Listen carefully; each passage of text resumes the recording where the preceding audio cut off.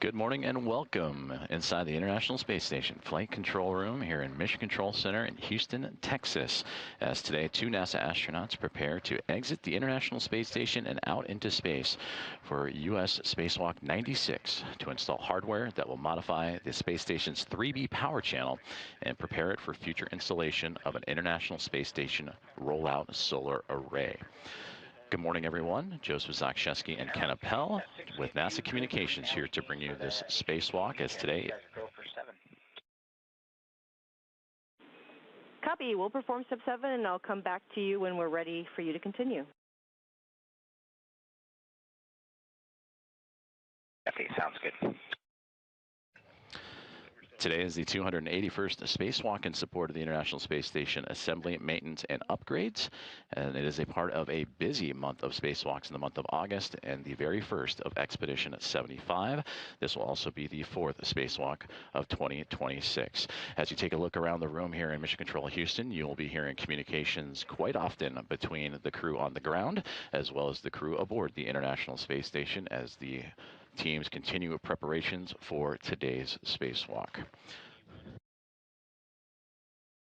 Let's take a closer look at the 2 NASA astronauts that will be participating in U.S. Spacewalk 96, as well as the support team. And it will be Jessica Meir that will serve as EV1, and Anil Menon, the flight engineer aboard the International Space Station, as EV2. And throughout today's spacewalk, we will be able to identify the 2 of them, as Meir will have the red stripes, as you can see at the bottom left corner of her portrait, and Anil Menon will have no stripes on his spacesuit. Taking a look at their career stats for spacewalks for Jessica Meir, it has been a busy time for her aboard the International Space Station, especially this most recent expedition from 74 into 75. This will be her 3rd run of her current time aboard Space Station and 6th overall, previously conducting 5 spacewalks totaling 36 hours and 6 minutes. Her most recent spacewalk was back at the end of June for U.S. Spacewalk 95, and then she also participated in U.S. Spacewalk 94 back in March, both of those with NASA astronaut Chris Williams, which Williams returned to Earth and would officially close out Expedition 74 and bring on Expedition 75 with the arrival of Anil Menon. And for Anil, this will be his very first spacewalk of his NASA career. It is again the 281st spacewalk in support of Space Station assembly, maintenance, and upgrades, the 4th of 2026, and of course the first spacewalk for the newly minted Expedition 75.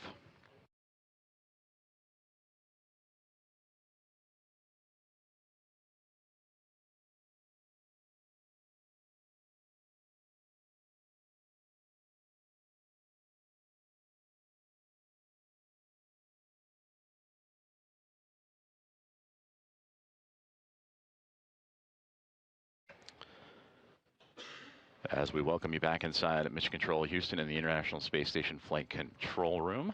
We're currently in a communications handover with the International Space Station, and we will bring you those live views of the astronauts in Anil Menon and Jessica Meir here shortly as they continue their pre-breathe procedures as they prepare to venture out into the vacuum of space again for U.S. Spacewalk 96. Supporting both Jessica and Anil Menon today are going to be NASA astronauts Jack Hathaway and Sophie Adno of ESA, and these 2 have supported so far every spacewalk that they have been on board inside the International Space Station, supporting Jessica Meir's again, spacewalk number 94 and 95. That was back in March and back in June. So Jack Hathaway and both Sophie Adno in their first missions aboard the International Space Station. Both of them arrived to the station back in February as a member of NASA's SpaceX Crew 12 on February 13th, and they're currently operating on their 174th day aboard the orbiting laboratory.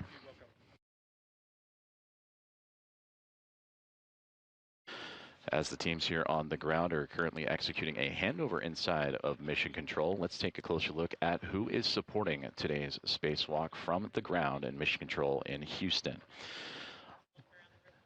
As he hands over control from the Orbit 1 to the Orbit 2 team, it'll be Spacewalk Flight Director Ronak Dave that will take the helm. Stephanie Wilson, NASA astronaut, will be the Spacewalk communicator. We'll be hearing many communications between her and the crew outside, so that'll be with both Jessica and Anil throughout the day today. Aki Hoshide of JAXA will be the Capcom. He will communicate with the crew inside the International Space Station. Again, that crew of 7, so he will be handling communications of everything internally. Steve Villano, along with Drew Burr and Lucas Winder, will work things out as the lead spacewalk officer. And task officers for today's spacewalk, and Matt Hahn and Andrew Francis will support the spacesuit and airlock operations. And there is our first looks live inside of the Quest airlock aboard the International Space Station, and there you can see NASA astronaut Anil Menon on the left-hand side, and Jessica Meir, the commander of the International Space Station, on the right-hand side. And throughout today's spacewalk, we will have Jessica. She'll have the red stripes that'll be featured on the cuff of her pants, and we'll keep an eye out for her identification markers. And for Anil Menon, he will be in no stripes. And on the near side, against the wall, is Jack Hathaway, one of the 2 astronauts supporting today. And right on cue is going to be Sophie Adno, that's also supporting preparations for today's spacewalk. Again, the crew is currently executing their pre-breathe procedures, and they will do so for about 2 hours. They're about halfway through that point, and that is when they are breathing pure oxygen to remove nitrogen from their blood supply, and it helps avoid decompression sickness, or the bends, as they transition from the International Space Station to the vacuum of space. In terms of air pressure, the space station operating close to sea level that we experience here on Earth, and of course bringing it down to vacuum when they venture out into space. The astronauts have already completed some light exercises, or IL, where they complete those exercises in their suit. And that's all part of the pre-breathe procedures to help the body absorb oxygen faster. So these 2 crew members and their support crew, and Sophie Adno and Jack Hathaway, are currently in the equipment lock of the Quest airlock. This is where they get suited up and do the initial checkouts. The leak checks, which they performed earlier, all went well, and they'll continue to do checks on inspections of gloves, equipment. They'll test out their helmet cameras, which we will get great views from those as the spacewalk progresses. They'll also add their MEDOX canisters, or metal oxide canisters, that help scrub carbon dioxide from the astronauts as they perform their spacewalk today.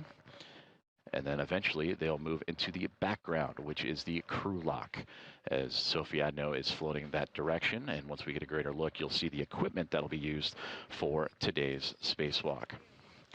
So let's take a look at what exactly these 2 astronauts, and Anil Menon and Jessica Meir, will be up to today outside of the International Space Station.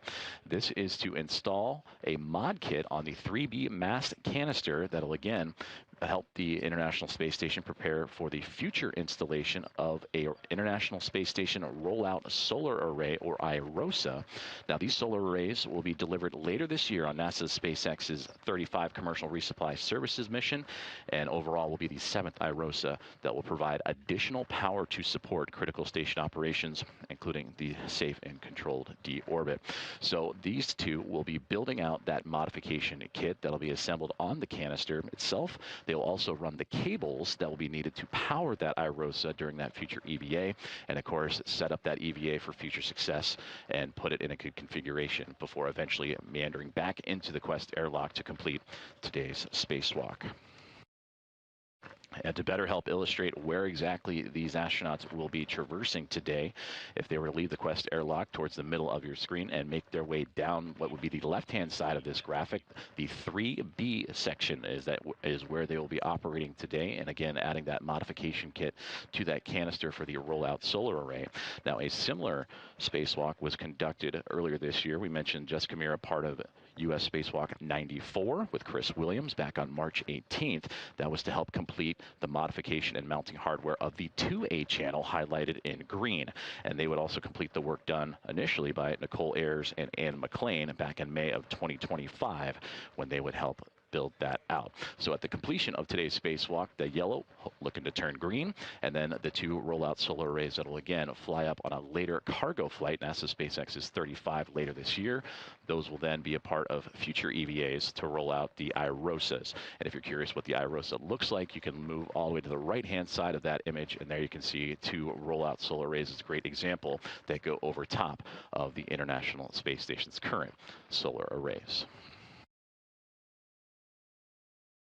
So as we make our way back inside the Quest airlock, again, the crew, Jessica Meir on the right-hand side, up against the wall, Anil Menon on the left-hand side, currently operating through their pre-breathe procedures, and will continue to work towards their checklist as Jack Hathaway in the foreground, working with the teams here on the ground. And again, we'll hear additional communications and expedited communications as the crew got to work earlier this morning in preparation for today's spacewalk.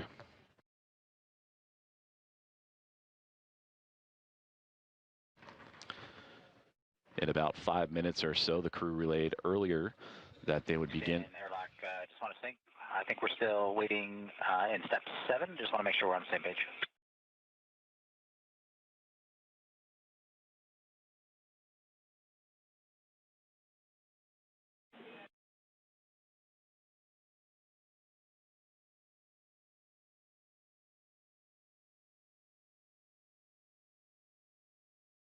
Okay, Jack, we are still working through step 7. We expect about 5 more minutes before we'll be able to give you go in step 8. However, when you get to the designated time for MEDOX changeout at 11:15, you are go for MEDOX changeout.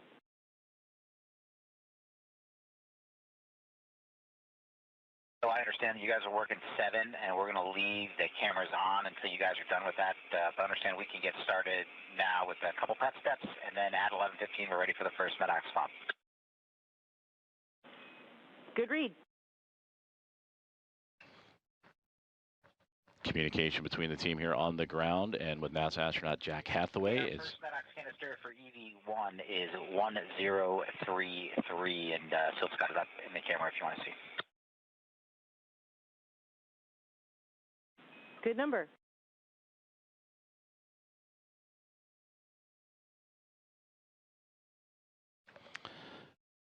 And Sophie Adno showing great displays is what Jack Hathaway is communicating down to the teams on the ground. The metal oxide canister that they will install in the back of the spacesuits of Jessica Meir and Anil Menon. Okay. And Sophie's going to unlatch Jessica's ETA and rotate her forward so she's got access.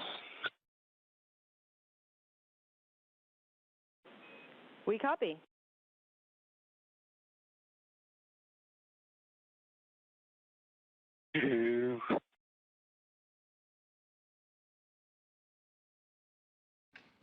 So as the crew and the support team of Jack Hathaway and Sophie Adno working with the support team here on the ground, continuing to work through those procedures. And again, they were talking about the metal oxide canisters, or MEDOX, that we will hear. We'll hear a lot of acronyms throughout today, but that metal oxide canister is placed inside the spacesuit, and that is to remove carbon dioxide during today's spacewalks. And it can be used multiple times, and once a spacewalk is completed, they can recharge those canisters. So they're working through the equipment themselves, the serial numbers, and sharing down with the crew.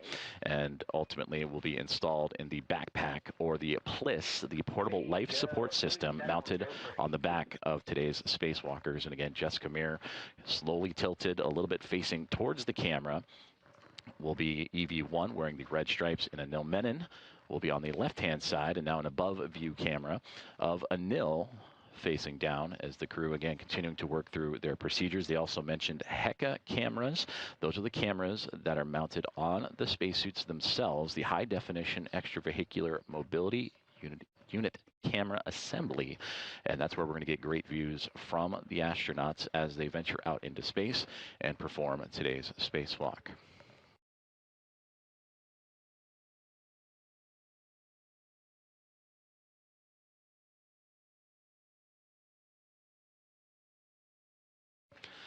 Once all the procedures are completed and the checkouts are done, they will then install their safers to the backside of their spacesuits. That is the simplified aid for EVA rescue.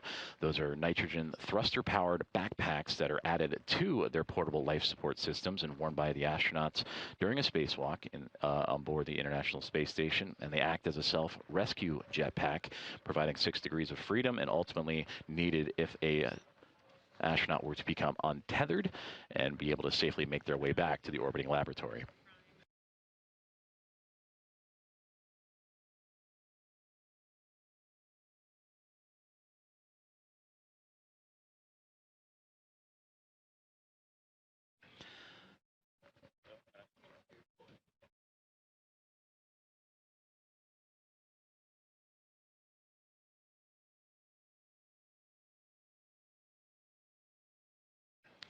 So again, we welcome you back aboard the International Space Station in preparations for today's U.S. Spacewalk 96 with NASA astronauts Jessica Meir and Anil Menon as the two, Jessica on the right side, Anil in his spacesuit on the left-hand side, receiving support from Jack Hathaway, NASA astronaut, in preparations for today's spacewalk. We're just moments away from the installation of the metal oxide canisters. And you can see Jack working through those procedures with the team and the support group on the ground, again, helmed by Ronak Dave, flight director inside of the International Space Station Flight Control Team, and his Momentum Flight Control Team, taking over today's spacewalk duties from Elias Mirmo and the Orbit 1 team and his service flight team.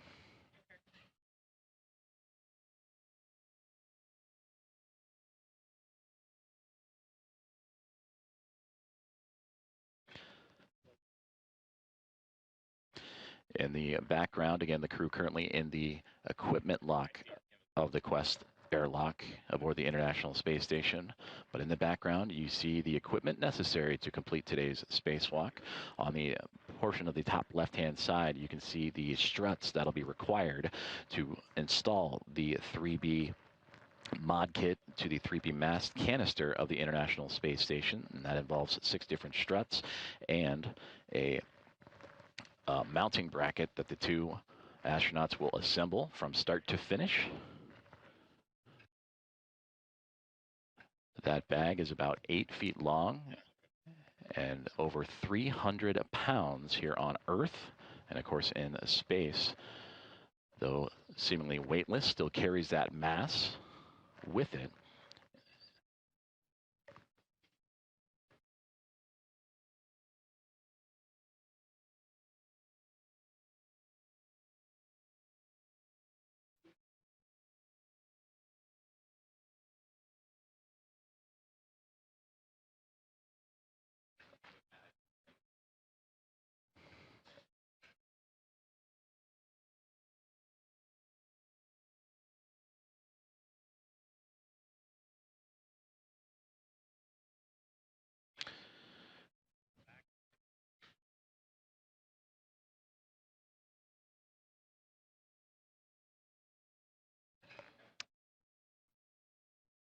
And though out of sight, Sophie Adno currently working on the portable life support system on the backside of NASA astronaut Jessica Meir, installing the Medox canister.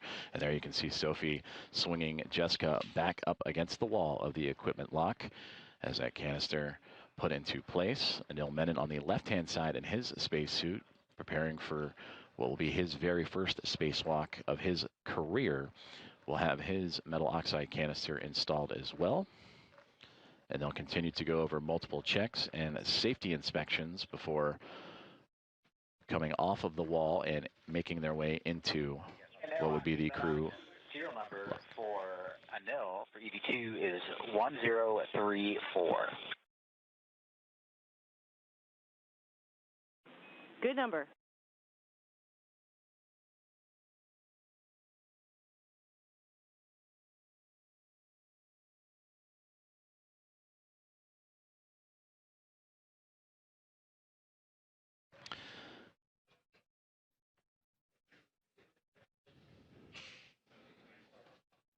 So now you get a great view of Sophie Adno swinging NASA astronaut Anil Menon off of the equipment lock to install his metal oxide canister and unzipping the backside of the portable life support system. That backpack mounted on the back of the astronauts provides everything that they will need for today's spacewalk: self-contained, breathable atmosphere, cooling, power, and all that they can carry with them to work out into the vacuum of space for today's U.S. Spacewalk 96 and install the mod kit to the 3B canister of the International Space Station. And again, that is for the future installation of an International Space Station rollout solar array.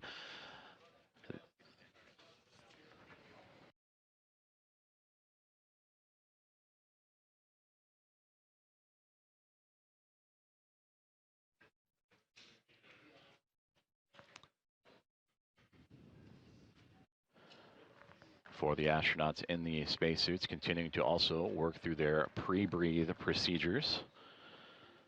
And they did so about an hour and a half ago, began those pre-breathe procedures, breathing pure oxygen to remove nitrogen from their blood supply, and that helps avoid decompression sickness from going to a higher pressure, which is inside the International Space Station, down to vacuum at the lowest of pressures out in space. These astronauts also did some light exercises to help speed up that process and get the oxygen supply into circulation faster.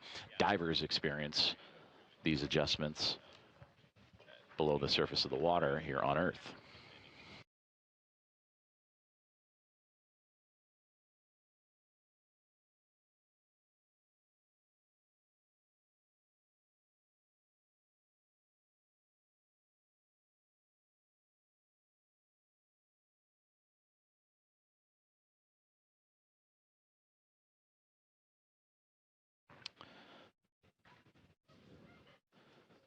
Jack Hathaway, NASA astronaut in the foreground. Sophie Adno of ESA working on the portable life support system of NASA astronaut Anil Menon on the left-hand side of our view here today inside the Quest airlock of the International Space Station, installing the metal oxide canisters. We're pausing the EMU pre-breathe in suit clock, GMT 1121.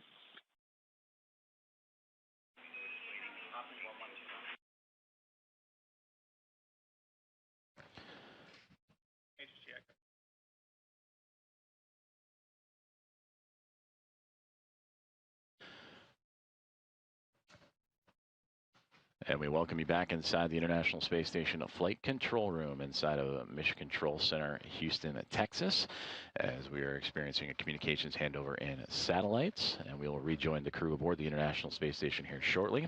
And there you can see a great view of Flight Director Ronak Dave. That'll be on tap for today's spacewalk. He and his Momentum flight team just completed a handover.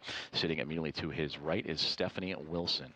Then she will be the spacewalk communicator for today's activities outside of the orbiting laboratory. She will be the one that you will hear the voice of often talking with Jessica Meir and Anil Menon. And immediately to her right is Aki Hoshide. He'll be the Capcom for today's events. He'll be the one communicating with the Expedition 75 crew aboard the International Space Station.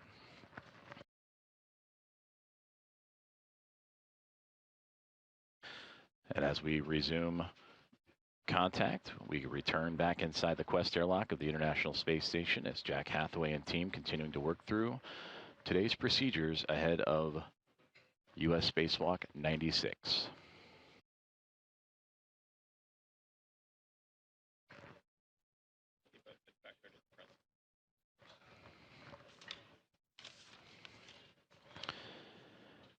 And then as actually look to the bottom left where Anil Menon is up against the wall of the equipment lock, you can see one of the key tools that'll be used for today's spacewalk. That is the pistol grip tool that'll be used to help assemble the 3B mod kit to the 3B canister of the International Space Station. That is the power drill, or a non-powered ratchet wrench that'll be used to help secure bolts and pins. Jessica Meir will also be equipped with that tool as well, as the two will work in tandem throughout today's spacewalk to assemble that 3B mod kit that again consists of 3 struts. They'll build an upper triangle and then have a right side and a left side that they will attach to the 3B canister. And once affixed with the center mounting bracket, that bracket will support the future installation of an International Space Station rollout solar array. And those arrays, again, airlock in step 18.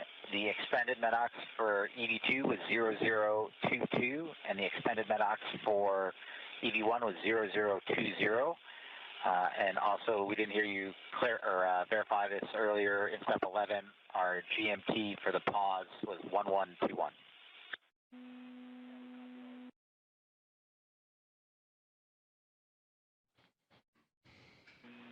And station, this is flight. We copied 1121. We're getting Aki enabled here.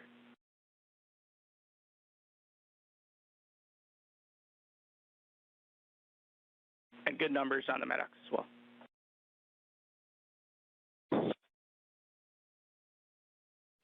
So the teams here on the ground working with Jack Hathaway there in the foreground, relaying the good information relayed about the metal oxide canisters that again will scrub carbon dioxide from the spacesuits of Jessica Meir on the right-hand side and Anil Menon on the left-hand side. And again, for Jessica Meir today, it will be her 6th spacewalk of her NASA career, her 3rd during this recent stay aboard the International Space Station, when she would fly up on NASA's SpaceX Crew 12 back in February, and currently operating on her 174th day in microgravity. And for Anil Menon, he would join the International Space Station's crew of 7 and would briefly be a part of Expedition 74 and officially kick off Expedition. Clock resumed, GMT 1125. Copy 1125. Good morning, Jack. Yes, sir.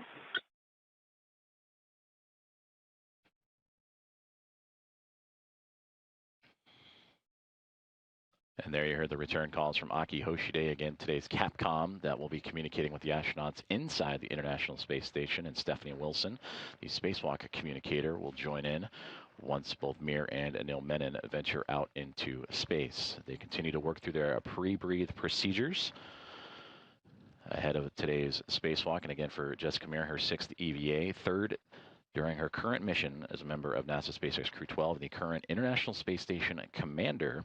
And for Anil Menon, who just arrived a little more than 22 days ago after launching on July 14th from the Baikonur Cosmodrome as a part of Soyuz MS-29, and a great above-camera view of Anil as he works through his, again, pre-breathe procedures ahead of his very first spacewalk.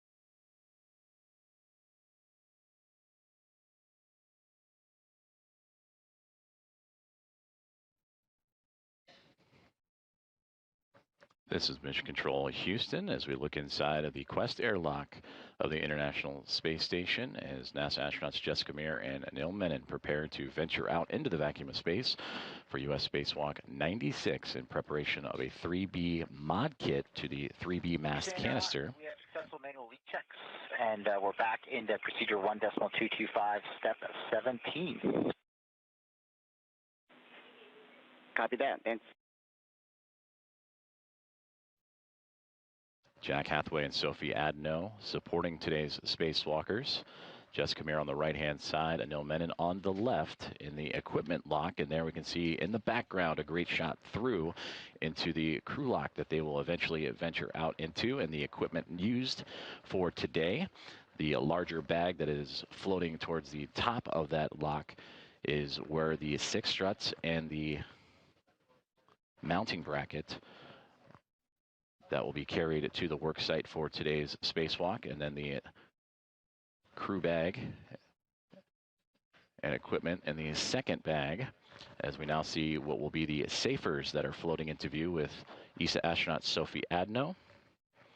And these will be attached to the back of today's spacewalkers. And again, these safers, the simplified aid for EVA rescue, nitrogen thruster powered backpack used in the event an astronaut were to become untethered from the International Space Station and are able to safely maneuver back to the orbiting laboratory.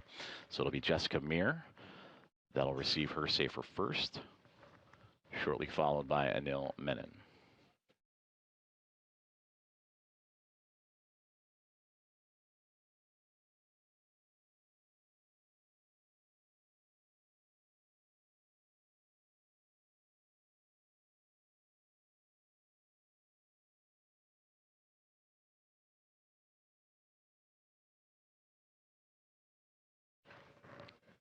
Again, we welcome you to today's live coverage of U.S. Spacewalk 96 as International Space Station Commander and NASA astronaut Jessica Meir alongside NASA astronaut Anil Menon will venture out to be a part of what will be a busy run of spacewalks in the month of August. The first of 3 here in the near future.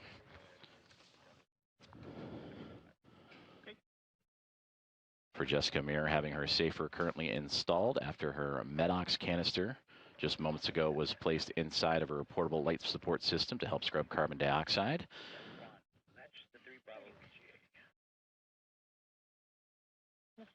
Anil Menon on the left-hand side with his arms raised will receive a similar safer as the crew continues to work through its procedures in preparation for entering the crew lock in the background. Hatches will close, and then once that crew lock is brought down to vacuum, currently operating a little more than 14 pounds per square inch, similar to what we here on Earth would experience at sea level, will be brought down to vacuum, and the two will venture out into space. For Anil, it'll be his very first time, and for Jessica Meir, it'll be her 6th spacewalk, the 3rd of her current mission aboard the International Space Station. And that spacewalk will officially begin once the 2 crew members will switch over their equipment to battery power to mark the official beginning of today's U.S. Spacewalk 96.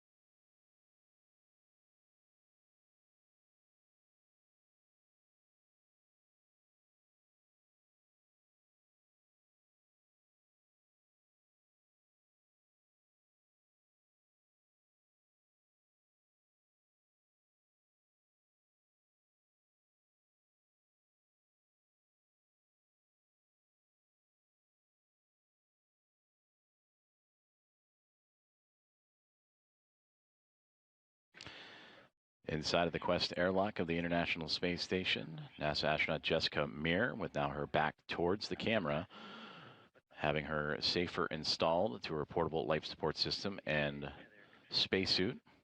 She will be EV1 labeled by the team here on the ground and will be marked by what you can see now on the cuff of her pants, the red stripes for today's U.S. Spacewalk 96. And with her safer installed, they are maneuvering Jessica into the crew lock to continue their procedures and next steps. And for Anil Menon on the left-hand side, he will await his turn to receive his safer, and will then join Jessica in the crew lock.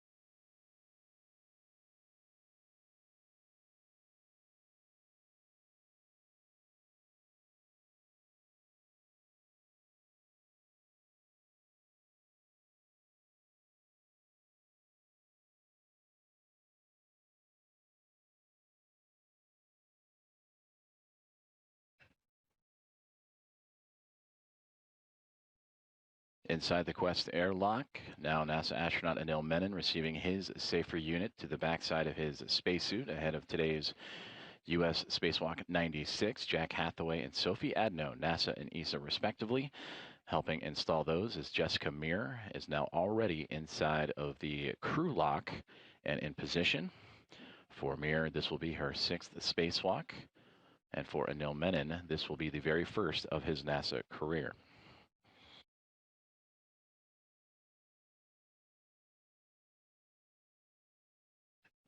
We will continue to hear communications from the spacewalkers themselves and from Jack Hathaway and Sophie Adno as they continue to work through all the safety and equipment protocols and technical protocols necessary before sending them into the crew lock.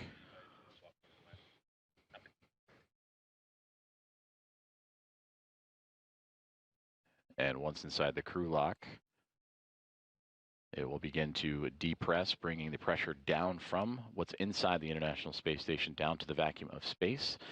And from there, the 2 NASA astronauts will venture out and begin today's spacewalk to again begin to install the hardware that will modify the station's 3B power channel and prepare it for the future installation of an International Space Station rollout solar array.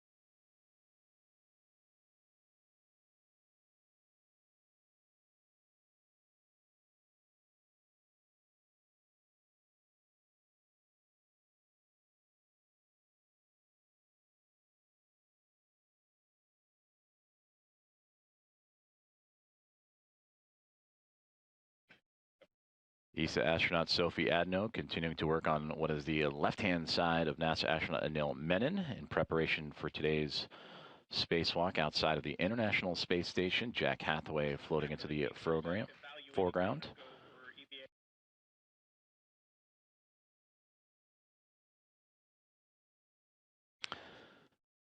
The crew continuing to work through their pre-spacewalk procedures as Jessica Meir joining Anil Menon for today's spacewalk, already in the crew lock in the background there that is illuminated. This view inside of the equipment lock, setting up Anil Menon for eventual entry to join Jessica into the crew lock. Teams on the ground monitoring all these procedures and continuing to work towards the start of today's spacewalk.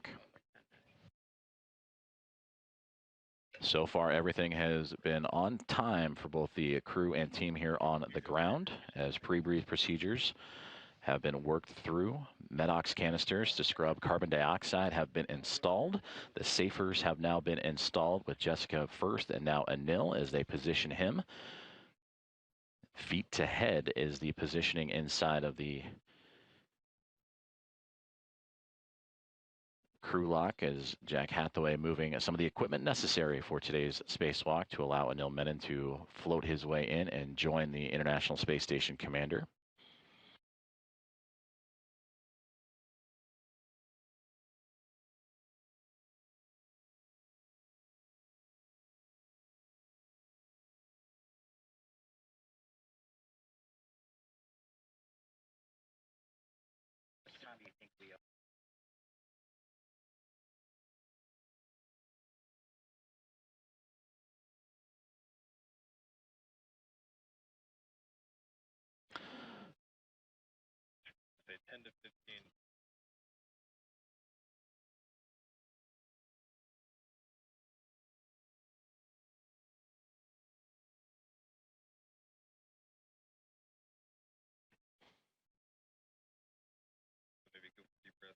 Today's spacewalk support group and Jack Hathaway and Sophie Adno now positioning NASA astronaut Anil Menon inside of the crew lock of the Quest airlock inside of the International Space Station as crew aboard the station as well as here on the ground in Mission Control Houston in the International Space Station Flight Control Room.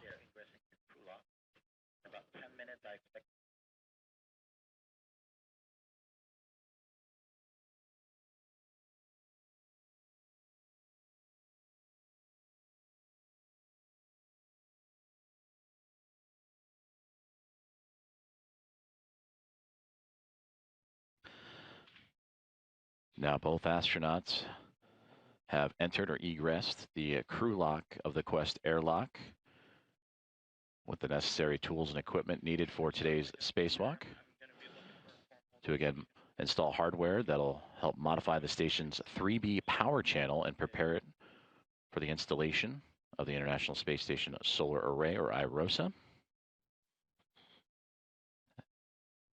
And both The IROSA for 3B and the 2A power channel will arrive on a future cargo flight that'll happen later this year on NASA SpaceX's 35th commercial resupply services mission.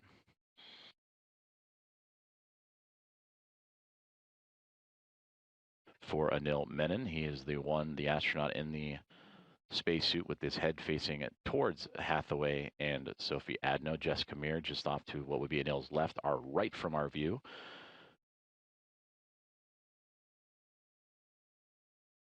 Once they are properly positioned and continue to go through their spacewalk procedures, the hatch will close. The go will be given for depressurization of the crew lock, in which it will drop to about 14.5 pounds per square inch, similar to that of sea level here on Earth. To the vacuum of space, we'll also receive the official start time of today's spacewalk once both Jessica Meir and Anil Menon's suits have been turned on to battery power.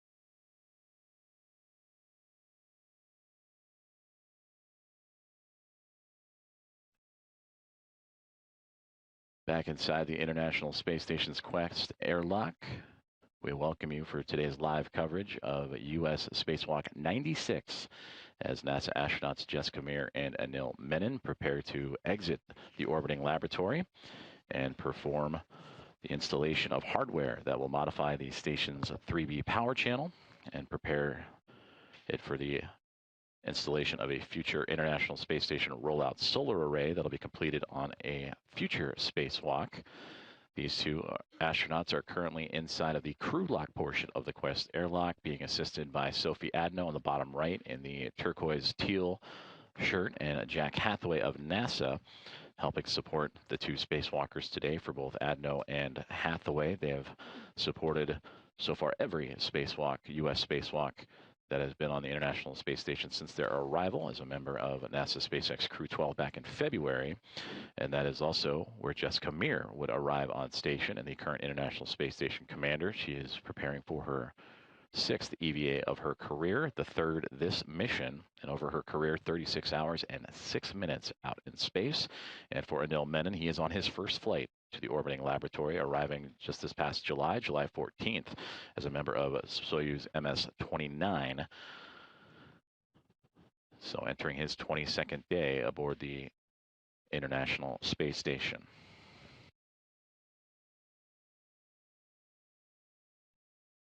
Everything so far has been on time for the crew and their pre-spacewalk preparations, going through pre-breathe procedures, having their metal oxide canisters installed, their HECA cameras, that is the high-definition extravehicular mobility unit camera assembly. We will see views from those cameras throughout today's spacewalk as they will work in tandem to install this 3B mod kit to the canister of the 3B channel of the International Space Station.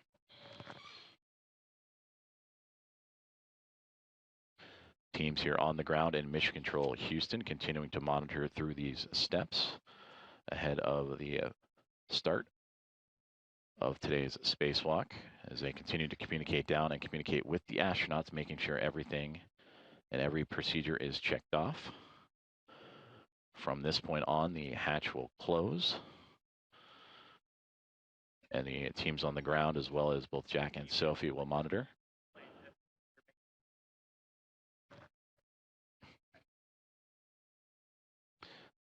And once that hatch is closed, we will get the go for a depressurization of the crew lock. And there we see Sophie slowly lowering it, making sure the crew bag stays inside its proper placement.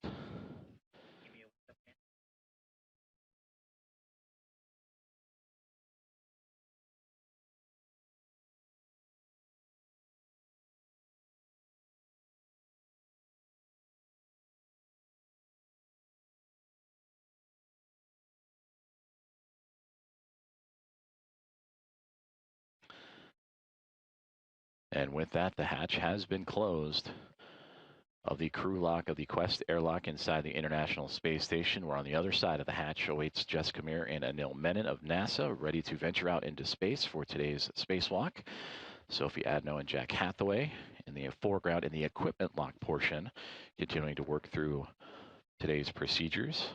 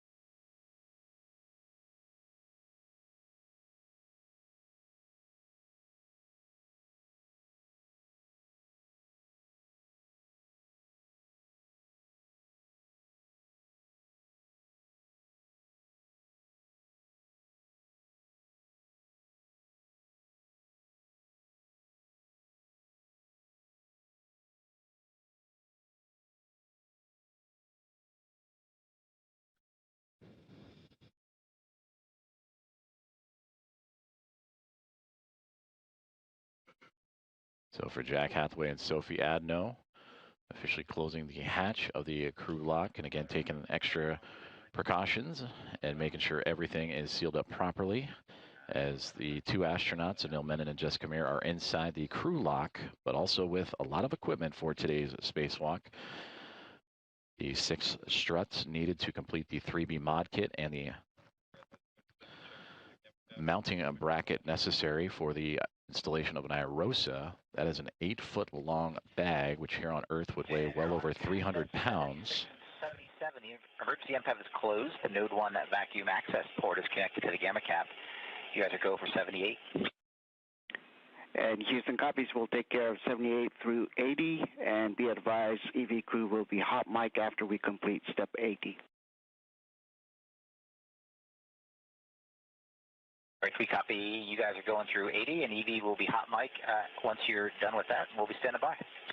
Copy that.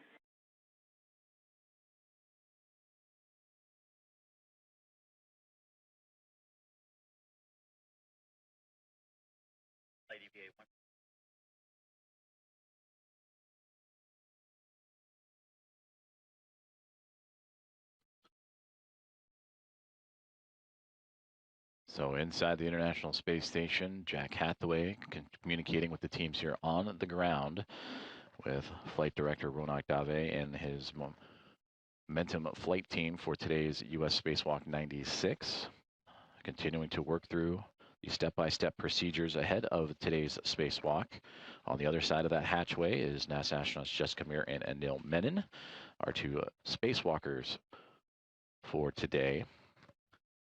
Sixth of the career for Meir, first for Anil Menon.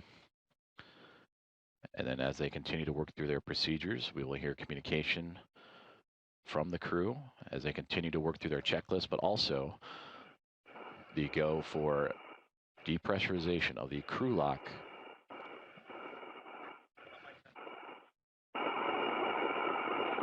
And EV crew, you are hot mic on Space Ground 1. EV1, good morning, Hoshida-san. You too, let's do this. Good morning, Jessica and Anil. Let's do this.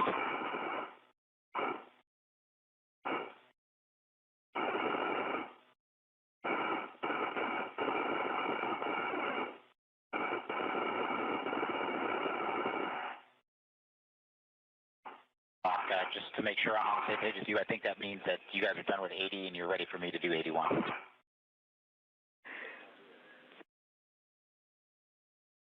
And Jack, stand by. We're working on the other steps. We'll call you when we're ready. And bye.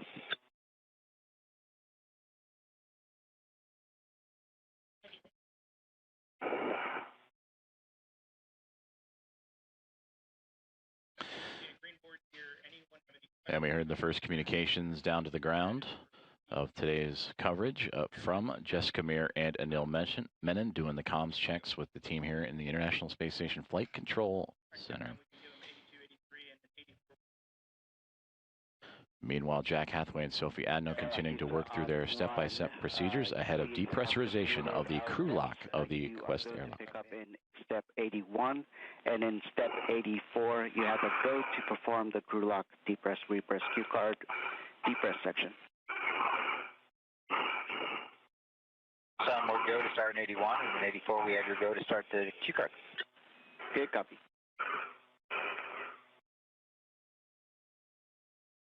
All right, ED2, I've got a couple of steps for you to verify. You're not actually throwing any switches here, but just verify for me on the UIA that the depress power switch is in the off position. Depress pump power switch OFF. Okay, copy OFF, and one more verified step that the depress pump enable LED is on. Enable is on, ON. All right, that's the completion of this, and I'm moving into the crew lock depress cue card if you want to follow along. I'm tracking. All right, step 1 on the crew lock depress cue card on the UIA, and they'll go ahead and take the depress pump power switch to on. Currently on. Depress pump power switch. We're going to count 10 seconds.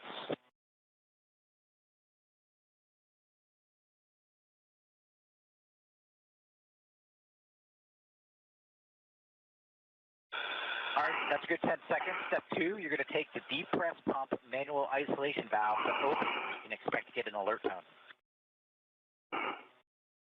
Depress pump manual isolation valve open.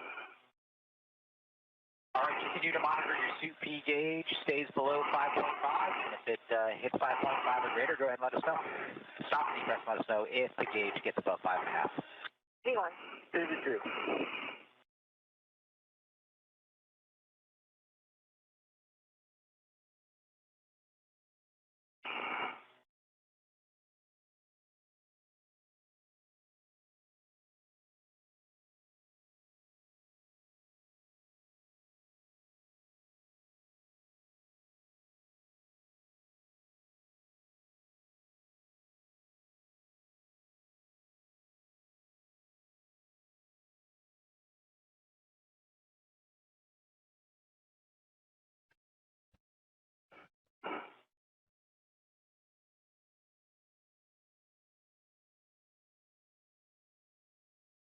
So with those procedures that were read out from Jack Hathaway communicating with Anil Menon, as well as the teams here on the ground in Mission Control Houston, we have received the go for depressurization of the crew lock, which on the other side of that hatchway, you can see through the window the flag of NASA astronaut, or one of the astronauts, Anil Menon and Jessica Meir.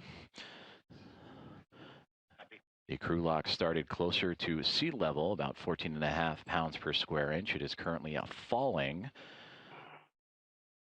and a little more than 11.8 pounds per square inch at the moment. We'll continue to monitor this depressurization of the crew lock. And of course, the teams inside and Menon and Meir will also monitor their spacesuits and safety systems as the depressurization takes place, along with Jack Hathaway and Sophie Adno, who you see in the foreground.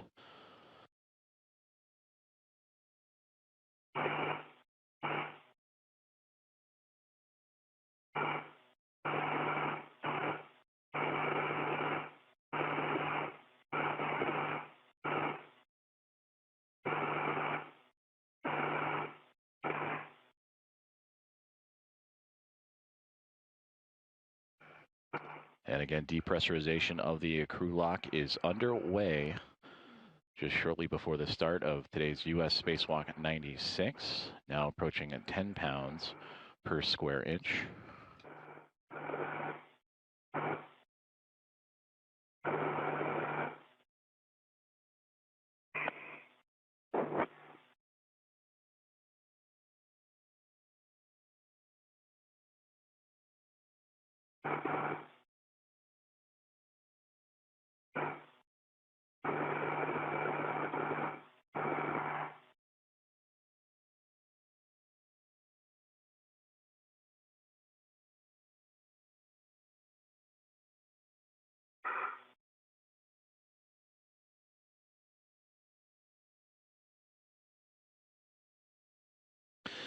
We welcome you back inside the International Space Station Flight Control Room here at Mission Control Houston, as we are transferring communication satellites and bouncing between the two, and we will bring you back views inside the International Space Station as depressurization of the crew lock is underway ahead of today's U.S. Spacewalk 96 with NASA astronauts Jessica Meir and Anil Menon.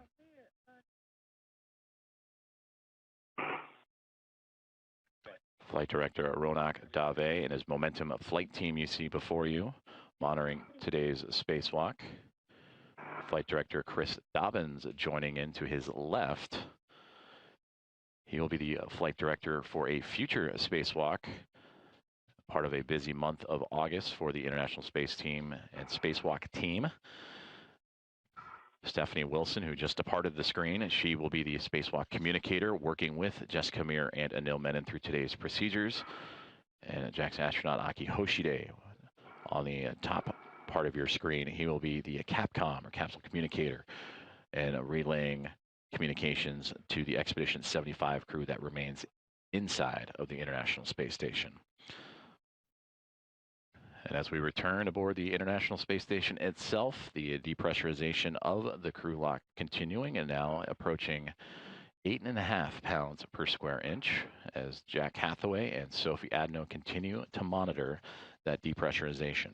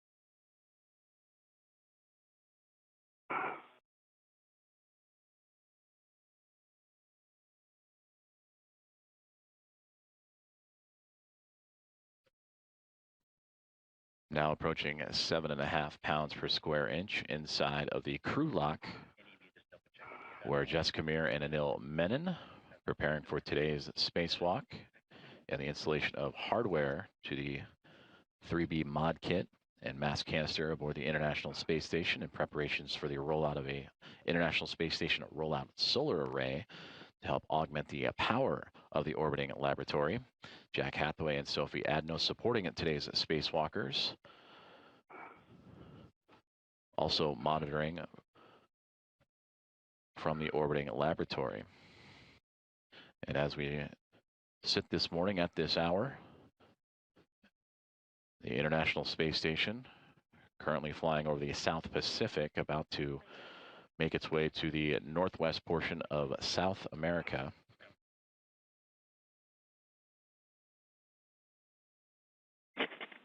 Airlock Houston on 1. We expect another 3 minutes until 5 PSI.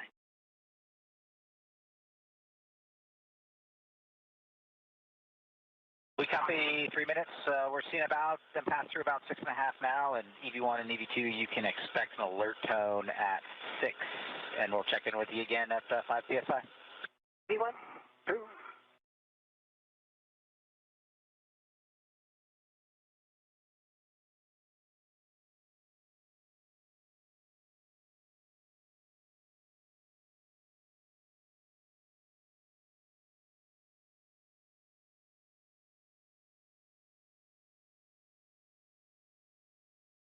Communications with Jack Hathaway and the team here on the ground inside the International Space Station Flight Control Room. And also relaying those comms to the 2 astronauts inside of the crew airlock as the depressurization continuing on. Now it's 6.3 pounds per square inch inside of that crew lock.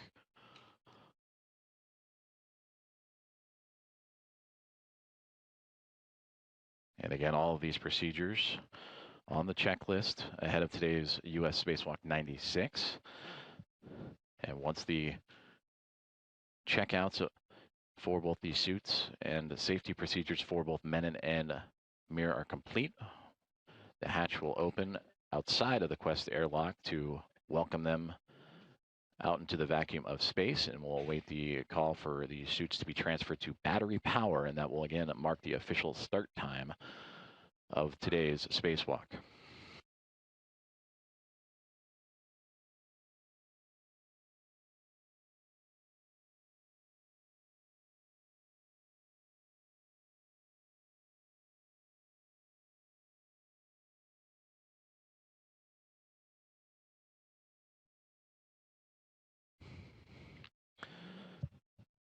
Now approaching 5.5 pounds per square inch inside the crew lock, which is on the other side of that hatchway you see before you. Sophie Adno and Jack Hathaway also monitoring from the equipment lock of the Quest airlock of the International Space Station.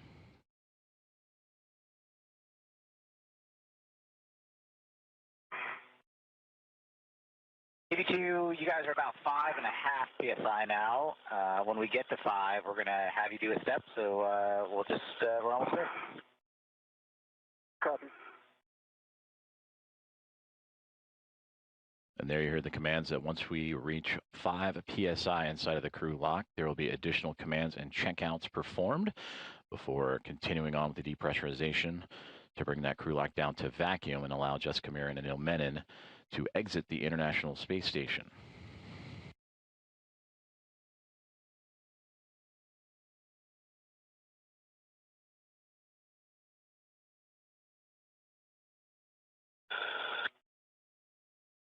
All right, EV2, if you'd reach out and put your hand on the depress pump manual isolation valve and move it to the closed position, you'll get an alert tone.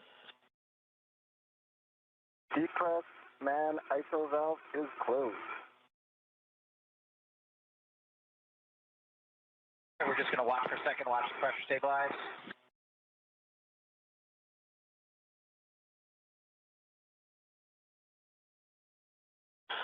All right, we see you guys stable at 5 for EV1 and EV2. On your DCMs, take your display switch into status until you see leak check ? Then a long yes, and follow the displayed instructions. Let us know when you're done. EV1. EV2.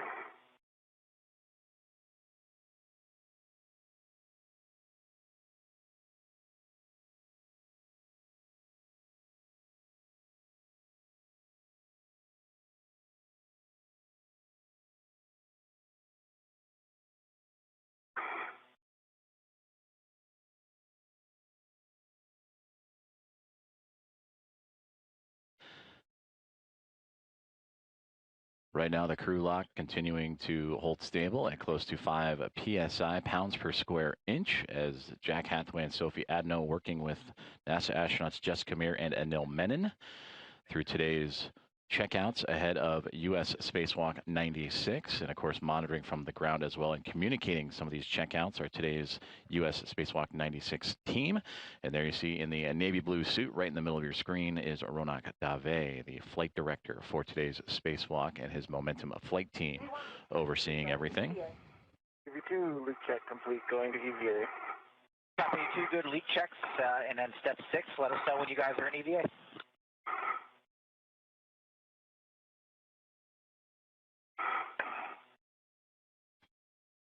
EV1, EVA. Copy, EV1, EVA.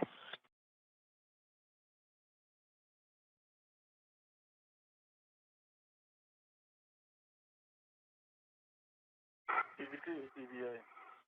The EV2, EVA. And EV2, if you take the depress pump manual isolation valve to open, you should get an alert tone.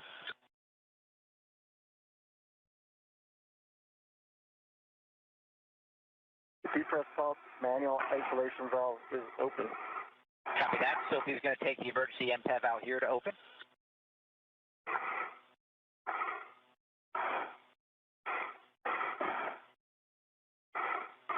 All right, the emergency MPEV is open out here. For both of you, monitor your suit P gauge, stay below 5.5, and let us know if it doesn't. EV1. EV2.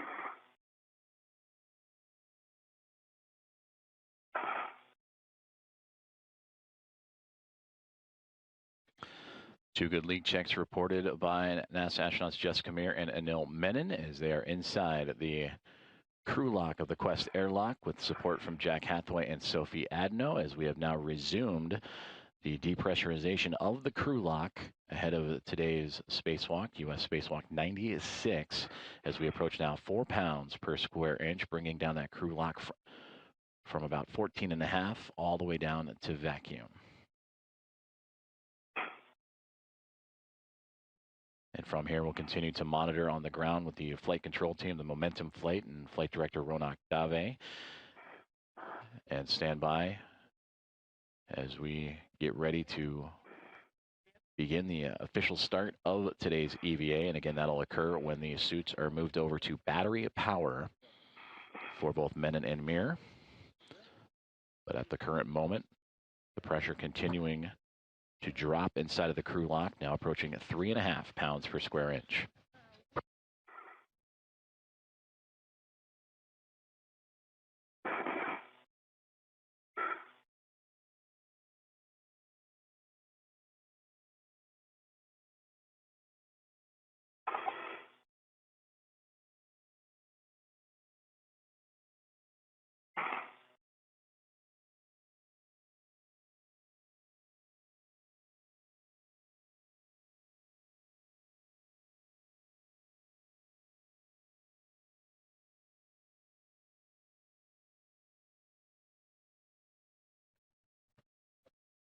Pressure inside the crew lock continuing to fall, now approaching 3 pounds per square inch. Decreasing through 3.0 psi. Our next step's at 2.0 psi.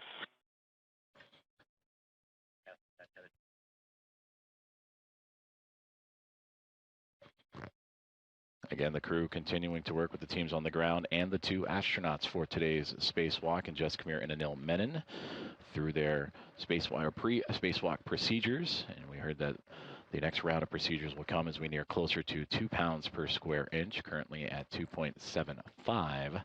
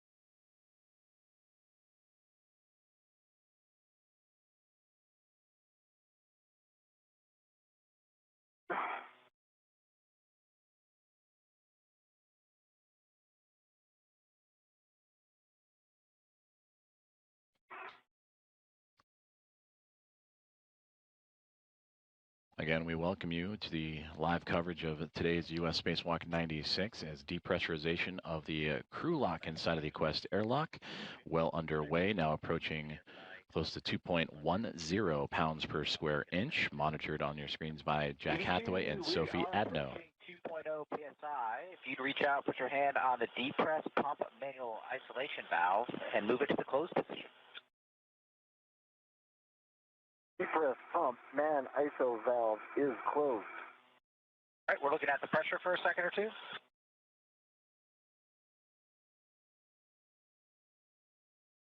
All right, and on the UIA EV2, you can take the depress pump power switch to the off position. Depress pump power switch is off, OFF. Copy off, OFF. It's been great working with you guys. We'll see you in a couple hours. Houston, you got them. Thank you so much, Jack and Sophie. Thanks, guys. Good morning. Jessica and Anil, thank you, Jack and Sophie. We are ready for your initial tether configurations for egress. Good morning, Stephanie. I can start the tether config. I have my waist tether on my right side on my mini workstation, and I have the small hook on my right steering extender gate closed slider lock. I have my anchor hook also on my workstation. I can see that my green reel is unlocked. My yellow hook is on the green reel, that's gate closed slider lock. My red reel is unlocked, and I can see my green hook is on the red reel that is unlocked. I have a Mills anchor hook also on the red reel that is gate closed slider locked.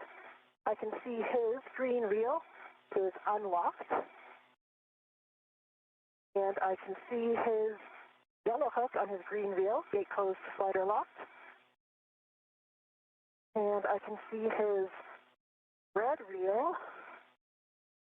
So that's just disappearing out of my view. And now can you see the rest of yours? Yes, red reel's unlocked, and the green hook is on the red reel unlocked. Starting from my left E-ring extender, I see the small hook of my left waist tether. Closed lock, black on black. It's attached to the large hook of the airlock waist tether. Both hooks are closed lock, black on black. And that small hook goes to the airlock D-ring extender, closed lock, black on black. My right waist tether is attached to the D-ring extender, closed lock, black on black with the small hook. The large hook is unlocked on my NWF, and my red hook is on my right D-ring direct. It's closed lock, black on black.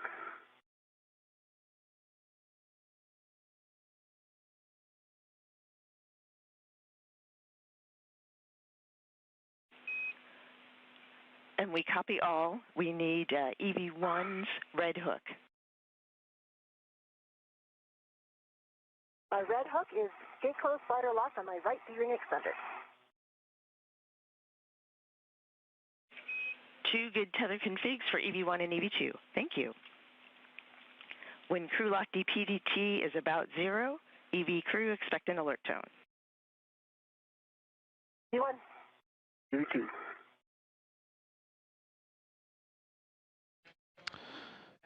Communications from the team here on the ground in Mission Control Houston in the International Space Station Flight Control Room, relaying information shared with today's NASA astronaut and spacewalkers, Jessica Meir and Anil Menon. That was Stephanie Wilson, the voice you heard on the ground after communications was officially handed over. And thanks to Jack Hathaway and Sophie Adno of NASA and ESA, respectively, for preparing both Menon and Meir for today's spacewalk. Currently inside the crew lock where those two astronauts reside, approaching a 1.30 pounds per square inch. And the view you see right now, an external camera aboard the International Space Station looking at the Quest airlock. So as the crew continues to work through its safety tether procedures is what you heard. And again, safety checkouts will be quite often occurring during today's spacewalk. But we will await the suits for both astronauts to be turned on to battery power, and that'll officially mark the beginning of today's spacewalk to install a mod kit on the 3B mass canister to set up for the rollout of an International Space Station rollout solar array to help augment the power of the orbiting laboratory.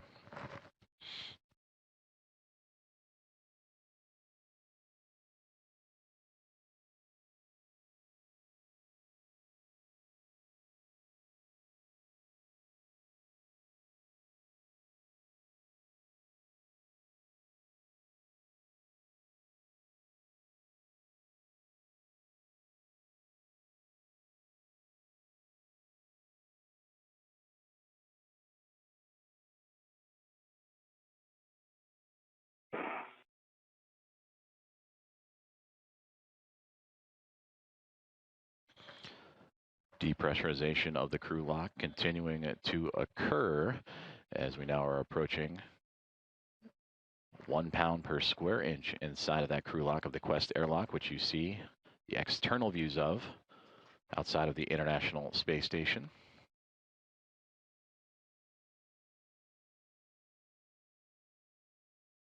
Right now, the International Space Station orbiting 260 miles above the Earth, currently passing over the Atlantic Ocean. And we'll stand by and continue to monitor the falling of that pressure inside the crew lock, now about to hit 1 pound per square inch. And await for the calls to have the crew and Jessica Meir and Anil Menon switch their suits onto battery power. And then we'll begin the procedures to begin opening the hatch. And for Jessica Meir, that will begin what will be her 6th spacewalk of her career, her 3rd on her current time aboard the International Space Station. And for Anil Menon, this will be his very first venture out into space.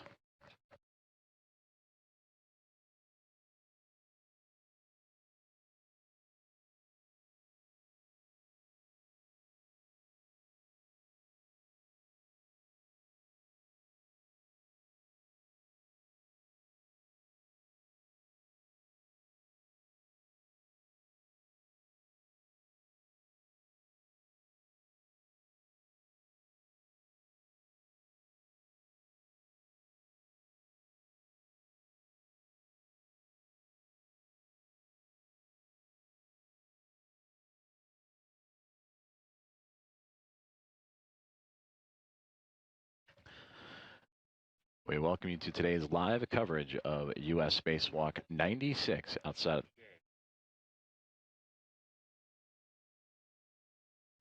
of the International Space Station, featuring NASA astronauts Jessica Meir and Anil Menon as the depressurization of the crew lock continuing onward, now under 1 pound per square inch, 0.88 pounds per square inch currently is the depressurization moving forward. Everything so far in their pre-spacewalk procedures have gone by the book. With the pre-breathe, the install of the safer and Medox canisters, the crew moved from the equipment lock to the crew lock. Additional safety checkouts and procedures performed by both the astronauts themselves and their support groups, both Jack Hathaway and Sophie Adno aboard the International Space Station offering assistance, as well as the teams here in Mission Control Houston.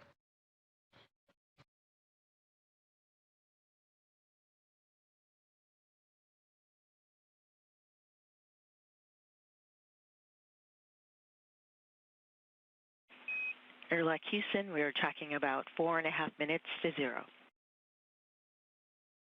EV1.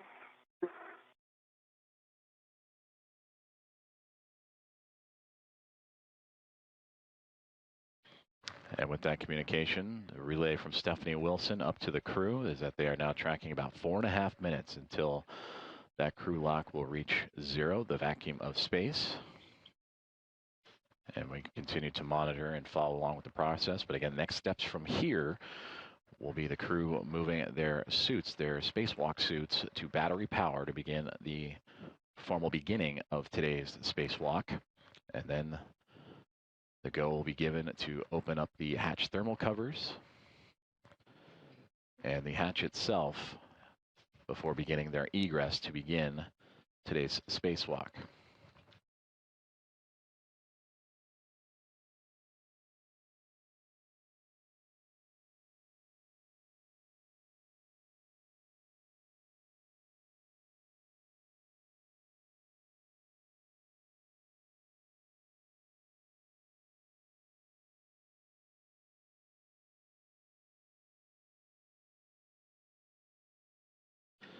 And again, today's spacewalk performed by Jessica Meir and Anil Menon. They will exit the Quest airlock here in only a few more moments, and that will begin their journey to install hardware that will modify the station's 3B power channel and prepare it for future installation of an International Space Station rollout solar array. And that solar array will be scheduled for delivery a little bit later this year aboard NASA's SpaceX's 35th Commercial Resupply Services mission. It will be the 7th IROSA and will provide additional power to support critical station operations, including its safe and controlled deorbit.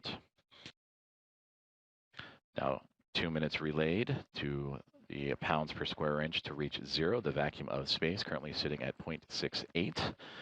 Part of today's EVA tasks are to install the mod kit, the construction of the mod kit for the 3B mast canister, and route the IROSA cables necessary to then power up that future IROSA and connect it to those power channels for the space station. And of course, for Anil Menon and Jessica Meir, set up that mast canister and the 3B mod kit to a good configuration, a good position for that future EVA and eventual rollout of the solar array.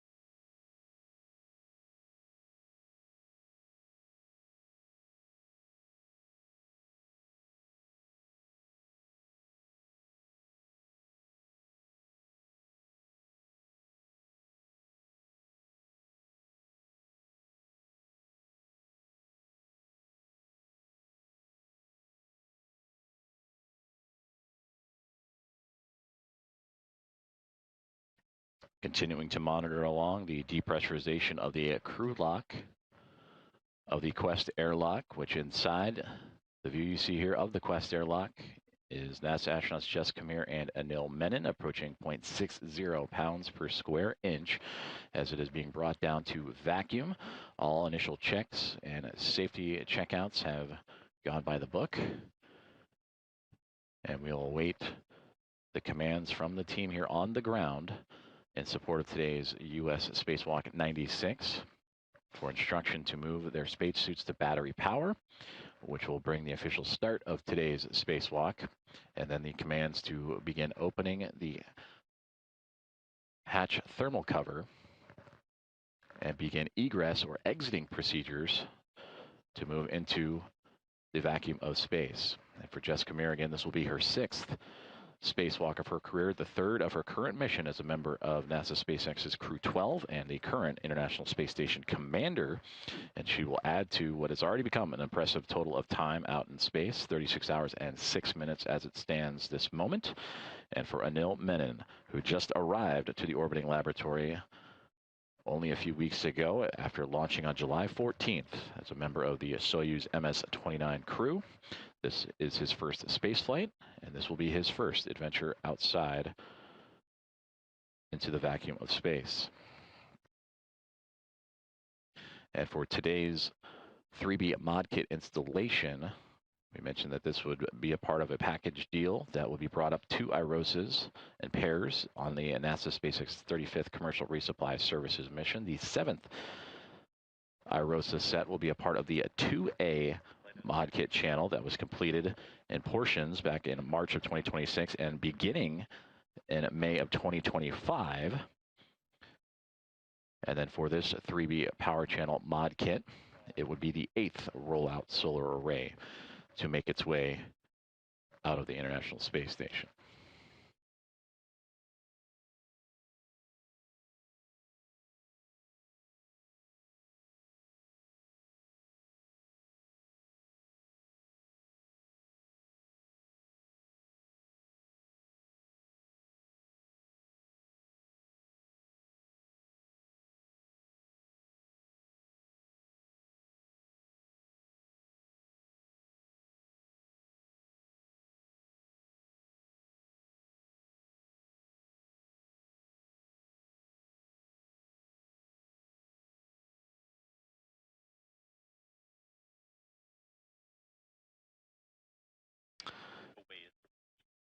Now reaching 0.50 pounds per square inch, half a pound per square inch as it currently stands inside of the crew lock of the Quest airlock of the International Space Station.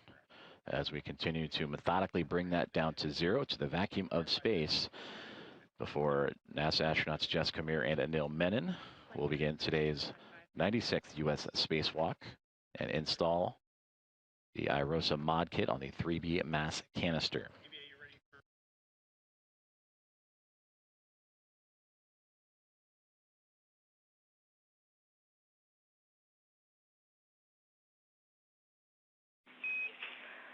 Airlock Houston, we see crew lock P less than 0.5.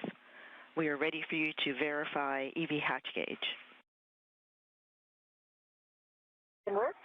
And now I'm coming left a little bit toward your feet to reset. I'm moving my feet up. I see negative 0.4.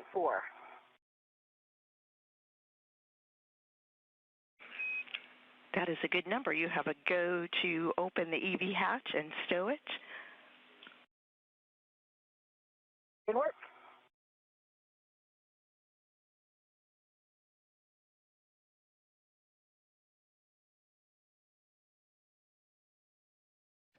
Communication is there as the team has received the go to open the EV hatch. As Jessica Camir radioing down to the team here in Mission Control Houston in the International Space Station Flight Control Room. That is now in work as we are under now 0.20 pounds per square inch inside of the crew lock, and we'll wait the call to hear that crew switch their suits to battery power, formally begin today's EVA or spacewalk, extravehicular activity. And then from there, the views you see on your screen, the external cameras on board the International Space Station will begin to see movement and eventual exiting and egressing of the two NASA astronauts. A little bit toward you. Yes. I'm moving the cable bag out of your way to create space. Okay, the hatch is open. I'm just trying to slide it back to the hatch key. Yep. Okay, you should have more space for your feet. You have about a foot if you need to go a foot. Body. Okay, I got the right position now. Got it. Thank you. All right, hatch is open.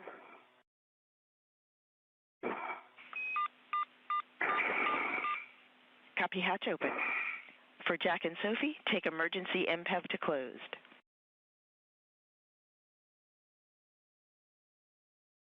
Emergency MPEV closed. Copy that. That completes crew lock depress. Moving on to post depress. On your DCMs, take your power switches to bat. Stagger switch those, expecting a warning tone. Okay, copy and work. And power back. Power is back. Take display switches to Pro to verify functional display.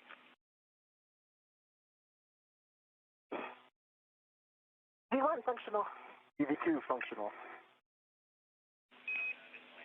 On the UIA, take power EV1, EV2, two switches to off, OFF.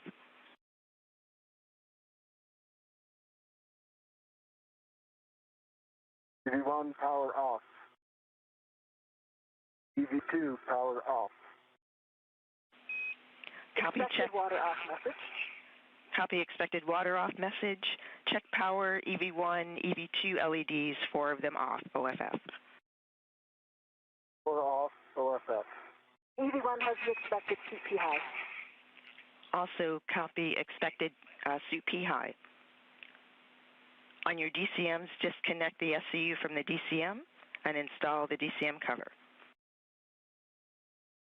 Didn't work.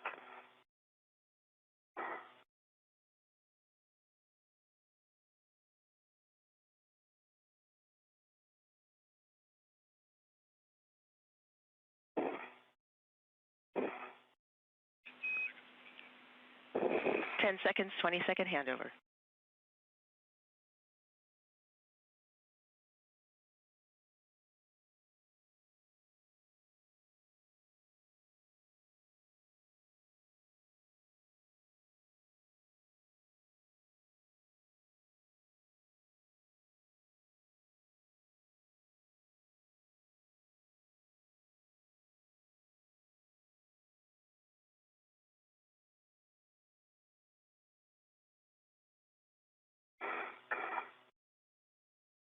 Baby LOS, the EV1 has SCU disconnected and in the pouch, and DCM covers up. EV2 is disconnected into the pouch, DCM cover is up. Copy all EV1, EV2. On the crew lock, check depress pump man ISO valve is closed. Press pump man ISO valve is closed. On your DCMs, take temperature control valves to max hot.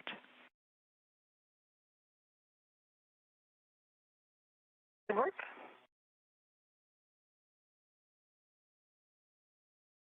EV1 max hot.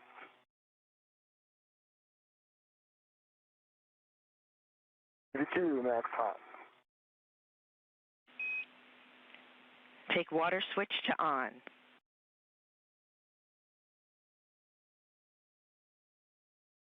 EV1 water on. EV2 water on. Check DCM blank, bite off.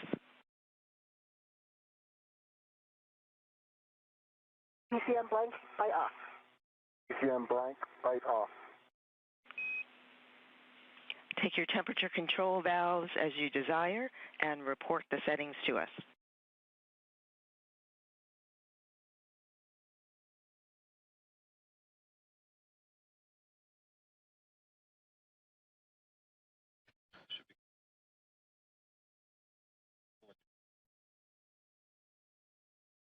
Thank you for joining us for today's live coverage of EV2 set at 7. Copy EV16, EV27. Please report all subsequent TCV changes to us. Report suit P gauge pressure.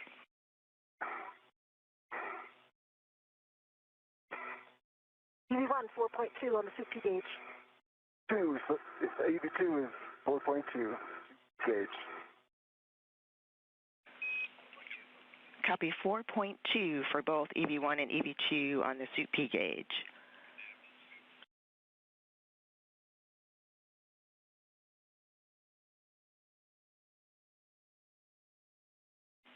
You can set your visors as required for day.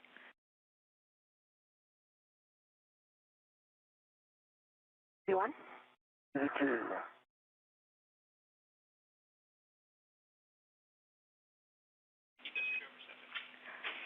And we have good suit parameters on the ground. We will take the airlock VRIV step also from the ground. That completes post-depress. Jessica, we are ready for you to open the hatch thermal cover. Release the hook from the magnetic plate D-ring, attach the hook to the stowage tether point, and cinch the strap until snug. Confirm 6 lines visible. Okay, copy and work. And we again welcome you to today's live coverage of U.S. Spacewalk 96. We're just a couple of moments ago at 7:33 a.m. Central Time, 8:33 a.m. Eastern. The suits to NASA astronauts Jessica Meir and Anil Menon have been switched on to battery power. They just completed their post-depress checklist that you heard in communication with Spacewalk communicator Stephanie Wilson, you see on your screen here, sitting next to Flight Director Ronak Dave. So again, the official start time of today's Spacewalk, 7:33 a.m. Central Time, 8:33 a.m. Eastern, as the International Space Station was flying over Germany. You can egress the airlock and turn on your HECA. Good work. We are currently experiencing communications handovers between satellites as expected, and the team is monitoring, so we will keep things here inside of Mission Control Houston in the International Space Station Flight Control Room, as the team's actively working through today's pre-spacewalk procedures. Steve Villano, the lead spacewalk officer, along with Drew Burr and Lucas Winder, the spacewalk task officers to support today, along with Matt Hahn, the spacesuit support team, and Andrew Francis and his airlock support team. We also heard commands and Jessica Meir, NASA astronaut currently in work to... I have a tether down, and I have my HECA turned on. And as we regain communication and receive views, there we see Jessica Meir outside of the Quest airlock as she has now formally begun her 6th spacewalk of her career. And we will monitor Jessica's progress through today. You can see towards the top of her backpack the portable life support system, the red strapes. On your BRT taped towards your head, and you can use an adjustable from your mini workstation as a load-alleviating strap as desired for translation. One copies. Strap bag is between the hatch and the staging bag, so it's going to take me a second to try to free that. Okay, take your time. I'm getting my BRT ready.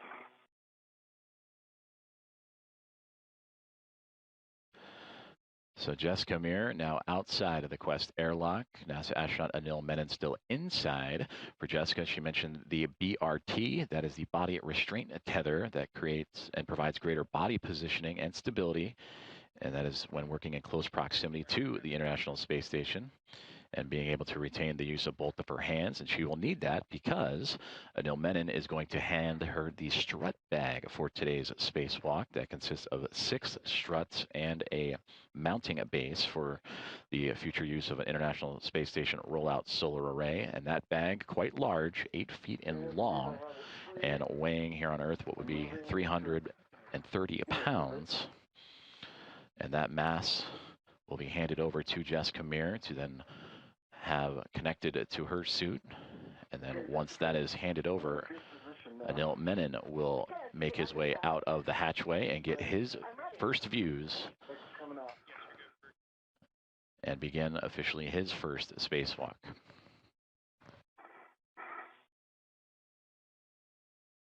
Stand by there. I'm going to try to rotate to the handle side. Handle yet.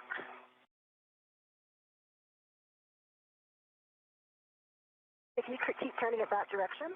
Yep, I can. Okay, I've got my hand on the handle. Okay. Stand by. I'm going to get my BRT ret on it. Pause there.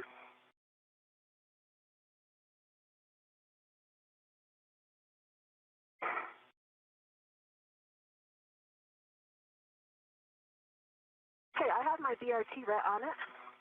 I'm going to release this.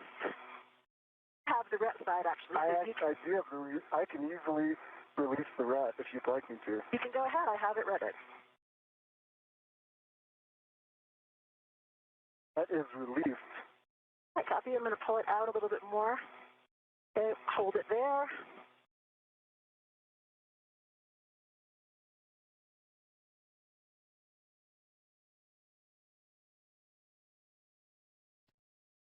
And we get our first views from the helmet cam of NASA astronaut Jessica Meir outside of the Quest airlock being handed the strut bag for today's U.S. spacewalk. Being handed over to her from NASA astronaut Anil Menon. And you can see those body restraint tethers attached to the side of the space station. And there in the background, you can see the solar array wing and the Northrop Grumman NG-24 vehicle and cargo craft attached to the station. And again, that strut bag, quite large, 8 feet long, weighing over 300 pounds, that has now been handed over to Jessica Meir.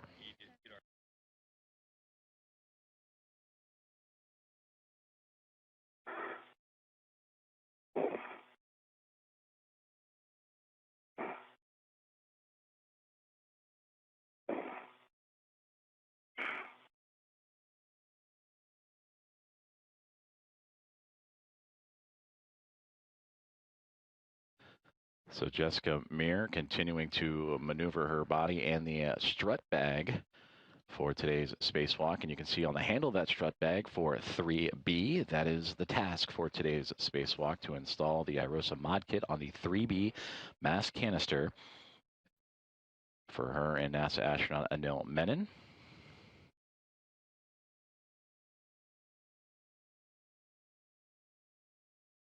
Got the adjustable, and I'm putting that over to my mini workstation for some extra maneuverability.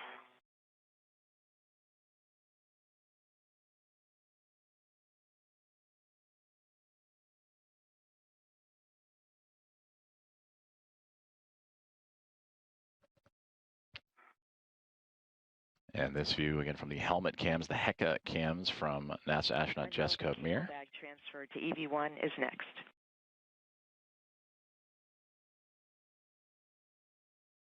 No copies. In Okay. place. I'm going to refine this bag, I think, a little bit after, come out a little bit more. I like the position I'm in right now to receive the cable bag. Okay. My handle's coming out first. And give me some station coordinate directions to get it to you. Wait, stand by. I'm going to get a rep.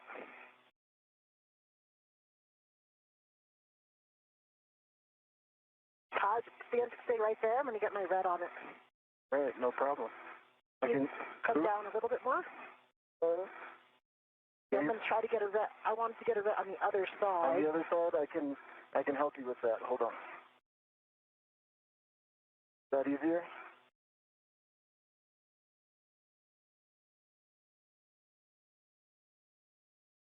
Handle feature with you.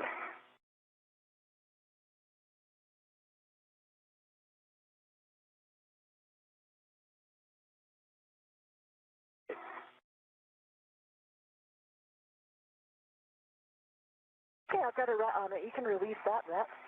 Okay.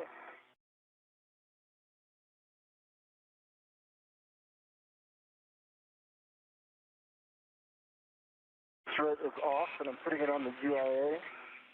It is now on the left side of the UIA and out of the way. We copy the tether config, and that EV1 has the cable bag. EV2 for met rate, we would like you to pause a couple minutes in the airlock before egressing.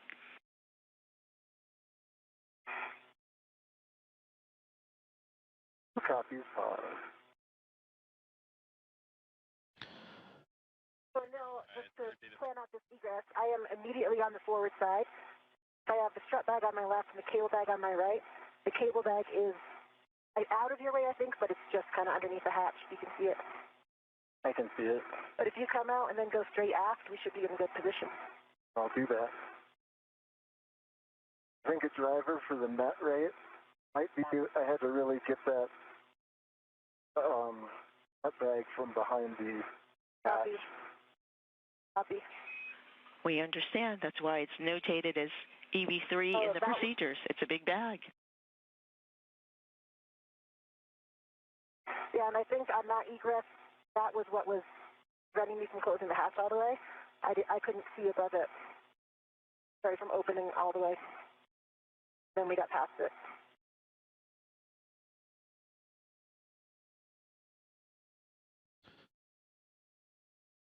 NASA astronauts Jessica Meir and Anil Menon working through their procedures as we are now 15 minutes into today's spacewalk, U.S. Spacewalk 96. And there you see Jessica Meir on the outside of the Quest airlock and her indicators on the cuff of her pants, the red stripes, the cable bag that houses all the cables, tethers, and necessary equipment for today's spacewalk. To her right-hand side, to her left, are key components for today's work. Outside on the 3B mast canister, where her and Anil Menon will install a mod kit to that canister and set up for the future installation of an International Space Station rollout solar array that will provide additional power to support critical space station operations. So Meir currently outside of the airlock, Menon still inside as they have transferred the appropriate equipment bags and are currently pausing for a moment before Anil Menon will make his way out of the Quest airlock and get those first views of what is now 15 minutes into his very first spacewalk.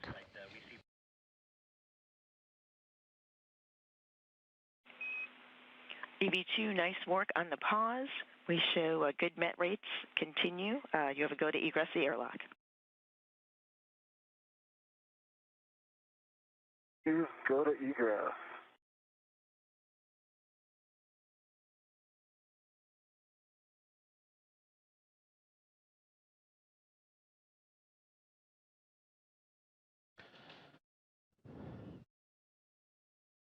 And with that communication, we are seeing the first movements of Anil Menon out of the Quest airlock as he will join Jessica Meir.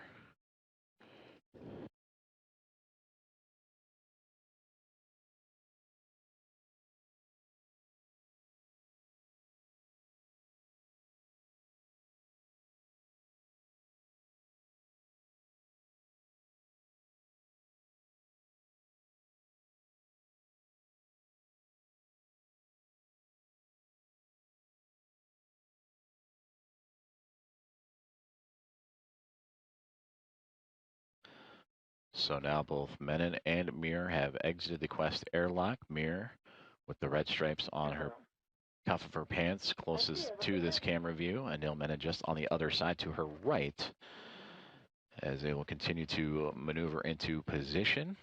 They have already transferred today's equipment and tools necessary, the cable bag and the strut bag for the installation of the mod kit on the 3B mass canister.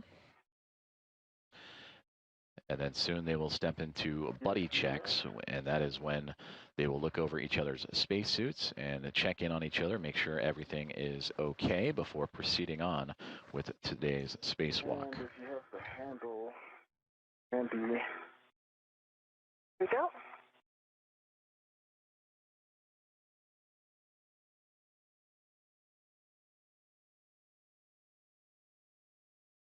So the official start time of today's spacewalk, 7:33 a.m. Central Time, is when the suits were transitioned over to battery power, and we are now 19 minutes into U.S. Spacewalk 96. Once you get a red on it, you can release that. Okay, my red is on it, and it's on my BRT as well. Okay, I can't return it enough. You can push it to me, or you can get it off. I think given this position, I'm going to rotate towards you. Okay, I see it. Stand by right there.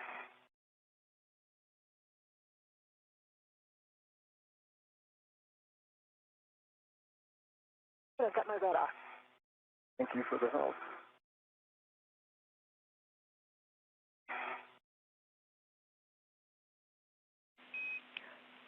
Copy. Nice work between the two of you on that choreography. Jessica, when you're ready, 10, the hatch thermal cover closed. And you'll turn on your HECA when you have it. Open until...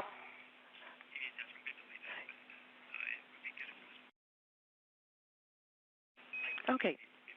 You just want it partially closed? Definitely. Yes, it's just a partial tending it in the closed direction.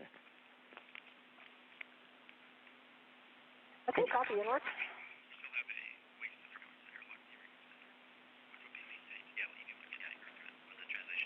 And Anil, you can turn on your HECA when you have an opportunity, and after that is buddy checks.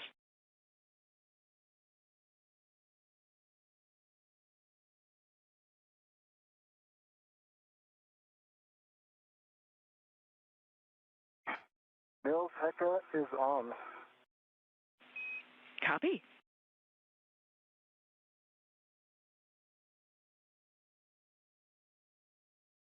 Depends the thermal cover. Could you move those tethers a little bit? Bring them. There we go. Here.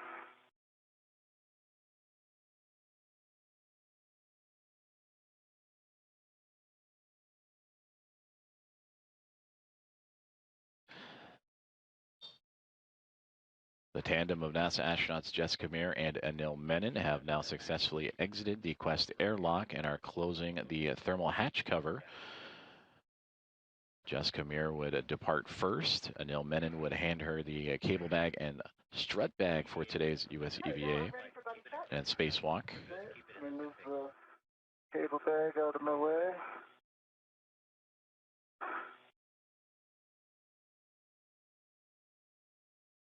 Ready for buddy check. Okay, I'm looking at you. I see that your green HECA light is on. Your lights are not on yet, so you can go ahead and turn those on. I see 1, 2, 3 taps. And I see both of your safer handles are down. Okay. I'm looking at you. I see one green light. I see 3 tabs up. And can you roll to your left? Can you... Other way? Other way. And I see 2 handles down. Okay, and I have a dry hop, and I'm going to give a baseline glove check. Gloves look nominal. I have a small black smudge on the middle finger of my left hand. On the tip. I've got dry haps and 2 good gloves.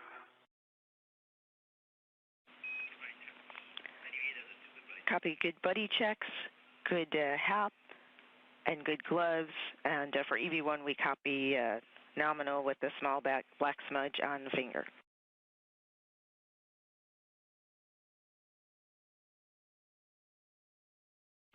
Okay, and the thermal cover is not going to stay closed with the tether coming out there. Do you want us to try to get it closed again?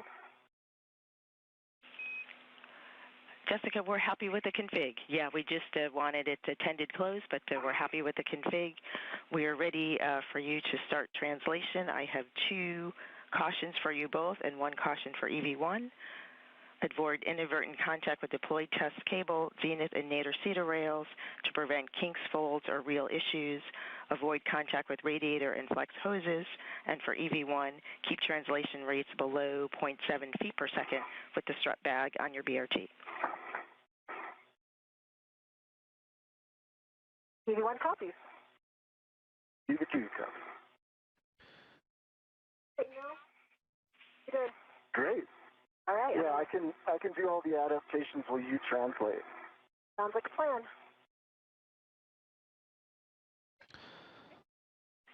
We concur with that plan. Please verify as part of your buddy checks you saw good tools and tethers on both crew.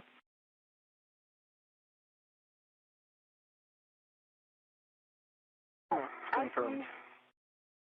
The tools and tethers on Anil. And a reminder, we've got our slingshot here, so all those wheels are in the middle. I don't see any twists that we don't need. Concur. Good tools and tethers. Okay, copy. Copy. Good tools and tethers. Jessica, you are en route to the anchor hook locations on S1.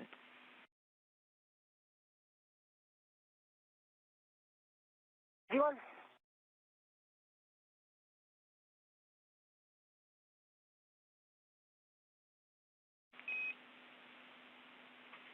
For Anil, for translation adaptation, you can attempt a body rotation, pitch yaw roll, various hand grips, stable light fingertip hand between handrail and structure, translation without rotation, and attaching local tether and releasing both hands. We are also about 50 seconds to a handover. Anil copies all.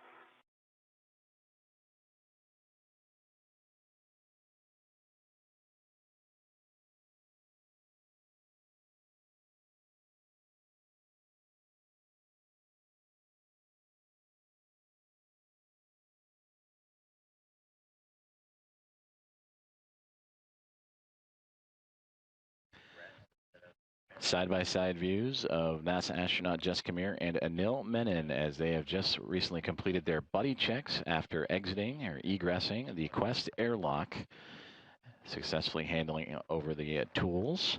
Some of the procedures they went through is to make sure their tethers were attached properly, their safers were in a good setup, and also their HAPS, the helmet absorption pad, the safety device developed by NASA to address any possible risks of water inside the helmets. Everything went well.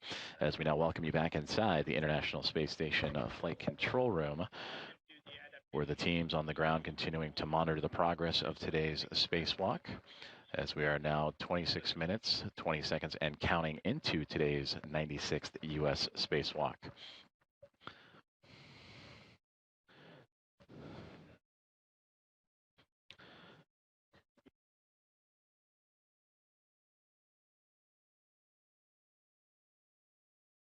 We're currently switching over communications satellites, and we will bring you back those live views and communications with the NASA astronauts, Ronak Dave and the Momentum flight team overseeing today's spacewalk. The anchor hook location for EV1's anchor is handrail 3217, the zenith side.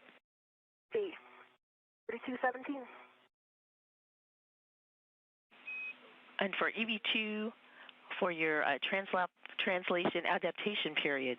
We are still seeing MET rates a little bit high, so we'd like you to perform the translation adaptation that you need, but be sure to build in a rest before beginning translation for the procedure.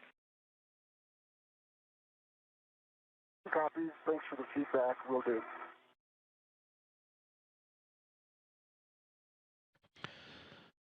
As we return to views from the helmet cams of NASA astronauts Jessica Meir and Anil Menon. This is Jessica Meir's camera as she is translating across or moving around the International Space Station in preparation for receiving additional equipment necessary for today's spacewalk to install the 3B mast mod kit on the 3B mast canister. The International Space Station currently in an orbital nighttime, so the cameras aboard the spacesuits are now on as the space station now crossing over the Indian Ocean, about to pass over the west coast of Australia at 266 statute miles above Earth.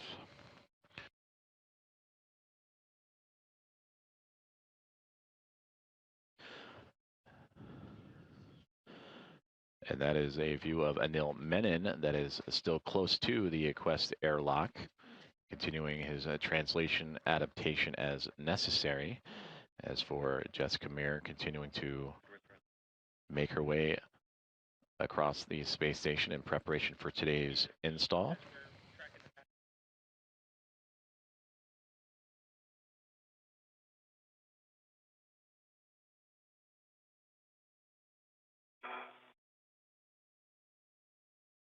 And side-by-side views, there you see Anil Menon and his helmet cam looking back into the International Space Station in the Quest airlock on the right-hand side. As for Jessica Meir on the left, continuing her movements across the space station. As the two will be working in tandem today to install that 3B mast, or the mod kit to the 3B mast canister.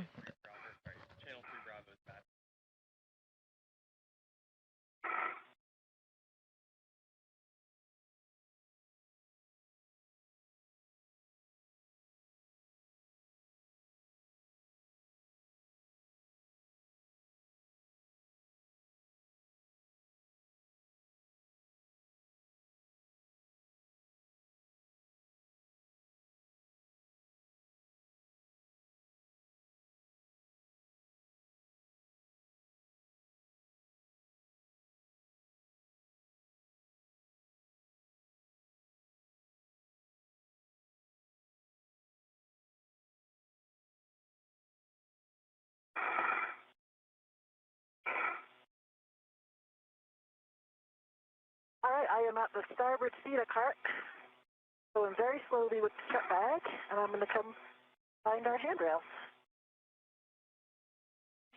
Copy, EV1.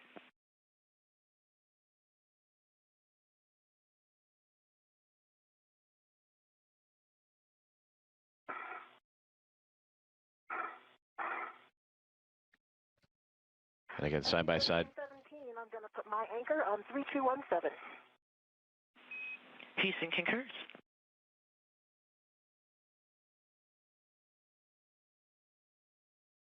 My anchor hook is on 3217, gate closed, slider locked.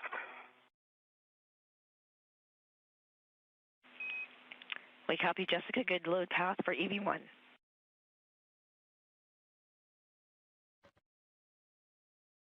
"31 minutes into today's U.S. Spacewalk 96, as Anil Menon still in his translation adaptation near the Quest airlock, and you're hearing communications between Jessica Meir and the teams on the ground as Jessica has arrived to a crew equipment translation aid cart, a CETA cart.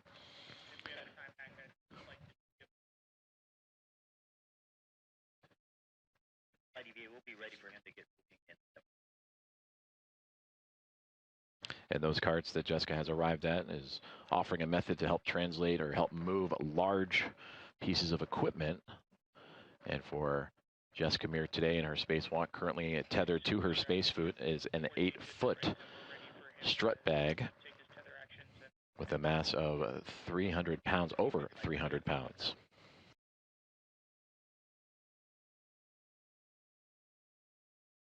TV2's anchor hook is on 3215, gate closed, slider locked.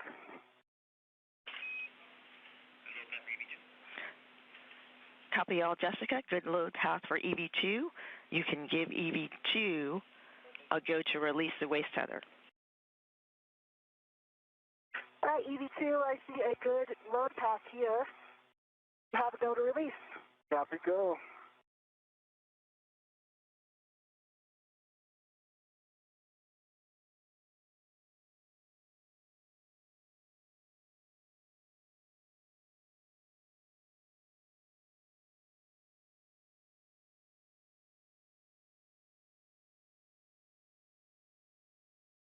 Stephanie, do I have a go to continue my translation starboard?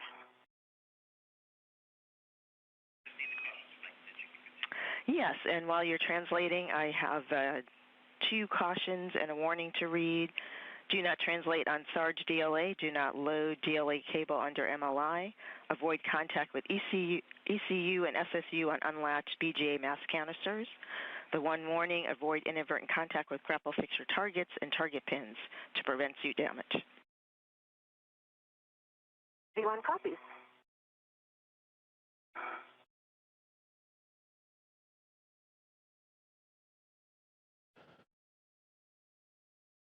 33.5 minutes into today's spacewalk as we get side-by-side views of the helmet cams of Jessica Meir and Anil Menon. Closing the thermal cover. Thank you. Thermal cover is closed. Copy closed. Translate to port CETA cart with 2 for the WIFX bundling to the cable bag. CETA port translating now. V2.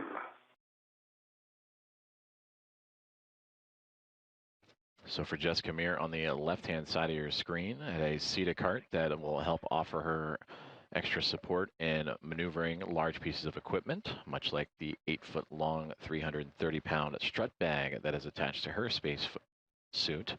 And you just heard commands for NASA astronaut Anil Menon on the right-hand side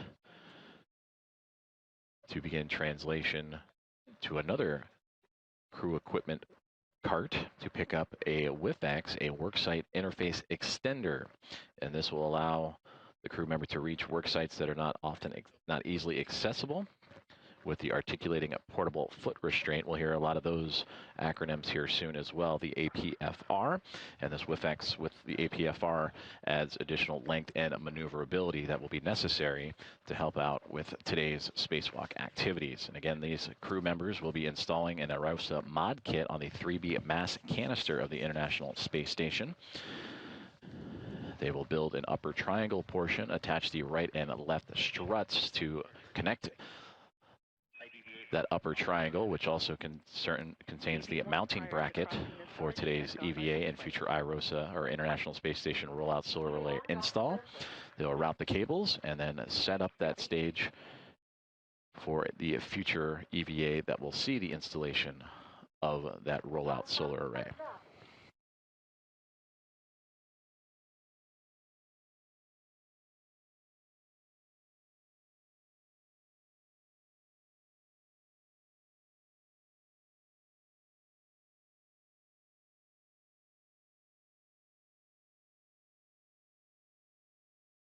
EV2 is at CETA rail.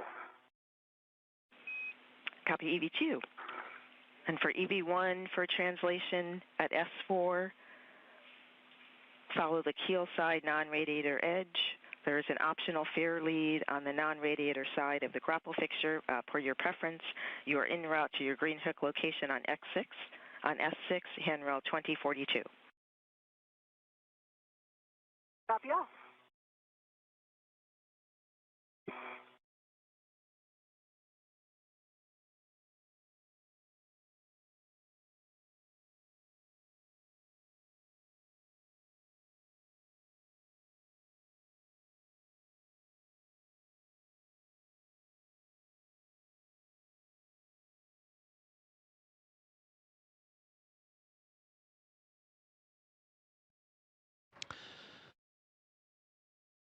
That is NASA astronaut Anil Menon with the cable bag attached to his left, currently translating along the truss of the International Space Station, where he will pick up some additional equipment necessary for today's spacewalk.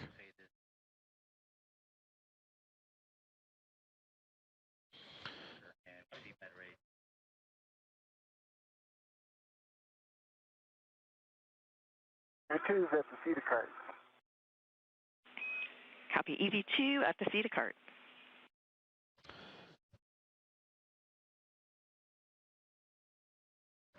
So he has arrived, Anil Menon. You just heard to the CETA cart, that again, the crew equipment translation aid cart. And that is where a lot of the extra equipment outside of the International Space Station and orbital replacement units also could be found. And you're doing great. Slow is smooth, smooth is fast.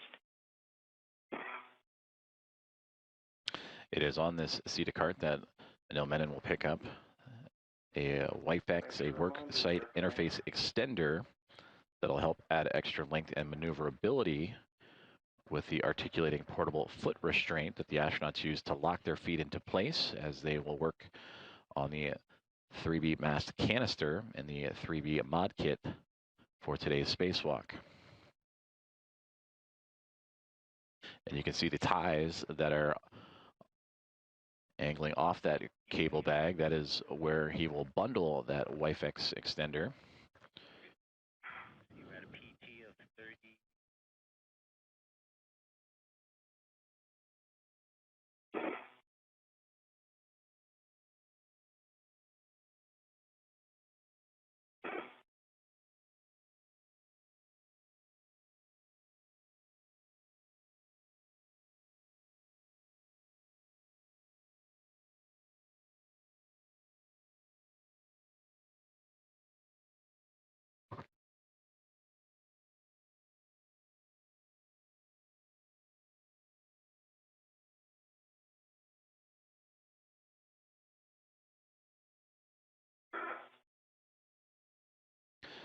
A view from the helmet cam of NASA astronaut Anil Menon, as that is the worksite interface extender that he is currently manipulating and maneuvering, that he just removed from the CETA cart.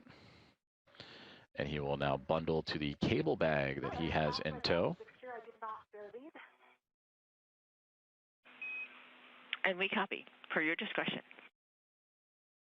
And by bundling, he will take those wire ties that are attached to the cable bag to secure it before maneuvering any further in today's spacewalk tasks.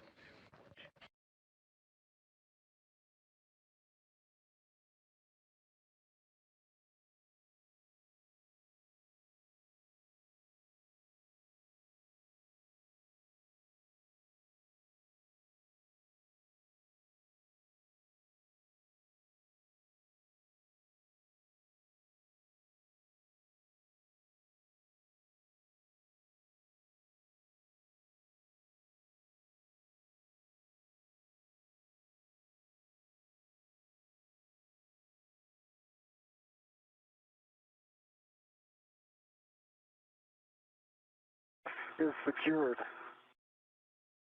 Extender is secured. We copy. You have the your bundle of joy now, the WIFEX bundle to the cable bag. And next is translation to S6 IEA. Prior to crossing the star, check gauntlets in place. How's my mat rate doing?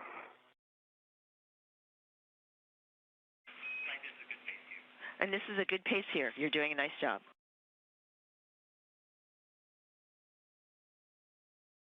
Okay, gauntlets are down, and I'm headed out.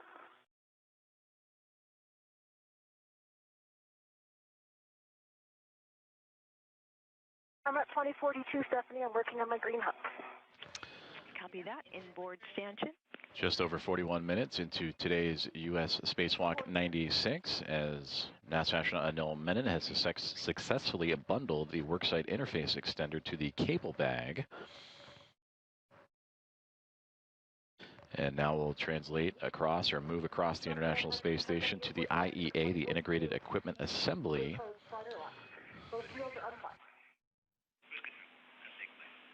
Copy. Good config. Nice job. Next, stow the strap bag on the outboard non-radiator corner of the IAA using handrails 2045, 2071, and 2070. Tape towards the mass canister. I'm headed there. Handrail towards the center of the IAA.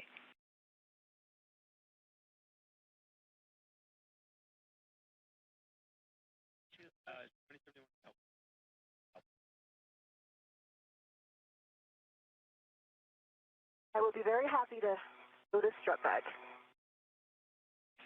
Yes, you also have an opportunity to drop your bundle of joy.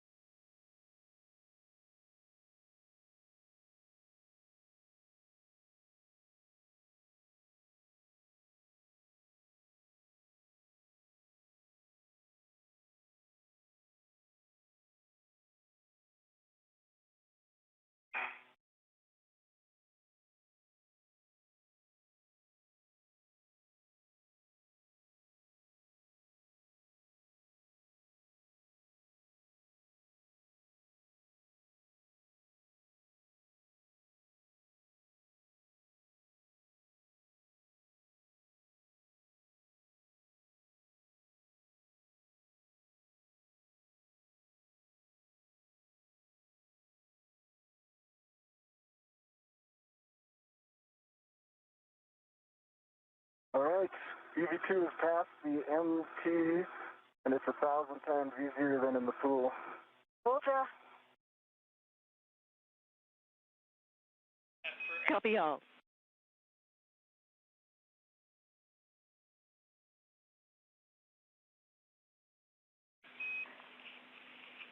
For EV2, for your translation at S4, you'll follow the keel side non-radiator edge, also optional fair lead per your discretion on the keel side of the grapple fixture. En route to stowing the cable bag on the inboard non-radiator corner of S6.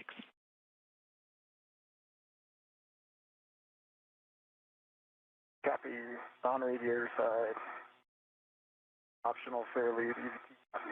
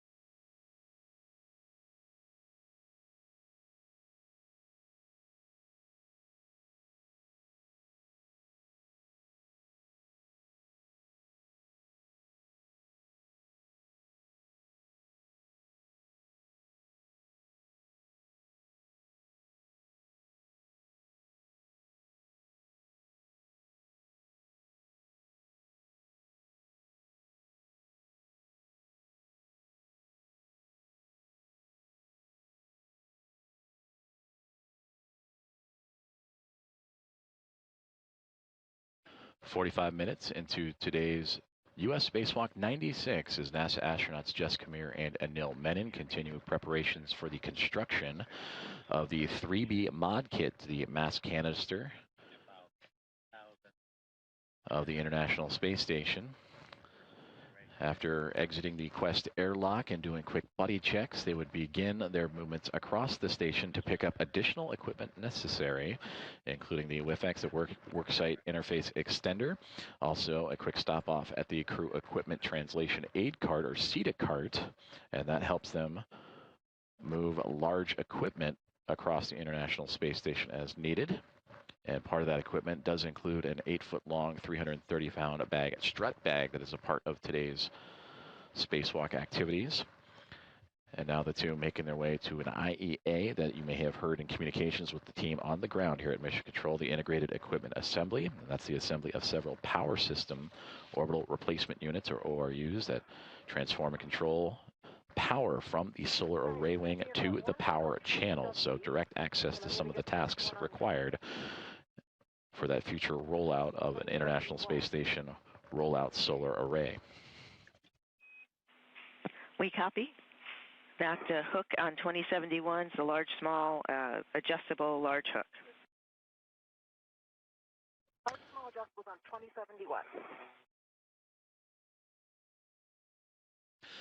The crew currently working in an orbital nighttime for the International Space Station, which orbits the Earth every 90 minutes, so a sunrise and sunset every 45. And you see lights off the helmet cameras of the two NASA astronauts. You see Jessica Meir ever so faintly off on the left-hand side.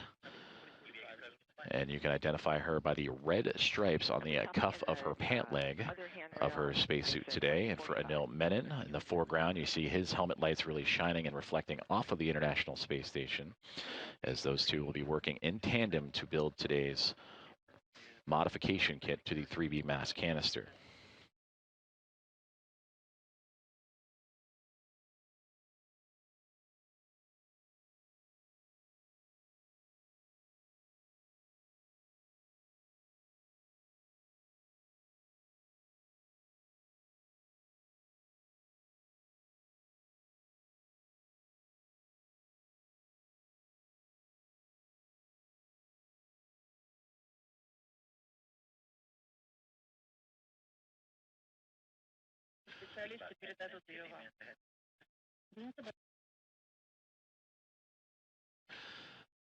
Now 48 minutes into today's U.S. spacewalk, as you continue to see Anil Menon and Jessica Meir, two NASA astronauts, continuing their preparations for the installation of a modification kit to the 3B mast canister.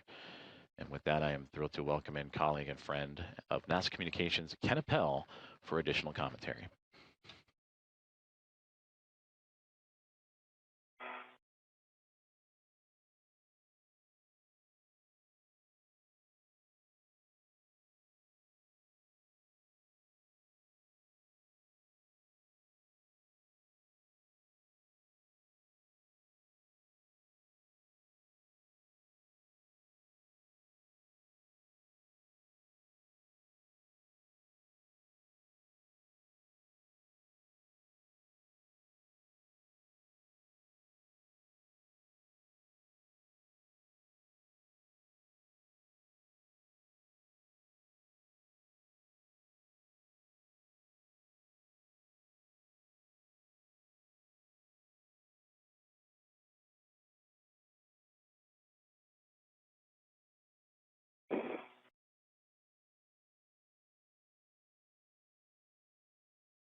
All right, Jessica, I'm here. I got eyes on 2039 and 2042.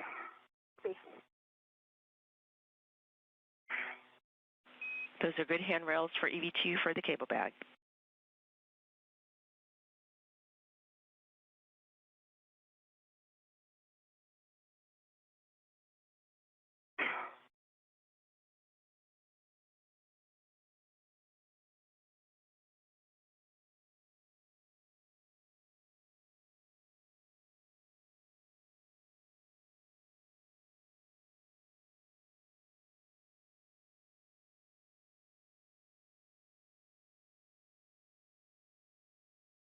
Hey, Stephanie, I've got the third strap on 2045.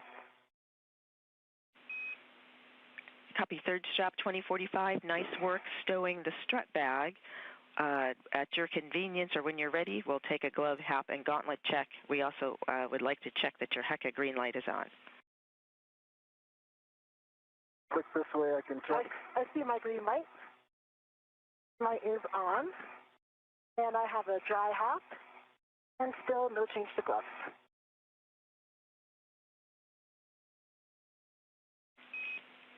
No change to gloves, dry hat, gauntlets down, check, good green light on your HECA for EV1. Okay.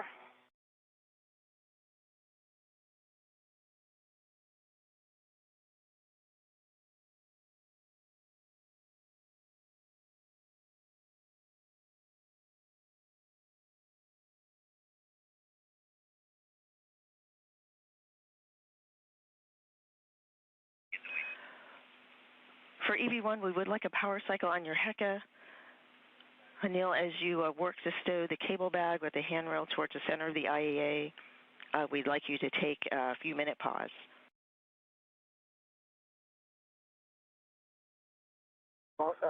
Clarification, you want me to pause now or continue with bag still? After the bag stow. So once you've got the bag stowed, friendly reminder handrail towards the center of the IEA, then we'd like you to pause. And I will cycle my HECA in just 1 second. Copy.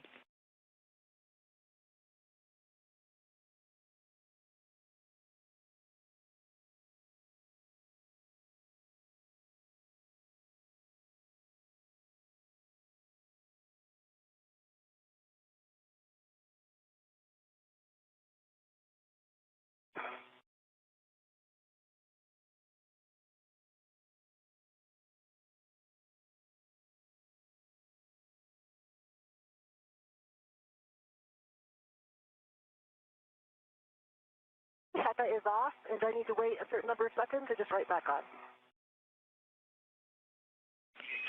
Right back on for the HECA power cycle. Back on, and I see a good green light again.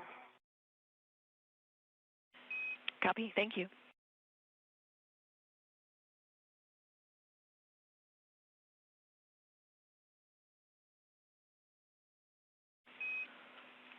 With that work, Jessica, we are ready for you to begin working to build the upper triangle.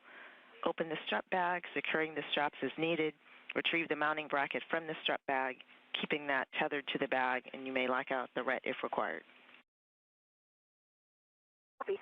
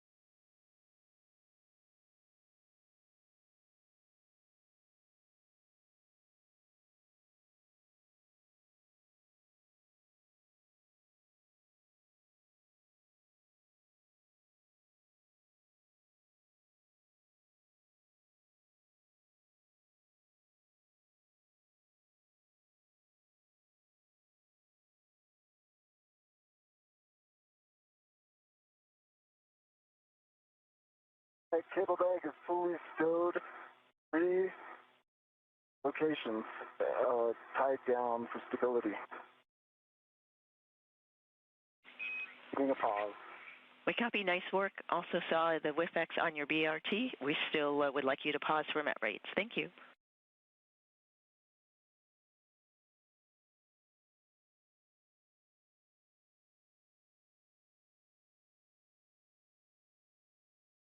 I'm going to increase my TCV during this pause.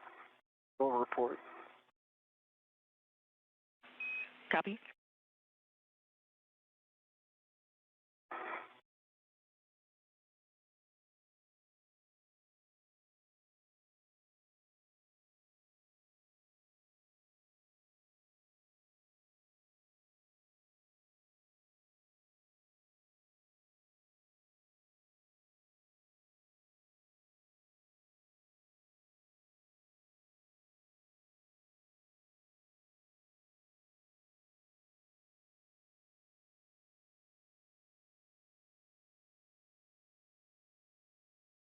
I have the mounting bracket out, and I'm going to retrieve the upper right strap.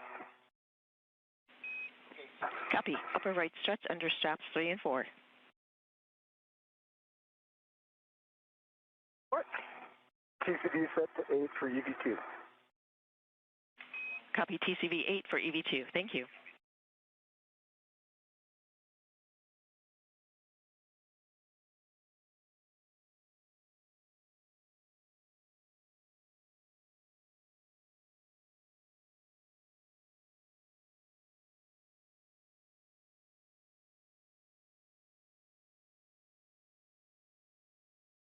Stephanie, just for feedback from the team, when I do something like install an APFR, I'm going to try to do it a little bit slower. It seems like when I take action, it pops my met rate, so I'll just maybe slow down those procedural steps a little bit.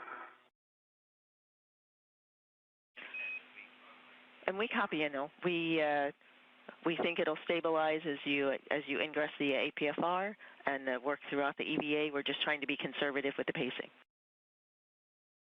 Copy. Let me know if that hypothesis is accurate. Else I'll just continue doing as I'm doing until the APFR with your pauses. And your hypothesis is correct.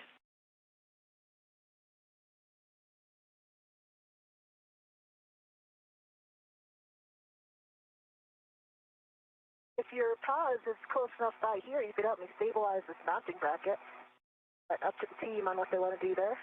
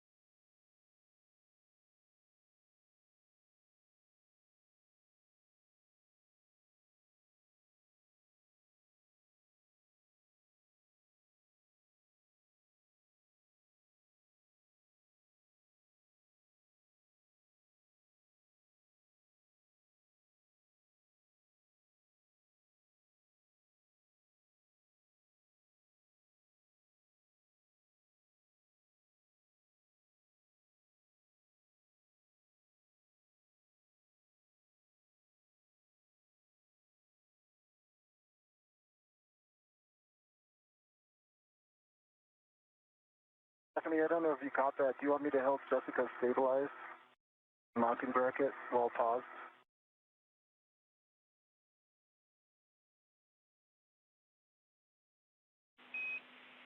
Anil, yes, you can help Jessica stabilize the struts. We're almost done with the pause, and once we show good met rates, we'll get you moving.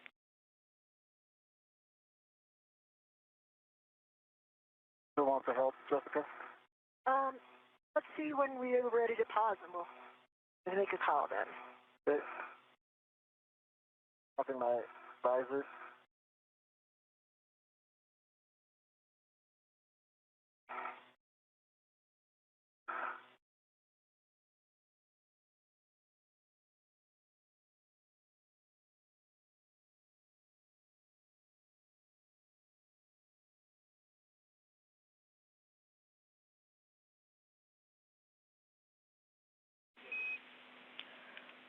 For Anil, we show good met rates. We're ready for you to translate to your green hook location, S6, handrail 2029. Going to the green hook, handrail 2029. It's a good copy.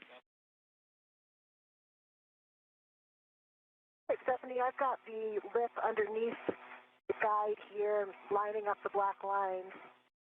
See if I can try to hand start it all.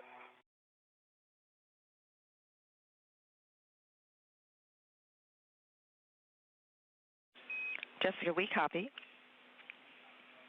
And Anil, as you translate, there are 3 cautions.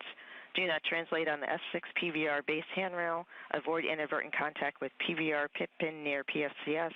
Battery adapter plate cables on IEA or potential snag hazards. No copies.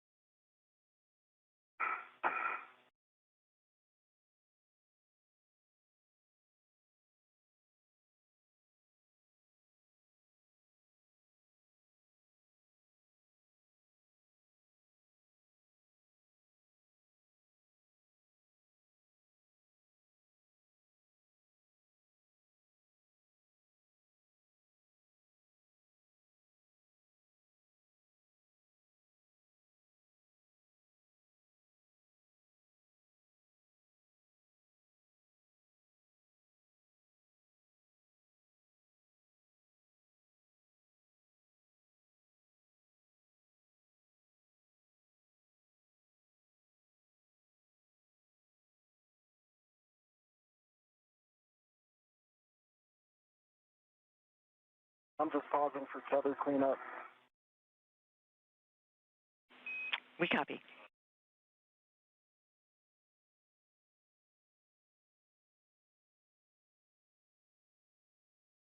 Stephanie, this is kind of a three-handed operation to try to line these up, keep them both in position, and then go for my PGT. So any suggested strategies are welcome. I'm right here in case you need to pivot now. Copy, checking.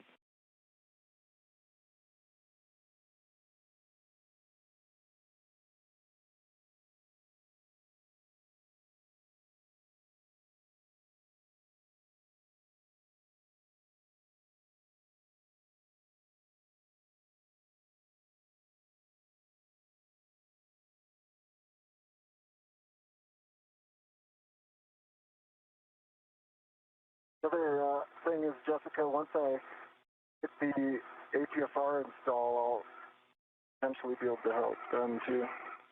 That trying to stabilize two free-floating objects, then get the PGT is a challenge.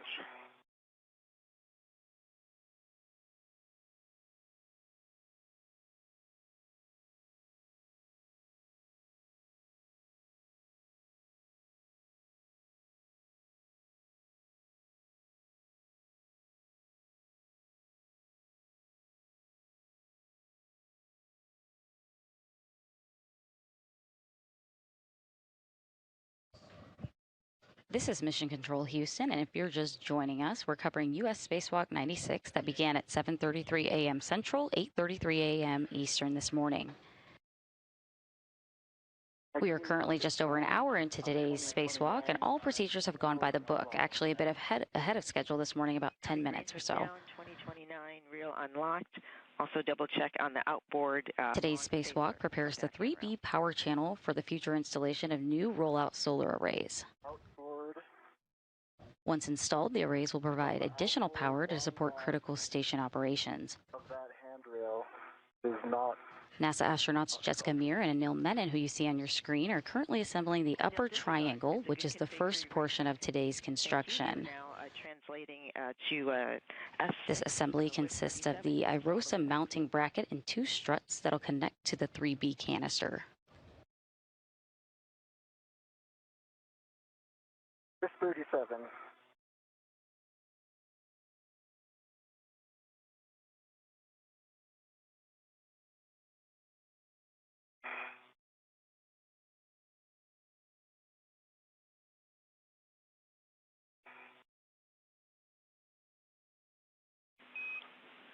For Jessica, for help stabilizing the two parts of the upper triangle, the mounting bracket and the upper...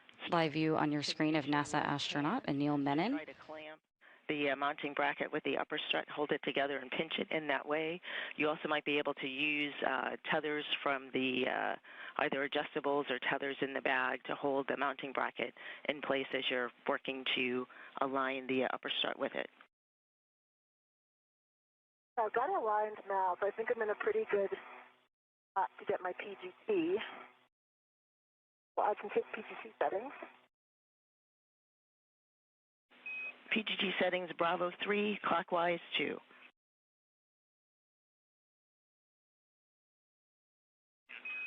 And this is the EV3 PGT. It is the PGT from the strut bag. Oh, that's right. With the 2-inch rigid.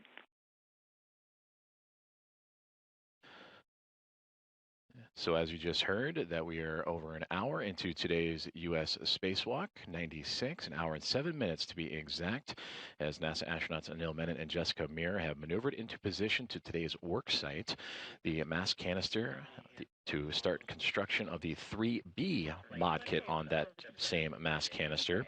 The upper triangle is the initial stages of that construction, which includes the mounting bracket for the future International Space Station rollout solar array, and then two upper struts, and when angled together will create that triangle with the point connecting to the mass canister that will, a mounting bracket that will attach to the mass canister.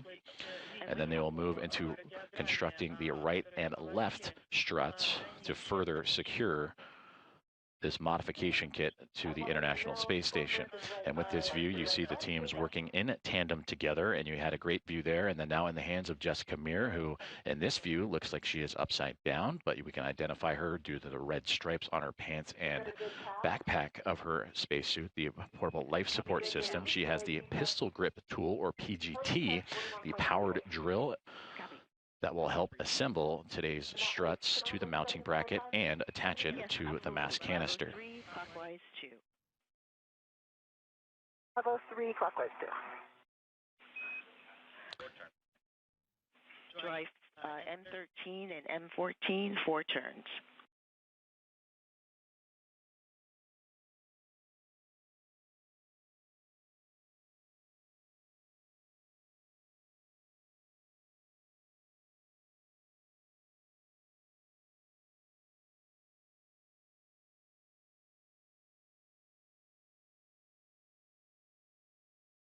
Actually, looks like I was successful in getting a hand start on M13, probably about a half a turn. Copy, half a turn, M13.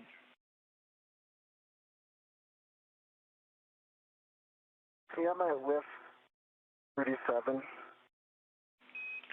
With 37, the WIF-X takes a clocking of 6. And there you see in action the pistol grip tool securing one of the upper struts to the mounting bracket. The mounting bracket, the more vertical portion in Jessica Meir's left hand, the strut portion that will go from the bracket to the mass canister on the right hand side. And using that pistol grip tool to start securing the pins and bolts as they continue to work through procedures to build again the upper triangle. And a part of this construction consists of 6 struts. You have the 2 struts that'll help build this triangle, but you also have the right struts, a mid strut and a lower strut, and then also mirror that on the left-hand side, a mid and lower, so 6 in total. That will be needed to construct this modification kit to the 3B mast canister.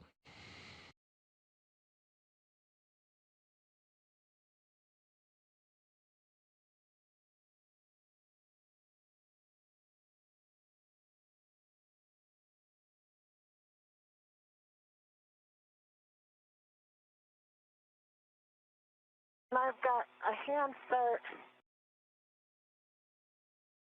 1.5 turns on M14.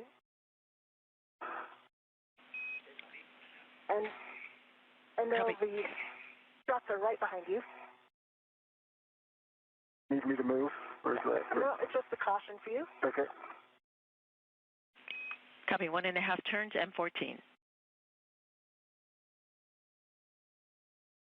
I did another 2.5 turns on the PGT. So that's 13 and 14. I can see there's definitely still a lot of play. There be that much play with 4 turns? Should I get any additional?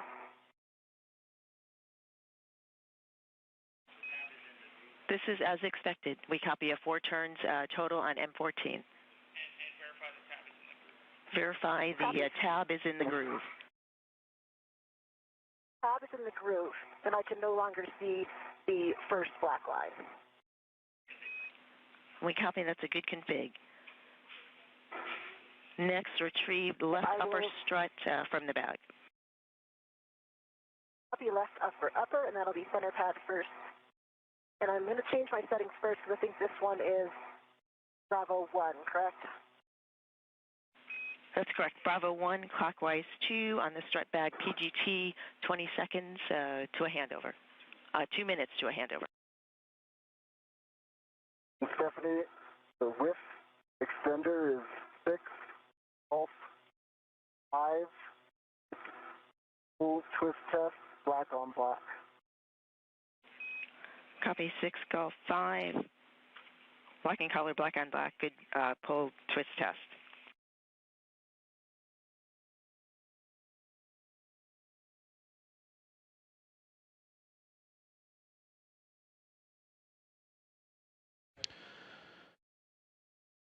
This is Mission Control Houston, and thank you once again for joining along for today's live coverage of U.S. Spacewalk 96. As you see on your screen, aboard the International Space Station, just on the exterior, NASA astronaut Jessica Meir and Anil Menon. Meir with the red stripes around her pants and top of her portable life support system.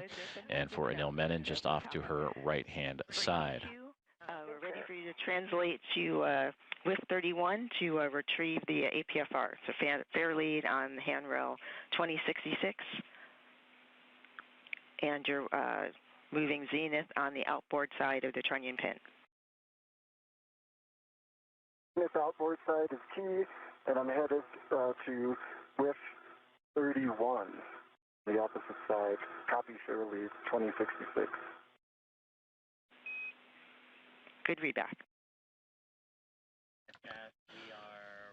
So tasks so far have included a full translation from the Quest airlock all the way to the 3B mod kit and power supply that the mod kit will then attach itself onto for the International Space Station rollout solar array.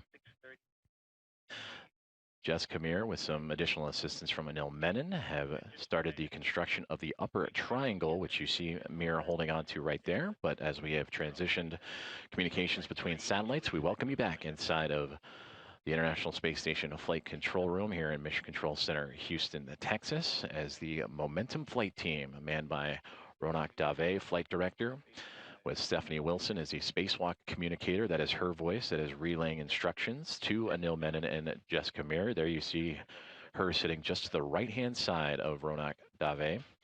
And to the right side of Stephanie Wilson is Aki Hoshide, the Capcom. He has taken over communications with the crew inside of the International Space Station and the Expedition at 75 team. And then for Ronak Dave, you can identify him in the Navy suit. Just to his left side is Flight Director Chris Dobbins, who is on tap for a future spacewalk coming up here quite shortly. Again, this is the first of 3 in the month of October, all outside of the International Space Station. Today, the 281st in support of ISS assembly, maintenance, and upgrades. The 6th in the career for Jessica Meir, and the very first for Anil Menon. Navy 2, Houston's back with you. Jessica, how's it going with the left upper strut L2 clevis to the center pad L2? I'm working on the clevis right now.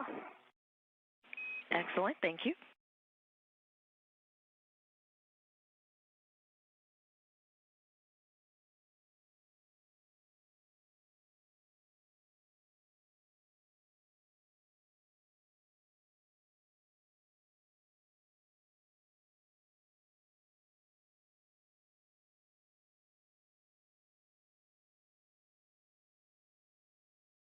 Now, an hour and 15 minutes into today's U.S. Spacewalk 96, as Jessica Meir on your screen there, still holding on to that mounting bracket and one of the struts attached to it, as her and Anil Menon continuing to proceed through today's construction of the 3B modification kit. Again, this modification kit will modify the station's 3B power channel and ultimately prepare it for the future installation of the International Space Station rollout solar array. For this 3B power channel specifically, once the pair of solar arrays arrive on NASA's SpaceX 35th Commercial Resupply Services mission later this year, that'll bring the pair of IROSAs for future spacewalks to power up and connect to the 2A and 3B channels. So again, today, spacewalk addressing the 3B channel. 2 prior spacewalks helped construct what is the 2A channel on the International Space Station. Those were done back starting in May of 2025, thanks to NASA astronauts Nicole Ayers and Ann McLean. And the rest of that construction of that modification kit on the 2A channel was just this past March on U.S. Spacewalk 94, in which Jessica Meir, who you see on your screen there with the red stripes, was joined by NASA astronaut Chris Williams to complete that construction. But for today on the 3B mod kit, it'll be from start to finish, as again, they are working on that upper triangle. And you see Jessica Meir working with the strut bag, 8-foot long bag that contains the 6 struts and upper mounting bracket.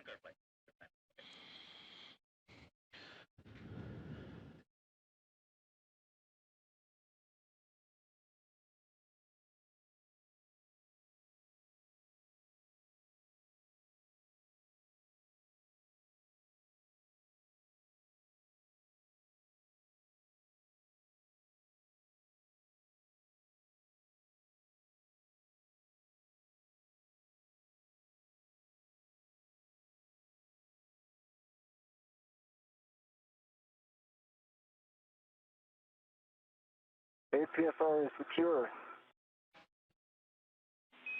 Copy. APFR is retrieved. Translate back to width 37 and install it in the WIFX with a clocking of 12. Clocking at 12 in WIFX. So there you heard NASA astronaut Anil Menon, who was sent off to retrieve the APFR, that is the articulating portable foot restraint that functions as a standing plate for the crew members to snap their boots into and lock themselves into place, and that helps them provide a hands-free, stable position for what will become some complex tasks ahead in constructing the remaining struts, attaching them to the mounting brackets, and then taking the other end of those struts and attaching them to the 3B mass canister. He will attach that APFR, or again, articulating portable foot restraint, to the WIFX, which he obtained earlier in this spacewalk. And that WIFX helps add extra length and maneuverability to Anil Menon's future tasks ahead. So far, we are an hour and 19 minutes into today's spacewalk. Copy. Black line flush. Upper triangle construction is well underway. Left upper strut to grounding block on the center pad. And also verify the pip pin from the right upper strut is still installed in the grounding block on the center pad.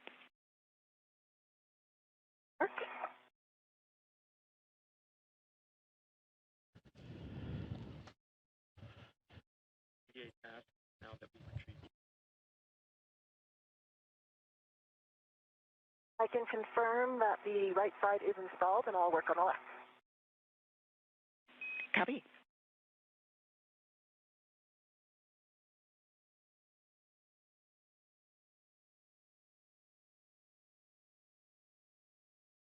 And just to your right, the mounting bracket's just to your right, just for your SA. Okay. I'll stay tight.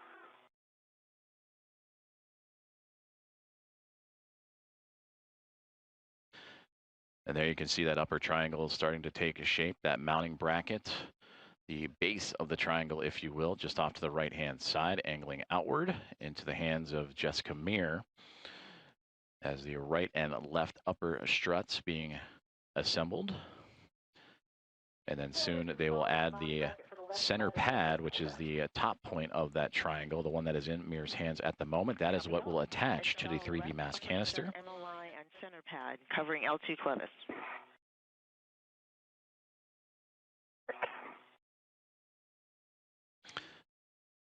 Jessica currently installing the left upper strut to the center pad, the portion that will attach to the 3B mass canister. And then complete the triangle. You can kind of see it just above Jessica's head. Again, she is the one with the red stripes on the cuff of her pants. And that will attach to the IROSA mounting bracket. And for Anil Menon, you see him off to the right-hand side, upside down from this vantage point. He has the articulating portable foot restraint that he is attaching to the WIFX. MLI is installed. I'm moving an APFR close to you. See it? And Stephanie, am I okay now that this bolt is on the center pad? Can I remove the strut, the rep from the left strut? Checking. Jessica, you can release the ret on the right upper strut, but not yet on the left upper strut. I thought the right upper strut was the one that was staying attached the whole time.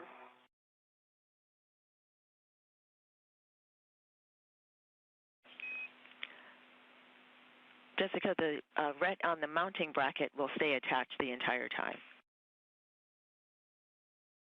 Okay, copy that. One remaining step for MLI, verify right upper strut MLI on center pad covering L1 clevis.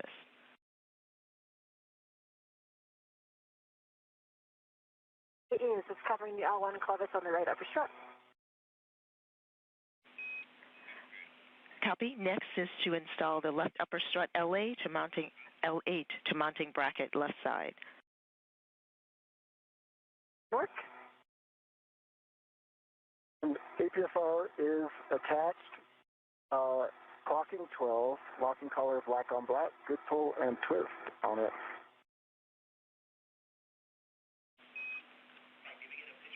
Copy 12, black on black, good pull twist. Remaining settings, Tango Tango, Foxtrot 12.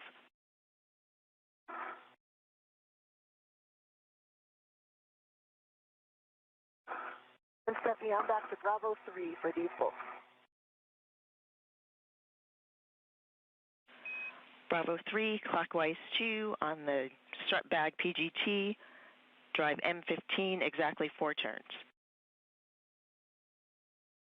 4 turns on 15, Bravo 3, clockwise 2 set.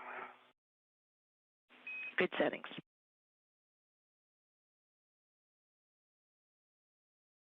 All right, Anil's going for Tango Tango, Foxtrot 12. Those are good settings. Verify pitch knob can be depressed. Oh, sorry, I'm initiating that. I haven't done it yet. Copy. Thank you for the clarification.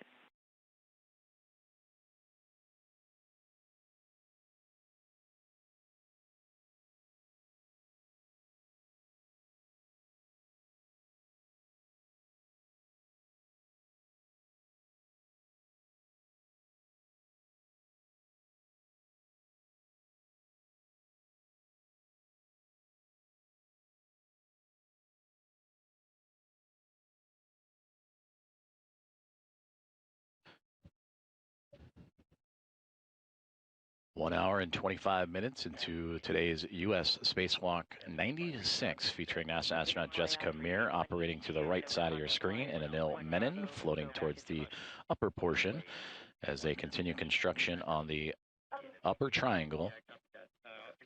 That is a part of the 3B modification kit to the 3B power channel for the International Space Station. And this modification kit will prepare for the installation of an International Space Station rollout solar array on a future spacewalk. Currently, the task, as you can see, is Jessica Meir is continuing to work on that construction of the upper triangle. The silvery gray portion is the mounting bracket in which the IROSA will attach itself to. And then the actual struts themselves and center pad, closest now to Jessica's left knee, is what will attach to the mass canister. Now, as for Anil Menon, he is currently attaching and working on the articulating portable foot restraint that will allow him to step into that restraint, lock him into place, and that'll allow him to be safe and secure, but also free up use of his hands as they continue to build through today's modification kit. And again, that modification kit includes 6 struts. So once these upper left and right struts to the mounting bracket are complete, there will be a mid and lower for each the right and the left side. So 2 of the 6 currently in action right now. And that is where the extra reach and portable articulating portable foot restraint will help Anil Menon and Jessica Meir extend access to the areas they need to in order to not only assemble but also secure this 3B modification kit to the 3B mass canister.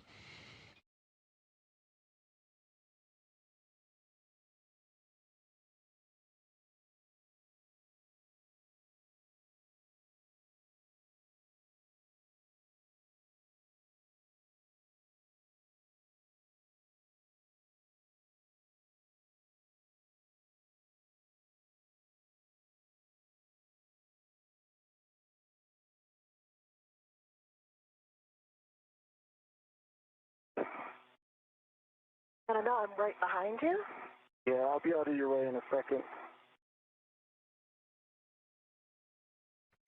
And again, Jessica Meir and Anil Menon on the left and right sides respectively, upside down from our vantage point here on NASA Plus and the NASA channels, constructing that upper triangle for the 3B modification kit. Today, the 281st spacewalk for support of the International Space Station assembly, maintenance, and upgrades. For Jessica Meir, this is her 6th spacewalk, and the crew member wearing the red stripes on the left. For Anil Menon, this is his very first. It is the 4th spacewalk of 2026. in which Meir had previously participated in 2 of those previous 3, and then the first spacewalk of Expedition 75. Copy Tango Tango and pitch knob depressible.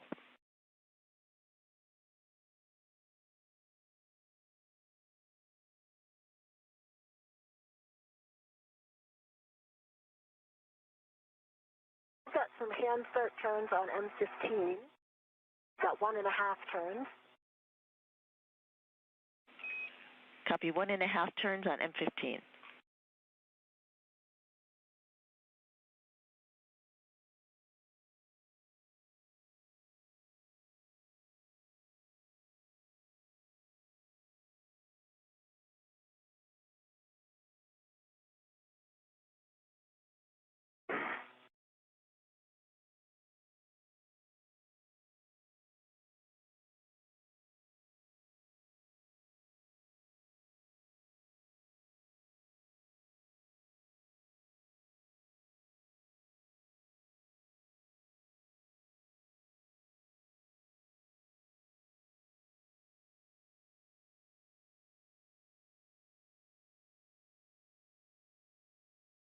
Two and a half more turns on M15 with the PGT.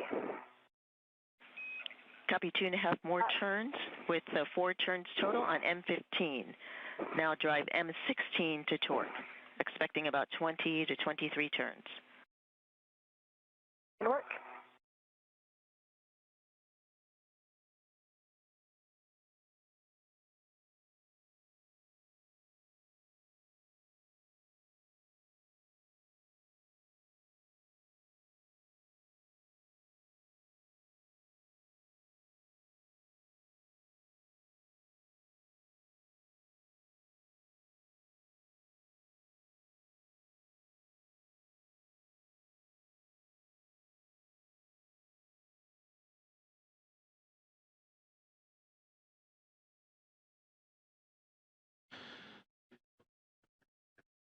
We have hit the 90-minute mark. 1 hour and 30 minutes have gone by in today's U.S.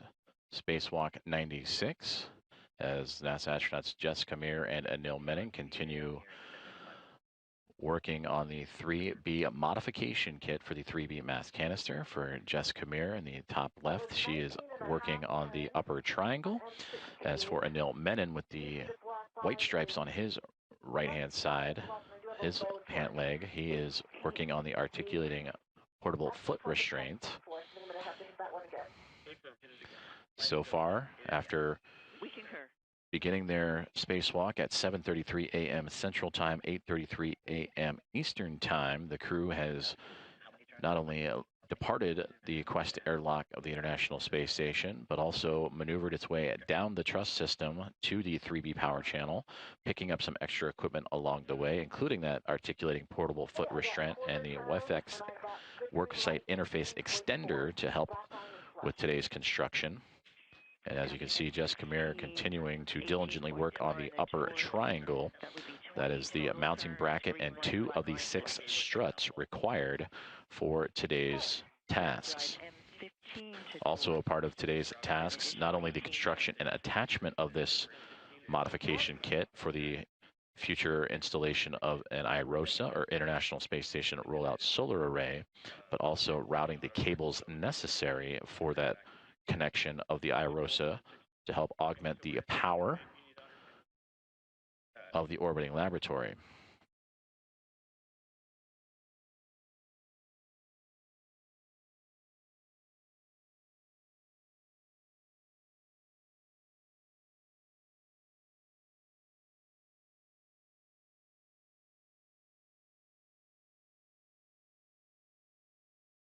I got 16 turns, good green light, 18.2.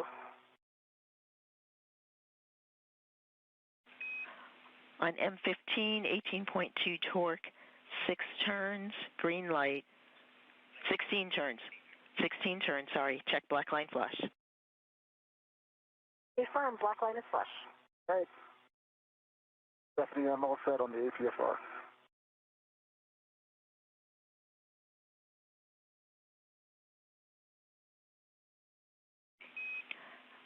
And Jessica, we have an additional good bolt on M15, so M16, M15 are good bolts. Release the rut from the left and right upper struts. Copy.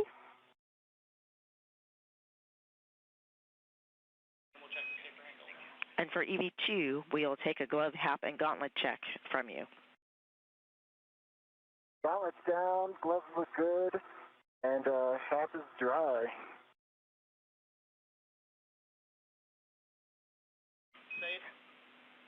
Copy, good gloves, dry hap, gauntlets are down. Give us your HECA light.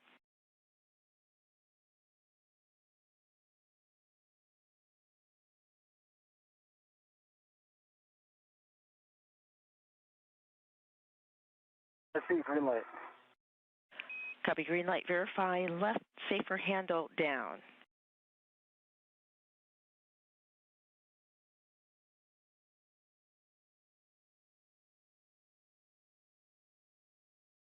I think there was a little movement on that. It's now down. We copy. Thank you for checking, verifying. For Jessica, next for you is I have PGT settings when you're ready for torquing the right upper strut to the mounting bracket. I am ready. I believe those are the same settings, Bravo 3, clockwise 2. I'm in position for 13 and 14. Excellent. And you are correct. Same settings. You'll drive M13 and M14 to torque an additional 18 turns. North. So there you heard communications for NASA astronauts Anil Menon and Jessica Meir on the next steps of their procedures for today's U.S. spacewalk number 96. For Jessica Meir on the bottom right side of your screen, she continues to work and now torque down using her pistol grip tool or the space drill to connect the upper struts to the mounting bracket for today's spacewalk tasks of constructing a modification kit to the mass canister. And there you actually see a great view as we just translated up and panned up to the mass canister on the upper left and right hand sides. Just for perspective, that is NASA astronaut Anil Menon stepping into the articulating portable foot restraint, but just off to his left shoulder and then off to his far right are the solar arrays for that 3B power channel for the International Space Station. And that is the canister that they will attach this collection of 6 struts and a mounting bracket for a future IROSA install. Now, 1 hour and 35 minutes into today's spacewalk, the International Space Station currently flying over France. Jessica, I copied on M13, 18.4 on the torque, 17 turns, green light, black line flush. Good copy, starting 14. Copy.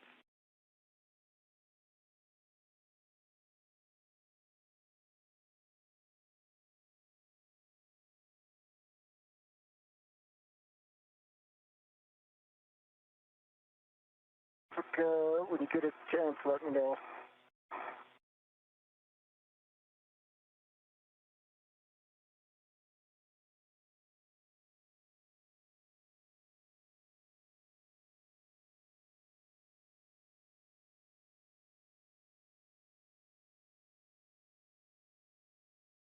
Stephanie, I got 17 turns again, 18.2, good green light, black line is flush on M14.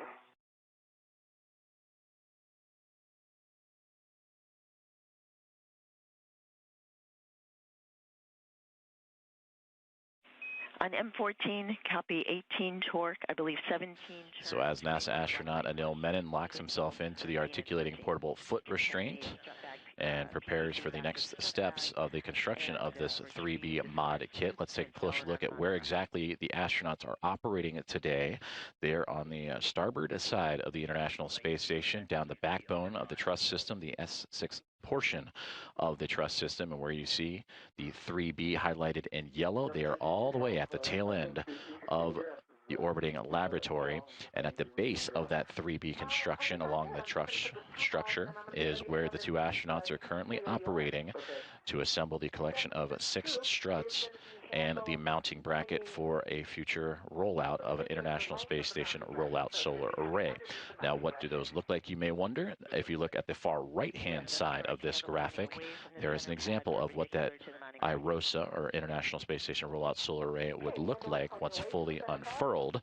And again, those will arrive to the International Space Station for both the 3B and the 2A power channels later on this year. I'm going to release the adjustable that's on the scoop. And as we were explaining that breakdown of where Jessica, Meir, and Anil Menon are, we just received confirmation that the upper triangle has been completed. And there you get a great illustration at the bottom of your screen right there of what that looks like. It is the mounting bracket with 2 struts and then the center pad. That is the small gray structure. That is what will attach to the 3B mass canister. And then the mounting bracket is where the International Space Station rollout solar array will be affixed to on a future spacewalk. Top is dry. My gloves are nominal, no change.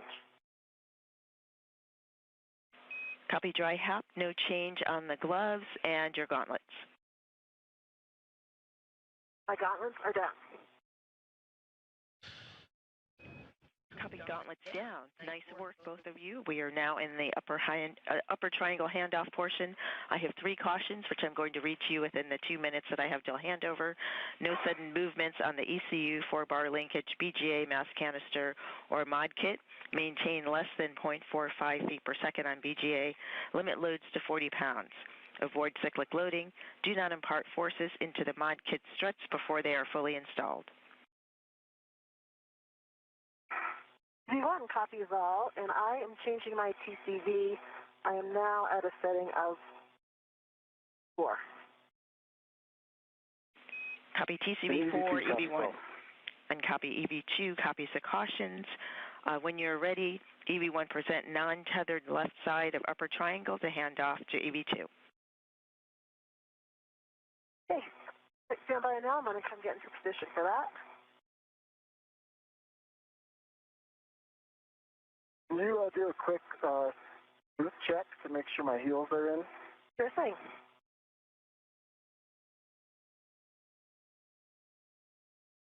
Looks like your heels are in from this side. I'm behind the boot plate right now. When I come over to the side, I think I'll have a better view. Copy. A check for EV1 for the upper triangle and the PGT. We would just like you to double check that the PGT is not tangled in the upper triangle. 30 seconds to a handover. Yeah. Copy.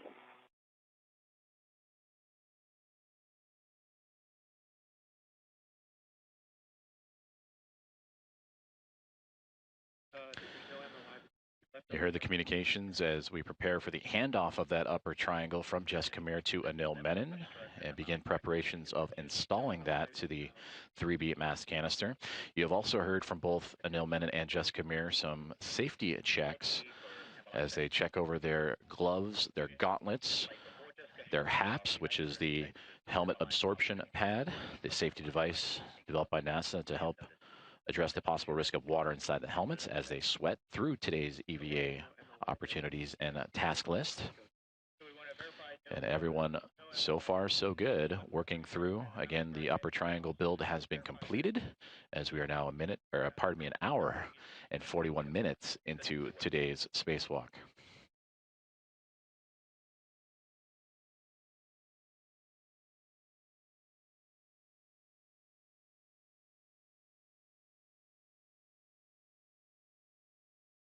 Okay, I've got that PGT free. Like that. EV1, EV2, Houston is back with you. We copied partial comm. Sounds like the PGT is free of the upper triangle.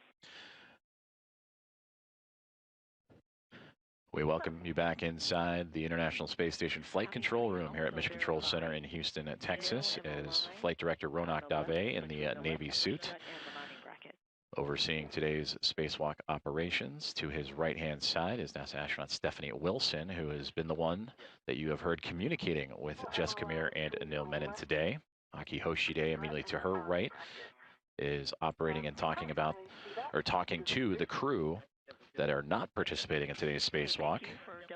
Jack Hathaway and Sophie Adno, along with Andrei Fedyaev, Pyotr Dubrov, and Anna Kikina, the other members of the Expedition 75 crew aboard the International Space Station. So now we make our way back outside as the upper triangle will be passed from Jessica Meir in the red stripe spot at the bottom of your screen up to Anil Menon, who is preparing to secure that upper triangle and the center pad, that is the smaller portion of the triangle that is now being pointed his direction. And that will make its way to him and eventually attached to the 3B mass canister. Anil Menon is in the articulating portable foot restraint, which is also attached to a workspace interface extender, almost like a step stool or step ladder, to extend his ability to reach the top of that 3B mass canister.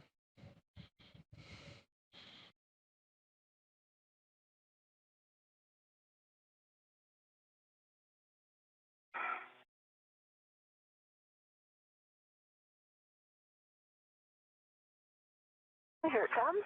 Okay. Keep it coming. Keep it coming. Can you get it up any higher? Oh, it's so close. I got it. Okay, you got it. Control. You've got control.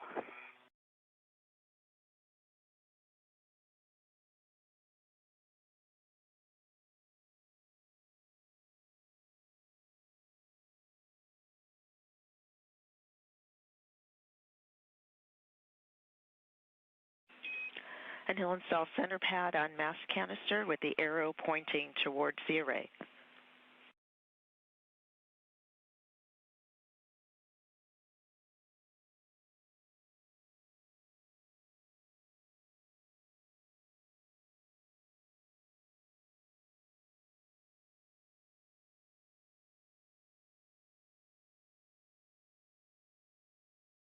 Okay, it's installed and in soft dock.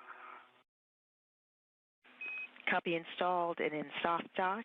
Verify upper triangle to neutral down for later access. I came out, Stephanie, so I must have been wrong about that. Let me just give it another try.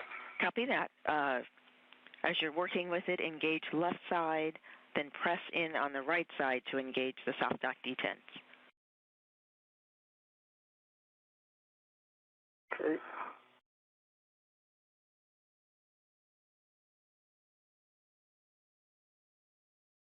Just going to move this ingress aid.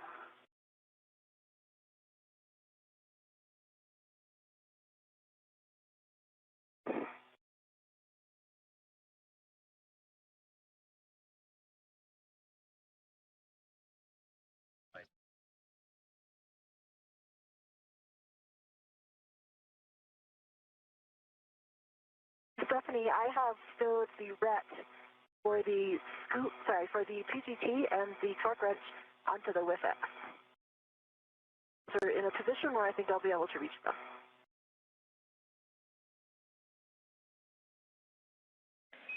And we copy. Thank you. Nice work. Next, visually inspect and report spherical bearing alignment on both sob brackets.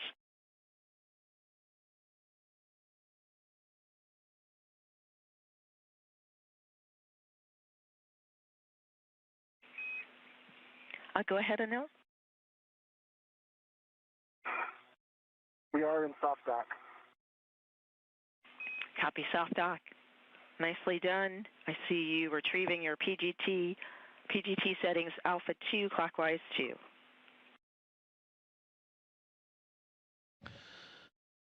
And I see good alignment on both of the spherical bearings. Copy good alignment on both spherical bearings. For EV2 1 caution, verify proper alignment for Fairchild fastener installation due to side loading cross-threading sensitivity. Two copies and alpha 2 clockwise 2 is set and good. Cal. Copy all. We're looking for 2 turns on M5 through M8. Turns M5 through M8.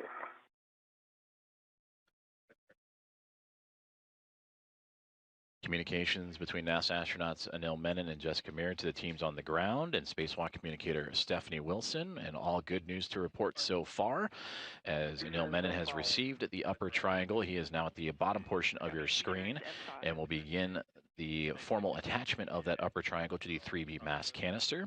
Meanwhile, Jessica Meir, who you see at the top portion with the red stripes on her pantsuit and portable life support system, has begun preparations for assembling the right struts of today's construction. And again, this is for the installation of the 3B mass or modification kit to the 3B mass canister. That consists of 6 total struts and a mounting bracket. You see the mounting bracket at the knees of Anil Menon towards the bottom of your screen, with the first 2 struts now connected, and he will attach that to the mass canister. And then they will move into the right side of the construction, and there we see upright as we would view it here on Earth, as that is the upper triangle. And then they will have 2 more pieces, a lower right side and a mid strut on the right side, and then copy that over to the left-hand portion. So essentially 2 of the 4 struts have been connected and now being formally attached, as you see Anil Menon with his pistol grip tool, the space drill that will help him affix this to the top of the mass canister. And Jessica Meir now out of sight, assembling the next steps in the phase, which is putting together the right lower strut and then right mid strut to follow. We are 1 hour and 49 minutes into today's spacewalk, U.S. Spacewalk 96, as the International Space Station currently orbiting 262 miles above the Earth and about to pass over the northernmost portion of Somalia on the continent of Africa. On the torque 5-turn screen light.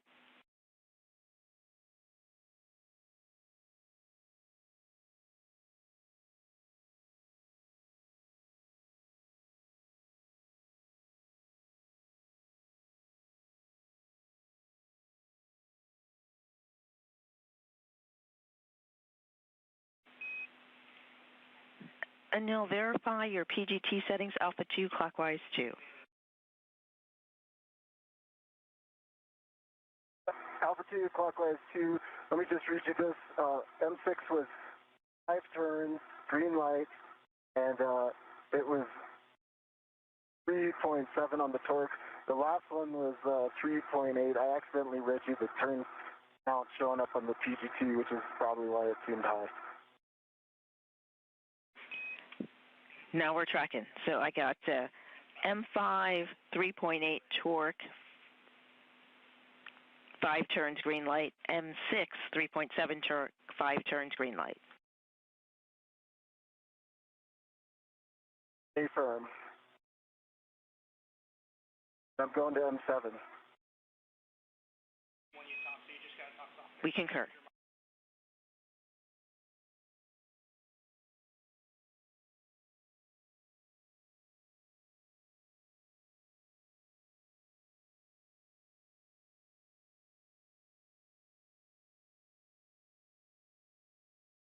M7, turns, 3.7, green light.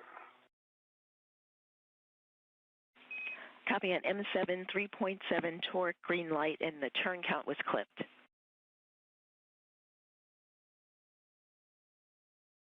Turns.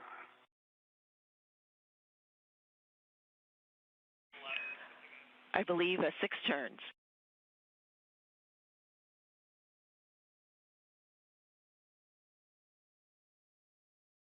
Confirm 6 turns. M8 is now 6 turns as well. Green light, 3.8 torque. M8, 3.8 torque, 6 turns, green light. Copy also 6 turns on M7. Thank you for all. Check center pad MLI and PIP pins 2 still installed.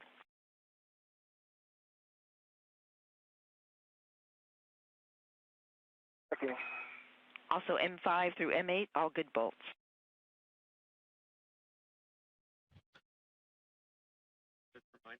That is NASA astronaut Anil Menon relaying the torque and settings of the 4 bolts that are attaching the center pad, which is the top tip of the triangle, of the upper triangle of today's 3B modification kit. And the crew's here on the ground confirming good bolts as he is now attaching that structure and testing out that structure and inspecting those bolts as we see on our screen.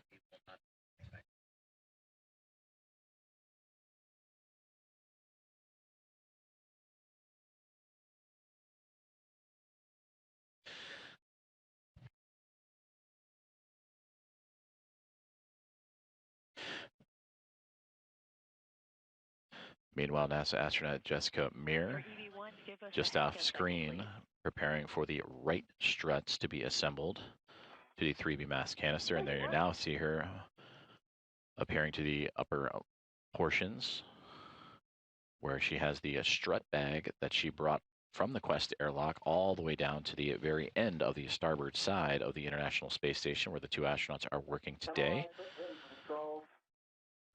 And those struts will attach themselves to the mounting bracket and the upper triangle and provide additional support to the 3B mass canister.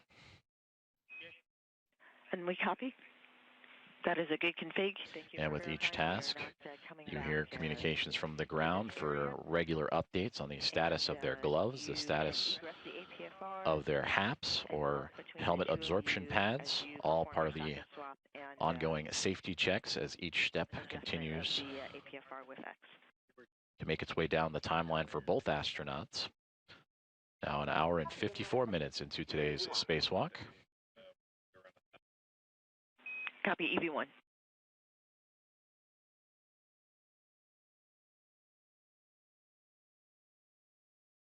From now, Jessica. Okay, copy.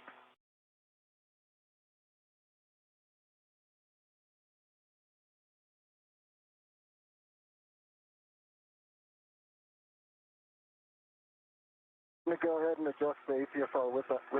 That's okay. Okay, sure thing.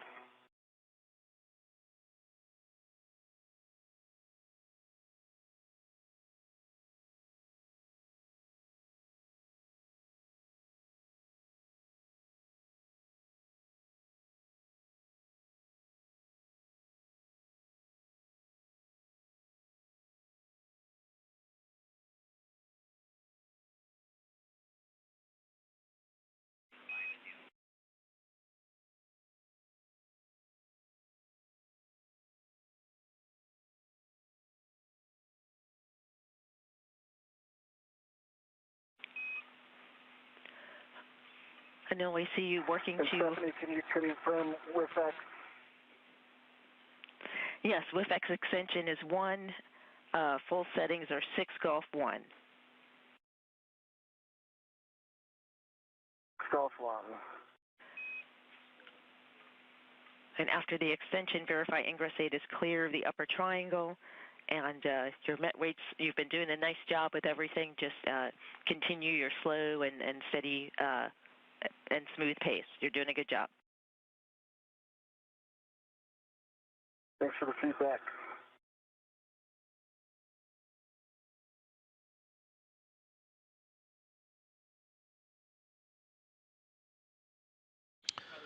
Communication with NASA astronaut Anil Menon as he has removed himself from the articulating portable foot restraint and is now adjusting the WIFX that is attached to the worksite interface extender. He had a bit of a higher setting in relative to his positioning along the 3B mass canister. He will now adjust that in support of Jessica Meir, who is to the upper portions of the screen, and Anil Menon with his full backside to the cameras as we see them, as they prepare to now assemble the right struts of this 3B modification kit.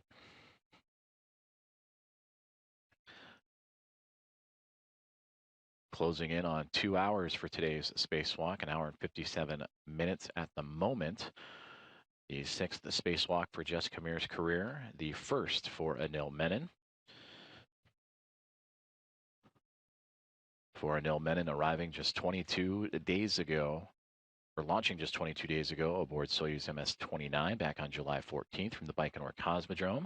As for Jessica Meir, in her 174th day in space on her current mission after launching with NASA SpaceX Crew 12 back in February.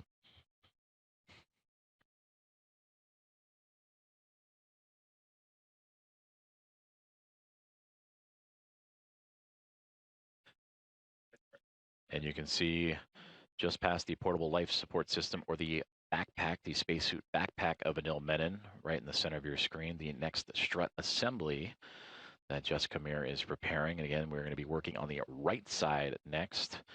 So this will be in total strut 3 of 6 that will be next to be attached to provide additional support to this modification kit to the 3B power channel for the International Space Station. Anil, APFR settings 12, Papa Papa, Charlie 12. 12, Papa Papa, Charlie 12.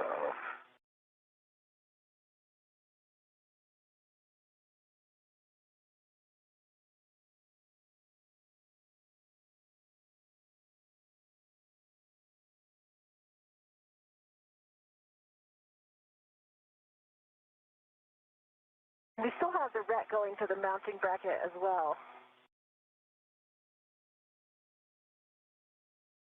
That will get released after you back in there? I believe so. And Houston concurs. That's affirmative, Jessica. Copy.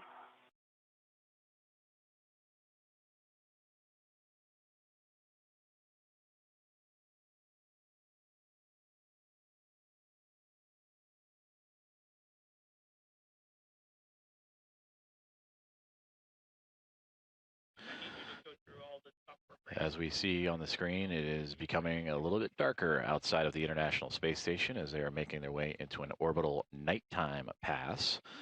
Again, the space station orbiting the Earth every 90 minutes, so a sunrise and sunset witnessed by NASA astronauts Jessica Meir and Anil Menon every 45.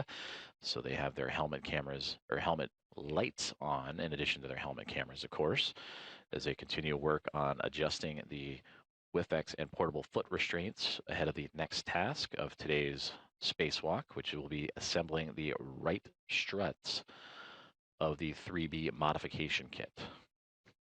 We have now officially passed the 2-hour mark of today's spacewalk.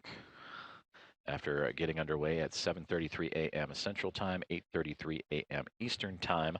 So far, the astronauts, after departing the space station's Quest airlock, have translated to the far side of the starboard side of the International Space Station to the 3B power channel and solar array, and that is where they are operating now.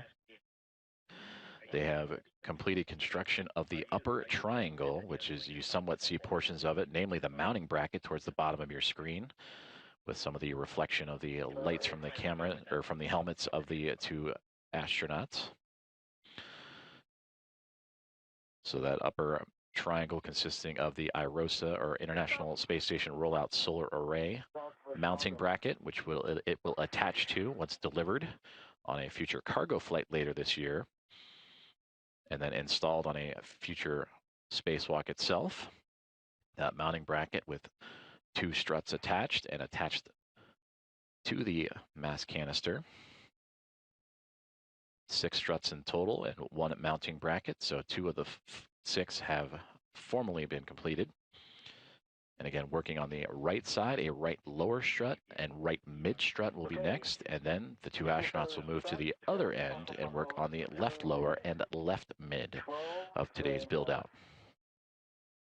This knob was depressible.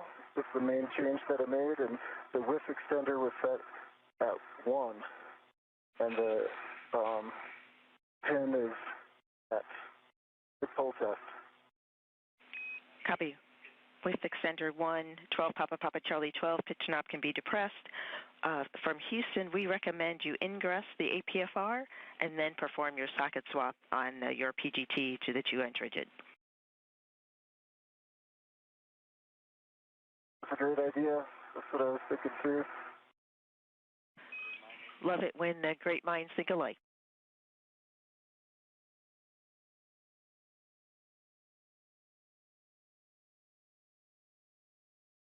and I see that ret in front of you. And also a friendly reminder, prior to ingress with the safety tether reel behind you, you may want to clear it or put it in a different position.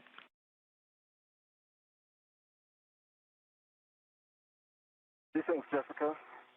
Looks like you're almost there, so I would continue. I see your toes in. Okay. We are okay with that.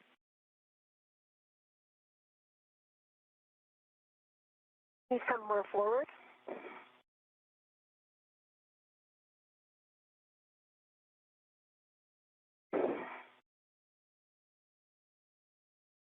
You look in. No, your heel's not in. You need it. Yep.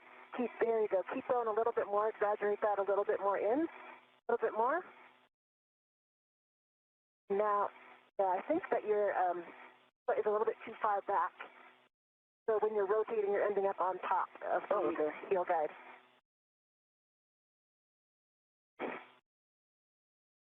That looks better. That looks good. All right. Thanks for the assist. Where does my safety tether go? Your safety tether is between your legs behind you. Okay. I think I'm okay with that. Yeah, I think just when you come out next time, just watch where it goes and get it on the other side of your leg. Okay. Get it on in front of my left leg, essentially. Concur. Okay. All right. I have the right mid strut. Are you going to do your socket swap first? Yeah. Okay.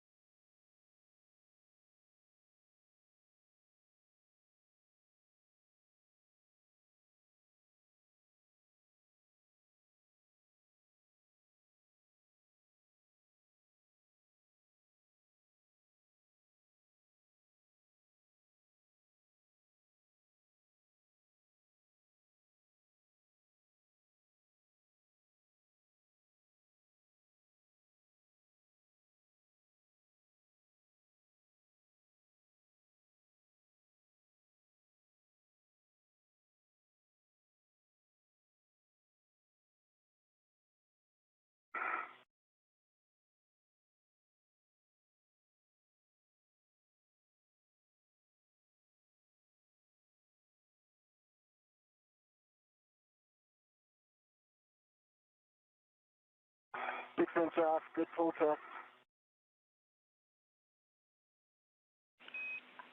Copy. Good socket swap. Good pull test. Verify access to mounting bracket red. 2 hours and 5 minutes into today's spacewalk, U.S. Spacewalk 96, featuring NASA astronaut Jessica Meir at the top of your screen and NASA astronaut Anil Menon at the bottom as they continue working through procedures and construction of the 3B modification kit that will attach to the 3B power channel and support the eventual installation of an International Space Station rollout solar array that will help augment the power of the orbiting laboratory. And that future installation will be on a future EVA. The solar arrays themselves will be delivered on a future cargo flight, NASA's SpaceX 35th Commercial Resupply Services mission. So far, after departing the Quest airlock, picking up additional tools as necessary, they have completed the upper triangle build. Upper triangle consisting of the IROSA mounting bracket and the upper left and right struts. They have since hard-mated that to the 3B mass canister and now have adjusted their foot restraints and tools needed to continue to proceed what will be now assembling the right side of the struts of the 3B modification kit. And that right side consists of a right mid strut and a right lower strut, in which one portion will be attached to the 3B mass canister and one portion will be attached to the mounting bracket. The mounting bracket red. Copy. Verify access lower strut clevis.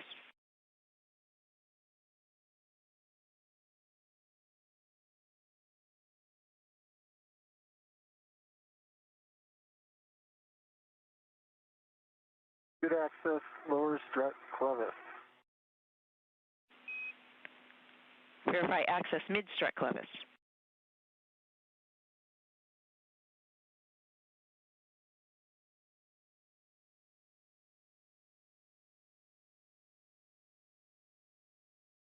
Good access, mid-strut clevis. Copy. Verify mounting bracket pit pin grounding block. Good access, mountain bracket, pit pin, grounding block. Copy. Good access to all those items. Release mounting bracket ret back to the strut bracket.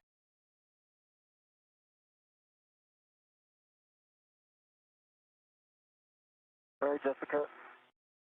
We've got it all. Okay, I've got a hand on it. I'm tending it. Okay, I'm releasing. Okay, it's back in the bag.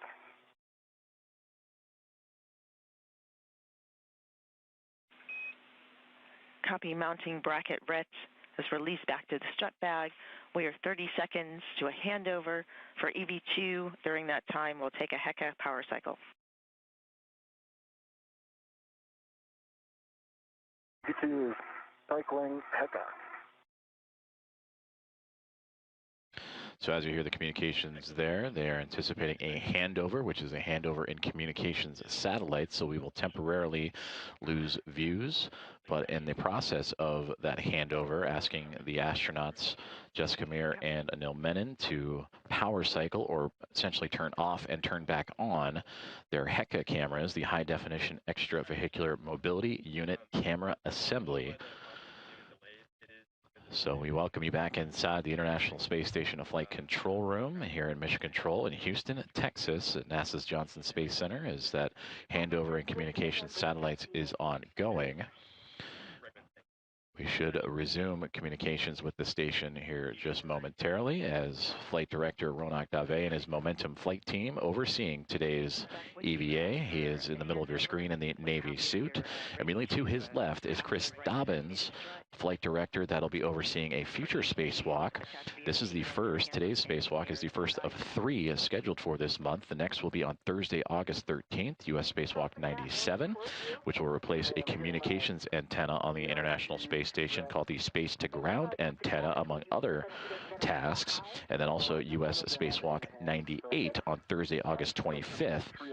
And that will focus on connecting power channels and cables and data relay systems as a part of ongoing space station maintenance, among other tasks. So that is Chris Dobbins to the near side foreground with Ronak Dave for today's EVA.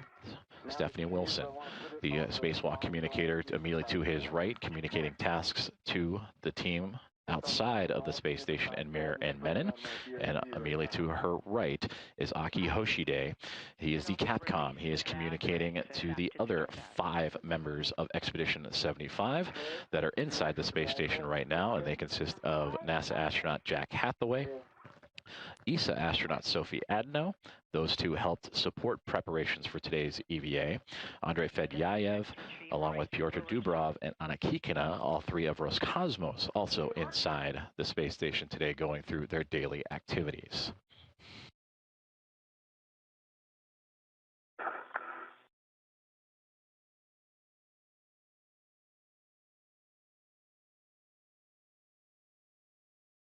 I'll reposition to get down to this other strap, and then I'll get it.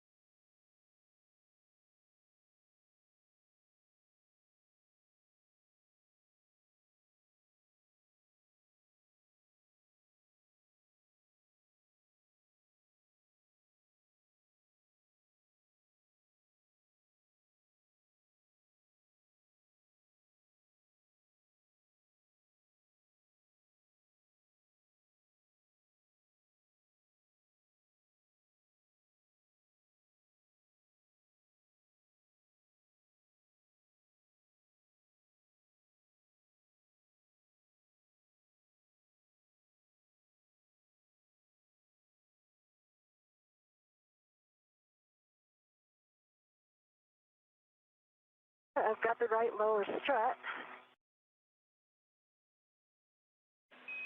Transfer right lower strut to EV2 with the clevis end towards him. Work. Okay, I'm rotating this up and now. Okay. Tracking it.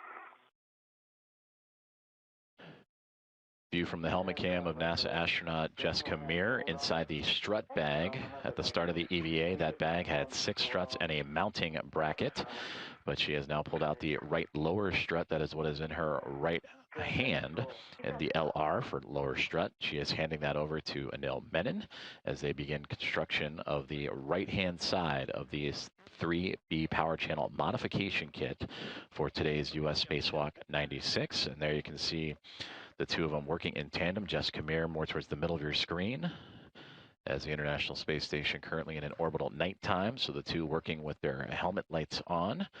Meir with the red stripes on her pant leg. For Anil Menon at the bottom of the screen, he has one side of the right strut. And as for Meir, she will grab a hold of the other end of that strut as they maneuver it into position.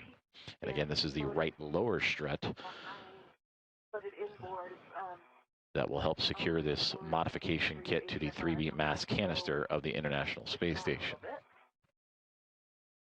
Right now, the two astronauts among their Expedition 75 crew members orbiting 272 miles above the Earth, and they are pretty much at the halfway point, the International Space Station, between the southernmost coast of Australia and the northern portion of Antarctica at the moment. Today's EVA now 2 hours and 14 minutes and 30 seconds of phased elapsed time.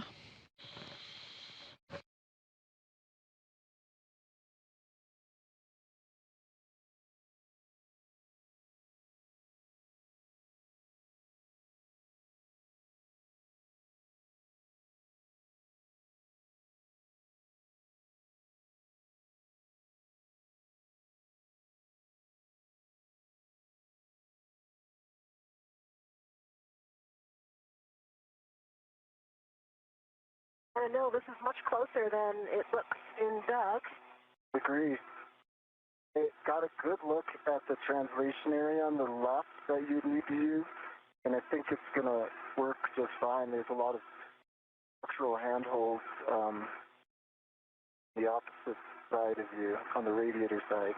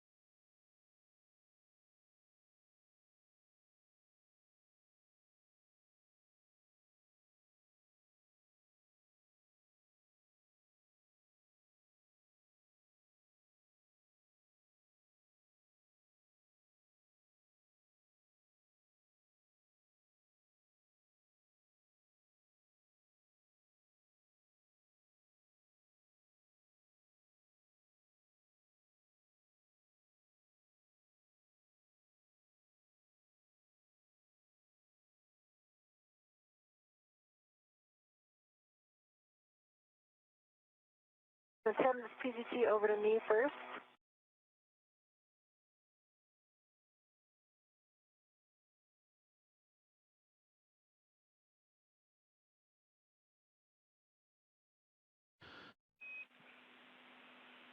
Jessica, A point of view from NASA astronaut Jessica Meir. I have one warning. Pinch point, keep fingers clear of lower strut pad to BGA interface when driving both. You want copies? And for both of you with the consumables check here, PET, 2 hours, 17 minutes. You're on the timeline. Limiting consumable is EV2 Medox, 6 hours, 20 minutes. We do expect that to get better. Yeah, and I'll take settings for the PGT, Stephanie.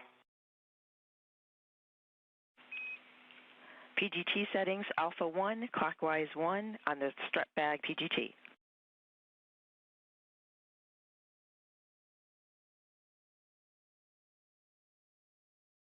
Alpha 1 clockwise, 1 is set. Good settings.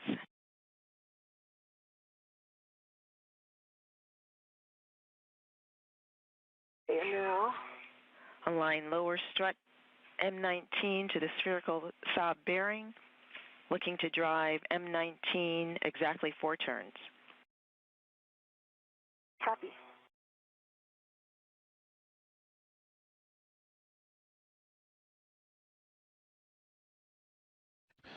Communications with NASA astronaut Jessica Meir, whose view we had from her helmet camera just a moment ago, but now we see her working with... Rotate a little bit counterclockwise. Rotating counterclockwise. Up there.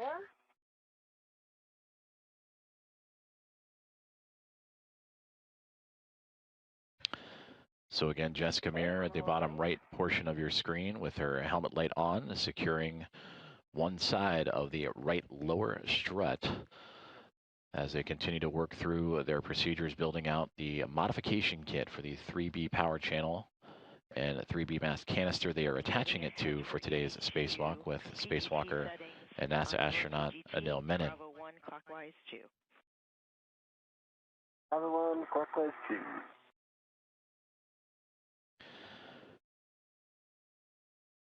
And understand you're helping with alignment, just giving it to you early. I'm with you. That was great. Thank you. Starting turn. So Jessica Meir again on the bottom right-hand side with her pistol grip tool, the space drill, securing that right lower strut to the mass canister as you start to see it slowly but surely become more and more illuminated. The International Space Station and its 2 spacewalkers, currently in orbital at nighttime, but will be coming up on a sunrise here shortly. Anil Menon towards the top half. Or now onto Jessica Meir, who is using that pistol grip tool to secure that strut to the mass canister. Prior to that, you heard an update from the spacewalk communicator Stephanie Wilson, providing an update. Now 2 hours and 20 minutes into today's spacewalk. They are on a timeline, so they are right on time, both Menon and Meir together, working in tandem today. And they also provided updates on consumables, just how their suits are performing, how they are performing. You heard the term MEDOX canister. That is the metal oxide canister. And that is what is installed in the backpack-like structure you see right there on the backside of Jessica Meir. That is what is called the Portable Life Support System, or the acronym here at NASA is PLIS. And that contains everything that an astronaut needs to venture out into the vacuum of space: breathable atmosphere, carbon dioxide scrubbing, cooling, power, water supply, and the like. PCC turned off. Copy that. PGT turned off. I'll give it another cow. We copy.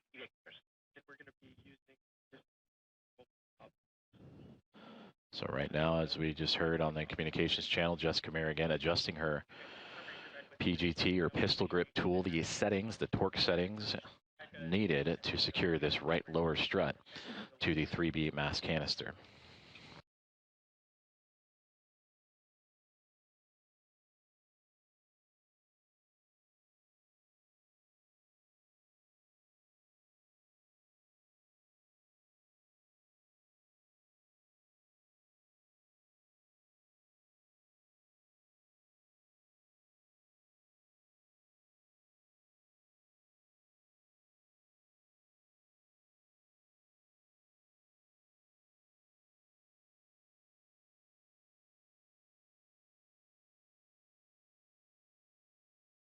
All right, cow pass. I've got a good LED test. Battery is 42.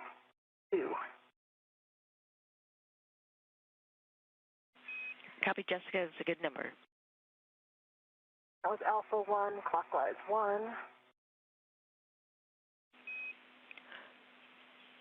Good settings. And looking for 3 more turns on M19. Work.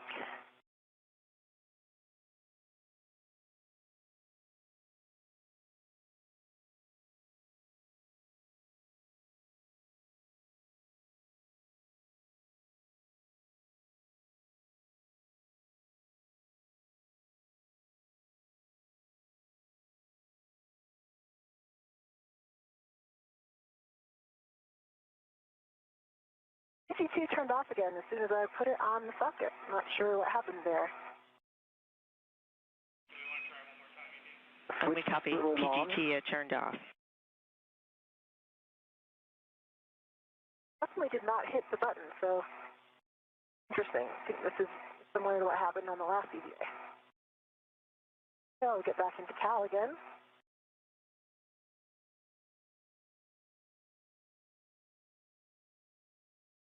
Cal pass. Jessica, we copy Cal passed, and we'd like you to use this PGT one more time. We're talking about options. Okay, copy. Good LED test. 3 volts.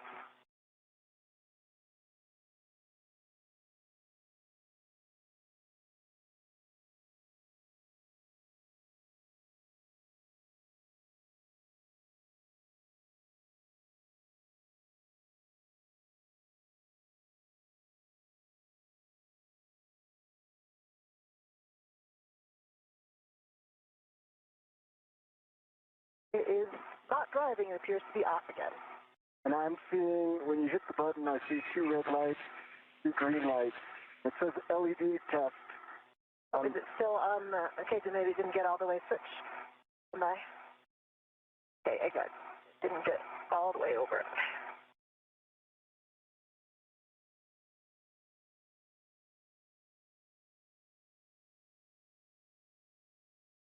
And if that doesn't work, Stephanie, I'm just throwing out an option for you guys to chew on, which is I could take out 1 foot and pass her my PGT. I have my PGT as well. Obviously, yours has the right socket on it, but I can always socket swap if needed. All right, we're turning now. Copy.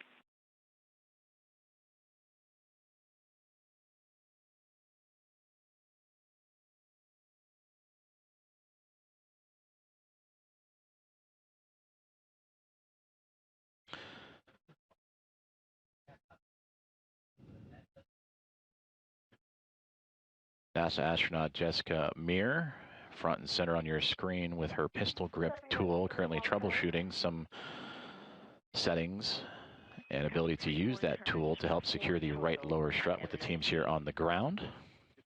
For EV2 now, align lower strut clevis to mounting bracket L6. You'll drive M20 exactly 2 turns with Bravo 1 clockwise 2. M20, 2 turns, Bravo 1, clockwise 2. Bravo 1, clockwise 2, set on the PGT. Good settings.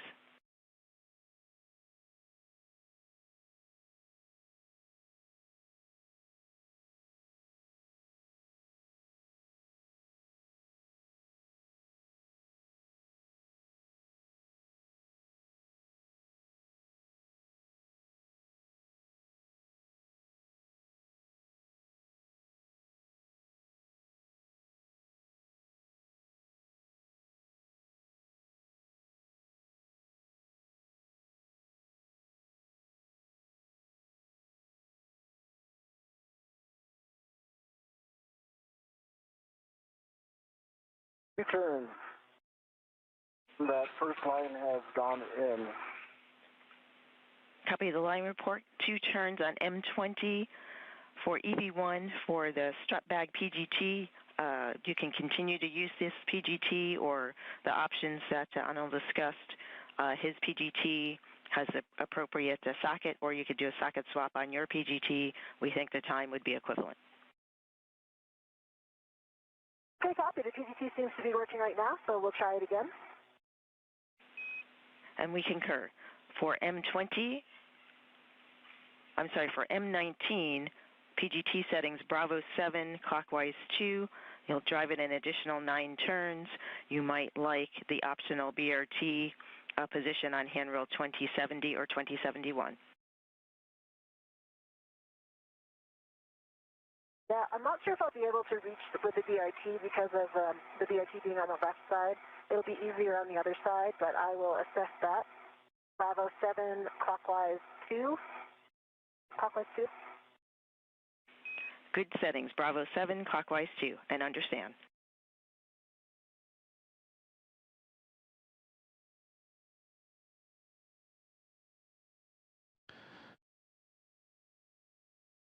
NASA. Bravo 7, clockwise 2 is set. Good settings. And remind me how many turns are expected here? We're expecting an additional 9 turns. Copy 9. And this will, you will drive to torque. Copy to torque.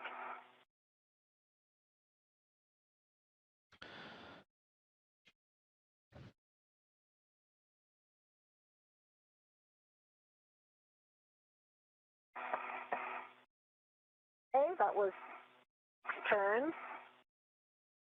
Do have a low torque at 3.8, so I can drive a go to hit it again.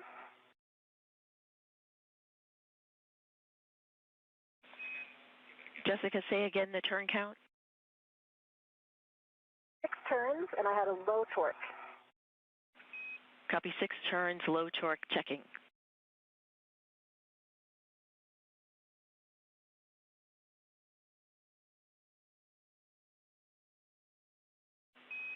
Jessica, double check PGT settings, Bravo 7, clockwise 2.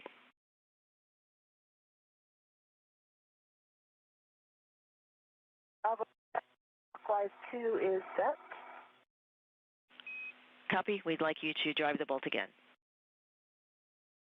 Torque.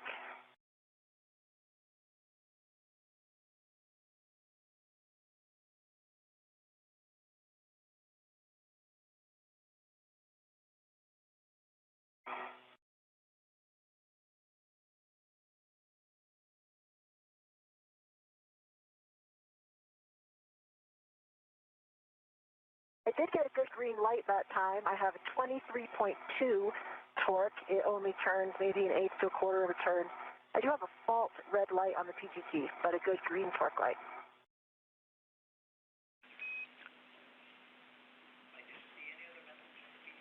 Copy for M19, you had a torque of 23.2, an additional, after the 6 turns, you got an additional 1/8 to 1/4 turn. Green light with the red fault light. Any other lights? No other light, but it is interesting because the torque is green, but it does say low torque underneath the 23.2.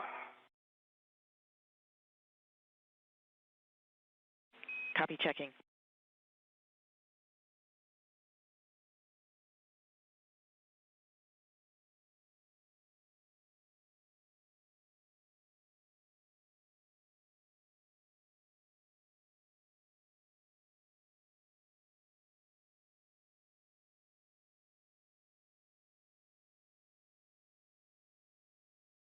So I think I have a little bit of a better position to brace right now if I'm going to hit it again. Okay, that's good. We do what you are seeing is expected. We would like you to drive it again with the PGT, and then we'll go to the torque wrench. Work. Okay, that felt better. But my torque value is, again, it was like maybe an eighth of a turn. The green light, and I see 25.4 on the torque value. I see black line is flush. For M19, 25.4 now on the torque, an additional eighth of a turn, green light, black line flush.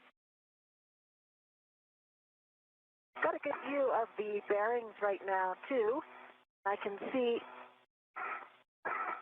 it looks like no gap. I see the black line is parallel to the bolt canister.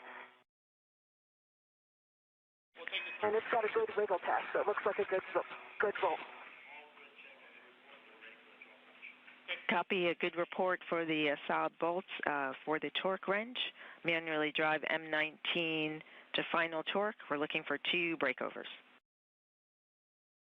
Copy, 2 breakovers.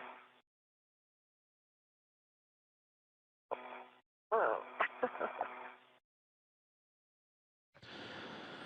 communications between a NASA astronaut Jessica Meir and the Spacewalk support group here in Mission Control in the International Space Station Flight Control Room as the views illuminating as the International Space Station makes its way into an orbital sunrise as we continue on today's tasks for US EV-896.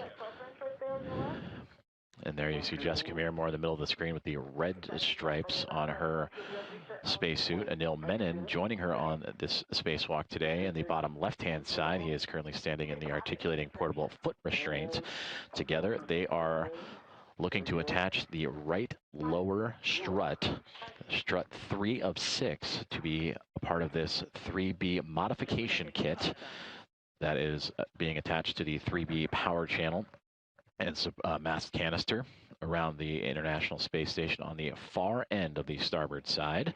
You heard communication, some troubleshooting going on between Jessica Meir and the teams on the ground, looking to work her PGT, as you heard, or pistol grip tool, the space drill, as they were trying to get it to operate properly. They offered a couple of different solutions, also providing the torque wrench to help secure this strut to the mast canister. So we'll continue to monitor that as they proceed through their timeline.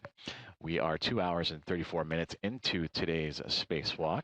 Everything went by the book, pre-breathing, and all of the pre-spacewalk safety measures were all checked off. And the start time of today's spacewalk, 7:33 a.m. Central, 8:33 a.m. Eastern Time. And again, now approaching 2 hours and 35 minutes into today's spacewalk as both Jessica Meir and Anil Menon now orbiting right over the Pacific Ocean at 260 miles above the Earth. So to, again, recap the process so far, after egressing or exiting the Quest airlock, the two astronauts working together would move down the starboard side truss, the backbone and support structure of the International Space Station, to make its way all the way out to the far end of the starboard side. And that is where that 3B mast canister and power channel will be occupied. They have set up shop and have since constructed the upper triangle, which is the mounting bracket that the future International Space Station solar array will attach to on a future spacewalk, and 2 struts, a left and right upper strut. And together between those 3 items, they form the triangle and have since been connected to the top portion of the mast canister. So now what they're doing is working on the lower portions of that structure. Again, the right lower, and there will be a right mid strut, all to add extra security and attachment to this 3B mast canister. They will then transition over to the left-hand side of this structure that they are building and do the left lower strut and left mid strut. Are you able to estimate the turn count? It barely turned. I would say maybe a quarter turn max.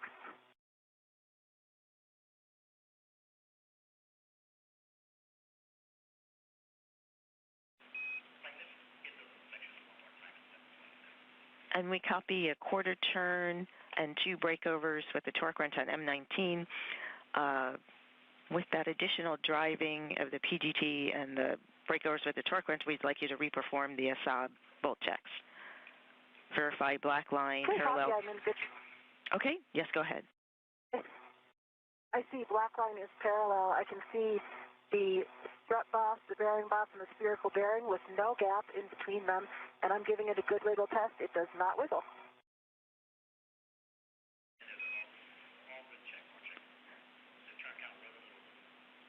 Good checks. We are checking the bolt. Also verify lower strut MLI covering the strut pad. I need to pull the MLI back down a little bit. That's in work now.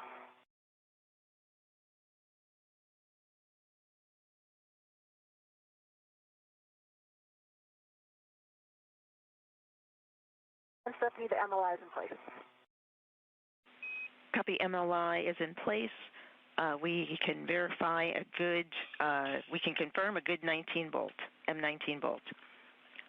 You can release the RET from the lower strut.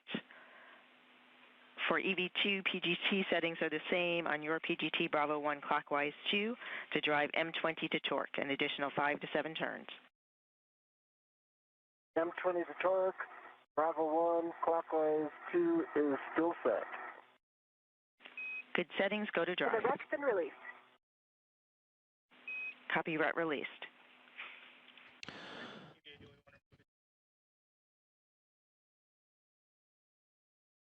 Stephanie, while he's driving those bolts, I translate up into position for the mid-strut. Yes, translate to side pad location on the right side of the mass canister. In work.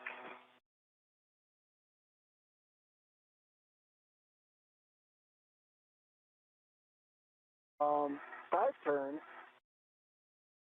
low torque, line is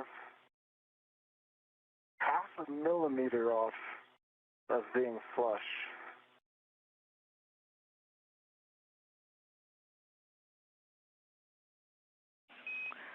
Copy, 5 turns. I believe you said low torque. We'd like you to drive M20 again. Driving M20 again.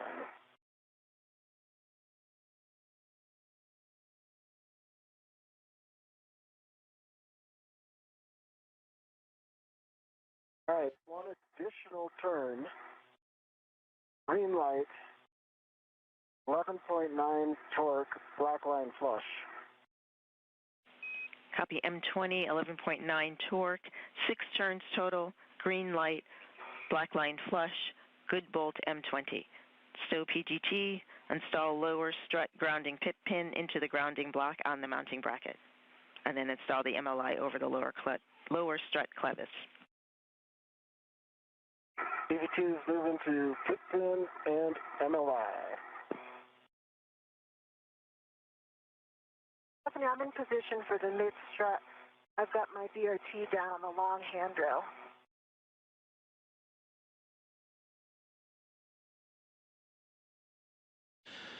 We copy.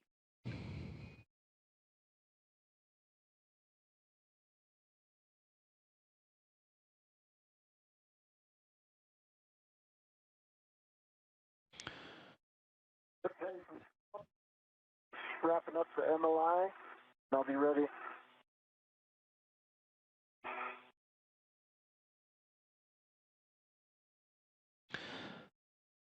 Some good communications there between Jessica Meir and Anil Menon, the two talking to the teams on the ground as they just have completed the bolting of the right lower strut. Jessica Meir attached her portion of the right lower strut to the 3B mast canister and then transferred bolting and assembly over to Anil Menon, who then attached the topmost portion of the lower strut to the mounting bracket, the IROSA mounting bracket, and together now they are working to begin the right mid strut. So in total, 6 total struts for today's assembly and a mounting bracket, all to support the installation of a International Space Station rollout solar array. The first 2 struts were used to help complete a triangle shape with the mounting bracket for the IROSA. That was built first and attached straight on into the 3B mast canister. Then at an angle from top left to bottom right, as we see, or pardon me, bottom left to top right, we see that lower strut assemblage to the mast canister. That has since been bolted into place.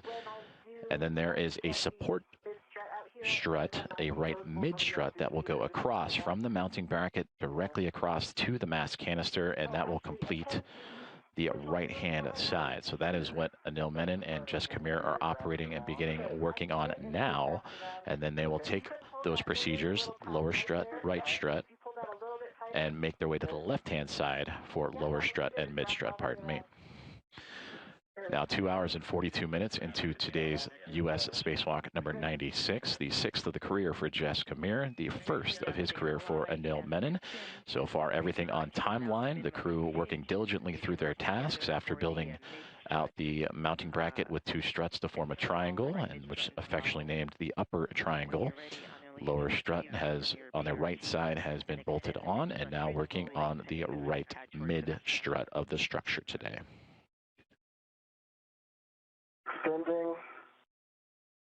and passing the mid-strut.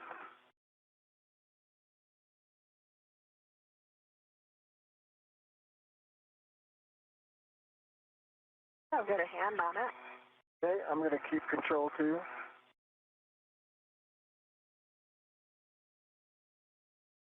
Okay, if you can hold it right there for a minute.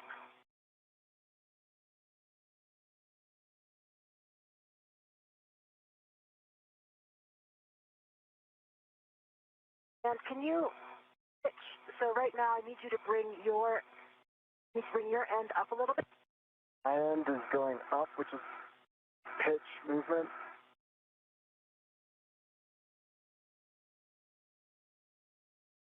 Here we go. We are in soft dock. Okay. Just FYI, the threading seems about 2 inches out, so we might experience an MLI challenge. Understand. Good call. Copy soft dock. 1 caution, verify proper alignment for Fairchild fastener installation due to side load cross-threading sensitivity.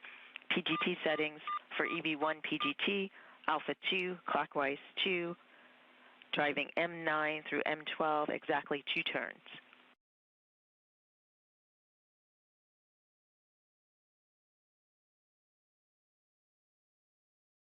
Copy. 2 turns.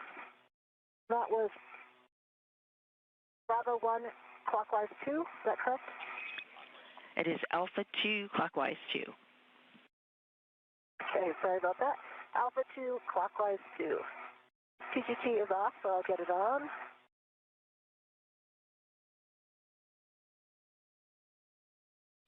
And we copy. And this one is expected to be off. Concurred. The first use, I have CalPath, good LED test, and 41 volts. Those are good numbers. Go to drive M9 to M12, exactly 2 turns, 1 minute to a handover. Alpha 2, clockwise 2. Good settings. And 2 turns. Concur. Starting turns on M9. Copy M9.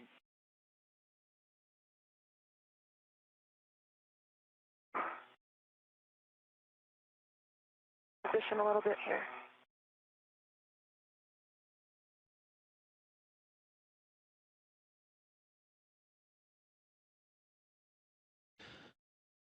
NASA astronauts Jessica Meir and Anil Menon continuing progress on today's build out of the 3B mass canister and 3B mod kit attachment modification kit. And we just heard prior to all the settings that were radioed up to the crew from Stephanie Wilson, the Spacewalk communicator, that they have reached the midway point of construction of this modification kit, which leaves the kit currently in the minimal configuration to safely and be structurally sound to the side of that mass canister, but continuing to press ahead as we are now 2 hours and 46 minutes into today's spacewalk.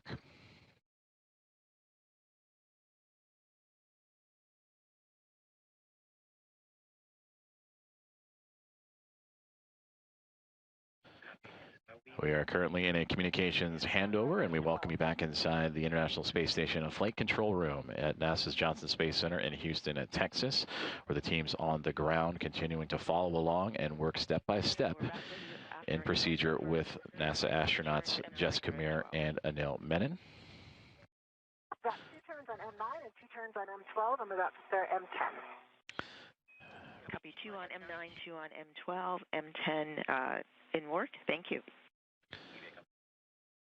And there you see Stephanie Wilson, that spacewalk communicator, right in the middle of the screen. Ronak Dave to her left-hand side in the Navy suit, the flight director for today's spacewalk and his Momentum flight team overseeing. And Aki Hoshide, the Capcom, to Stephanie Wilson's right side, managing communications for the other 5 members of this Expedition 75 crew aboard the International Space Station. So he handles the internal space station communications, Wilson the external for Menon and Meir. As we return to views outside of the orbiting laboratory, and again, these two working in tandem to now assemble the right mid strut, and they're working through their bolt settings to how to attach that to not only the mounting bracket, but the actual 3B mass canister itself using the PGT. You've heard that acronym used several times here recently.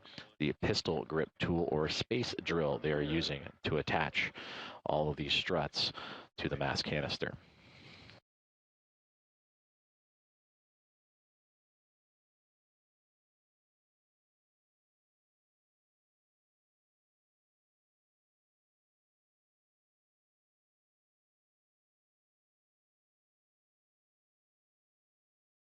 Got it.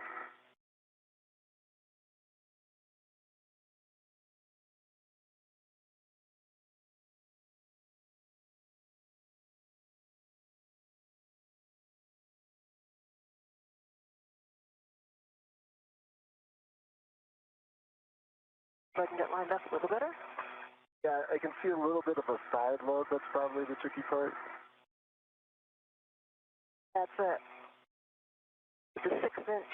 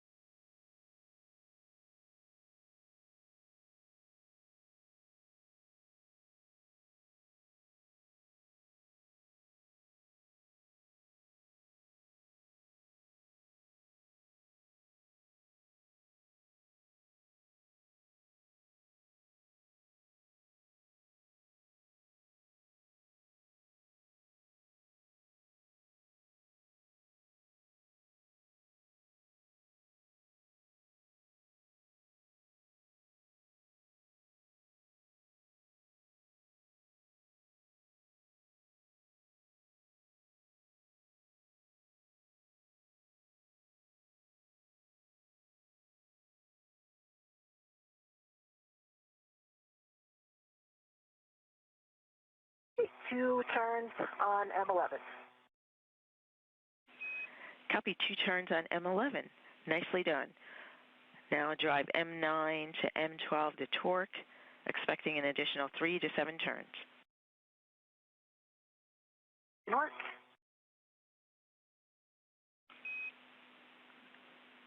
For EV2, align the mid strut L7 with the upper strut L7. If needed, you can egress 1 foot from the APFR.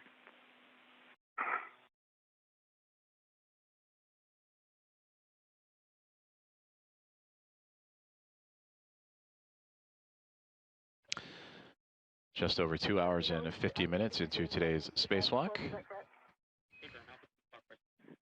That's affirmative. Alpha 2, clockwise 2, same settings. NASA astronauts Jessica Meir and Anil Menon now operating the installation of the right mid strut of today's 3B modification build around. Copy, aligned. PGT settings for your PGT are the same. Bravo 1, same as previously for you. Bravo 1, clockwise 2. And that is around the 3B mass canister. The communications you are hearing are with Stephanie Wilson, the spacewalk communicator, relaying the different PGT or pistol grip tool settings to help drill this right mid strut into place. Torque of 2.8. The light is green. Sorry, green torque and 2.8. And that was 3 more turns. 2.8, 3 turns on. And which bolt, please? It's on M9. Copy, M9, checking. Oh.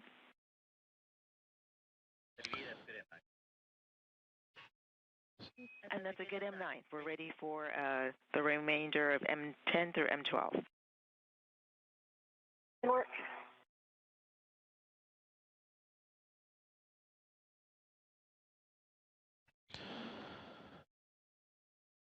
So astronaut Jessica Meir in the red stripes on the bottom of your screen as identified on the pant leg cuff of her spacesuit, relaying down the amount of turns and torque of her drill as she works through the what will be 4 bolts to attach one side of the right mid strut. 12.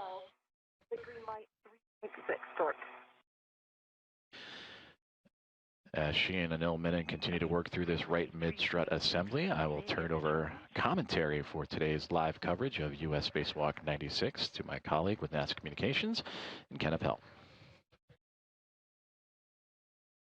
M24, eight total turns, green light, black line flush, 11.8 torque. Copy EV2, hold here. What I understood for you for M24, torque 11.8, 8 turns, green light, black line flush.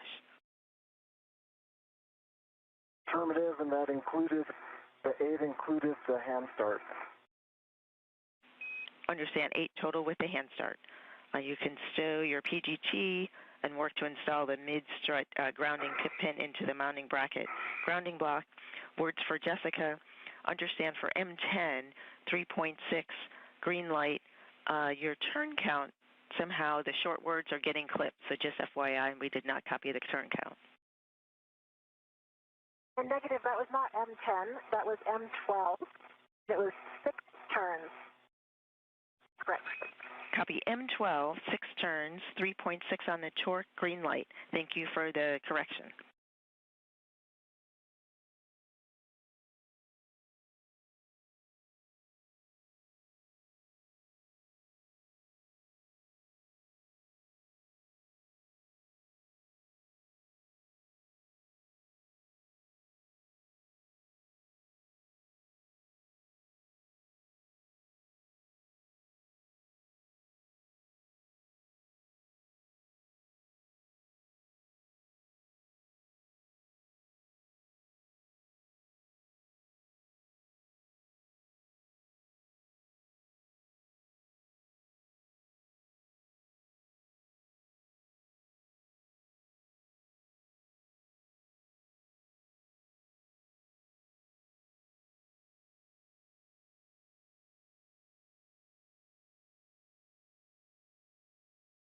And Stephanie, did you copy my last? I last copied your report for M12. Sounds like a bit ratty comm, Stephanie. That was broken. This is Mission Control Houston, and if you're just joining us, we're covering the U.S. Spacewalk 96 that began at 7:33 a.m. Central, 8:33 a.m. Eastern this morning. We are currently just under 3 hours into today's spacewalk. The International Space Station is currently flying 259 statute miles over the United States over the state of Iowa. Sorry, we did not hear that. You can move on to M10. Today's spacewalk prepares the 3B power channel for the future installation of new rollout solar arrays. Once installed, the arrays will provide additional power to support critical station operations. The MLI installed over M13 and M14, ensuring that the mounting bracket upper surface is clear. Here on your screens are NASA astronauts, Jessica Meir there with the red stripes, and then NASA astronaut in the foreground, Anil Menon. And Stephanie, I had 5 turns on M10. To recap, they have completed assembly of the upper triangle, which you see in front of Anil Menon there on your screen. M10, 3.8 torque, 5 turns, green light.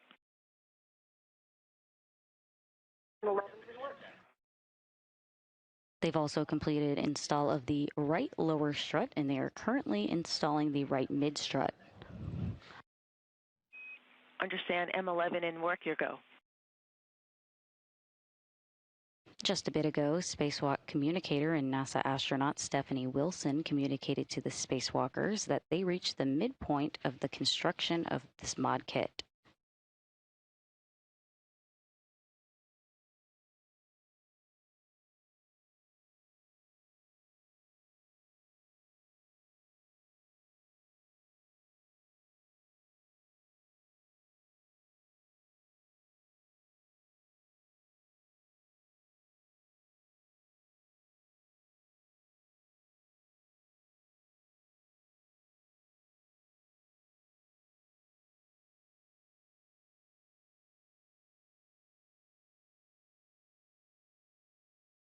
Stephanie, 7 turns on M11, good green light, 3.7 torque. Copy M11, 3.7 torque, 7 turns, green light. We would like you to drive M9 again. Copy M9 one more time.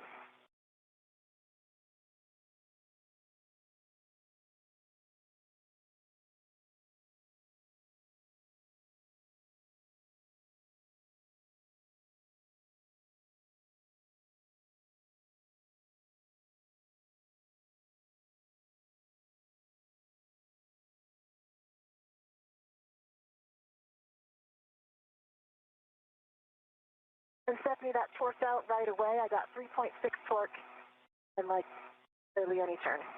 Big green light. Copy it, torqued M9. out right away, 3.6, green light for M9, checking.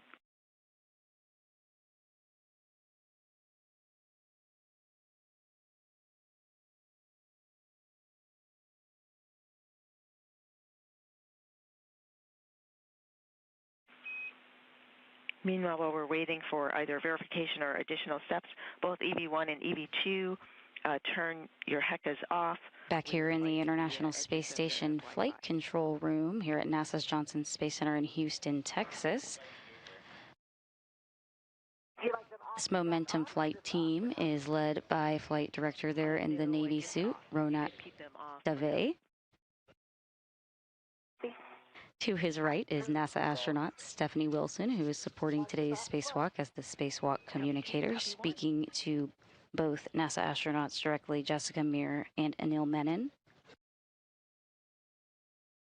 And to her right is JAXA astronaut Akio Shide, supporting as today's Capcom and communicating with the crew inside of the International Space Station.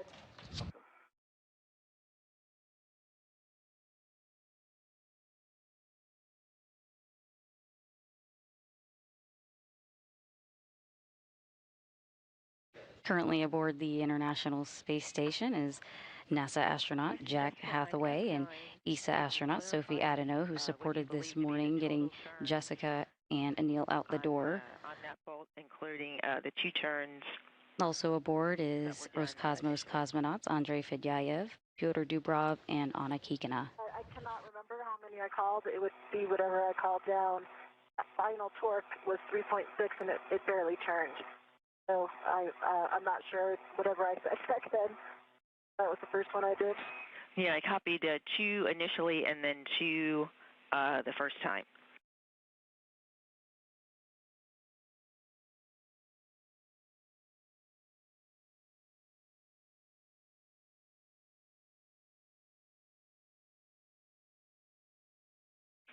I copied Jessica. We're checking the bolts.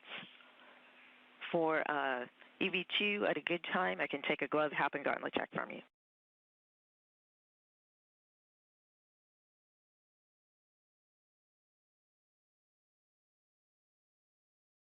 Who's checking?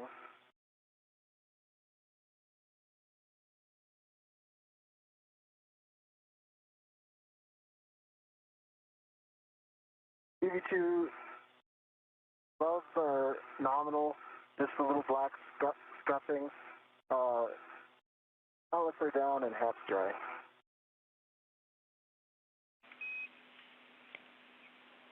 Copy EV2.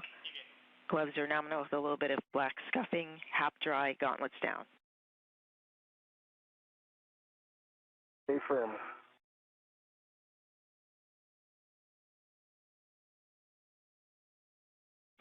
For EV1, while we are discussing volts, release EV2 rep from the mid-strut and verify side. We are currently in a brief but expected loss of signal. Installed in the side pad and MLI standby. Just release EV2 rep from the mid-strut and verify the side pad final config.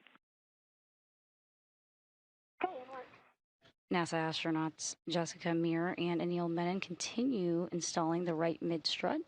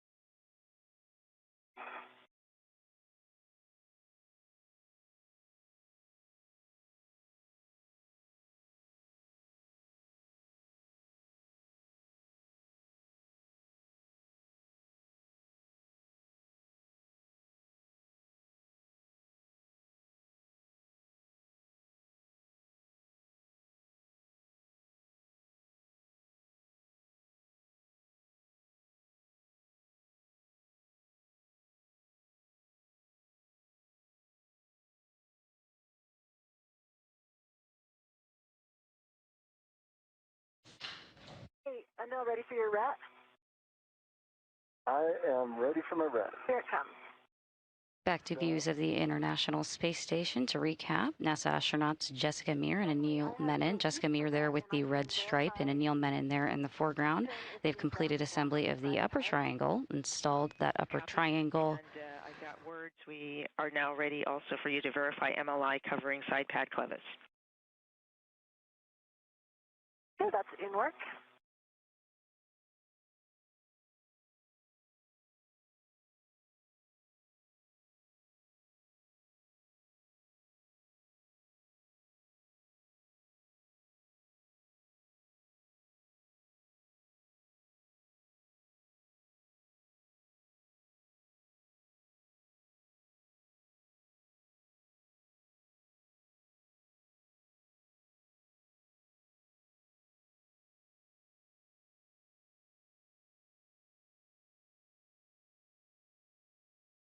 And Stephanie, it's covering the clevis now. Can you verify for me whether or not pit pin should also be covered by the MLI? Checking. Pit pin should not be covered by the MLI. Okay, copy. And I think we're in a good config here. Clevis is covered. I'm giving it a good squish. Copy. It's a good side pad final config checks. I'll take a go of HAP and gauntlet check from you. EV1 half is dry. Gloves are still nominal. I have a few black smudges, one on each pinky finger and one on my right thumb. My gauntlets are down. Copy. EV1, nominal gloves, few black smudges, pinky and right thumb, HAP dry, gauntlets down. Today's spacewalk prepares the 3B power channel for future installation of new IROSAs, or International Space Station Rollout Solar Arrays. We are still Once those are installed, the arrays will provide additional power to support station operations. To recap, NASA astronauts Jessica Meir and Anil Menon have completed assembly of the upper triangle, which you see there in front of Anil Menon on the foreground of your screen.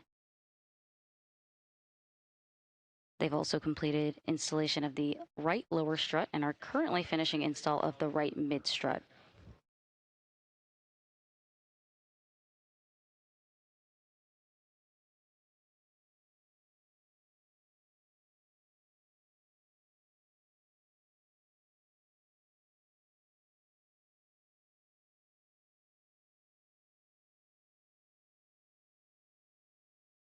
While we're standing by, could you give us our ET, Stephanie, and where we are in the timeline? PET 3 hours, 6 minutes, checking timeline. We are about 5 minutes down on the timeline. EV2 MEDOX limiting 7 hours for MEDOX. Copy. Good improvement. Definitely. Hope that you're in an ACFR not moving.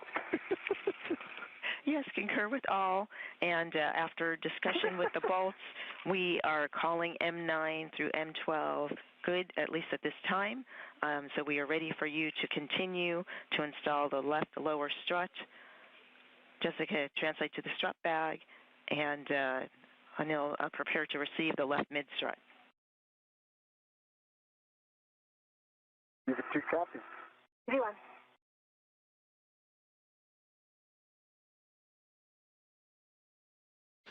And with that communication to the crew from the ground team here at NASA's Mission Control Center at NASA Johnson Space Center, that they have instructed that Jessica Meir and Anil Menon, the 2 spacewalkers for today's U.S. Spacewalk 96, have moved on and have completed the assembly of the right mid strut. They were going over reviews of the bolts that were needed, the 4 bolts to attach that right mid strut to the 3B mast canister. And with that, they have since given the go for Jessica Meir, who you see towards the top of your screen in the red striped spacesuit to move along and return back to the strut bag and now begin the left side of the assembly. And that left side will start with the left lower strut. So going over everything that has transpired here over the last 3 hours and 8 minutes, that's how far along we are in today's spacewalk.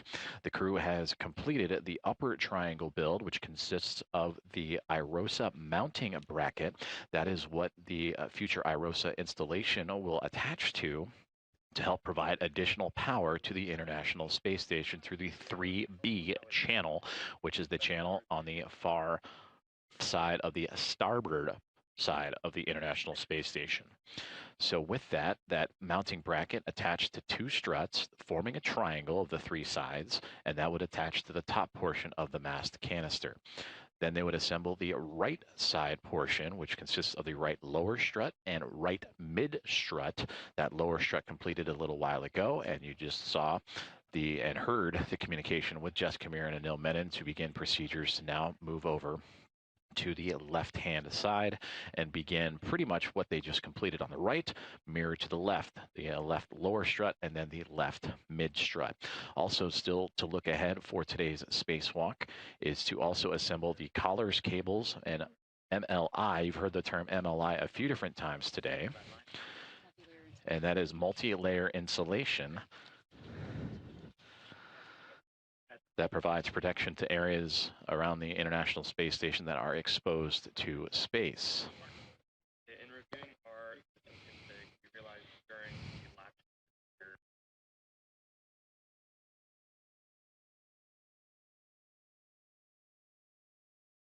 Coming your way, Anil? Oh, there we are. And there's a great view of that strut bag as Jessica Meir when that red stripes. I have control. Okay, I'm gonna let go. This will view the moon to the left.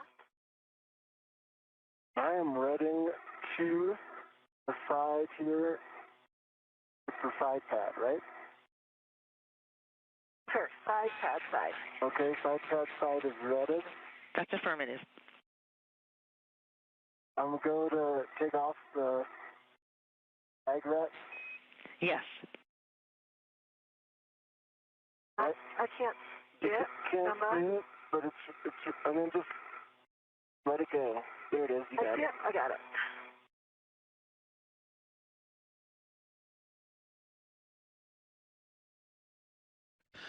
So that is Anil Menon on the bottom left and Jessica Meir on the top of your screen, starting to begin assembly of the left side of today's 3B modification build outside of the 3B mast canister of the International Space Station, and all in support of the future rollout of a rollout solar array to provide additional power to the orbiting laboratory.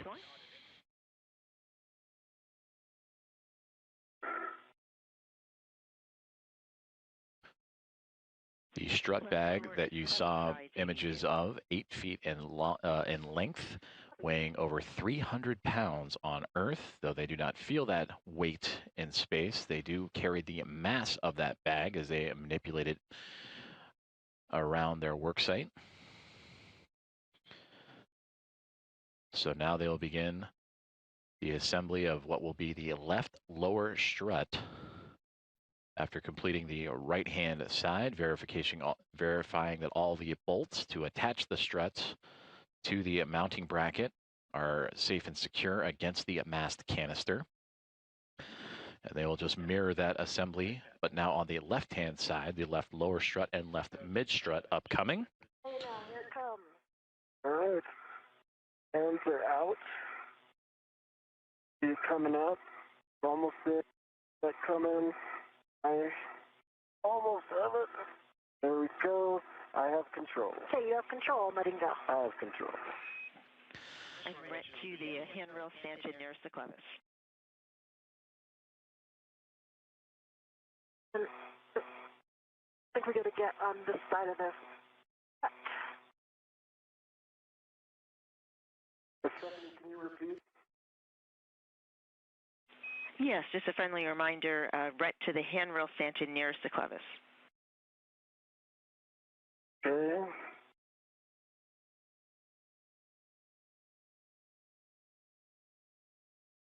MWS rat is on the handrail stanchion nearest the clevis, near M22.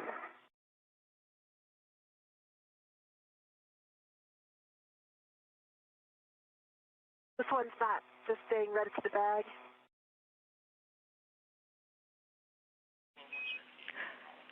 This one, once the red is on the handrail stanchion, you can release the bag to the red to the bag. Okay, go to release now. Go to release. Okay. That has been released. Right, I have control. I see you have control. Jessica, verify access to the strut bag PGT and torque wrench for the left sob spherical bearing, and then translate to the left side of the IEA. Okay, copy. It's in a good position right now. Hopefully it stays that way, but I will start translating. Excellent. Thank you.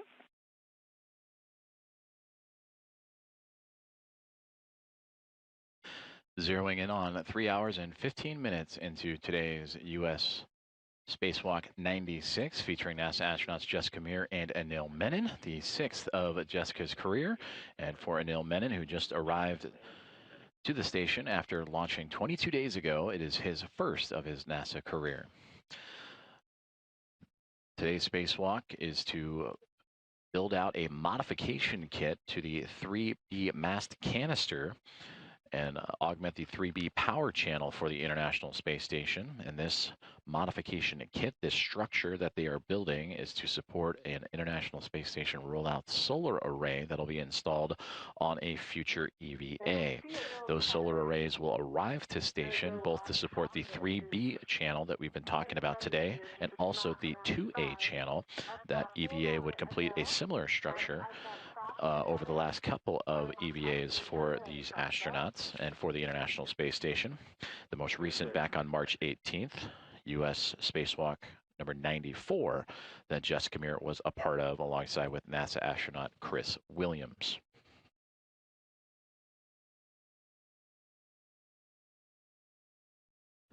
So far, they have completed the upper triangle and the right side of the strut assembly to attach to that 3B mast canister, which is located all the way to the far end of the starboard side of the International Space Station. So they had covered some ground after exiting the Quest airlock. Over here on your left, I'm at the A-frame, so I'm going to get into a position to adjust your APSR.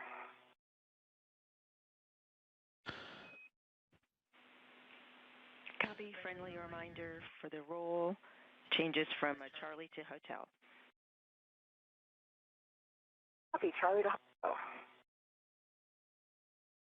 And that is Jessica Meir relaying communications to the ground as she has moved around backside of where she previously was, supporting the right side build out of the structure. She since has gone up and around Anil Menon and is now popping up on the left side of the structure to help build out that left lower strut and left mid strut. Meanwhile, Menon at the bottom of your screen, he is locked in to an articulating portable foot restraint to help extend his reach, which I think might be a song.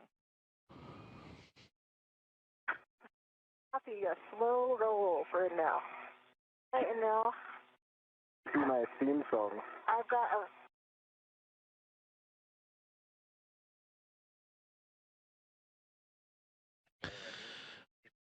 Currently experiencing a communications handover for the next handful of seconds as we take a live look inside of where we are located inside the International Space Station Flight Control Room, inside of Mission Control Center in Houston, Texas at NASA's Johnson Space Center. The team here on the ground working in lockstep with the two astronauts outside of the International Space Station, led by Ronak Dave, the flight director for today, and his call sign Momentum Flight, as him and his team overseeing everything on the outskirts of the orbiting laboratory. Might be in position golf. Golf, we're going one over. Copy, Golf. Are you ready to verify the access steps? I see you in. Stand by 1 sec. I see you in Hotel now. Hotel. Good job.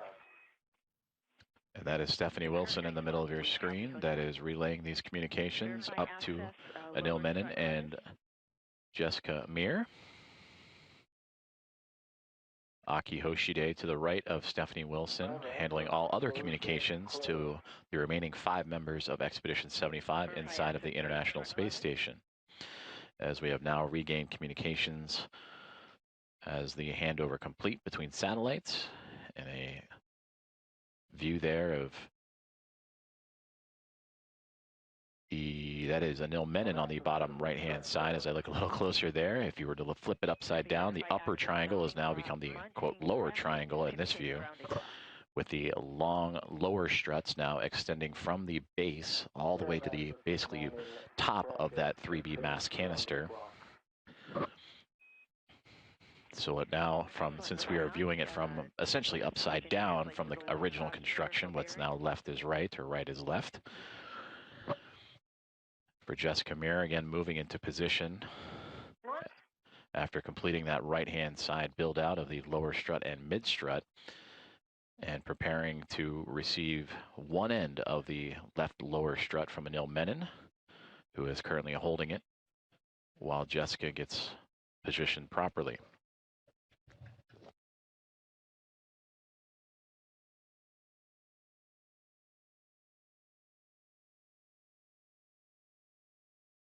Stephanie, I'm at that location. I am going to get a BRT down on this side. It'll make it a lot easier. You're on the appropriate side now.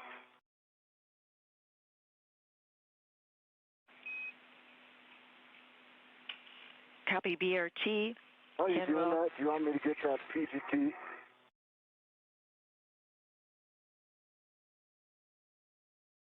I think I can reach it. I can reach it, I think.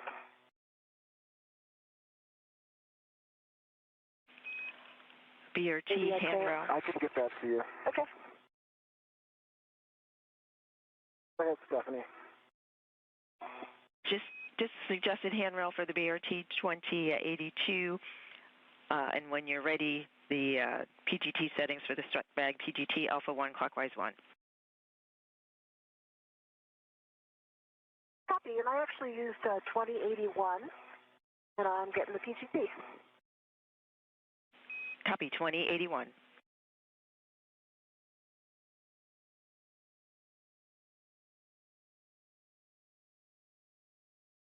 Also, I'll give it a cow.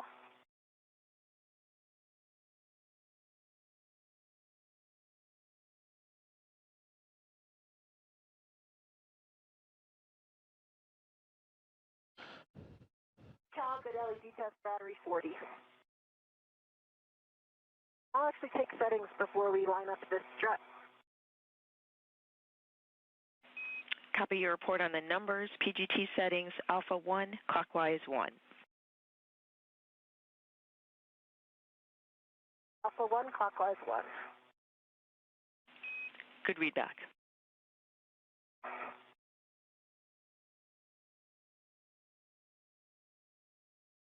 That is set. All right, so now I'm ready to get that strut in position.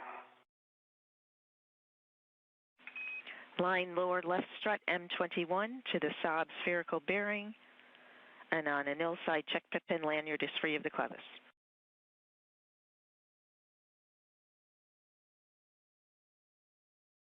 And now? I'm just checking the lanyard. Lanyard free. I can help you out with. Okay, the bolt is aligned right there. Can you hold steady there? Holding steady. We're ready for 4 turns, Stephanie? Drive M21, 4 turns. You have a go.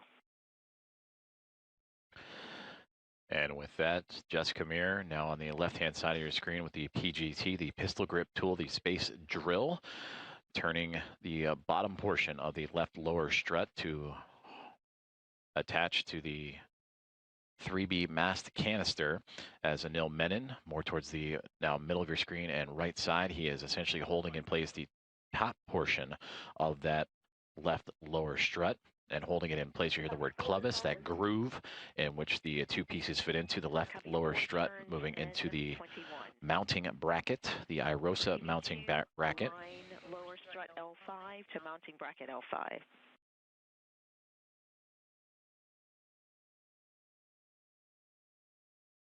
So while Jessica Meir on the left is attaching the lower portion of this strut, Anil Menon just receiving instruction to now arrange that strut and properly align it into its correct configuration, and now properly aligned to the mounting bracket. Settings for your PGT, Bravo 1, clockwise 2. Is this just 2 turns here? That's affirmative. You'll be driving M22, 2 turns. And you can hand start them, your preference. I'm just going to hand turn them. That's a good plan.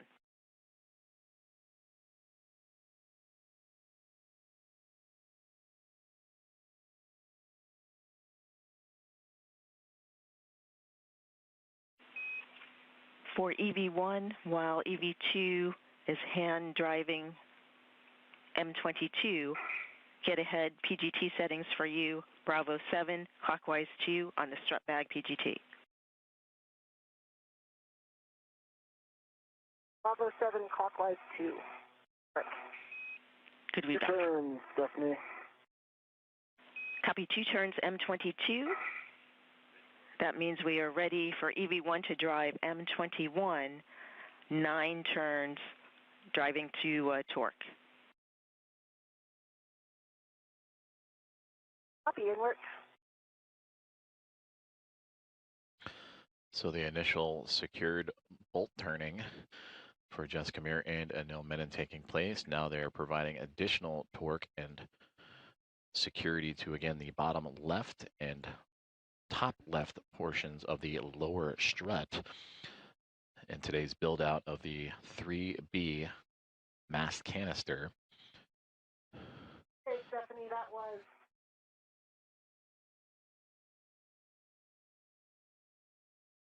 9 turns. I've got a red light and low torque 16.3, so I can hit it again. I do see black line is like pretty much flush. I think we're very close.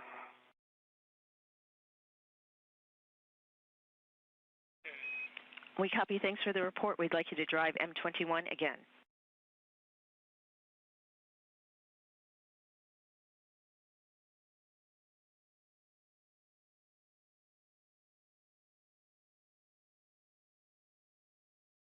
Okay, that was about a quarter turn. I got a good green light.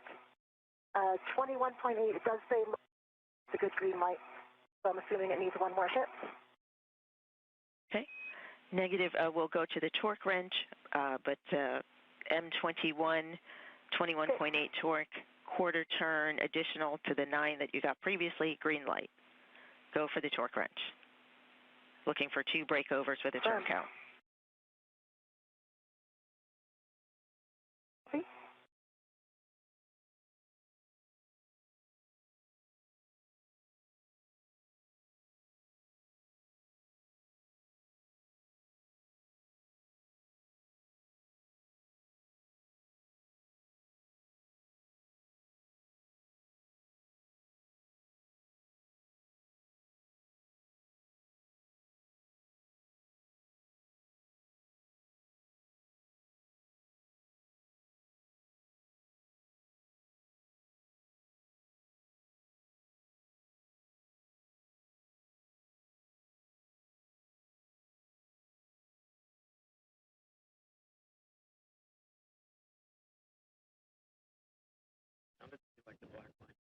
Approaching 3 hours and 30 minutes into today's spacewalk, US EV-896. TCV setting of 2.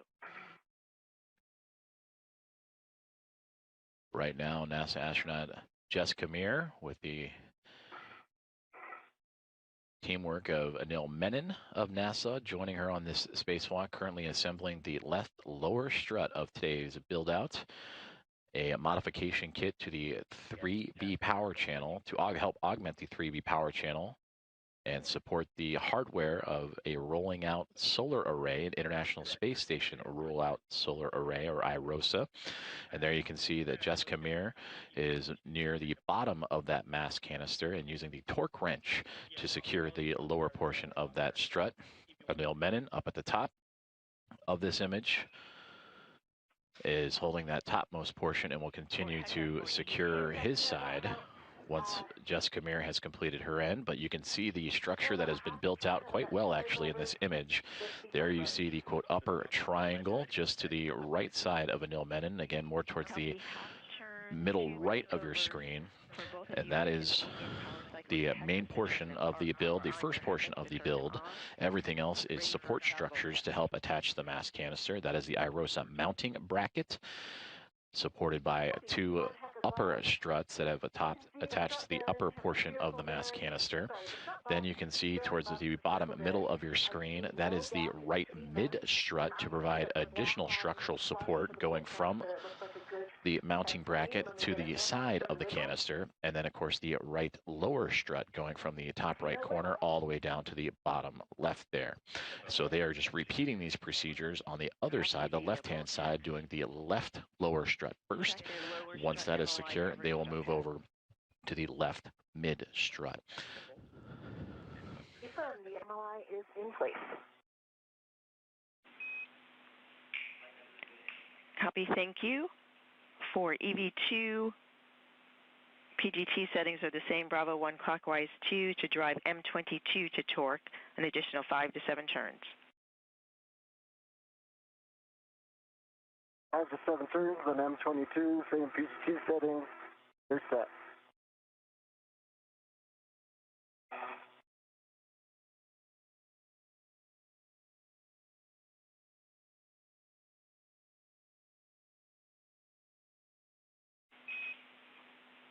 Jessica, with the completion of your sob bolt checks, when you are ready, you can translate to the left side pad installation location. Okay, copy that, Stephanie, and my TCV settings back at 4. Copy EV1, TCV setting of 4.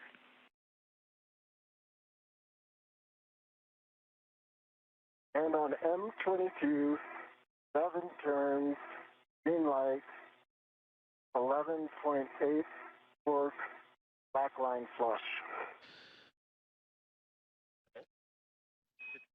Copy M22, torque 11.8, 7 turns, green light, black line flush. Stow PGT, release the ret from the lower strut. And with that call out and releasing the ret from the lower strut, the ret is the retractable equipment tether. That is to make sure that the equipment that they are working on, in this case the left lower strut, were not to break away from their workstation. The left lower strut has now been assembled after Jessica Meir did the bottom portion and Anil Menon did the upper portion, and you just saw a great helmet cam view from Anil Menon where you saw the upper triangle build. The right side has been completed, and we go back to that camera. So that's a great view of that upper triangle. That is the IROSA mounting bracket on the near side, covering the bottom portion of your screen, with those two top struts, left and right, attaching it to the top portion of the 3B mast canister. So there you can somewhat see off the left-hand side of Menon's glove, the lower left strut going from the mounting bracket all the way down the canister to the bottom left-hand portion. Jessica Meir, who is floating just off to the top of the left-hand portion of your screen in the red stripes. She has now moved her way to the mid-center pad location. What's going to happen now is that they will prepare to install the left mid strut. Jessica will be in charge of fixing the portion that will attach the mass canister, and for Anil Menon, he will attach his side to the upper triangle and the IROSA mounting bracket. So again, the NASA astronauts Jessica Meir and Anil Menon continuing to proceed along with today's spacewalk procedures, now passing 3 hours and 32 minutes on in, and they continue to cruise along with today's build of 6 struts and 1 mounting bracket. So once this left mid strut is on, that will be strut 6 of 6 before moving on to their next task, which would be helping assemble cables and additional installations in preparation for that installation of an IROSA, or International Space Station Rollout Solar Array, on a future spaceflight. Full length heading the side pad towards the mass canister.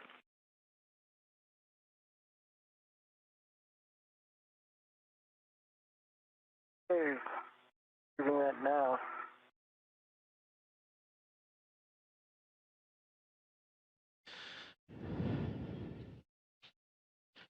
And now the International Space Station making its way into an orbital nighttime. We've had a handful of those throughout today's spacewalk. As you see, Anil Menon starting to properly line up that left mid strut now. It is a telescoping strut that expands out, so you can see him extending that mid strut, in which he will hand off the end of that to Jessica Meir. I'll get a hand on the handrail. Okay, can you pull it toward you, actually? Towards me, okay. All right, we're in soft dock. Great.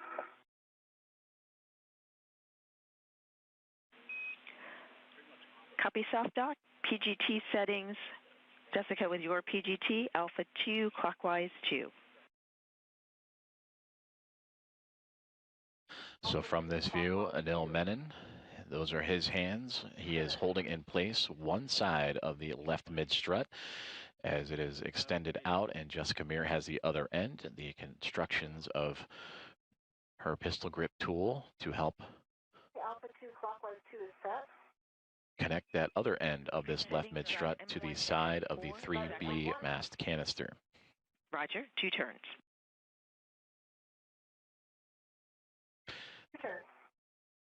And we go inside the point of view of Jessica Meir in her helmet cam, and there is that pistol grip tool. You can see the settings on that tool as she is Copy 2 turns, M1. attaching the bolts to the side of the mast canister.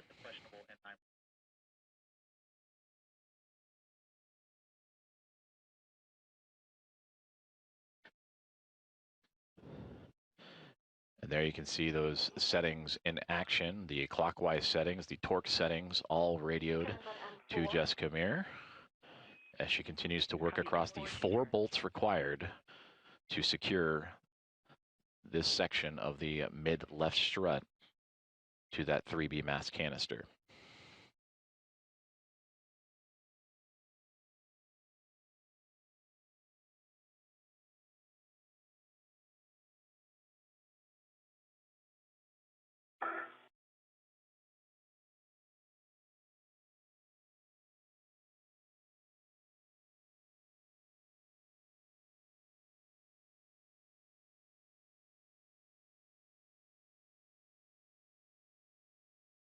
Turns on M2.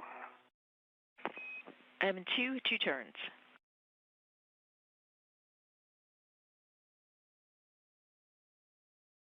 Turns on M3. Copy 2 turns. Well, actually, I did get 2 M3. turns. I'm going to hit M3 again. It didn't. M3 did not engage, so I'm going to do 2 more. Copy.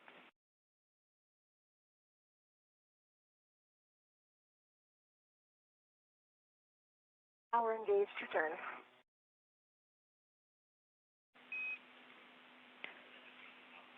Copy 2 turns, M3. Drive now M1 to M4 to torque, an additional 4 to 7 turns. For EV2, align mid-strut L8 to upper strut L8. 4 to 7 turns. EV2 has aligned L8 to L8.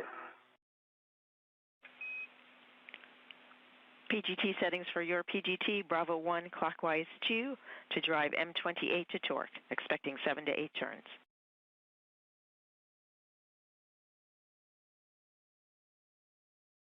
Bravo 1, clockwise 2, copy. Hey, M1, I got 4 turns, good green light, and 3.7 torque. M1 3.7 torque, 4 turns, green light. Good M1.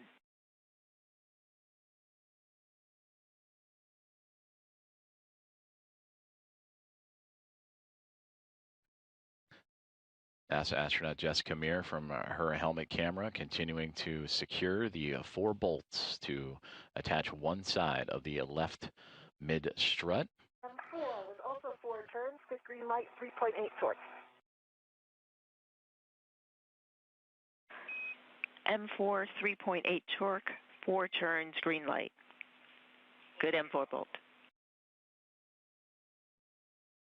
She initially provided the initial security, so a couple of turns, 2 turns each for bolts M1 through M4. That is the 4 you see on your screen.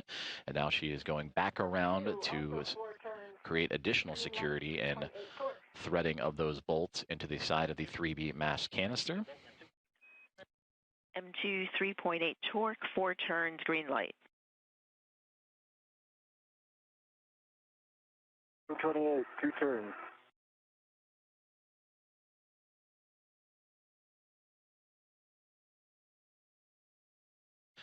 And once this is secure on the perspective of Jessica Meir, we will then transfer over to Anil Menon, who is holding the other side of this left mid strut and holding it up against its appropriate position against the IROSA mounting bracket, the International Space Station Rollout Solar Array mounting bracket. And then he will take his turn with the PGT or pistol grip tool, the space drill, to attach the other side of this left mid strut. Actually, Sophie, that was 3.6 for M3. Copy 3.6. Thanks for the update. And for EV2, M28, you can drive it to torque. Going to torque on M28. Stephanie, I see a good pit pin in the center, in the side pad, and I will get the MOI in place. Copy.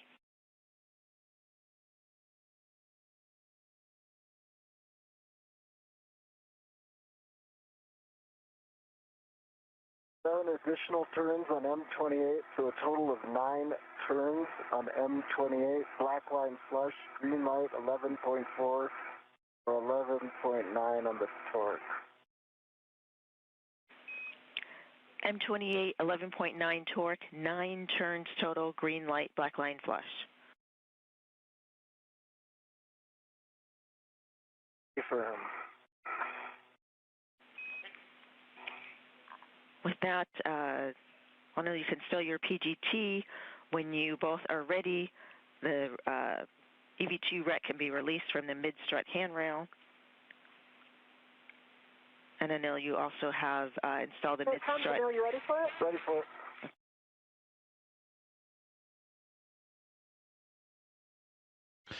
So with those callouts, you heard the 4 good bolts from the perspective of Jessica Meir, and then Anil Menon on the other side with his bolt also good.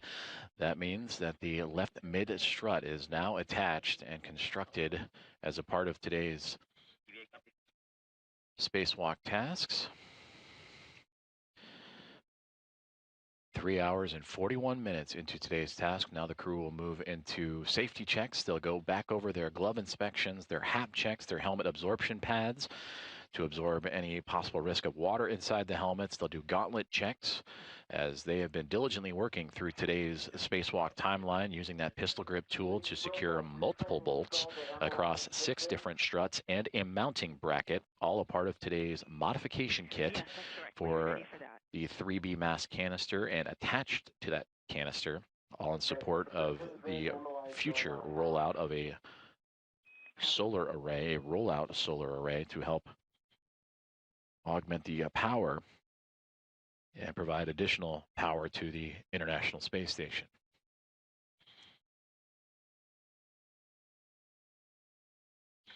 And again, we have had these glove, HAP, and gauntlet checks. Again, HAP, the helmet absorption pad, all throughout today's spacewalk.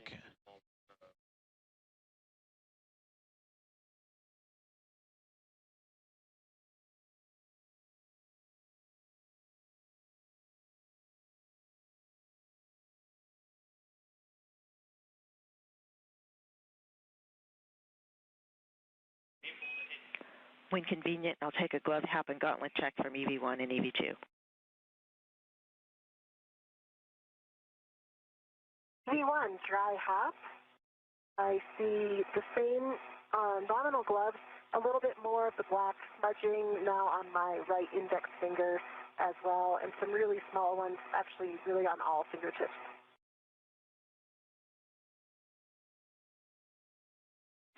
Copy for EV1, nominal gloves a little more smudging, especially on the right index finger and all tips.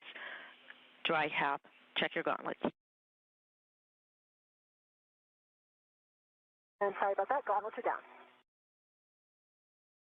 Thank you. Appreciate the report.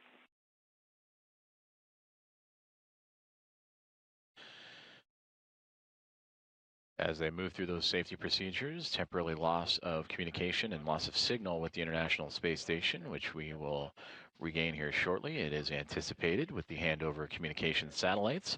So we bring you back inside the International Space Station Flight Control Room at NASA's Johnson Space Center in Houston, Texas. We still have audio communication coming down from the crew as the flight team here inside the room, led by Flight Director Ronak Dave and his Momentum flight team, working through today's spacewalk procedures. To the left of Ronak is Chris Dobbins, who will support an upcoming spacewalk here in the month of August. Today's is the first of 3 this month.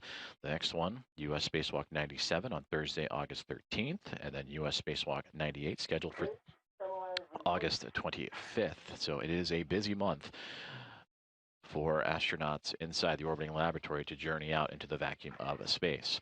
Stephanie Wilson, the spacewalk communicator, was to the right of him, followed by Aki Hoshide, the Capcom, who's communicating to the other 5 members of this Expedition 75 crew. Now we return to communications and visuals from the International Space Station. This is from the helmet cam of NASA astronaut Anil Menon. He is on the very edge of the upper triangle build of today's modification kit construction. Nominal gloves dry half, gauntlets down for EV2. EV1, perform socket swap to the 2-inch rigid from your trash bag on your PGT. York.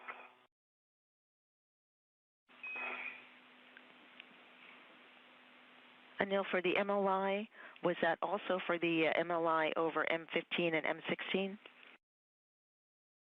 M15, M16, A firm.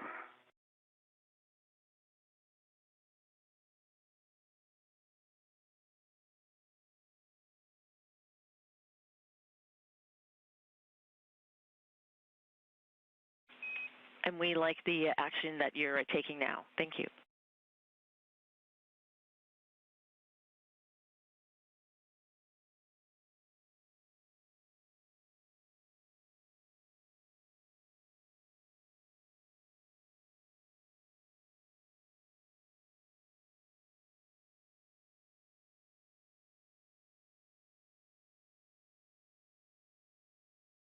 Stephanie, I have the 6-inch wobble off of the PG good pull test on my jet, and I'm going to go for the other one.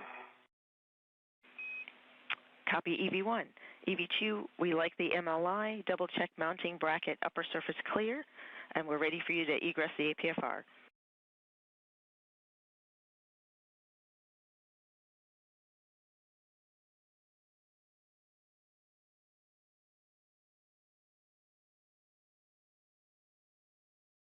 Line bracket up from the surface is clear. Thank you for the report. Egressing.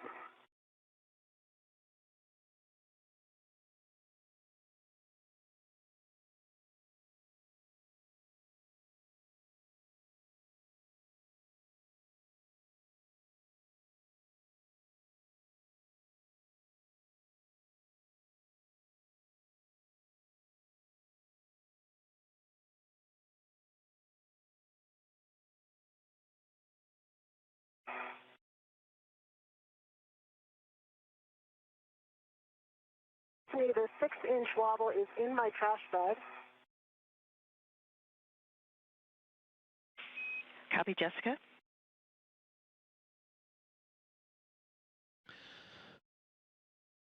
So after successful checks of the MLI, the multi-layer insulation protecting the build-out that Jessica Meir and Anil Menon just completed, Anil Menon has been given the clear to exit the articulating a portable foot restraint and begin the next tasks on today's spacewalk journey. Non-axial loads into mid-strut while driving collar bolts. You can adjust your body position to reach the mid-strut collar. And for EV2 and adjusting the APFR, it's a roll to a foxtrot. Only it's a foxtrot.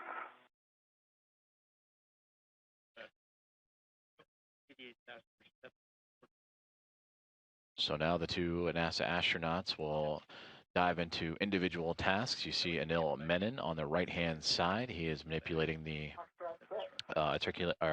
portable APFR, articulating portable foot restraint, as he has just departed his position where he was locked in during the construction of today's modification kit.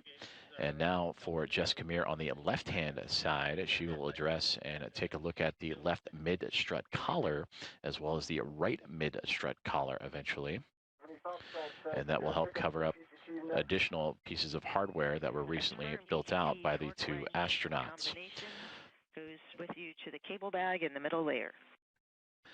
Now 3 hours and 49 minutes into today's spacewalk is Meir and Menon continuing to progress well along today's timeline as they and their Expedition 75 crewmates, 272 miles orbiting above Earth and currently passing right through the midsection of Antarctica and Australia in the southern hemisphere.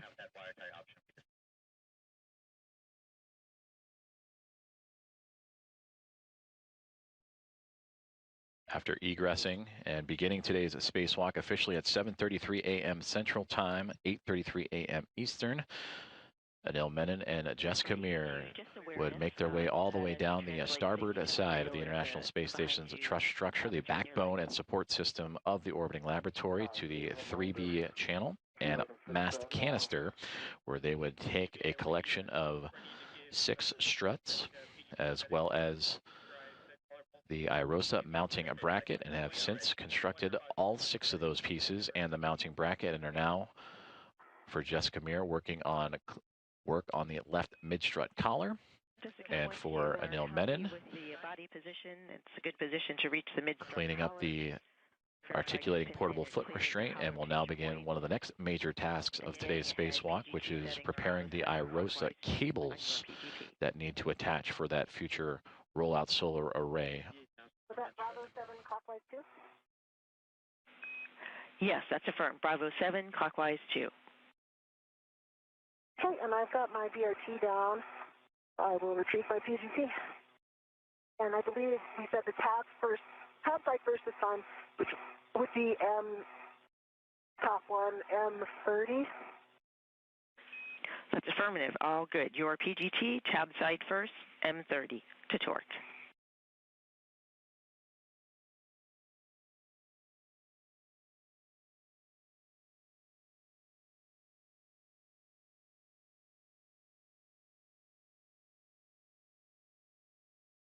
All right, I believe I have my AC tether fixed. I'm headed over to the cable bag. Copy. Nicely done. And just a reminder that my tether is on top of your tether. Copy. That's okay. Just I recommend translating back the same way you come. So.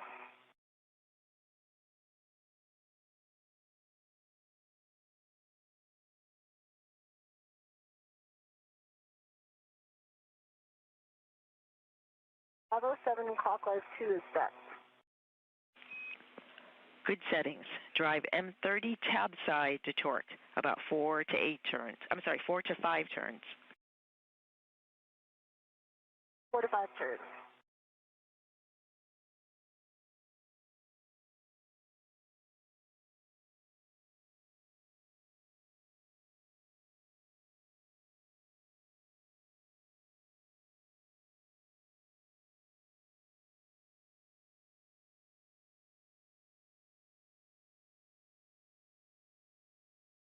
Hey, Stephanie.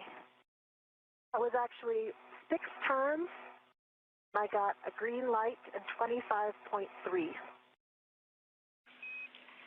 M30, 25.3 torque, 6 turns, green light, verified tab is rigid.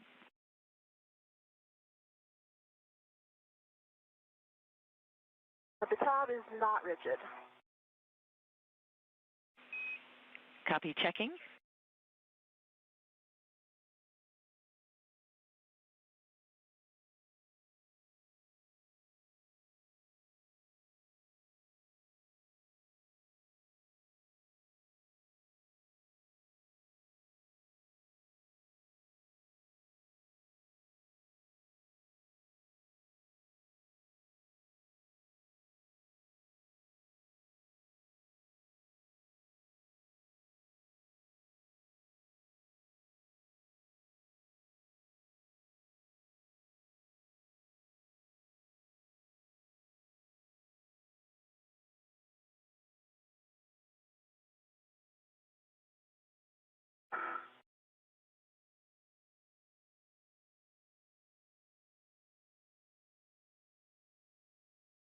Now you see the moon to the, I'm not sure what way you're facing, but. To my right, yeah, I see it. Thanks for the heads up. I can see a future moon base there. See it too.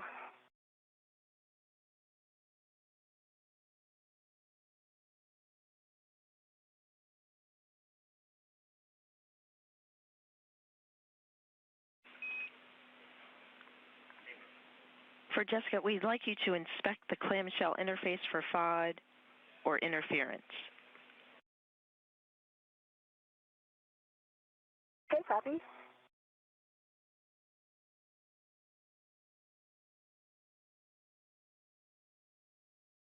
Don't see any FOD or interference. It looks like it's almost all the way to the tab on both sides, but I can still move the tab. I don't know if you can see that in my view or not. But I would say it's, it's definitely not, the two sides are not completely mated. I think I recall in the other ones they may have been a little bit tighter, but that may have been after I did the torquing with a manual ratchet.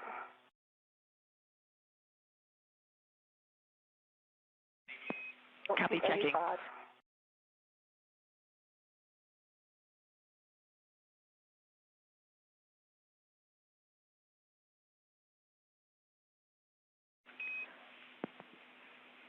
Jessica, we appreciate your words. We'd like you to drive M30 again, same PGT settings, Bravo 7, clockwise 2. Copy and work.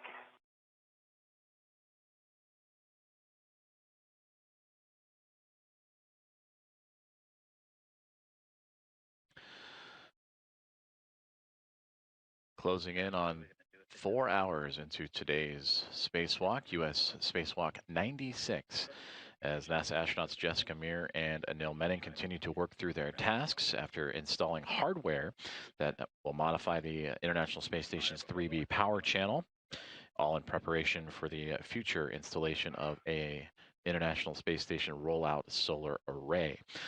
After exiting the airlock and beginning their EVA at 7:33 a.m. Central Time this morning, they have moved to the work site, the far side of the starboard end of the International Space Station, where that 3B power channel and mast canister has resided.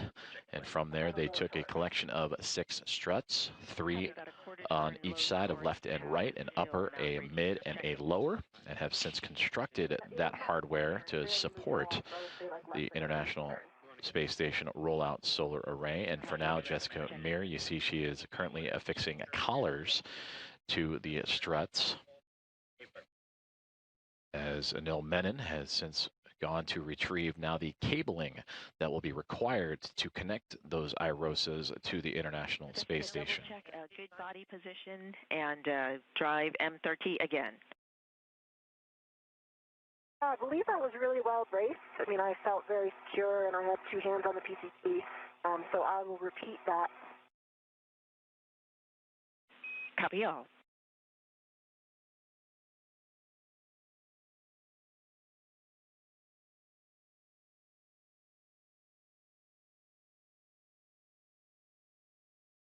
Okay, that was the same thing, barely moved. I got a good green light that time, 25.6 torque, and now the cab is almost rigid. It has a tiny little bit of play in it, but it's not moving freely like it was previously. Copy, 25.6 torque, almost rigid, checking.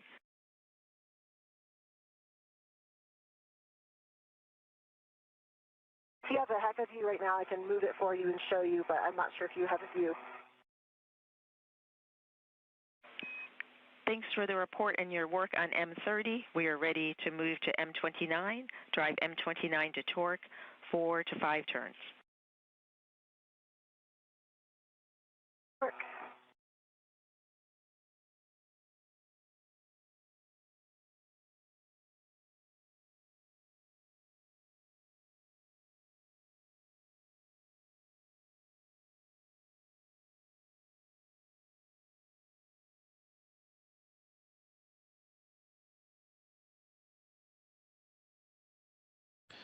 A view from the helmet camera of NASA astronaut Jessica Meir as she continues to torque down or tighten down the collars on the left mid strut.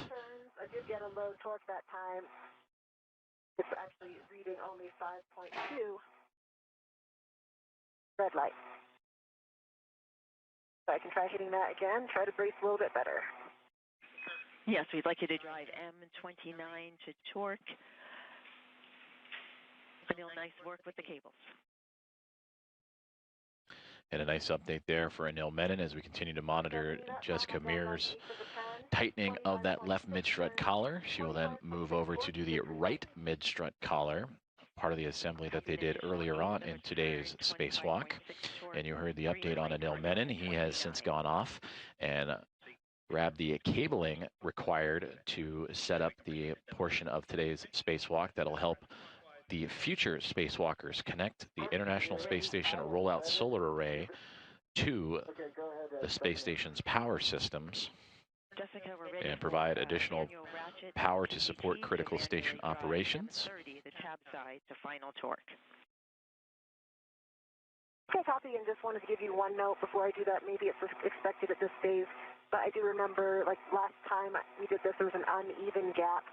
Right now, it looks like there is still a gap that it's fairly even. It does look like it's a little bit more open on the M29 side. Very slightly. Definitely not the same difference as the previous one I installed. Copy the report and appreciate the words. We are still ready to manual ratchet clockwise M30 to final torque. Copy, I'm in manual ratchet. I'll put that in work.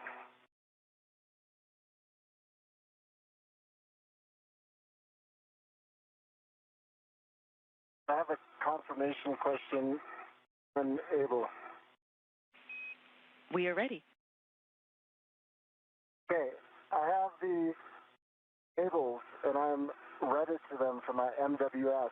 I do not need to bring the ret from the cable bag along with the AET that's holding the cables, right? I can leave the ret holding the AET and I can leave it with the cable bag. That's a good assessment. We concur. Ret stays in the bag. We use that ret for the... Stephanie, I've got 2 pops on M30.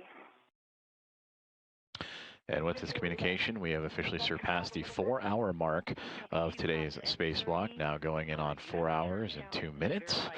As Jessica Meir continuing to torque down that left mid-strut collar.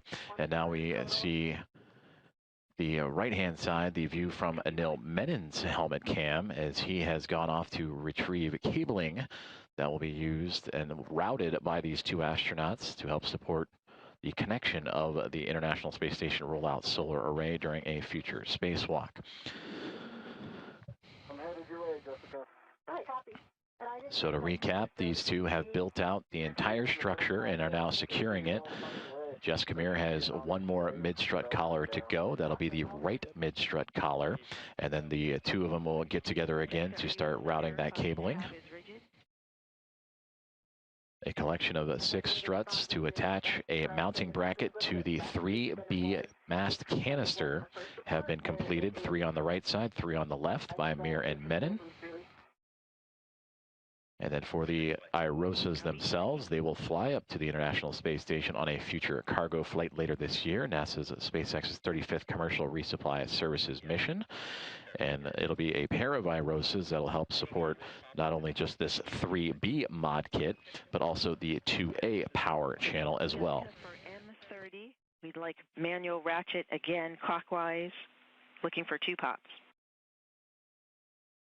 Work.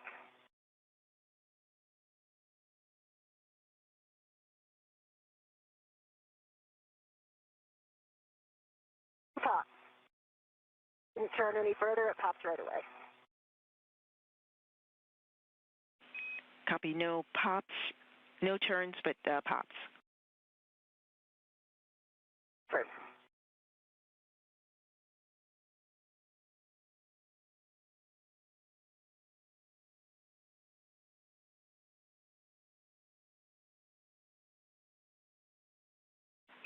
Jessica, check the tab again for M30, but regardless, we will move on to M29. Unfortunately, tab is still moving. Copy. Ready to manually drive M29 to final torque. Manually drive with 2 pops. Copy, M29.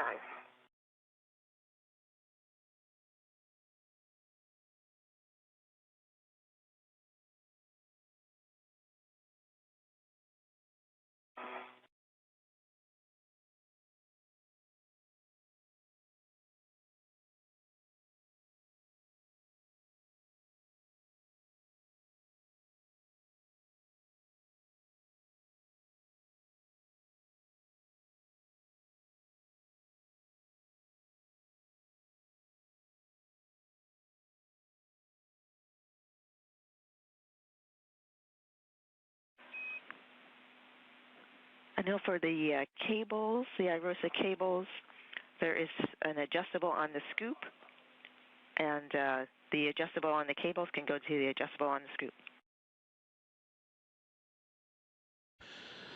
View from the helmet cam of NASA astronaut Jessica Meir as she continues to torque down that left mid-strut collar. But if you look just over her left-hand side, you can see the orbital sunrise starting to make its way around and up and over the horizon as the International Space Station soon to be coming out of its nighttime pass. And for the space station, currently flying over the island of Tonga across the Pacific Ocean, and will soon be making its way toward the western coast of California.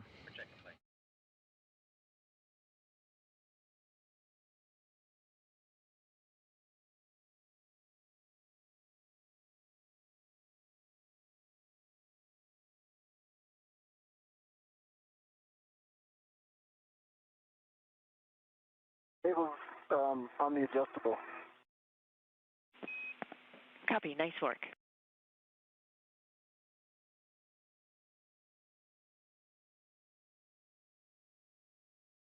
The space between each side looks fairly uniform.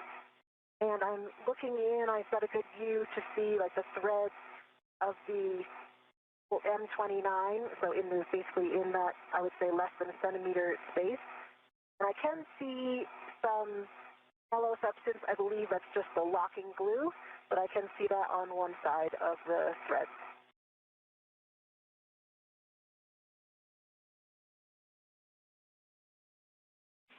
Jessica, thanks for the report. We think we're in a good config. We'd like photographs just so we can verify.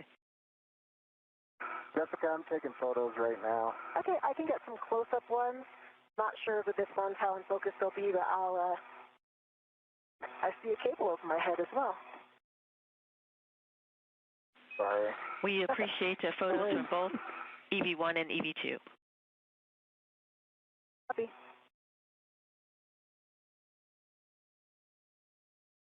I'm going to get my PGT stowed first. I'm pretty sure we think we're done with it.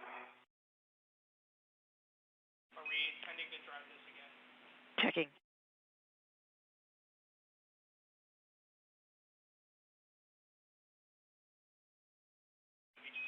Set PGT to manual ratchet and stow. Sorry, set to MTR and stow. Let me get the motor.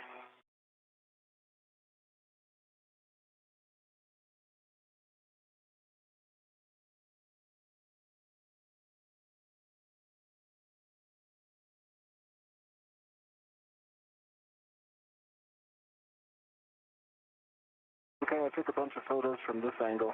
Okay, I'll get a few from over here. Not sure if I'll be able to get any of M30, but I'll do my best.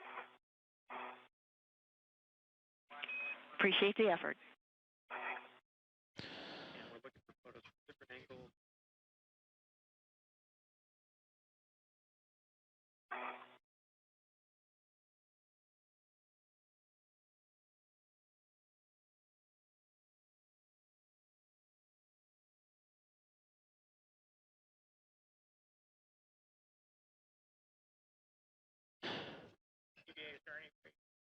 A view from the helmet camera of NASA astronaut Anil Menon as we approach 4 hours and 10 minutes into today's U.S. spacewalk, U.S. spacewalk 96.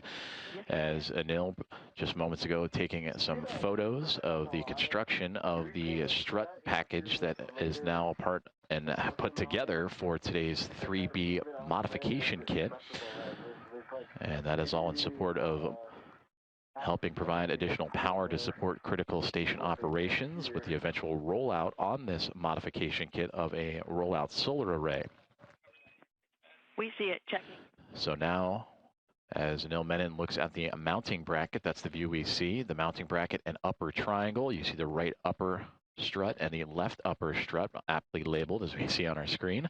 Also mid struts for either side and lower struts from either side to help secure that mounting bracket safely to the side of that 3B mast canister. Anil, good eyes. Yes, if you can adjust that side that you're pointing out, that would be great to match the other side. And there you can see towards the left-hand side of your screen, NASA astronaut Jessica Meir with the red stripes on her spacesuit taking photos of her work. That was done for the left mid-strut collar, again helping secure all of these struts to the side of the 3B mast canister. And then she will eventually make her way around back to the right-hand side, where she will tighten down the right mid-strut collar. While Jessica was doing the left side, Anil Menon went off and grabbed the cabling that will be required to support the connections of the future rollout solar array to the International Space Station's power supply systems.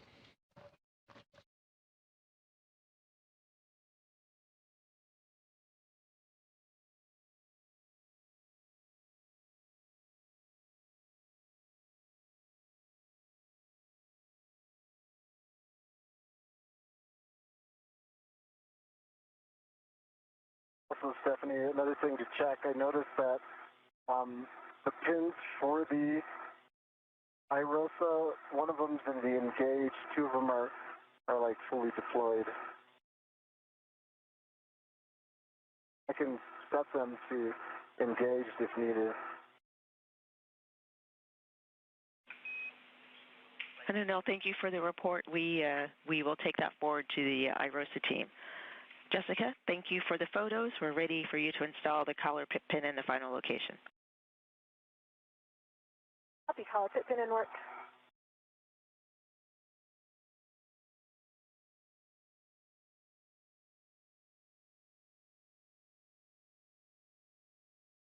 Collar pit pins installed. Copy. Work now on the right mid-strut collar. Translate to the right mid-strut. In work.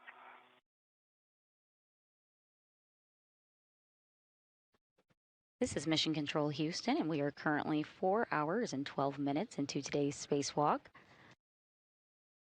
As you just saw, Anil and Jessica took some photos of the assembly of today's 3B mod kit. Jessica just finished tightening the left mid-strut collar and now working to do the same on the right mid-strut. Anil is about to begin cleaning up the work site.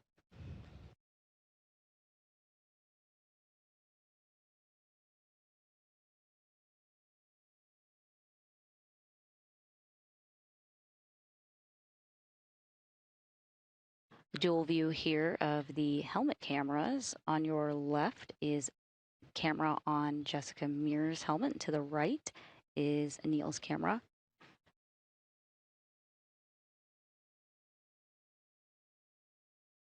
The work on today's spacewalk prepares the 3B power channel for the future installation of new rollout solar arrays, or IROSA. Canister, and I just think we saw these last time. I think the suspicion was that they were the mounting glue. They're very small.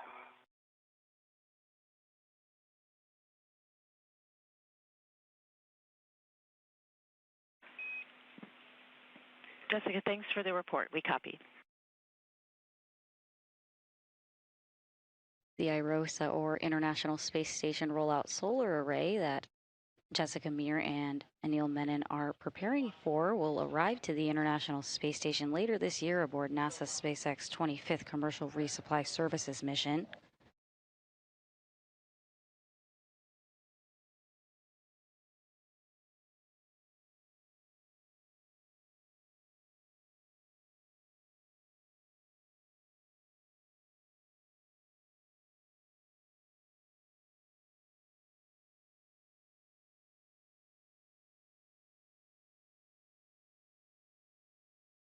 The International Space Station is currently flying 257 statute miles over the Pacific Ocean heading towards California.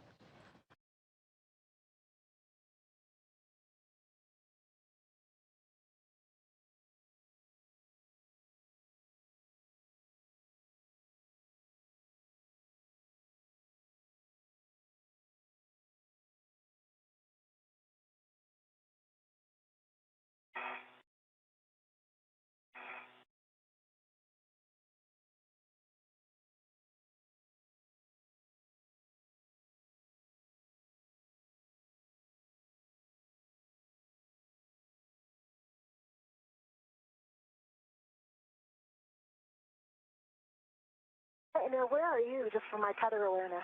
I am over your left shoulder high. Your head's pointing at me. And if you happen to see my tether, you could tell me if I got it. I think it's going off to my right. Please stand by. But just when you get a chance. It is between your legs again, going straight back. I'm pretty good at that. You are. For two. The view you're seeing on your screen is from NASA astronaut Jessica Meir's HECA, or High Definition Extravehicular Mobility Unit camera assembly on her helmet. As mentioned, she just finished tightening the left mid-strut collar and now is making her way over to the other side, as you see her here traversing over that way to do the same on the right mid-strut.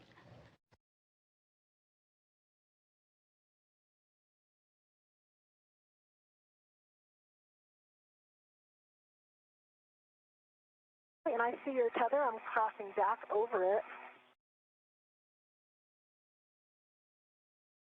Nice. Take a peek at the cable bank as you go by and see if it's together. Your tether is air-led on a handrail over here on this side. I'm assuming that's not intentional? Not intentional. Okay, I will free that so that it'll go back to your side.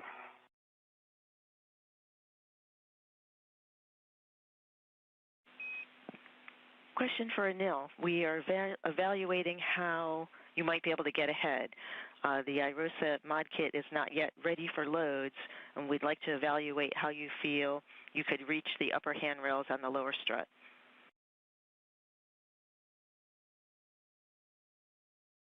You can absolutely reach the upper handrails on the lower strut. And you feel you could do that without putting loads into it as you're doing some of the cable routing? Absolutely. Thanks for the info. Stand by. And now your tether is still between your legs, of course, but it's running straight behind you to your green hook like it was previously. That should be an easy save. I'll just do a little roll when I get out. Maybe Stephanie can remind me if she sees me getting out.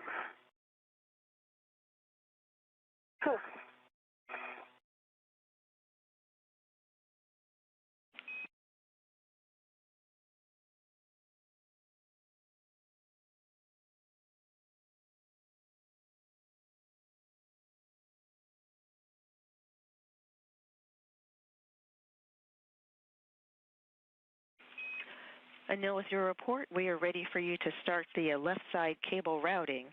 Friendly reminder, as you egress and as you've discussed, your safety tether is behind you. See that. Thank you.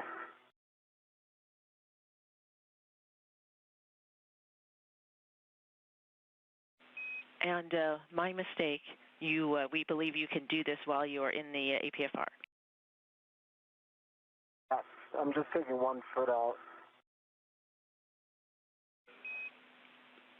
And that works fine.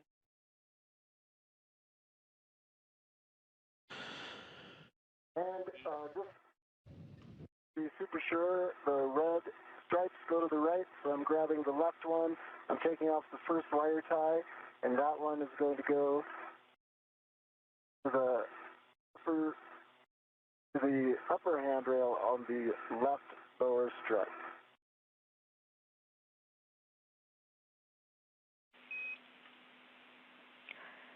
Yes, that's a good summary. You'll release one twist on the long wire tie labeled left on the cables to release each coil, and then at the alignment mark on the cable, secure in the pre-positioned wire tie on the left strut handrail with 3 twists.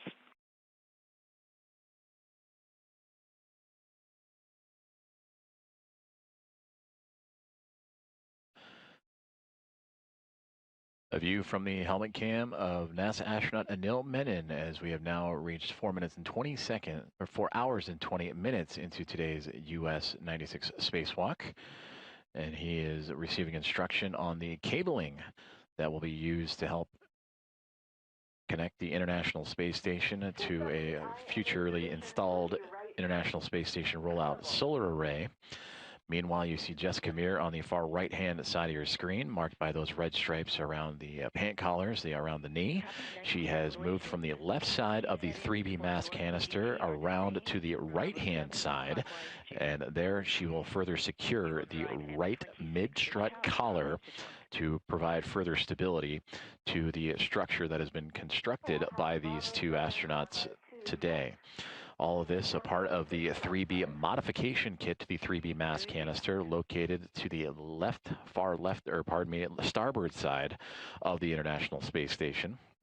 They constructed 6 struts and a mounting bracket, and that mounting bracket you can see in prime view of Anil Menon's helmet cameras, as we see right here. That is where the future International Space Station rollout solar array will reside. The cabling that he is currently looking to attach and begin routing to will connect that solar array to the station's power systems, and it will provide additional power to support critical station operations, including its safe and controlled deorbit. So a key structural component for the IROSA, built out today by Jessica Meir and Anil Menon.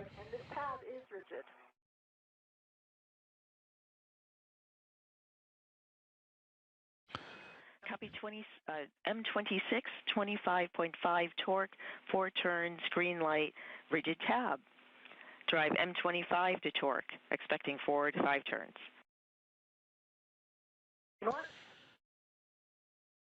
And that communication between Jessica Meir and Stephanie Wilson, the spacewalk communicator, as she is driving. You can see her pistol grip tool, the space drill, at the far top right-hand side of your screen. That is what she is using to tighten down that right mid-strut collar. 5 turns. I got a green light and a torque of 25.5 again. And with that one, it did loosen the tab. So the tab was rigid, it's no longer rigid. Copy M25 was 25.5 turns, 25.5 torque, 5 turns, green light. Did loosen the tab a bit. Thank you for the report. We're ready for manual ratchet for M26, driving it to final torque. Expecting 2 pops. It worked. Manual ratchet starting with M20. So with the drill setting now switched to a ratchet setting of the pistol grip tool, additional maneuvers for Jessica Meir to again continue to tighten down that right mid-strut collar, and there you can kind of see a zoomed out version of that full build that her and Anil Menon would complete today. In front of Anil on the left-hand side, you see the mounting bracket for the IROSA, the upper triangle that it is attached to with the 2 upper struts, and then just off the right-hand corner, if you will, bottom right corner of that upper triangle is the right lower strut, and where Jessica is currently tightening down that mid-collar is the mid-strut, and that is what they built on the right side and the left side for today. And you can see in the hands of astronaut Anil Menon the cabling that will be routed here shortly, as the 2 have been working in tandem today for the modification kit of the 3B mass canister for the eventual installation of an rollout solar array. Stephanie, I got about a half a turn and 2 pops. Copy, half turn, 2 pops on M26.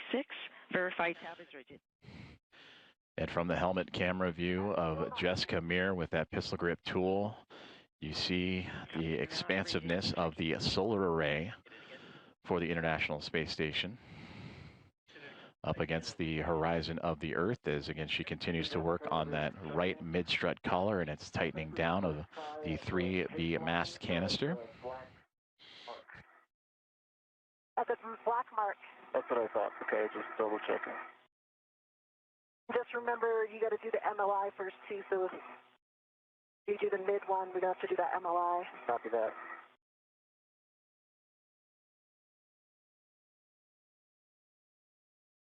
Incredible view down the solar array right now.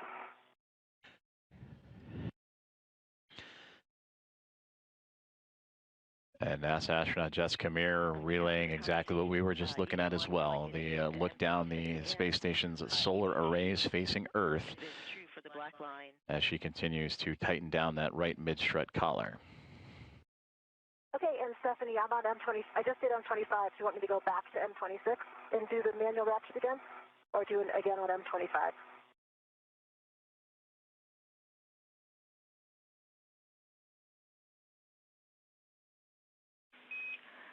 We would like the tab side again. Okay, in work.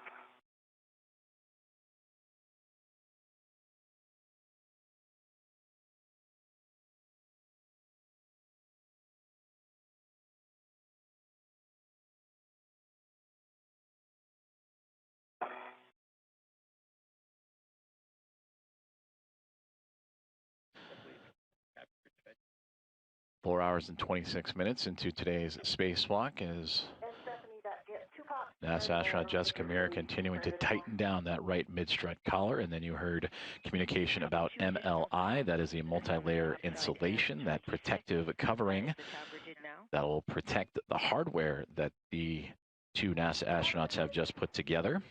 That provides protection to areas of the station that are exposed to space, both thermal and micrometeoroid. Now you can drive M25 to final torque, expecting 2 pops. Okay, we did do that once already, but you want 2 more? Checking.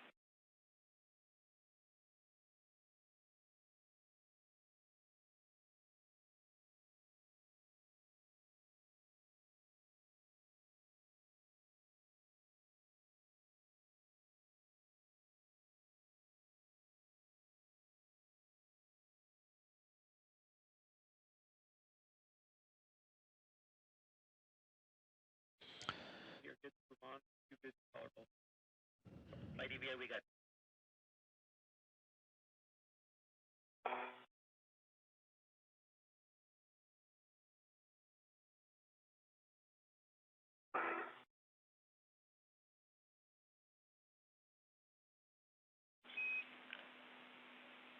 30 seconds to a handover. Jessica, we're in a good config. You can stow your PGT, set it to motor, and install the collar pin in the final location. Work.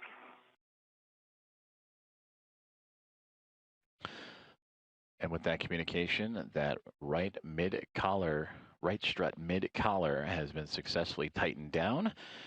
And instructions that NASA astronaut Jessica Meir can now put to the side her pistol grip tool as we have an expected loss of signal with the International Space Station, but should be acquiring it here in the next couple of seconds. We bring you back inside Mission Control Center here in Houston, Texas at NASA's Johnson Space Center in the International Space Station Flight Control Room, led by Flight Director Ronak Dave, talking with his team, with Stephanie Wilson to his right, the Spacewalk communicator, and Aki Hoshide, the Capcom for today's events.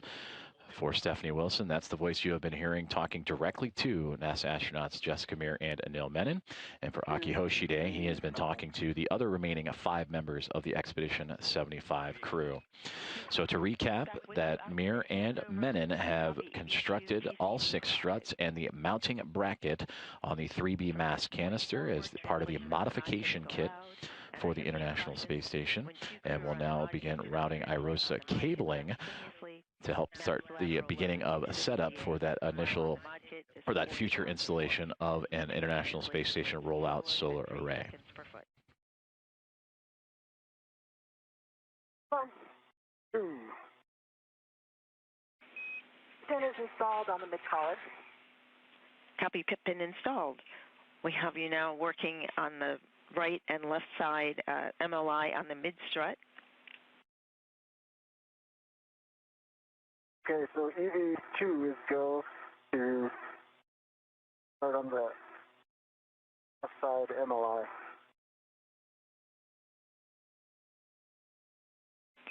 And that's a EV1 didn't work.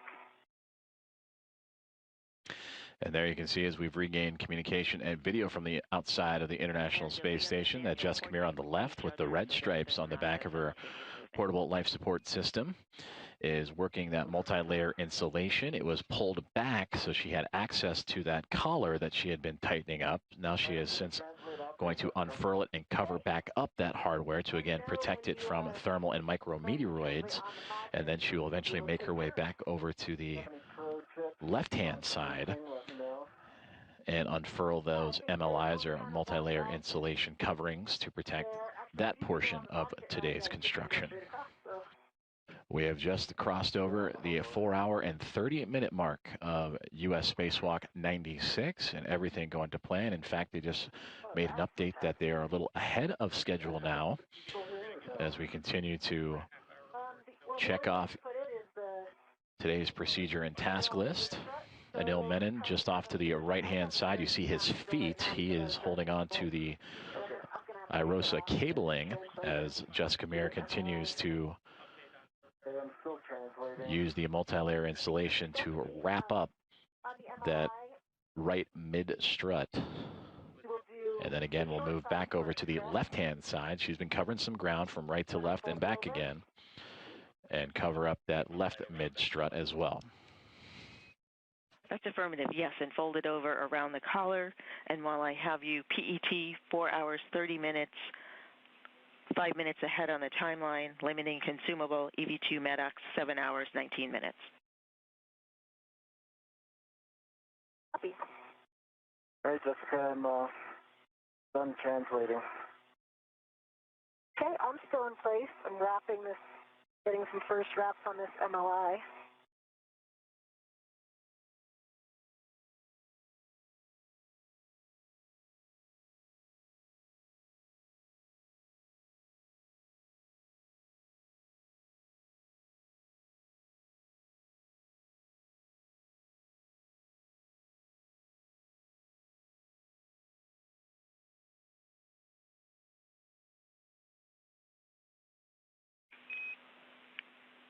EV1 and EV2, as you work the MLI, you have our concurrence to use the long wire ties as needed. EV1?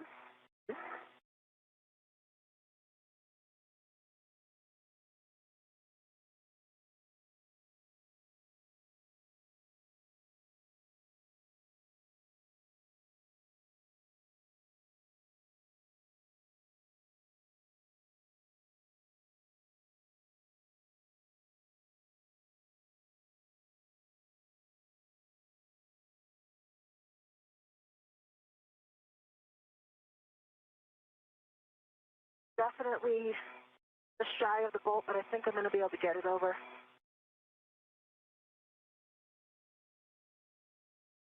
Yep, I got it over on this side.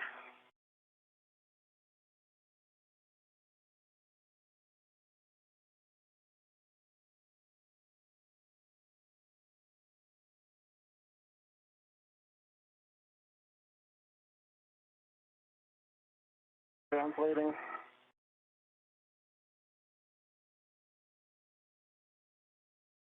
Done translating. Copy.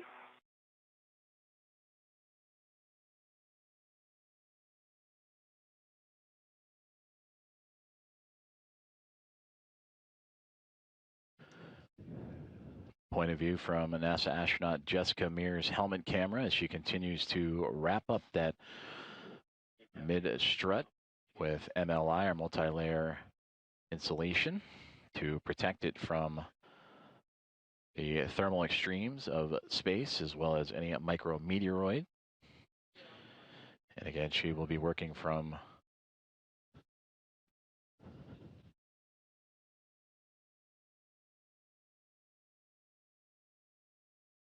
she is currently working on the right mid strut. And then we'll also be able to wrap up that left mid strut as well.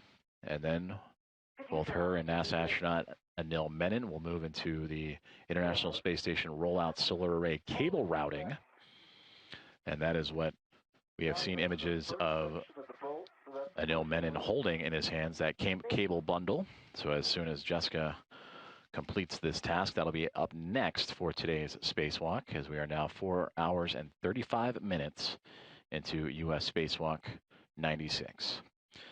And currently Menon, alongside with Meir and their additional 5 crewmates of Expedition 75, are orbiting over the northern portions of Quebec, Canada, at 262 miles above Earth.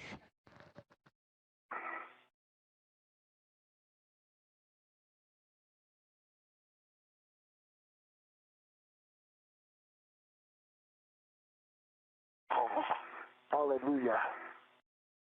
Just made it.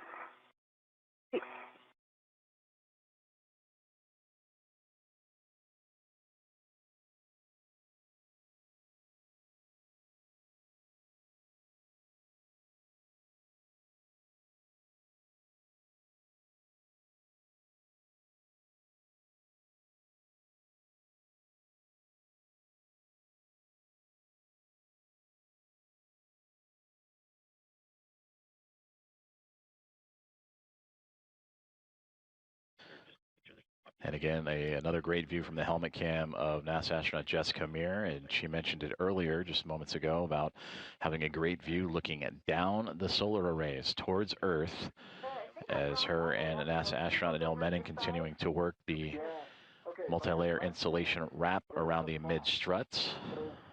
Meir is currently working on the right side mid-strut, and Menon, just across her field of view, is working on the left-hand side, together in tandem, to cover up that mid-strut and protect it before eventually moving into the rollout solar array cable routing that will be needed once those solar arrays arrive on station. Those will arrive as a part of NASA's SpaceX 35th Commercial Resupply Services mission later this year. It'll be a 2-pack of sorts of the solar arrays.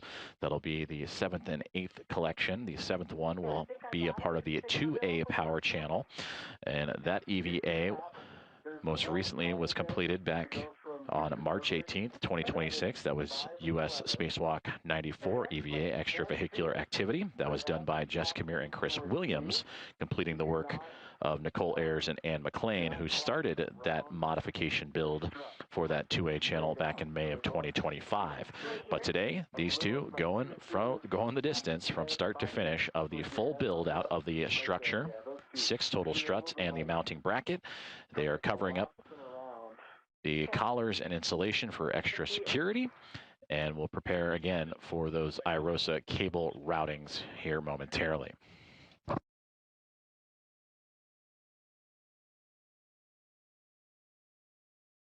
about now? They still fold outwards. They're not rolling around. I almost feel like I could just cruise over there and collapse them after this, or if you can roll around the corner, you can see it a little bit better. It's kind of. I think, not sure if this part was supposed to be under. There we go. Getting closer.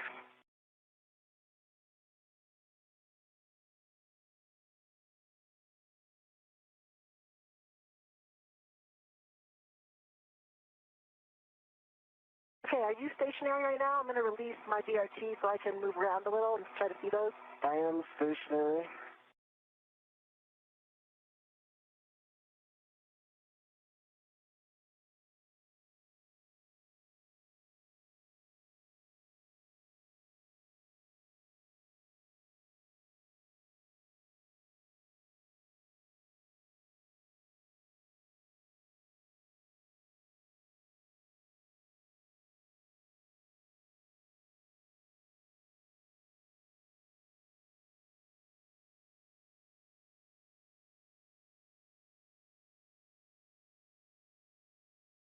Yeah, I'm translating. You're translating.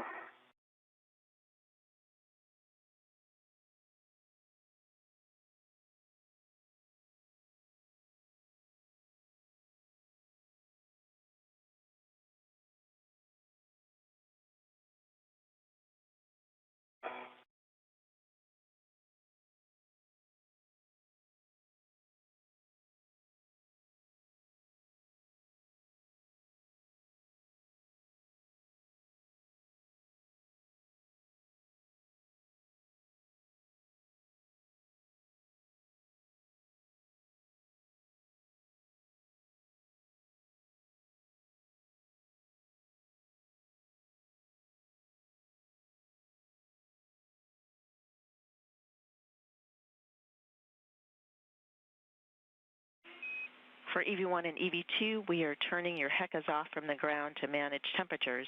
We will turn them back on when needed for the HECA scans upcoming. V1. All right, what do you think now, Anil? I think it's fantastic. Okay. Stephanie, my MLI is complete. I've squished it down in all the areas. I can't see any metal showing, and Anil evaluated from his side that there are no gaps.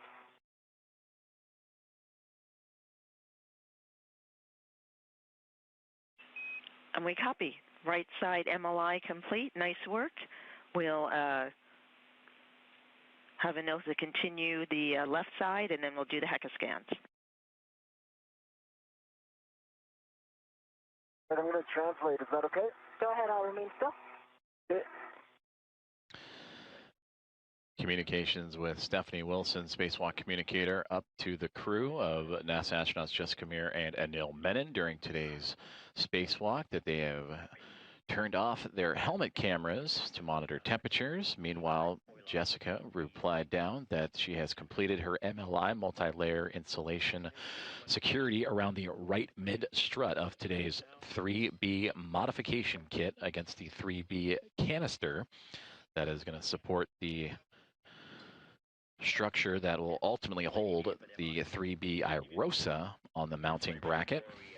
And for Anil Menon, he has since translated. He has gone a little out of view, most likely down to the bottom right-hand side. You can see some commotion, but he is wrapping up the insulation, the multi-layer insulation of the left side strut.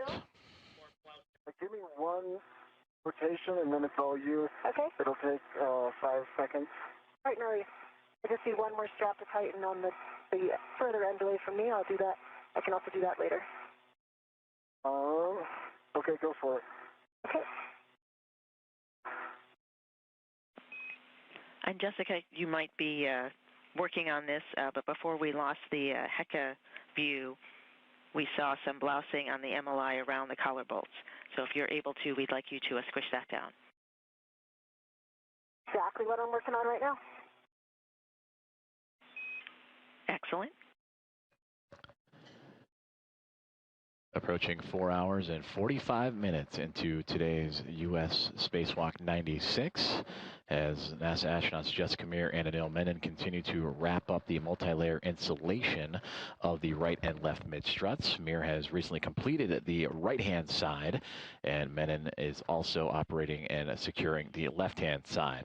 We've temporarily lost communications and video from the International Space Station, but that is to be expected with the communications handover between satellites. So we bring you back inside the International Space Station Flight Control Room as Momentum Flight Team, led by Flight Director Ronak Dave, overseeing today's EVA activities. He is being joined on the Flight Director console by Chris Dobbins, who will be up next for the next spacewalk for NASA, and that'll be U.S. Spacewalk 97 for Thursday, August 13th, and that is where Dobbins will oversee 2 astronauts replacing a communication antenna on the International Space Station called the Space-to-Ground Antenna, or you'll hear the term SGANT, Space-to-Ground Antenna, a little smushing of the two. And that is a critical communication system of the space station used by NASA to transmit data, and the antenna enables high-speed communications between Mission Control Center in Houston and the orbiting laboratory. The one in your hand right now is the one going towards me. Okay. And then there's one that is... This one right here? Oh. That's not the tab. It's very close to your index finger on your right hand. So there you go. You got it. Okay. Just pull that one down. This way? Yes, that way. Okay. Now, the other one, unfortunately, is kind of underneath there, so you might have to get it out first. Fish it out? Yeah. Okay, let me see if I... But if you squish, with the one that you have right now, if you squish, you might be able to close that gap. That tie that I can see is right there by your... That's it. You see it? Yeah. Which way does it go? I think it goes toward you. But that part on top still needs to squish together. Okay. So if you can get it, right there lower, that will work. Okay. Like that? Yep. In doing that, you expose a little bit just distal. You see there's another strap that's on my side. Okay. You pull that down. This one? Yeah, and I think before you do that, see those flaps? I think they were the same ones I had. They're sticking up on the other side. Uh-huh. I think those are supposed to go, no, other direction. Oh. On the other side, not towards the mounting bracket, towards the mass canister. Okay. There's 2 flaps, and I think they're supposed to go underneath that piece with the tie. This piece with the tie? That's the piece with the tie. Okay. And just towards the mass canister from there, if you can fold those. These 2? Yes. Okay, and they go under here. I think so. And the other one, too. If you get the other one, it'll close that gap. It's right underneath your right hand. I see it. That's it. Great directions. Okay. There you go. Now, if you wrap that around, I think you'll be closed.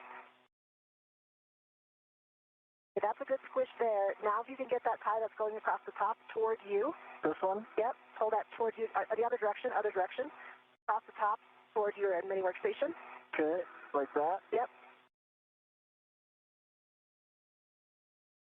And if you can just do a squish with the corner that's all the way on my side, so the edge, basically the very edges at the end, if you can squish those in, then I think you're good. Right here? Yep. Perfect. Okay. How's that look? It looks pretty good. All right. Yeah. I can see a tiny little gap between those 2 folds. If you can do one more squish, I think you'll get it with your other hand.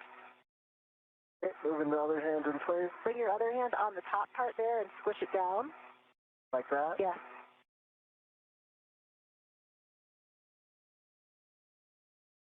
This is like blind MLI. I know. I think the NDL training should be with just the blindfold. Yeah. Okay.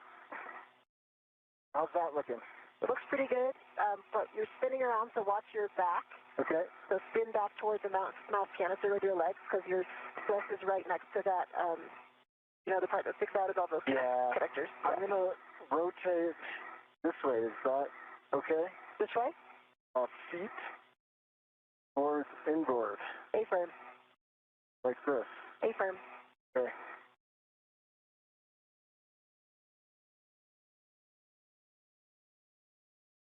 I wasn't tracking my tether either. Do you see it? Tether is under move your left foot back.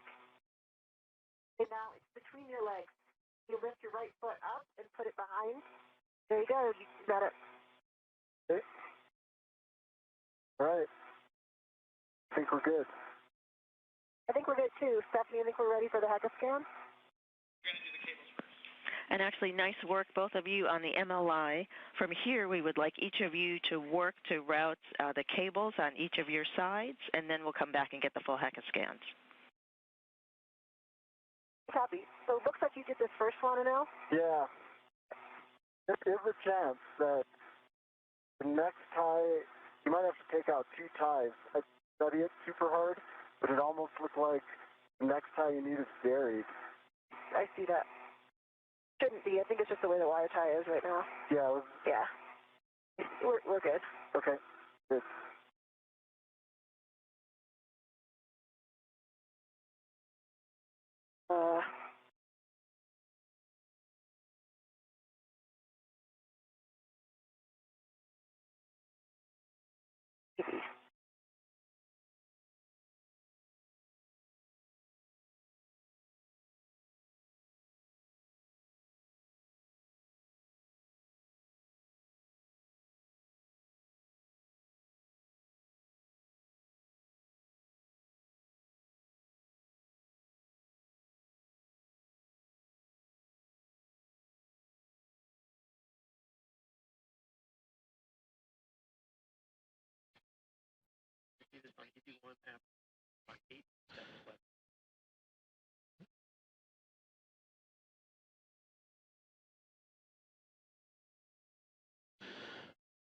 So this is not in the right config.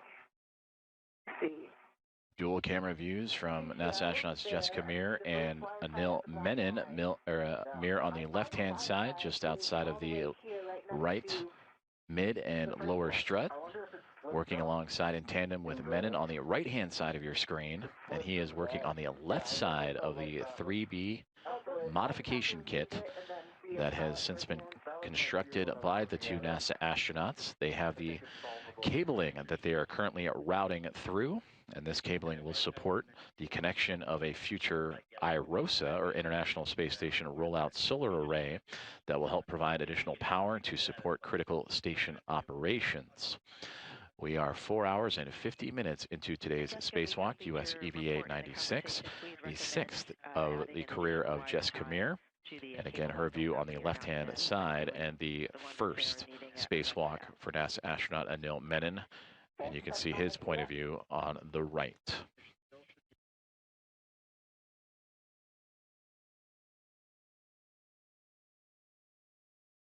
I'm translating it now. Okay, I'll stay still. Tell me when I'm go to move.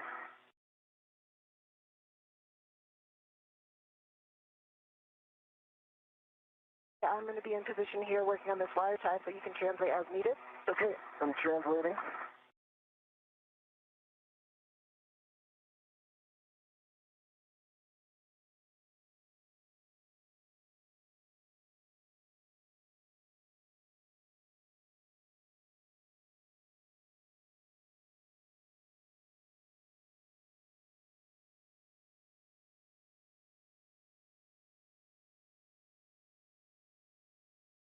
And let me know when I can translate.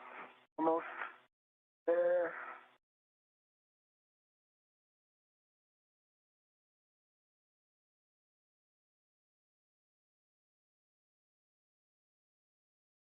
Okay, go ahead and translate.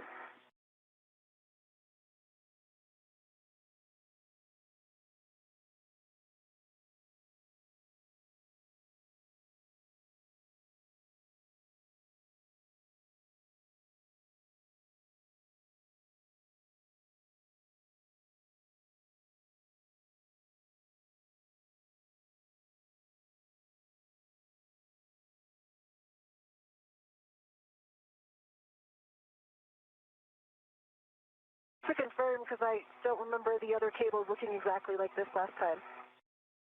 So I have one last loop here, and it reaches to the large handrail, and right in front of that handrail are the two sets of connectors, both mated. So there's two sets of connectors with the wing tabs, both mated together, correct? Yeah, but I prefer the ground. Copy, Jessica. That's a good config. Okay, copy. I'm going to grab another wire tie, and I'll get it on the long handrail.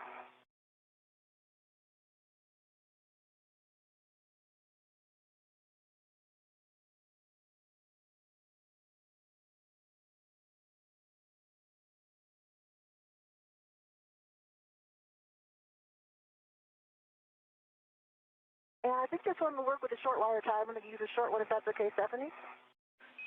Short is good. Either short or long will work.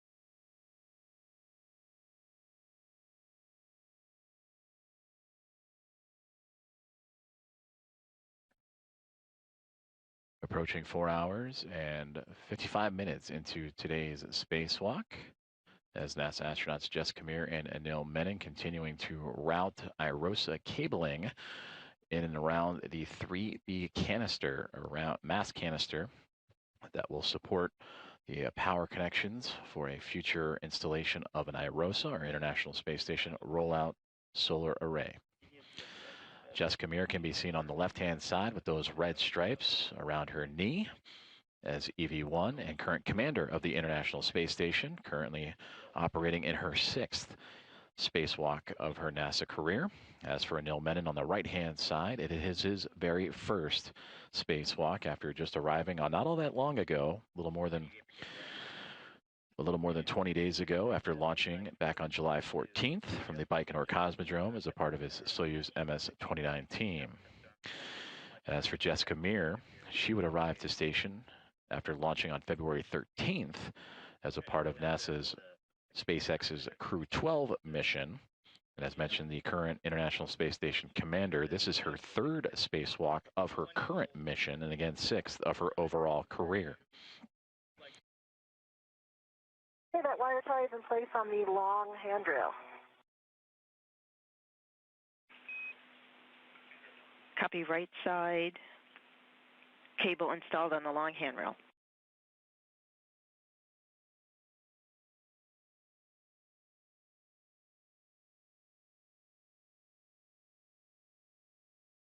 How would you like to do the HECO scan, Stephanie?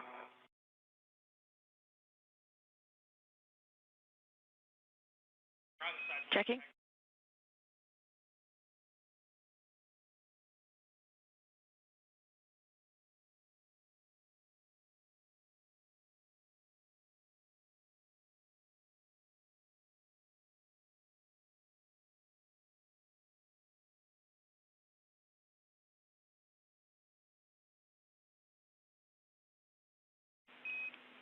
Jessica, Hector's on for the scan.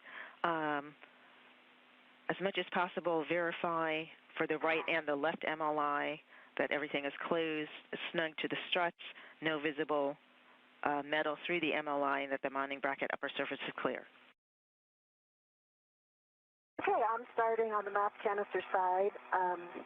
Hopefully you have a good view. I'm looking directly at the cable, moving around a little bit. I can see it on the long handrail.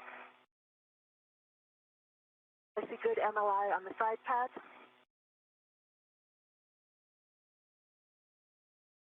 I see good MLI all the way up. I don't see any gaps or any metal.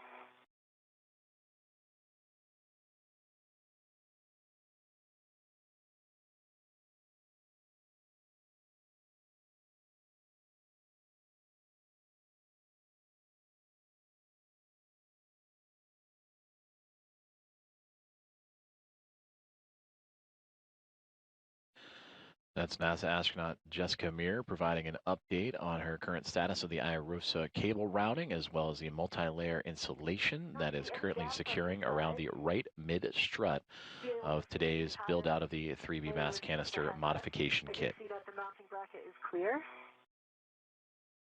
Coming back again with the long handrail to give you a view all the way down it. Then I can see nil side. I see it all covered up. There's a tiny little gap on the mounting, kind of between the mounting bracket and the mass canister at the distal end, opposite of the bolt side, but I don't see any metal.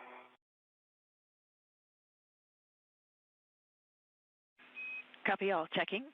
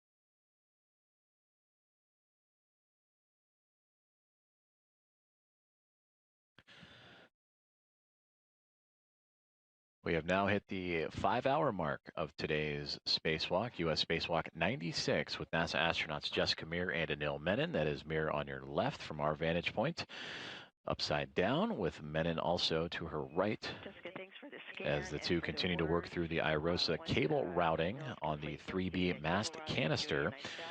Together, over these past 5 hours, these two have built an entire modification structure to add onto that 3B modification canister. Get eyes on the last bit that you mentioned that has some blousing, and we'll try to cinch that down. Meanwhile, I can take a glove, hat, and gauntlet check from you.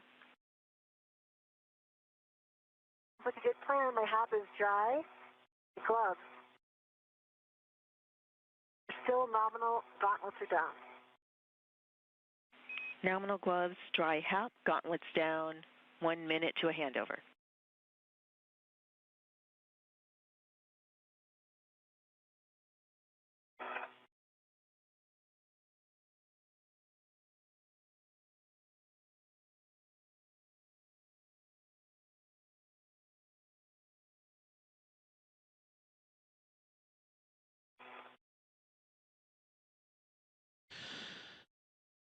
As we follow along with today's spacewalk, there you can see off into the distance NASA SpaceX's Crew 12 Dragon spacecraft that is just off to the side, as again NASA astronauts Jessica Meir and Anil Menon working on the very edge of the starboard side of the International Space Station, and a great view looking upward into space along the solar array panels, as the two astronauts have constructed a modification kit that includes 6 struts and 1 mounting bracket to support the future installation of an International Space Station rollout solar array.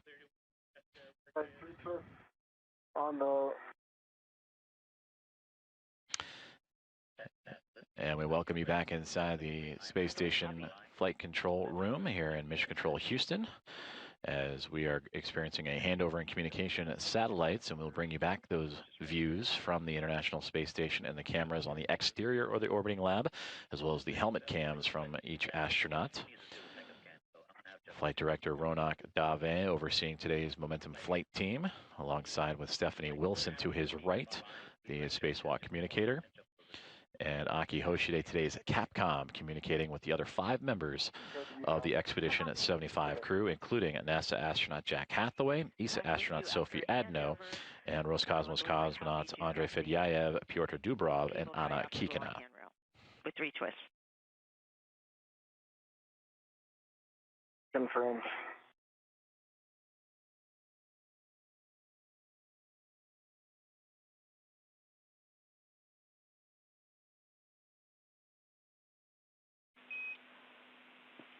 While we wait for KU for Anil's HECA scan, Jessica, we would like you to cinch down the 2 adjustables that are on the mounting bracket side that are on the scoop holding the cable. We'd like you to take out the slack.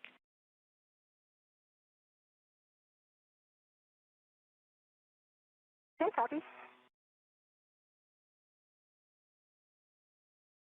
You're translating. I'll hold. Copy. And this will help keep the cables from hitting the keel pin and staying outside of the rotation envelope.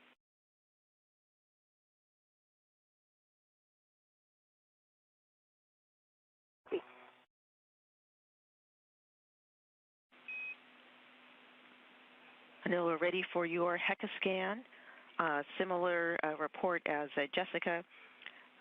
Verify in the view, and per your words, MLI closed, snug into the struts, no metal visible through the MLI, mounting bracket, upper surface clear from your side.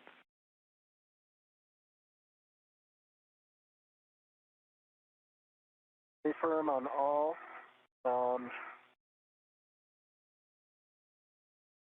MLI is snug. I don't see any metal visible.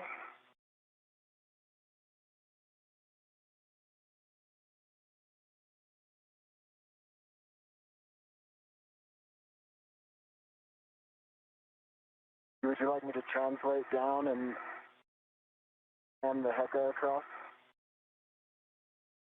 And both of those adjustables are fully tightened. Copy, 2 adjustables tightened. And yes, if you could translate down as well.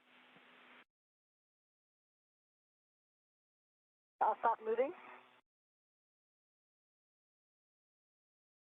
Okay, doing a slow translate. Go to translate. Translating.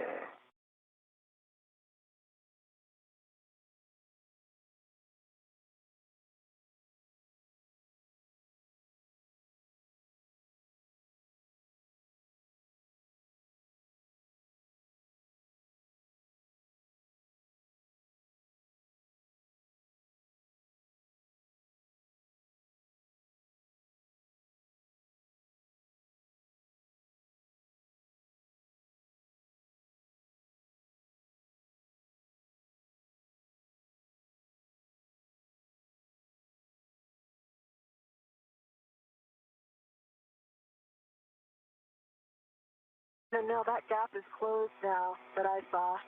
Good. I'll take a look at your side just to be sure. One thing you can do actually, see that the part that's just for the mounting bracket from the bolt, if you could push it up the other side, opposite side, the bolt side. Right here? Yeah. Oh, I see this? Yes. It needs to tuck or something, doesn't it? That's closing it right now. Move your hand for a second. Completely closed right now. I would leave it like that. Okay.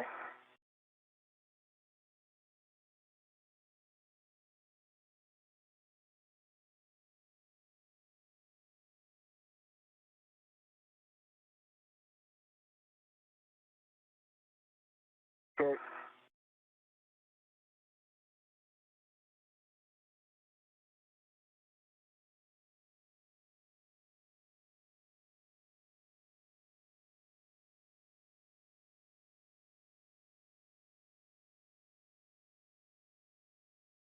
Does mine look closed from your side as well? Does. Yeah. Great.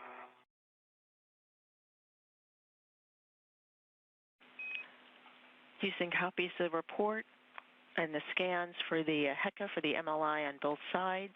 We are doing a quick double check, and then we will send Jessica off to start working on the strut bag.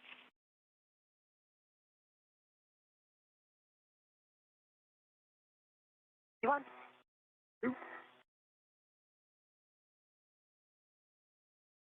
going to translate the other direction. I'm off of the strut. Oh, I see. You're just planning ahead. I see. Yeah, basically I want to see if I could translate on the strut now, and I can, because you're off it.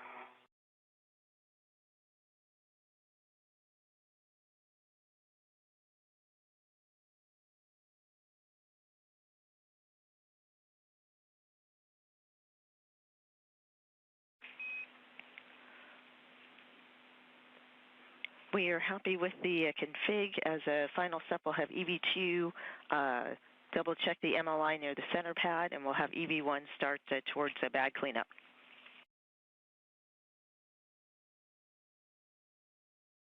Copy and work. Just going to go double check.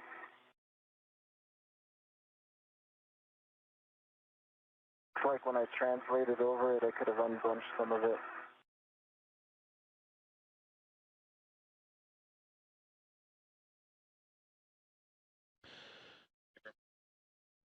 Coming up on 5 minutes and 5 hours and 10 minutes into today's US EVA 96 as NASA astronauts Jessica Meir and Anil Menon receiving instructions for their next tasks.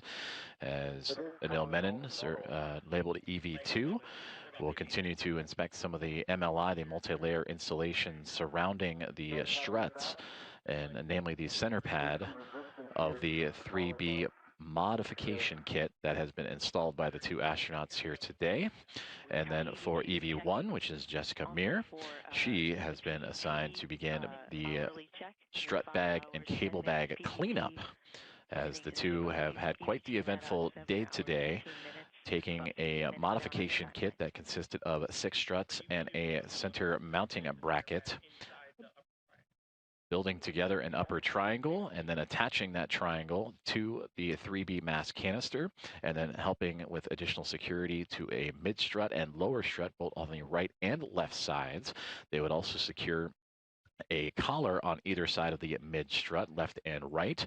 And together, the two of them would also make sure the MLI, again, multi-layer insulation, would properly wrap all of that hardware that has just recently been added on to that 3B mass canister. For EV2 MLI check, we'd like you to double check the center pad attached to the mass canister area.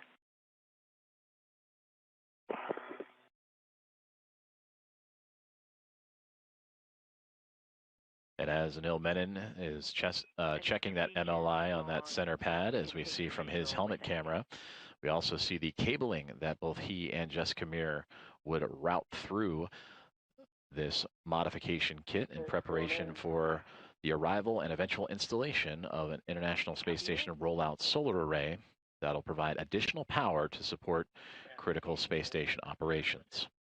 I'm over here at the strap bag, Stephanie. Do I have a go to try to start packing it?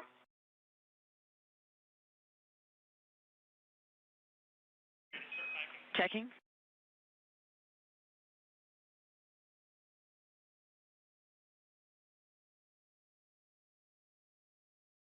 We'll take the HECA inventory until we go to pack.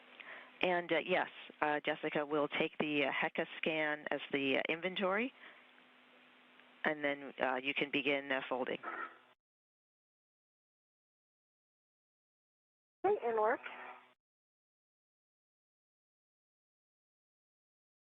Would you like me to read it to you? It might be easier than the scan given my body orientation right now.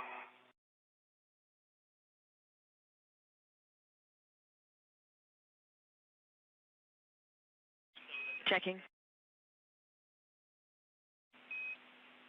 We would like to see the APFR tools. So HECA would be great if you can give it to us. Okay. I can see the APFR collar wrench. There's only one that we had in here. The other APFR tool was in the cable bag. There it is, right in front of my HECA right now. The APFR wrench, not the collar wrench. Sorry, the collar wrench is in the cable bag, and the wrench is right here on a with an adjustable. Other than that, I see two small reps on hook 11. I see a large, small connected to a small on hook hotel. And I see two large smalls on hook golf. And I see two large smalls on foxtrot.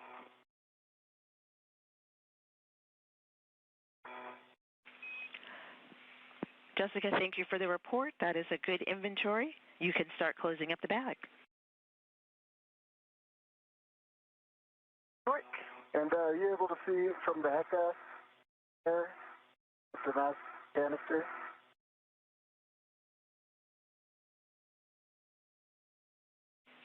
And then we'll take a verbal. Yes, it is well covered.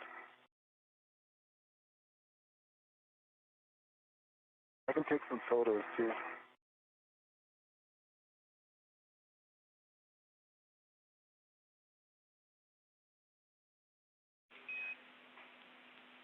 Anil, thanks for the report. No photos needed. That's a verbal report. That's good. We are ready for you to translate to your green hook to retrieve it from handrail 2026 and then Still in the green. en route to the cable bag. All right, moving to the green hook. Yes, and sorry, it's a handrail 2029. When convenient, I'll take a glove, hap, and gauntlet check from you.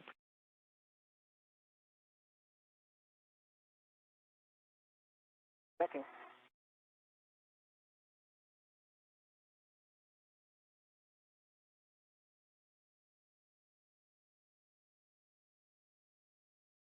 Gloves look good, nominal. Map is dry. Now let's slow down. Hey, Copy Jessica, now. how do you want me to navigate this? I should actually go this way, right? Yeah, you should go toward the way that your green hook is, the other side.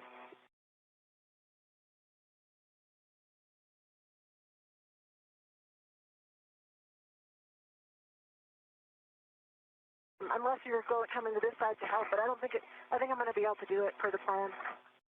Great.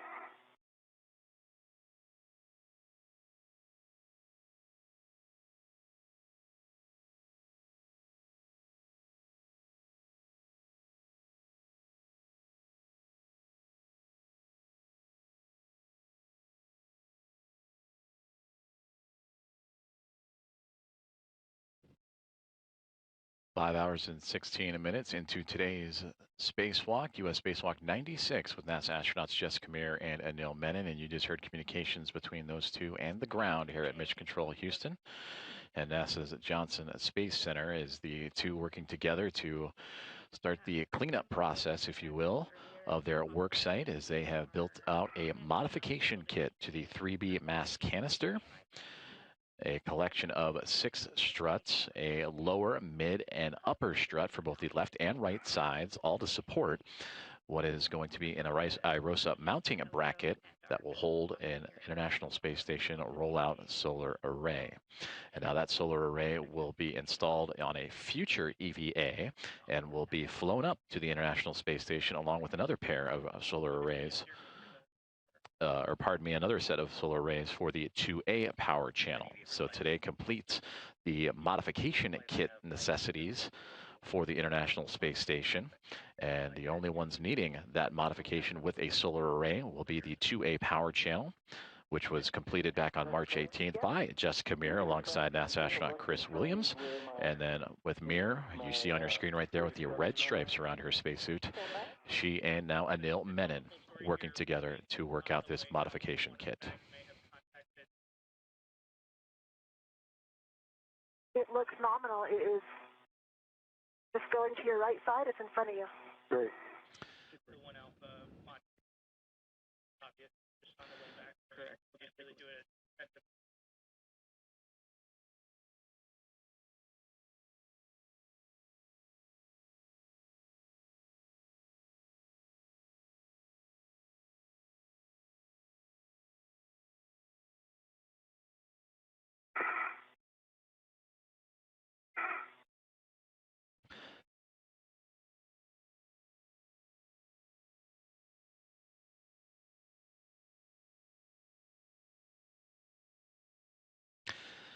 As you can see on your screen, both Anil Menon and Jessica Meir working through the cleanup process as they are working to stow the strut bag that carried out the 6 struts and IROSA mounting bracket to today's work site. They brought them out with them when they departed the Quest airlock and officially began their spacewalk today at 7:33 a.m. Central Time, 8:33 a.m. Eastern Time. And now 5 hours and 18 minutes into today's spacewalk, that cleanup process has begun.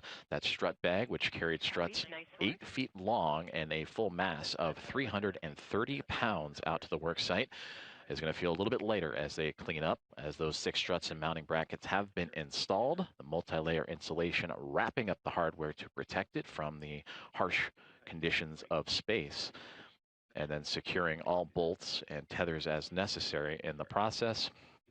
And the two now again continuing that cleanup with the strut bag, and they will add it to the cable bag that was also brought out for today's hardware. On my mini workstation, so I'm going to release the left side so that I can fold that in.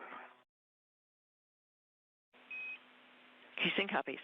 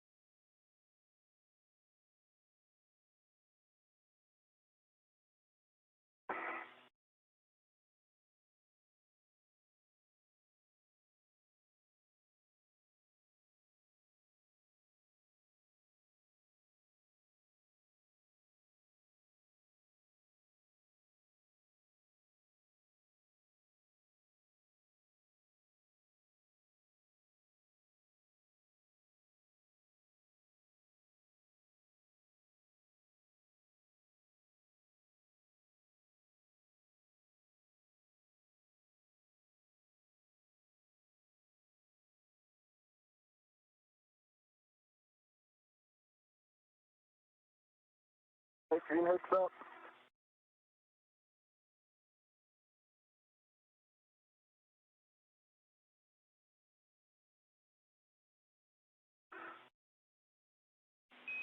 Copy EV2, green hook up.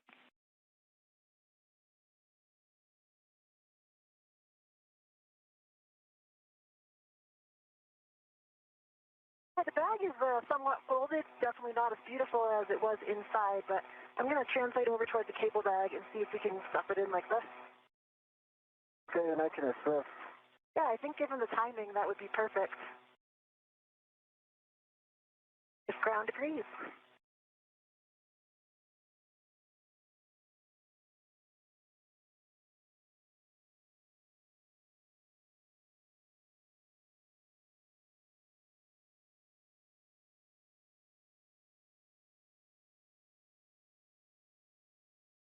All right. We can forward the plan.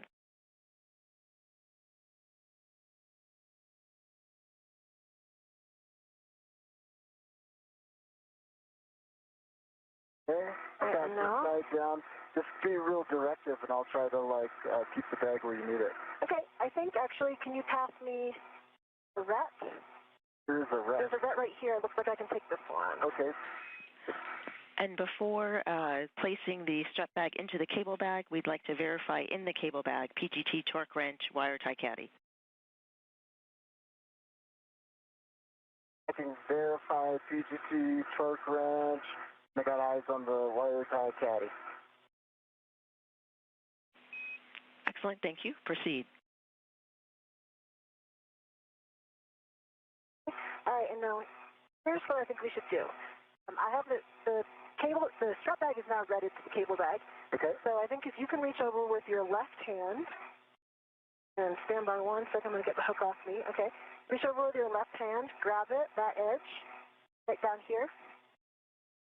Yep, pull that over to you. That's the bottom. Okay.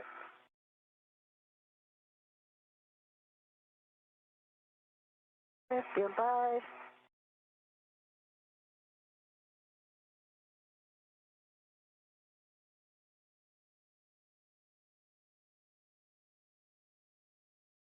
Can you try to smush it down?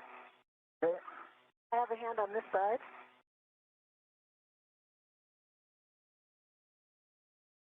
I think we're in there if we can get the lid over. This side is popping out a little bit. I think I can fix that. Give me a few seconds. Oh, okay, now my side's out. Okay.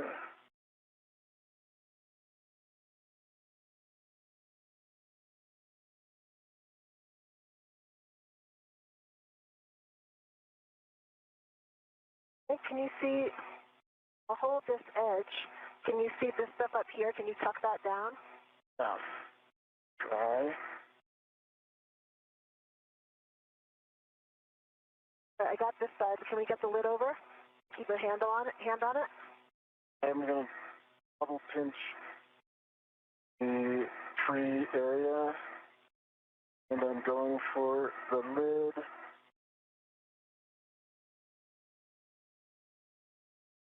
I've got a hand on it, and I've got a hand underneath the bag. Okay. I'm not going to let go because it'll pop out if I do. Okay, that's good. I'm going to try to close the B side without popping it out.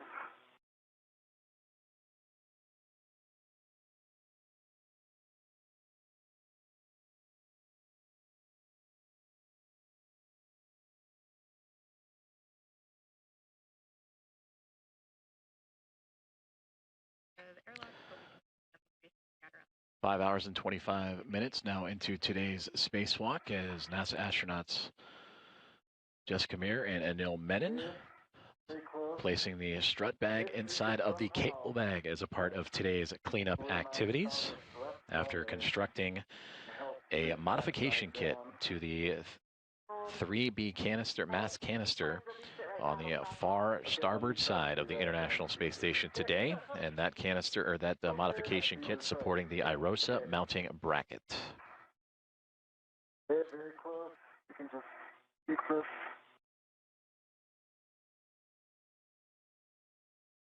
Got a hook on. I got the Velcro down on this side. Nice job.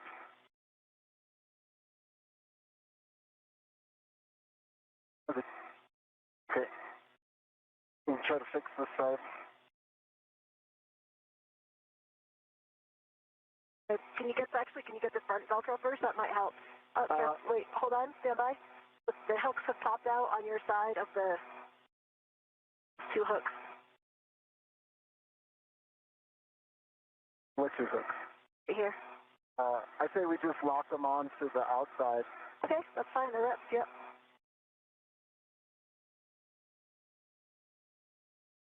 I also have these wire ties that has the whiff on it that we could use. I'll pull the lid down. The torque wrench is popping out above your right hand. I see it.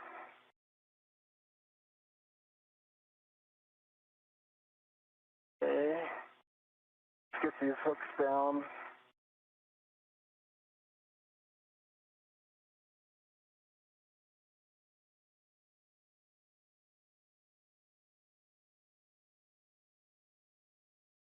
Hooks down. Now, the more you can, like, find some extra... So, actually, look, I think we might be able to get this Velcro if you move that hook. Okay. Can you pull that tab? Or pull here? Squeeze the tab.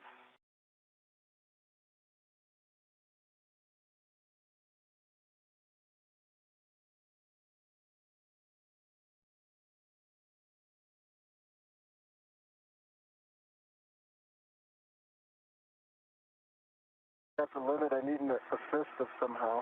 What if you take the wire tie that's right in front of me and loop it through the tab?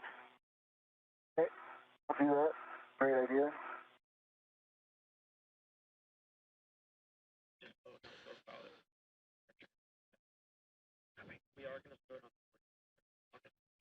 Continuing to follow along with today's spacewalk, U.S. Spacewalk 96, as NASA astronauts Jessica Meir and Anil Menon continuing to work through their cleanup tasks as they have taken the strut bag that carried out 6 struts and 1 mounting base, 8 foot long, weighing 330 pounds, out to the 3B mast canister to construct a modification kit. Can you get that other Velcro? No? No, because pushing it, I think let's get this first. Okay. What can I do? Rotate it. It's pulled way too far over here, I think, for you to reach it now. True. So loop itself. Yeah. If you, what if you got that way part of the tab? Yep, exactly what I was going to say. That will keep it closed.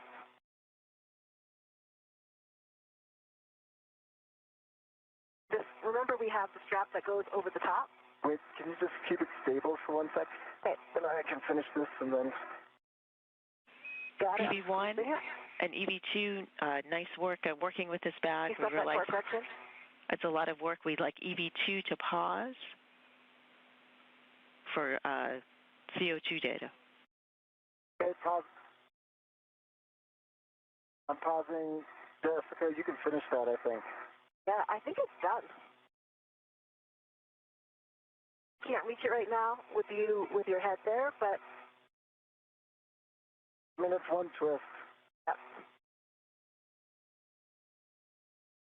I think it'll stay. Hey, just put 1 more twist, Stephanie. There we go. All right, pausing. The only concern is just to look at it, if the torque wrench could come out. Are you there? I am there. I'm looking at the torque wrench. It honestly feels pretty wedged, but you could... What we could do is, once we release that rep that's on the handrail, you can stretch it across the top to the there's a D-ring on the top. Yeah. There's also that handle that we use. This rep right here? Yep. Somebody just give it to you? You've got 3 reps down, right? Well, the hook's on your side. I can't reach that hook from here. I think if we snug that a little bit. So remember how we had that left strap over the top? Mm-hmm. If you can get that left strap back over, or if I can after you move, that will keep the torque wrench in. Which strap was that? Right here, I'm pointing to it. Okay, where's it hooked to? It's hooked to that loop that the wire tie goes through. Oh, so is that helping? No, you can unhook it and get it over the top.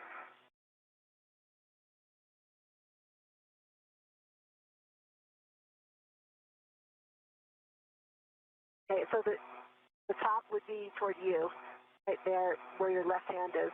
All right, I'll just wait until we balance out. All good. I think that should keep the torque wrench in and we'll be good. If you have bandwidth to loosen it, and it'll make it easier for me when I have to submit, but maybe you can't reach it. Stephanie, we're kind of holding right here. Would you like me to get started on the APFR relocate while Anil's waiting? Yes, we are ready for that. 20 seconds to a handover.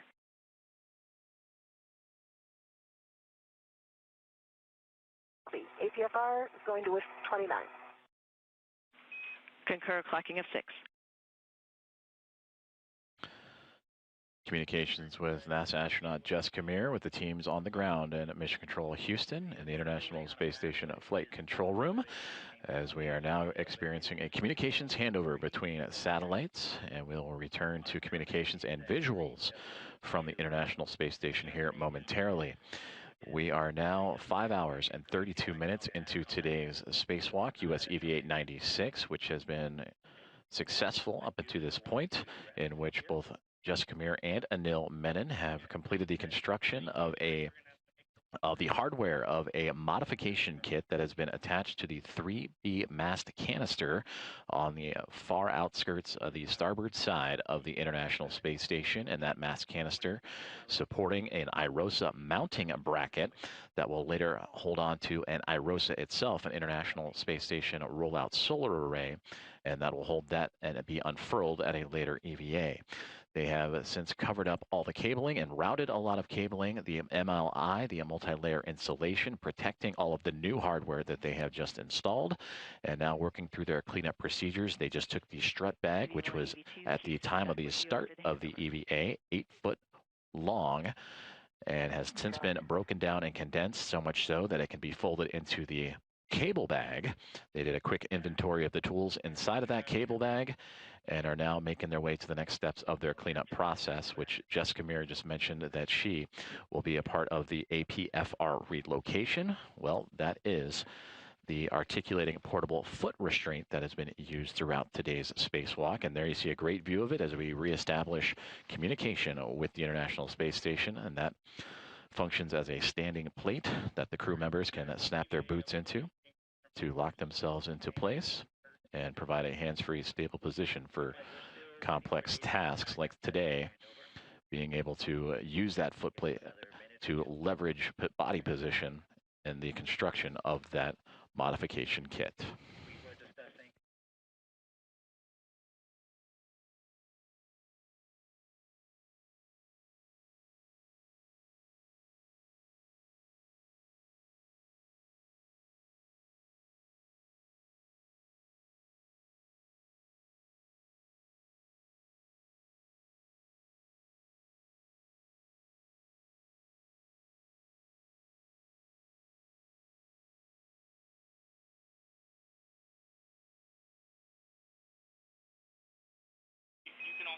And for EV1, EV2, we're just waiting a couple more minutes for additional data passes.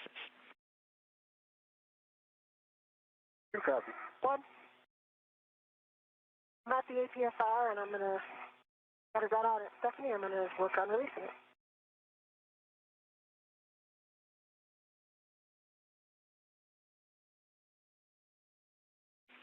Copy.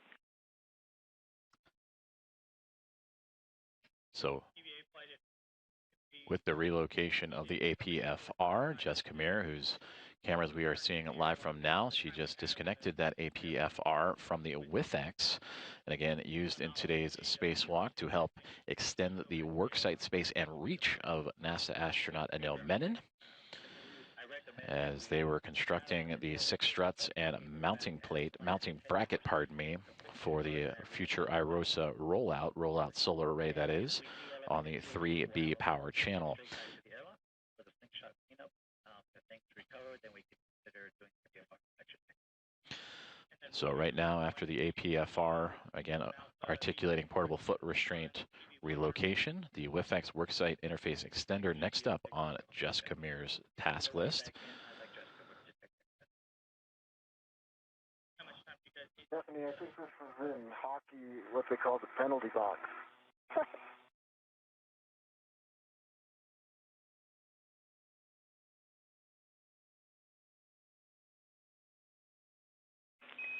And copy that. And we are just taking an additional look at your CO2 data. It's looking in a way odd to us, and so we just want to make sure we have good data and we're interpreting it correctly. No worries. I was just joking, of course. If you need any symptomatology, I feel fine from a medical perspective, doctor. And we copied. That's good information. Thank you.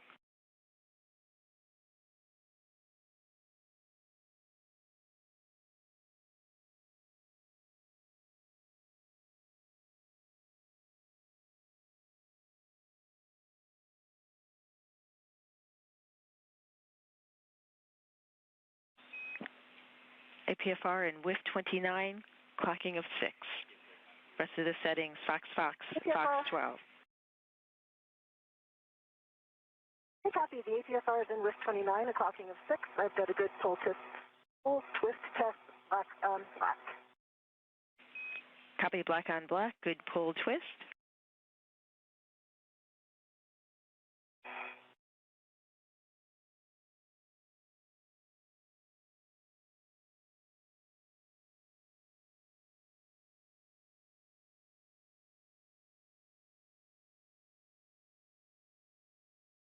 Could you give me the rest of those settings again, please?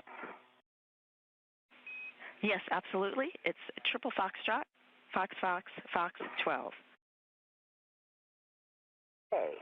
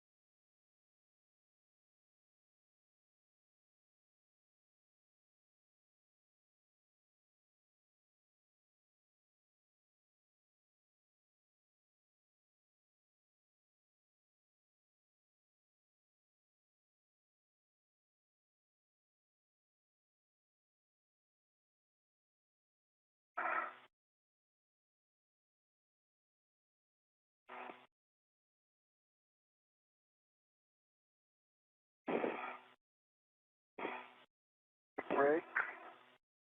Warning. CM says CO2 sensor bad. Copy, EV2, CO2 sensor bad. All switches towards me. Gauge is the green. Copy, all switches towards you. And say again, suit pressure reading from the gauge and a HAP check. It's in the green, HAP is dry. In the green, HAP dry. 4.2. Copy, 4.2. Want to take a look at your checklist while we're doing this, Anil? I can walk you through it. Yep.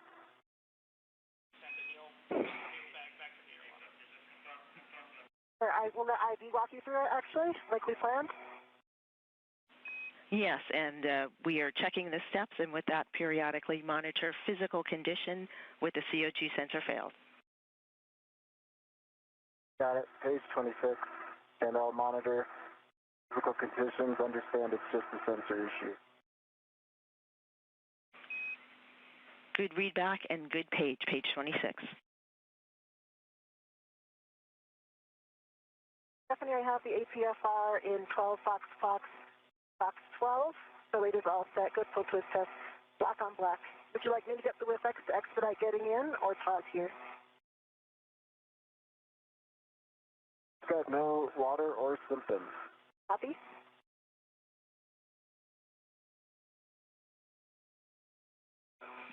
Yes, Jessica, we would like you to pick up the WIFX for the rest of this EVA. For Anil, for EV2, we would like you to retrieve the cable bag. We would like you to translate in towards the airlock. And per the cuff checklist for CO2 sensor bad, continue to monitor your symptoms. Copy that. I'm going to pick up that cable bag and I'm going to go indoors. It's a good readback.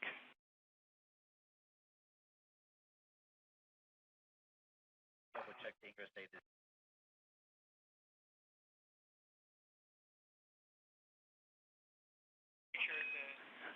Jessica, additional checks for the APFR. Can you verify ingress aid stowed low profile against the boot plate? Affirm. Thank you.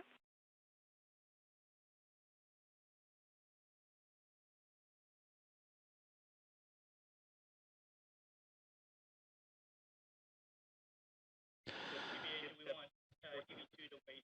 5 hours and 42 minutes into today's spacewalk. Communications radioed up from the ground here at NASA's Mission Control Center in the International Space Station Flight Control Room as Jessica Meir and Anil Menon winding down U.S. Spacewalk 96 for Meir, wrapping up the relocation of the articulating portable foot restraint and the WIFX, the worksite interface extender. As for Anil Menon, going over his CO2 gauges, and he will begin making his way back to the Quest airlock. He will bring the cable bag in tow, which recently just had the pitch knob on that APFR. It seemed to go in nominally when I returned it to the lock position at Foxtrot, Foxtrot. It took some extra pressure to get it all the way to lock. It is all the way in lock, but it was a little bit sticky in that very last zone. And we copy. Thanks for the information.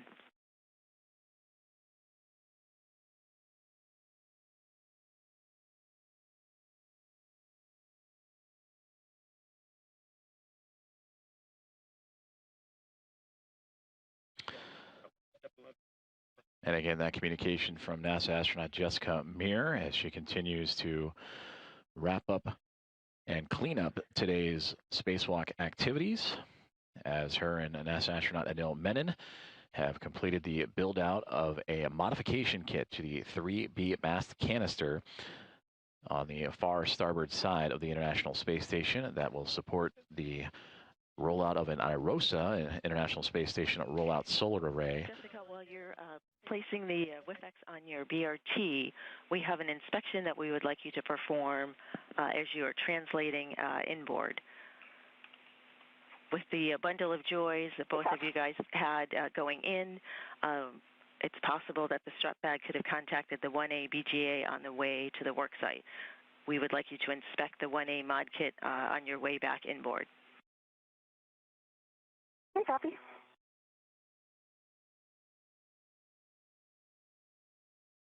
On A, so you give me the location of that. That's S what again? There's the next one over from here. You can see it right now. One bay over. And it's S4, same side as 3 Bravo, and it's the lower struts to the mass canister that we're interested in.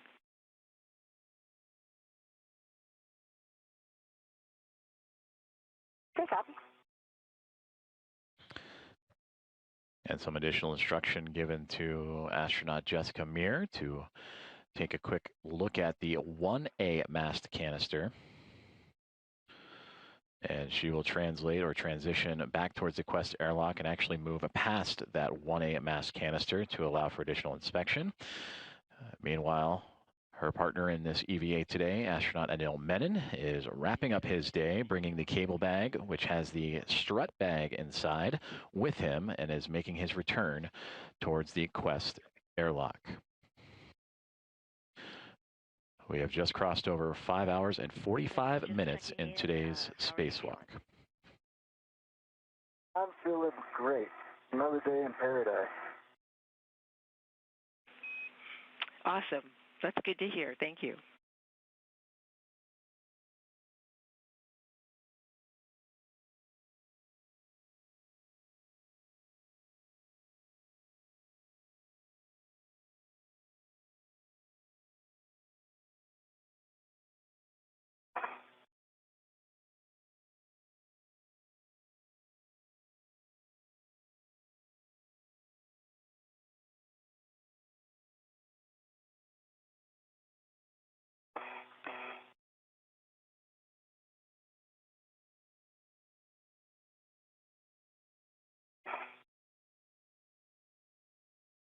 All right, Kilo Dog is up. It's on the DRT, and I'm headed in.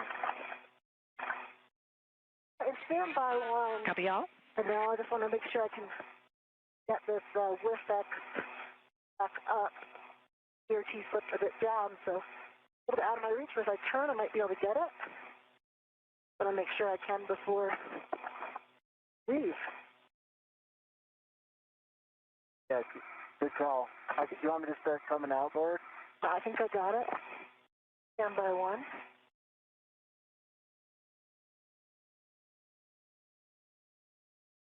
I've got a good visual on it. I've got it now. Okay. Nice job.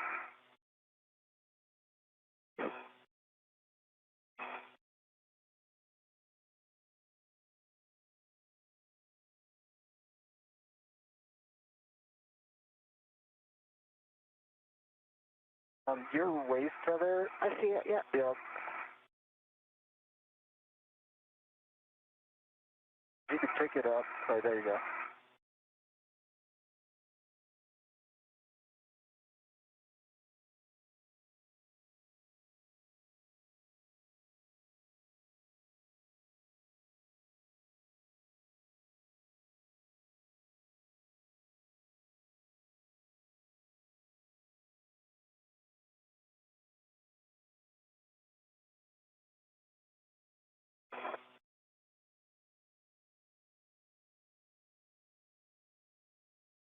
Doing good, Stephanie. Cap's dry. Copy dry, hap, and feeling good. Jessica, you want me to start heading in? I'm good, yeah. Go for it.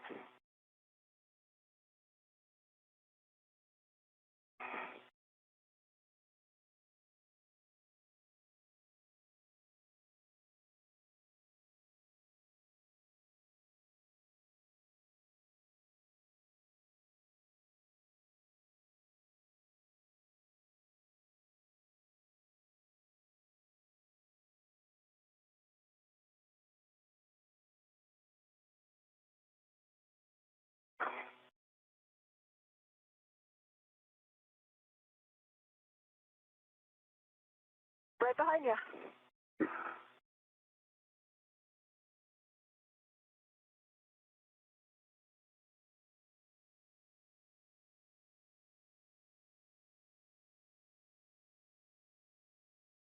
Hey, Stephanie, I'm going to pick up my green hook. That's affirmed. We'd like you to pick it up en route, handrail 2042. Plan is still for you to install the WIF-X into the port Zeta cart with 2. Copy?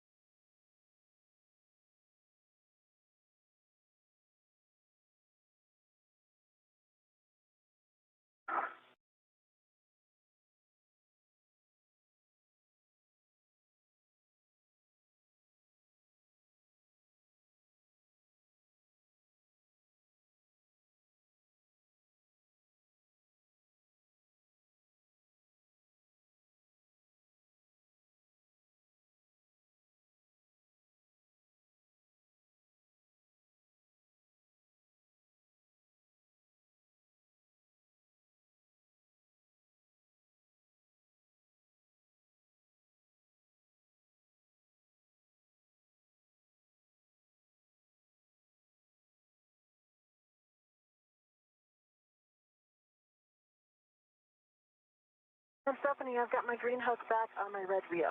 Ready to come in. Copy green hook on red reel, and a friendly reminder about the inspection of the 1A mass canister. B, 1A. And so, like, sure that we're clear, the mass canister on the same side as this or the opposite side? It is on the same side. Okay, copy.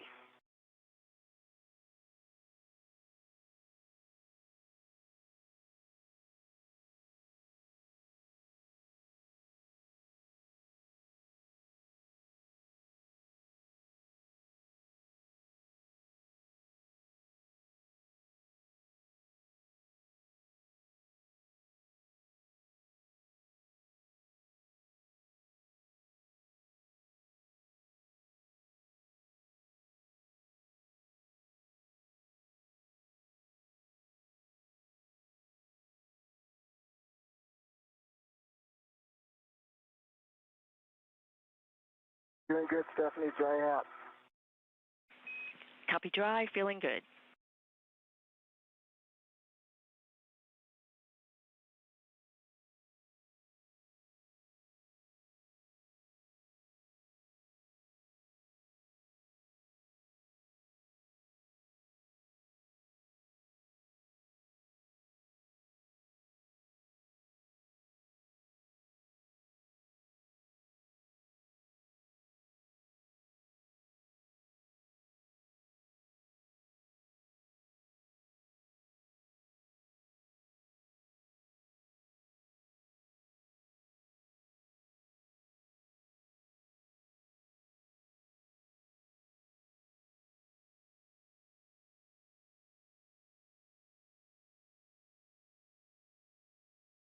I believe I'm there, Stephanie. This is what I'm looking at, correct? You see two lower struts? Yes, we're interested in the, the lower side, lower struts left side. Left lower strut is in place. I don't see anything off nominal. Copy, yep. Anything obvious? That's what we're looking for.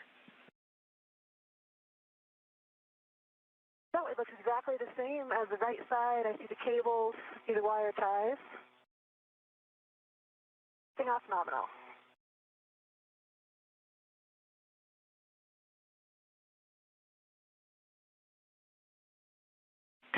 Copy the report, checking.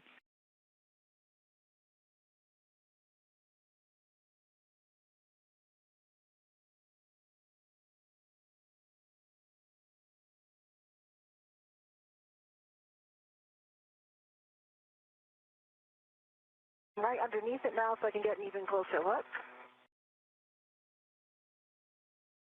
I have a hand on it that's not moving at all. I can see all the bolts.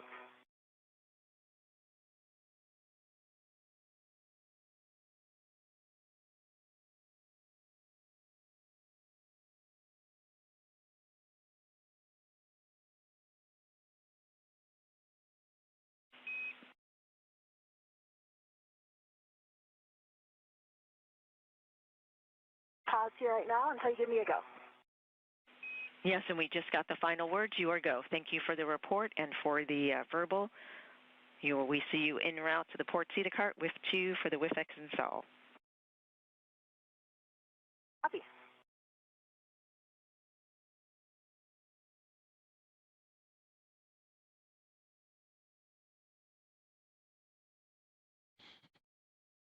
Approaching 5 hours and 55 minutes of today's spacewalk outside of the International Space Station, U.S. Spacewalk 96, featuring NASA astronaut and Space Station Commander Jessica Meir and astronaut Anil Menon.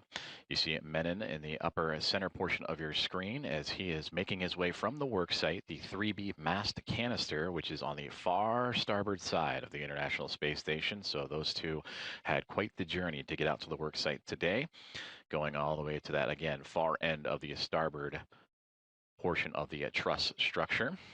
They are making their way back to the Quest airlock today after completing their tasks, installing all 6 struts and an IROSA mounting bracket that'll support the installation of an IROSA, the International Space Station Rollout Solar Array, to provide additional power to the orbiting laboratory. So as they continue to make their way towards the Quest airlock, they had Jessica Meir make a quick pit stop over to the 1A mast canister, the next one over from their work site today, just for additional inspections. And now the two of them making their way back home as we close in on what's going to be 6 hours of today's spacewalk.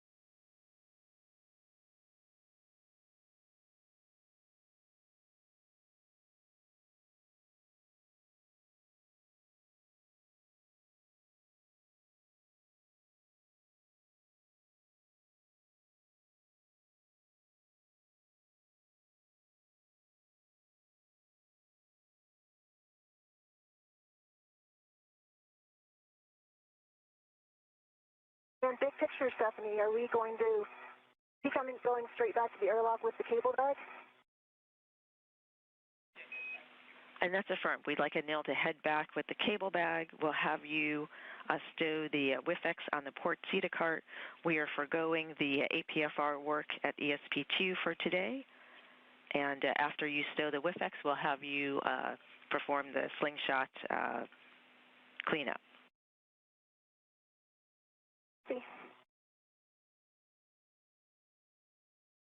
I'm under the starboard cart now. I see our others. I'm under the port. I'm just clearing it now. Copy EV1, EV2.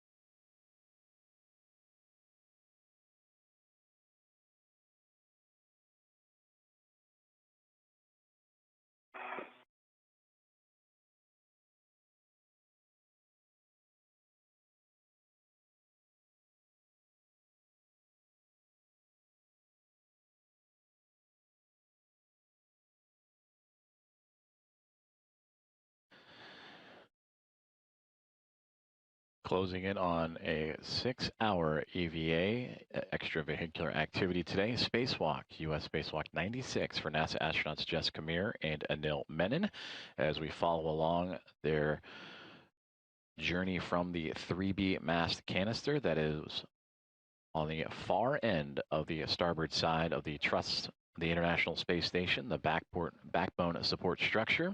And there you can see them making their way back down that truss and heading towards the Quest airlock, which is located right in the center of your screen, as we have now officially passed the 6-hour mark of today's spacewalk.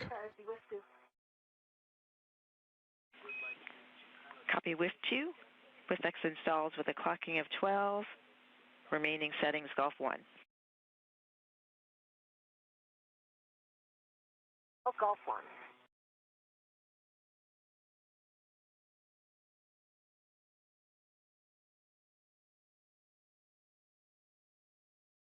At speed of spur, descending. Copy EV2.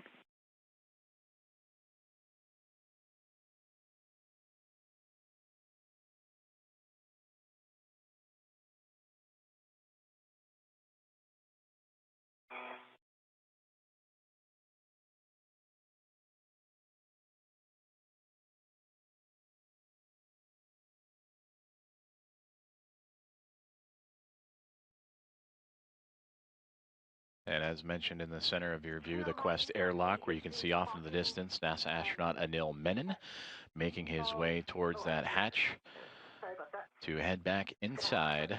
You also see the cargo spacecraft at the top of your screen, the Northrop Grumman Commercial Resupply Services Mission NG-24 cargo spacecraft. And slowly but surely making her way into the field of view off the left is NASA astronaut Jessica Meir joining Menon today on today's spacewalk as EV1, Menon EV2. Meir with the red spacesuit with the stripes. I've got a clocking of 2. Do you want me to get it back to 12? Or do you lock in?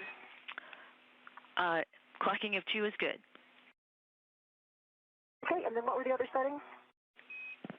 Other settings, Gulf. Twist test. Copy good pull twist. Check black and color, black on black. Remaining settings, Gulf 1. Black on black, and I'll set Gulf 1.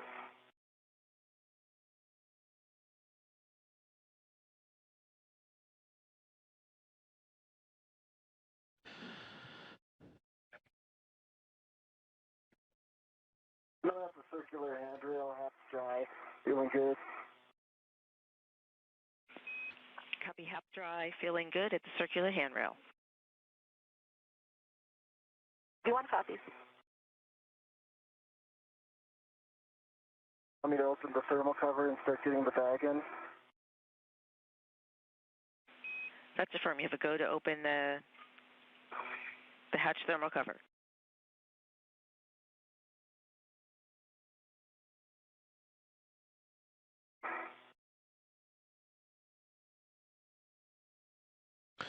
And that is Anil Menon that has made his way back to the Quest airlock and has opened up the thermal cover. Hot on this trail is Jessica Meir, who just put away the articulating portable foot restraint, as well as the WIFX, 2 tools used to help in today's spacewalk. And once those are secure, she will also continue her journey on to return to the Quest airlock. Just over 6 hours into today's spacewalk.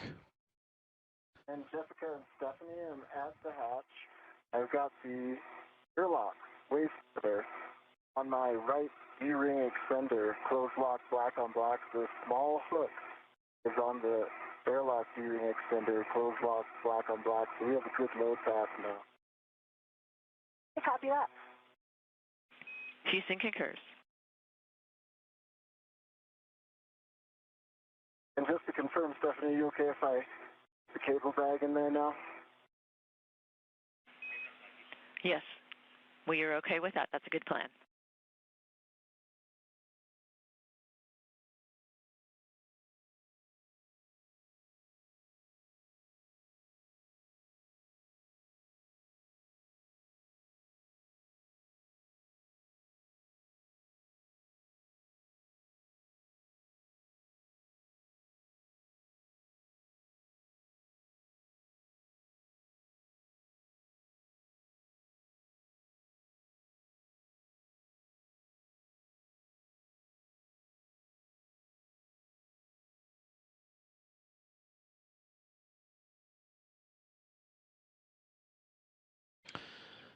NASA astronaut Anil Menon continuing his procedures to re-enter the Quest airlock with the cable bag.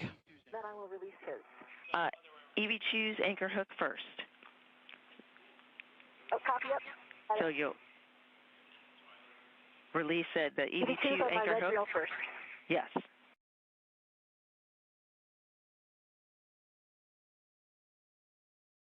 I'd like a good load path too, so that's a great idea. We copy and concur.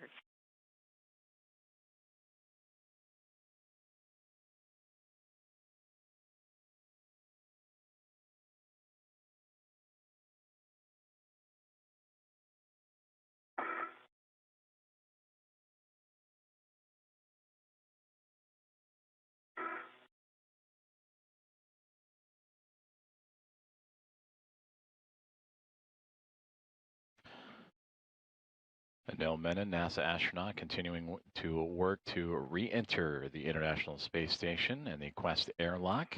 The thermal hatch cover is open. He has the cable bag just off to his left-hand side, working those procedures to return to where his spacewalk would begin a little more than 6 hours and 6 minutes ago. Astronaut Jessica Meir, who off screen will be making her way back towards the Quest airlock and begin re-entry and repressurization procedures shortly thereafter. And now taking a look, Menon has now brought back in that cable bag and will make his way into the crew lock here momentarily. My anchor hook is back on my workstation. Copy. Before you depart the CETA cart, hit the brakes, starboard and port CETA cart brakes 2 times. 1 minute to a handover. 2 CETA brakes.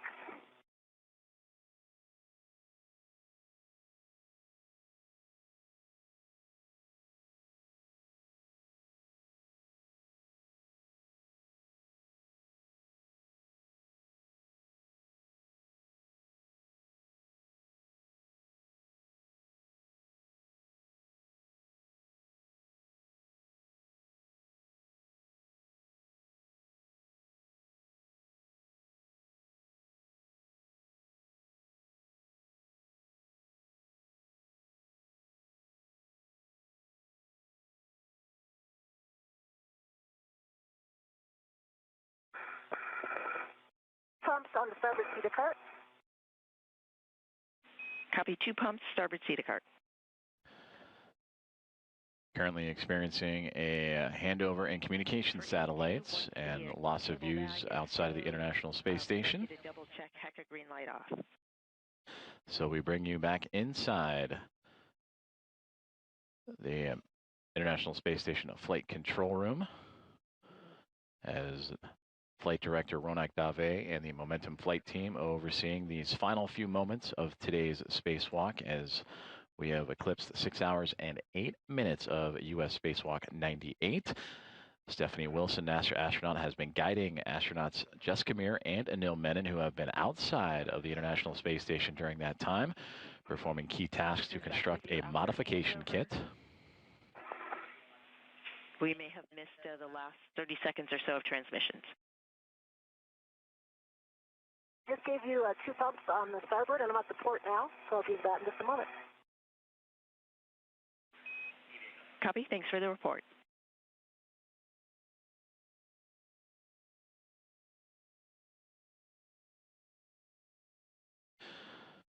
So again, the team here on the ground inside Mission Control Houston, continuing to monitor the return of astronauts Anil Menon, who has, last we saw, will be returning back inside the Quest airlock. And we'll get those live views here momentarily as we check in now on astronaut Jessica Meir with the red stripes. That's how we know it's her on the pant leg of her spacesuit. Double check, HECA green light off.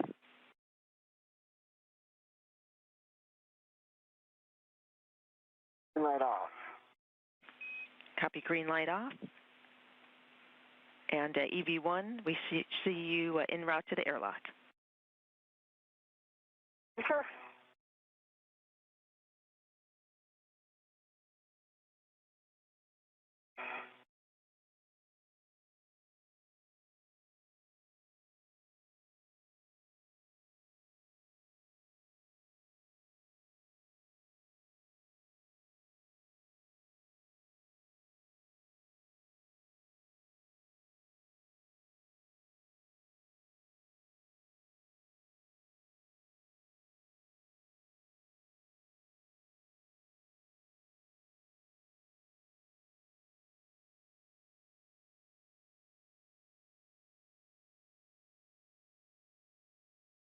Not to see the first. Houston copies.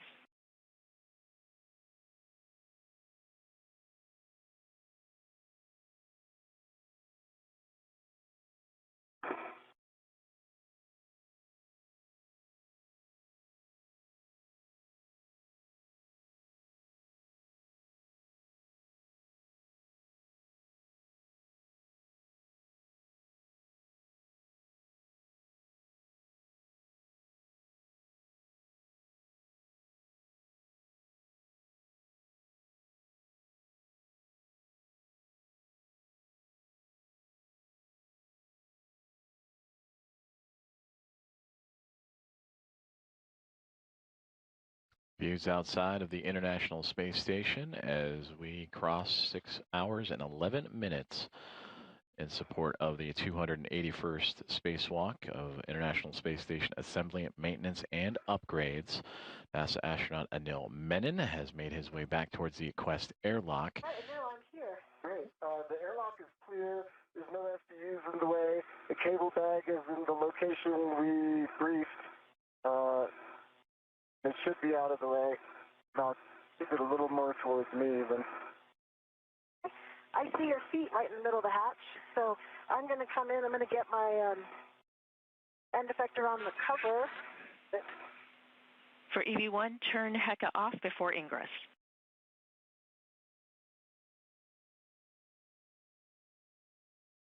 EV1, heckles off. Copy. David, where it is.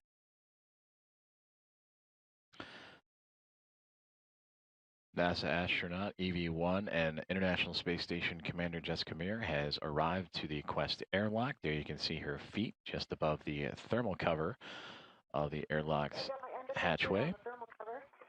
They come up just like we talked about. See your feet.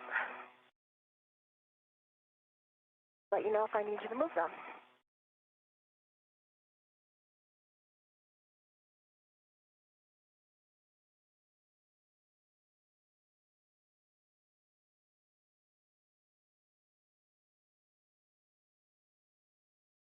You coming in. Okay. Turf is clear. Your feet. I'm going to come up a little more and get my feet back. Thermal cover, I see it closing. Your feet are by the OSCA. Perfect position. Put them straight back. Okay. I think there's something behind me. Your feet are on the UIA. Yeah, it's not my feet, it's my foot. Okay. Looking.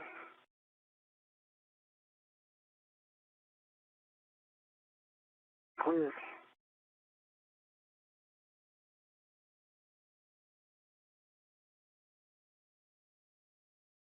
Okay. Thermal cover's closed. I'll get the strap. Copy, thermal cover closed. Working the strap until snug, confirming 6 lines visible, and engage the magnet, verify the magnet is engaged. Work.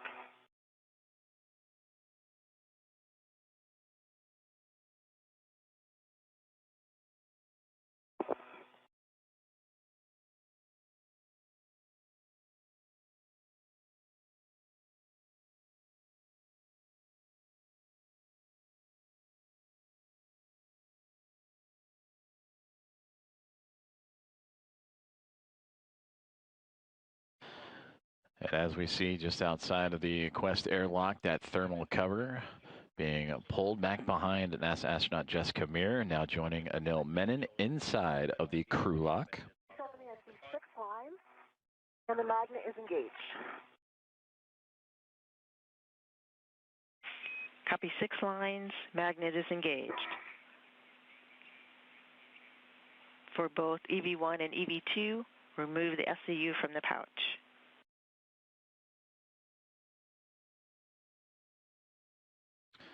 Work. Work.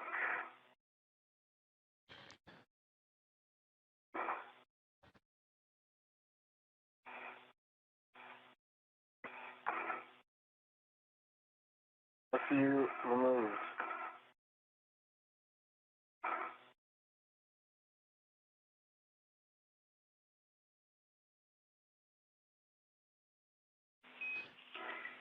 Copy. Both EV1, EV2 have SCUs removed from the pouch. Remove DCM cover, Velcro to DCM. Connect SCU to DCM. Check SCU locked. Mark? And with that communication from Stephanie Wilson on the ground in Mission Control in Houston, we now return inside of the Quest airlock, where we see NASA astronaut Jack Hathaway on the left and ESA astronaut Sophie Adno anxiously awaiting their return of their friends and crewmates as they have returned inside the Quest airlock. You heard them with a couple different acronyms relating to reconnecting their spacesuits back to the space station. And Sophie will take the opportunity to appear through the window and monitor her friends and colleagues and snap a few photos as we will monitor. For EV2, I'll take a moment to give you some additional words given the CO2 bad sensor. As we repress, and we'll do a nominal repress, you may have some additional water inside your suit that may affect water on your comm cap that may affect your comm. You might lose comm. While we're expecting a nominal recess, we have apprised the IV team of doing the potential for an expedited repress and expedited suit doffing if needed. EV2 copies all.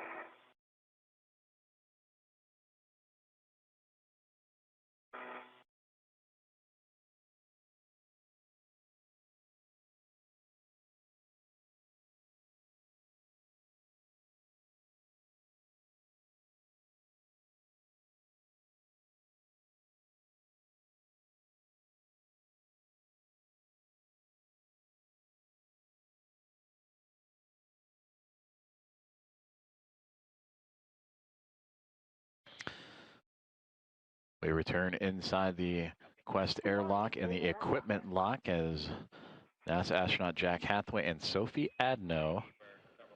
Copy. EV1, SCU locked. There's a note about TVC settings, a TCV setting of 8 to max cold, minimizes time for SCU cooling. Next, take your water switches to off, OFF, the forward position. Expect water off. Water is off message. EV1, water off. Expected message. EV2, water off, expected message. Copy. One caution, do not close hatch until EMU water is off for 2 minutes. EV1. And Stephanie, we've got a few words. On this day in 2012, NASA's robotic rover Curiosity successfully landed on the surface of Mars, the goal of understanding if the planet could have fostered life. Curiosity achieved that goal within a year, and it discovered that ancient Mars possessed all of the key chemical ingredients and stable water environments to support microbial life. One day humans will visit Curiosity, propelled by the groundbreaking science, technology demonstrations, and operations conducted here on the International Space Station, almost 26 years now. Today we made one more step toward expanding the ISS power system, further sustaining our human presence in low Earth orbit as we prepare to take those next steps. Speaking of water on Mars, this also happens to be International Scuba Diving Day, so Anil and I wanted to give a huge shout out to the divers who helped train us for this mission. Today I also had the added privilege of escorting a first-time spacewalker out the hatch once again. Congratulations to my friend and colleague Anil Menon on completing his first spacewalk. Welcome to the club, Anil. Excellent work out there. I'm thrilled to see the Five swarming both inside and outside the ISS these days. Over to you. Thank you, Jessica, for passing on your knowledge and experience from 6 spacewalks. The entire experience has taught me that a smooth AVA is entirely about the team. Thank you to our exceptional team on the ground, including first-timers like Stephen Villano, and to Jack and Sophie for their attention to detail in ensuring our safe return. Happy birthday, Christy Ray. This spacewalk is a small part of what we accomplished. Other parts were all of the preparation and getting back safely, so thank you for that. Over to you, Stephanie. Thanks for being an awesome ground ID. Well, thank you very much. We appreciate the kind words and the great words, and congrats to both of you and to the entire team of Momentum Flight, of having great momentum to work through this last mod kit. You have worked very hard, very expeditiously, with good momentum, and we appreciate your words and your work today for future endeavors.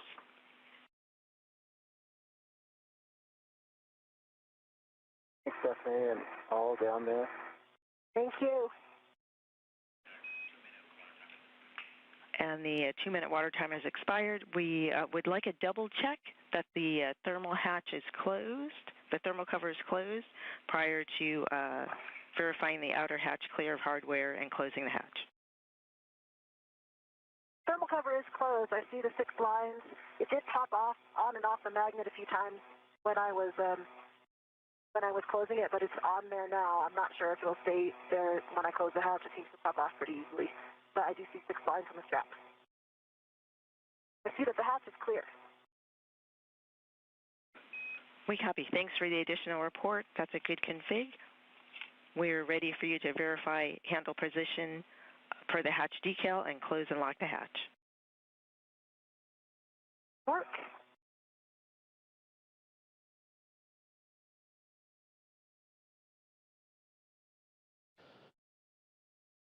NASA astronauts Jessica Meir and Anil Menon is sharing words. Position. Let me get the hatch key. Water pressure on Anil's suit.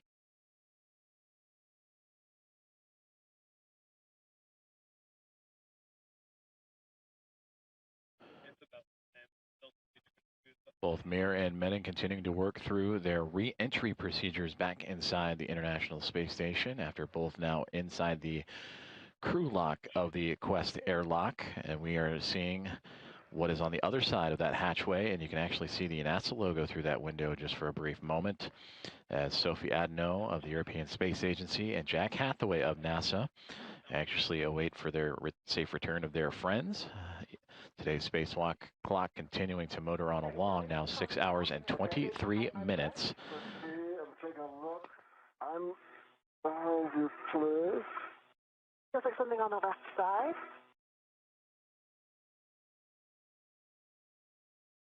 The cable bag is out of the way. How now?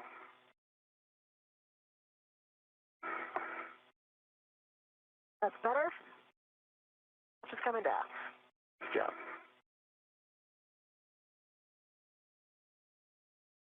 Yeah, I see the hatch is clear. I'm going to go ahead and latch.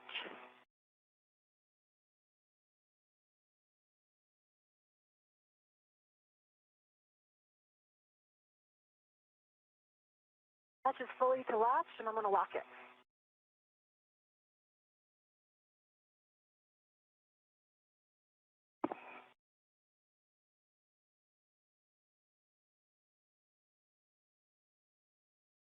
Close and lock.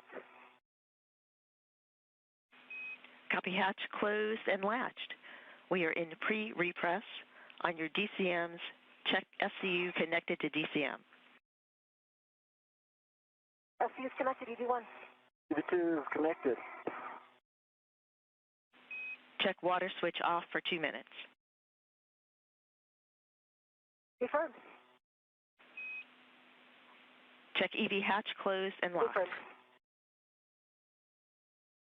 EV hatch closed and locked. On the UIA, check oxygen EMU 1 and 2 valves in open.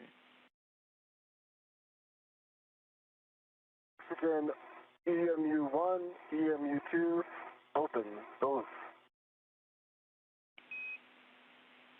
Copy. Take power, EV1, EV2, 2 switches to on.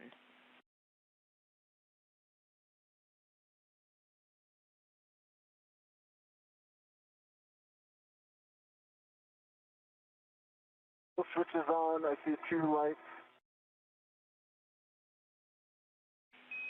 Copy. 2 LEDs on.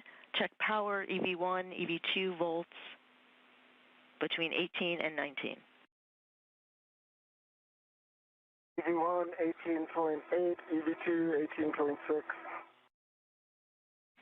Copy. 18.8 and 18.6 EV1 and EV2 volts. On your DCMs, take power to SCU. EV expected warning tone.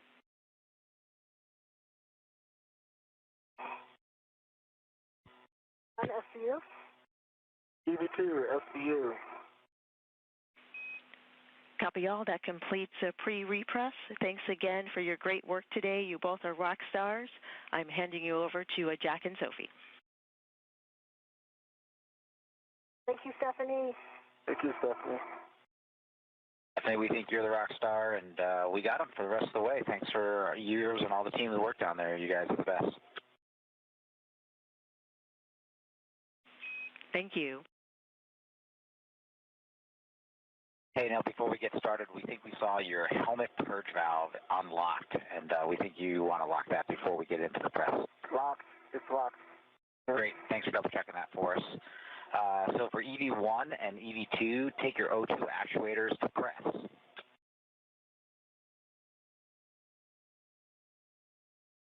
V1, press.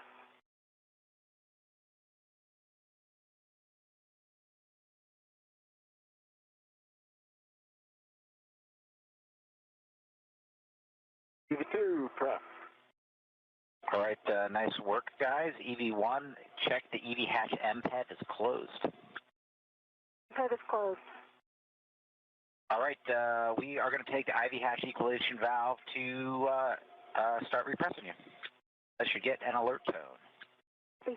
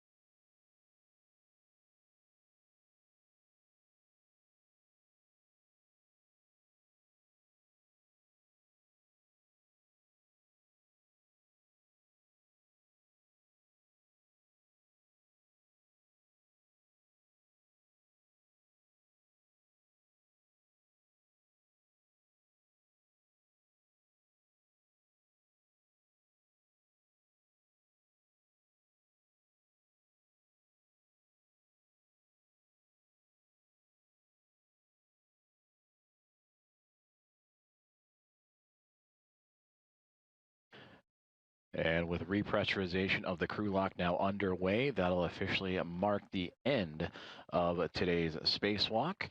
It would come to a close just a minute ago at 2 o'clock, 2 p.m. Central Time, 3 p.m. Eastern Time, with today's spacewalk lasting a total of 6 hours and 27 minutes, as both NASA astronauts Jessica Meir and Anil Menon would depart the space station and build out a modification kit for the 3B mast canister to attach it to in preparation for a future International Space Station rollout solar array to provide additional power to the orbiting laboratory. So again, today's spacewalk lasting 6 hours and 27 minutes, and it would come to a close right at the top of the hour, 2 p.m. Central Time, 3 p.m. Eastern Time, and we will monitor the repressurization of the crew lock. That is on the other side of that hatchway you see right now, where Sophie Adno of ESA and Jack Hathaway of NASA are currently monitoring. They are closely approaching from bringing the lock up from vacuum to now about 1 pound per square inch. Of course, they want that to climb all the way up to about what it is at sea level, about 14.5 pounds per square inch. So a little ways to go, but we'll continue to follow along.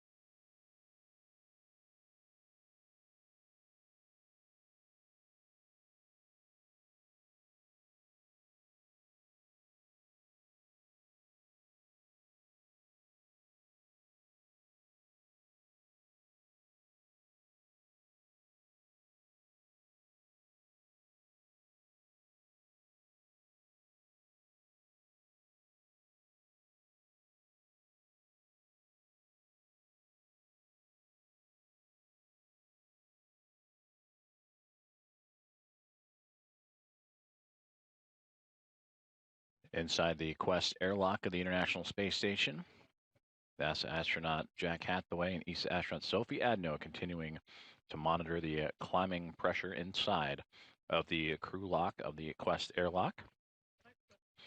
Approaching now about 2 pounds per square inch, part of the repressurization at the conclusion of today's spacewalk with NASA astronauts Jessica Meir and Anil Menon. Increasing through 2 PSI. V1. And that milestone right there, passing 2 PSI, pounds per square inch inside of that lock. They want to get that to match where they are currently operating, which is sitting at about 14.5 pounds per square inch. Today's spacewalk, the 281st in support of the International Space Station assembly, maintenance, and upgrades. Lasted 6 hours and 27 minutes and came to a close just 5 minutes ago at 2 p.m. Central Time, 3 p.m. Eastern Time, as both Meir and Menon would complete the construction from start to finish of 6 struts and a mounting bracket attaching to the 3B mast canister that will support an IROSA, an International Space Station rollout solar array, to increase power availability to the orbiting laboratory.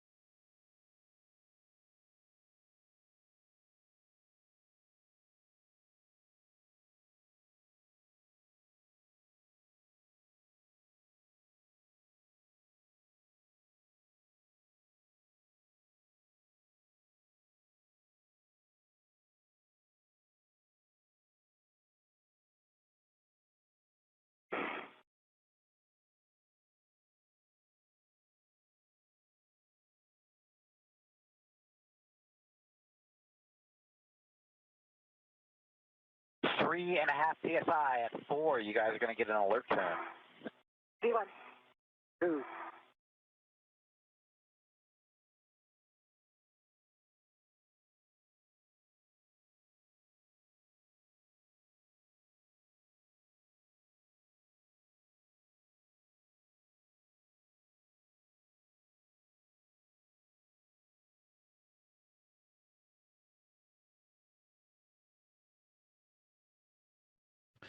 As we continue to follow along with the repressurization of the crew lock and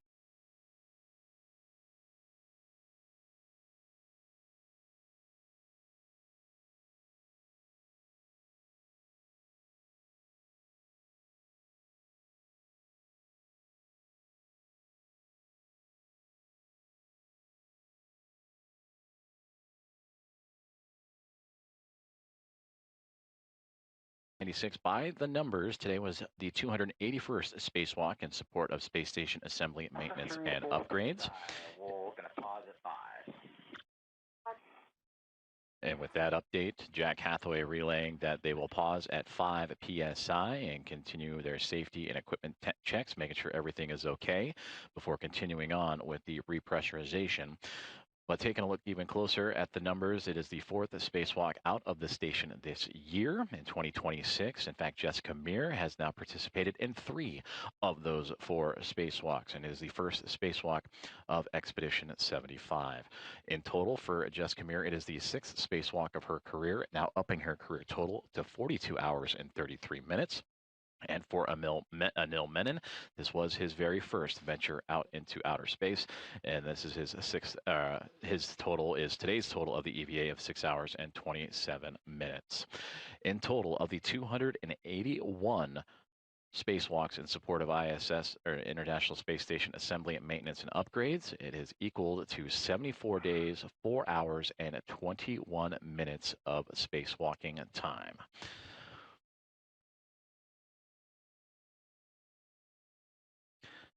And again, we continue to follow along with the repressurization of the crew lock, now up to 4.90 pounds per square inch. And we heard the communications to Jack Hathaway that they will pause at the 5 pound per square inch mark and go over all system checks, make sure everything is okay. PSI. We're going to sit here for 2 minutes and wait for the crew lock pressure to stabilize. 1, 2.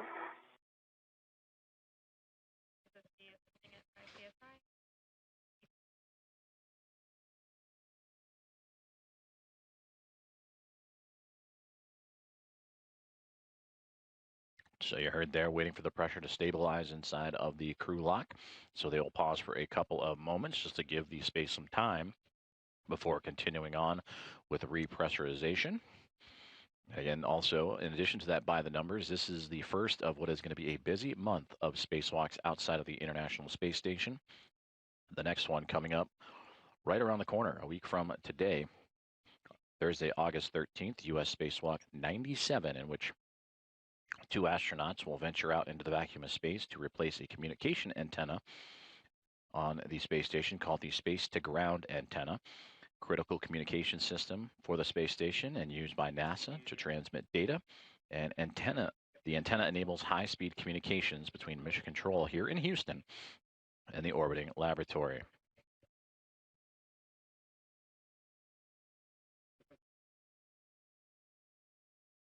And flying in to join Jack Hathaway and Sophie Adno, that is Roscosmos cosmonaut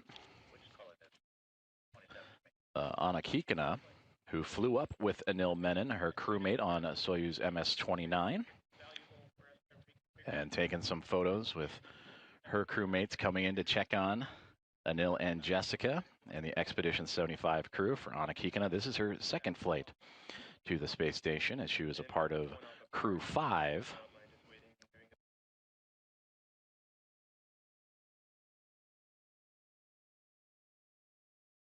And also coming in to join in, that is Pyotr Dubrov, the commander of the Soyuz MS-29 mission that also was a part of Anil Menon's very first launch and flight to the International Space Station, and posing for a nice photo together, both him and Kikina, with Sophie Adno and Jack Hathaway. Certainly a prideful moment for that group, that trio that, again, launched to the space station only a few days ago.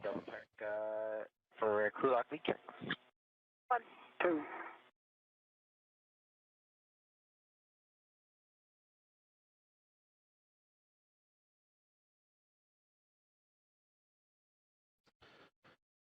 And again, the team continuing to monitor along with the repressurization of the crew lock that has been paused at 5 psi to allow the space to settle. And they will continue with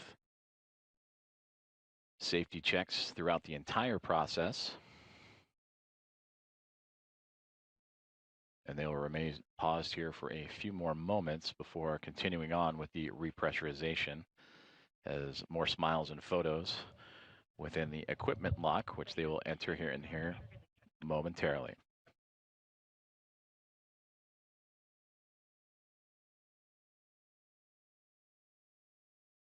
All right, that's a successful leak check. We're on to step 8. You guys can take your glove heaters to off. Yeah. On off. Choose off.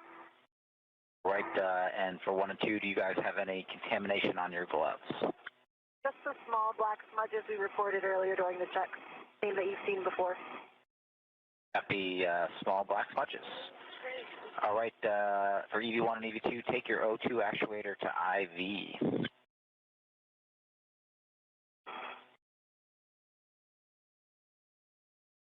EV1 IV. Choose IV. All right, then we are going to continue the repress.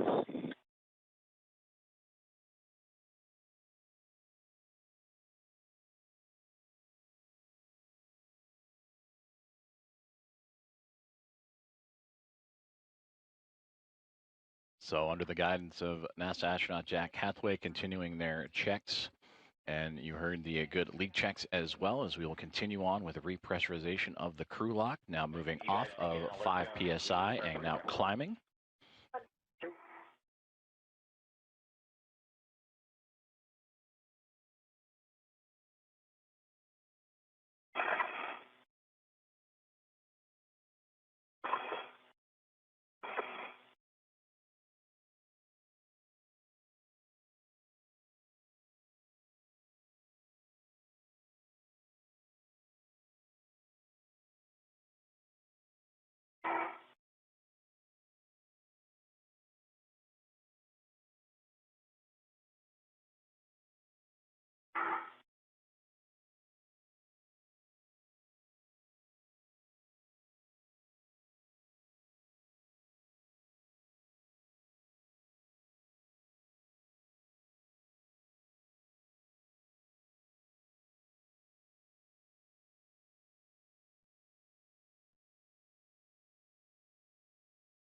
The crew lock now at 6 psi and continuing to move north as the repressurization of that crew lock continuing to be monitored by Jack Hathaway and Sophie Adno, as well as the teams on the ground here at Mission Control in the International Space Station Flight Control Room.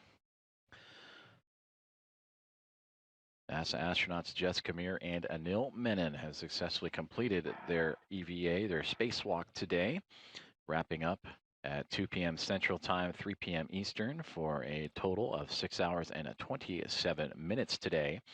They would go out the door of the Quest airlock at 7:33 a.m. Central to begin this spacewalk. They would construct 6 struts as well as an IROSA mounting bracket to the 3B mast canister all the way on the starboard side, the far end of the starboard side of the International Space Station. And that will support the installation of a future International Space Station rollout solar array that will provide additional power resources to the orbiting laboratory.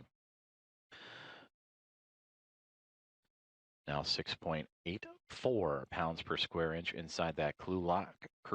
They want to bring it up to about sea level and equal to what's in the equipment lock. That is where Hathaway and Adno currently are residing, all a part of the Quest airlock, and that PSI at about 14.5. So we have just passed the 7 PSI mark. So just past we're coming up on the halfway point of repressurization.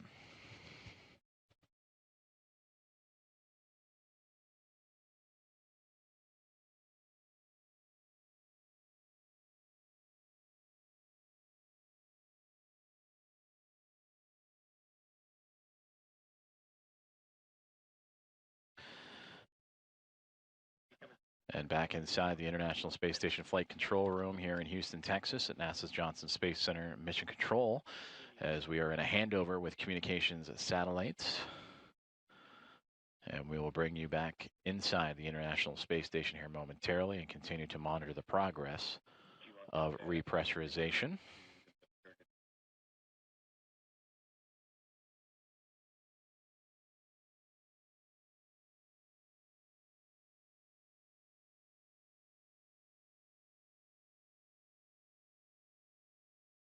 And again, today's spacewalk, U.S. Spacewalk 96, closing out at 6 hours and 27 minutes for NASA astronauts Jessica Meir and Anil Menon, the 281st in support of the Space Station assembly, maintenance, and upgrades.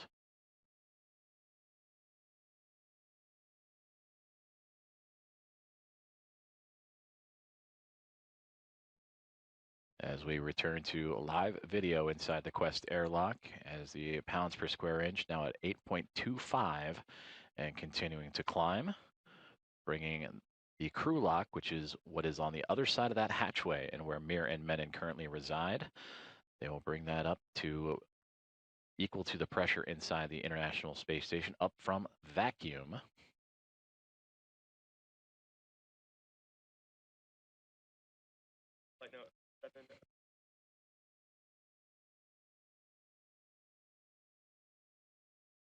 And once brought up to the Same pressure inside of the International Space Station. They'll continue to perform safety checks, leak checks all throughout the procedure. And then once that is complete, we'll see that hatchway in which Sophie Adno has that right hand on it ready to go. Will open back up and they will formally welcome Meir and Menon back inside the International Space Station.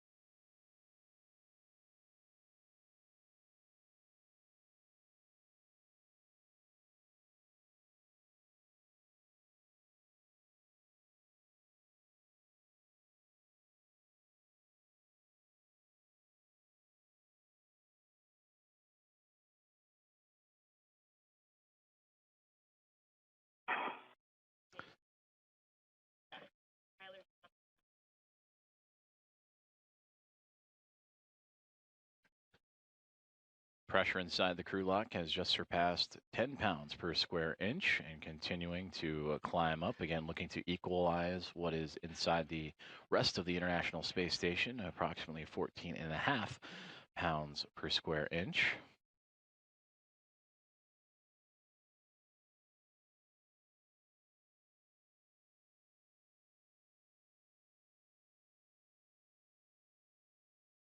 And PSI and climbing.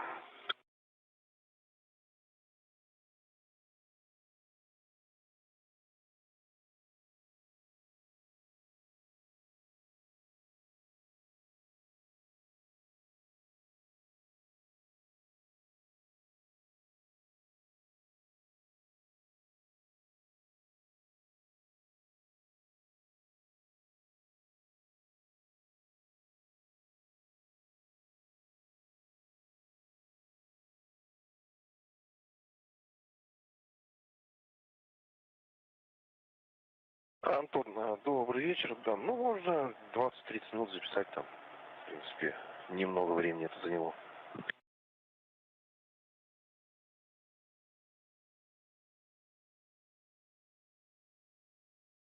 Привет, Андрей.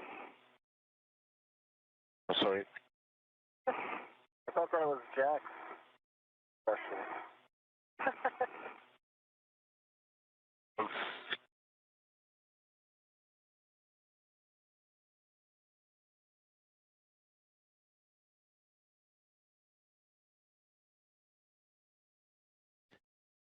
Astronaut Jack Hathaway, Sophie Adno, and cosmonaut Anna Kikina continuing to monitor along with the repressurization of the crew lock getting closer. Now 11.35 pounds per square inch, looking to get up to 14.5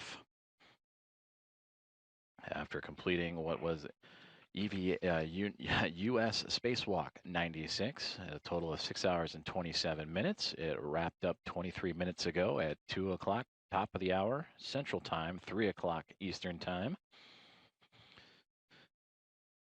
It would have formally begin at 7:33 a.m. Central as NASA astronauts Anil Menon and Jessica Meir would make their way out of the Quest airlock after dropping from 14.5 down to vacuum and would begin their spacewalking task, which included the assembly and attachment of 6 struts and a mounting bracket that will all support a future installation of an International Space Station rollout solar array to provide additional power capabilities to the orbiting laboratory.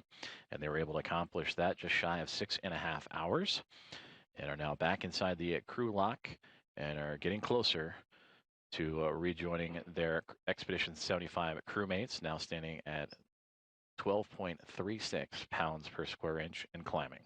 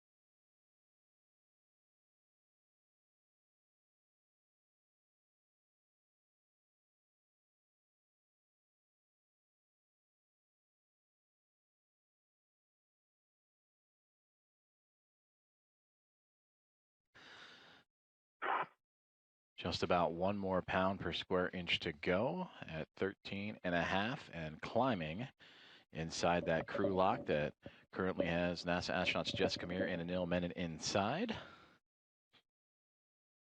Jack Hathaway on the left-hand side, continuing to follow along with the numbers and the status that we are following here in the International Space Station Flight Control Room and Mission Control in Houston. Roscosmos cosmonaut Anna Kikina floating to the left side of your view, and Sophie Adno of ESA supporting the return festivities of the 2 NASA astronauts. We saw Pyotr Dubrov earlier. Both Menon, Dubrov, and Kikina all flying together. They launched just 22 days ago aboard Soyuz MS-29 from the Baikonur Cosmodrome in Kazakhstan.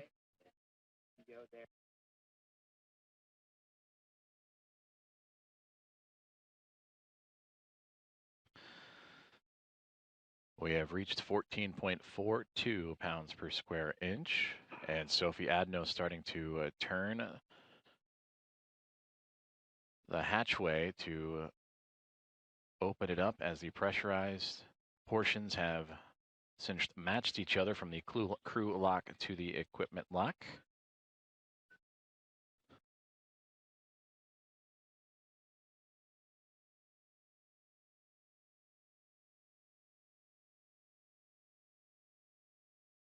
Houston airlock, the IV hatch is open. You guys have to go for step 4. We copy that. And with that, we see the hatch opening and the return of Jessica Meir and Anil Menon back to their Expedition 75 crewmates.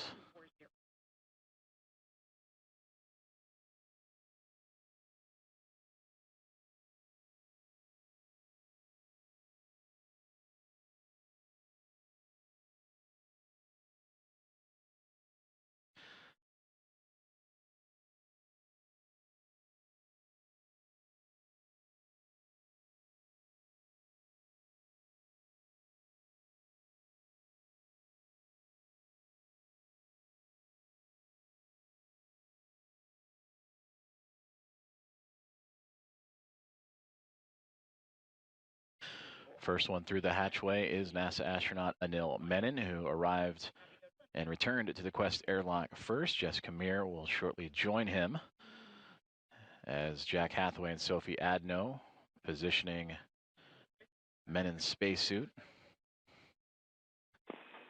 And want to make sure they get him upright, and they will reconnect him as we see a nice little wave from the first-time spacewalker. And all smiles for Anil Menon as he returns back to the equipment lock.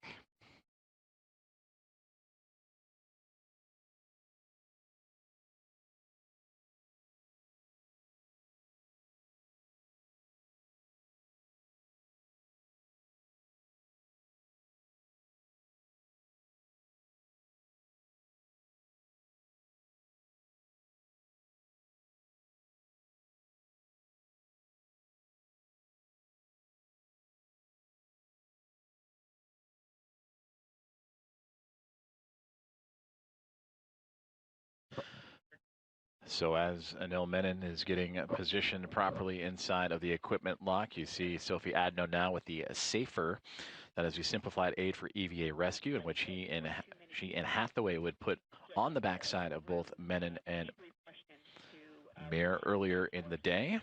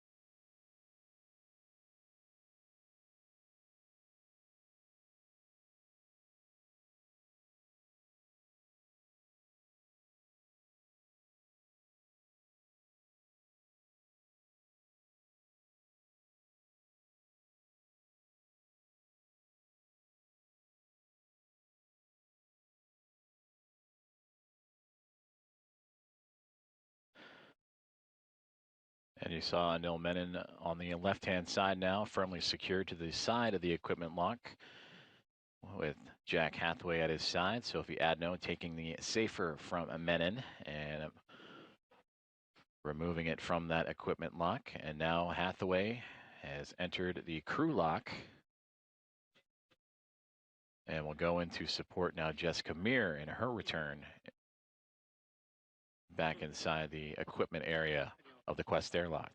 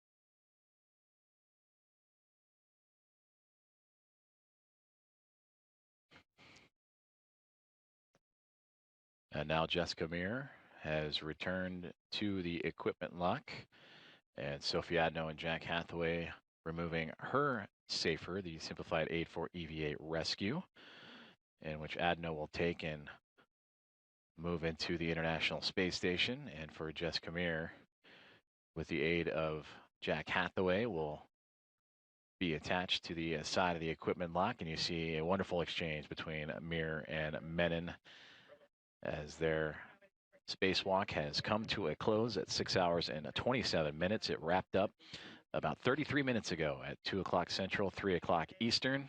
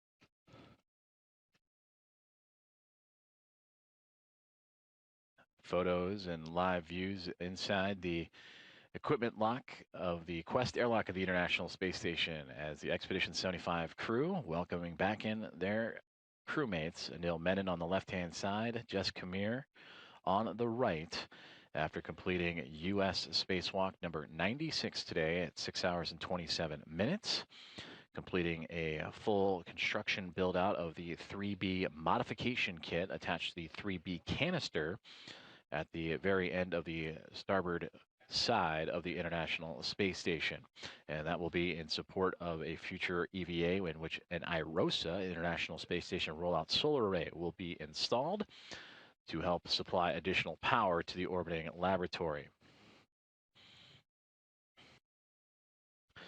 And we'll continue to follow along with the return of Meir and Menon and carry you through the removal of their helmets and their, again, safe return back inside the International Space Station.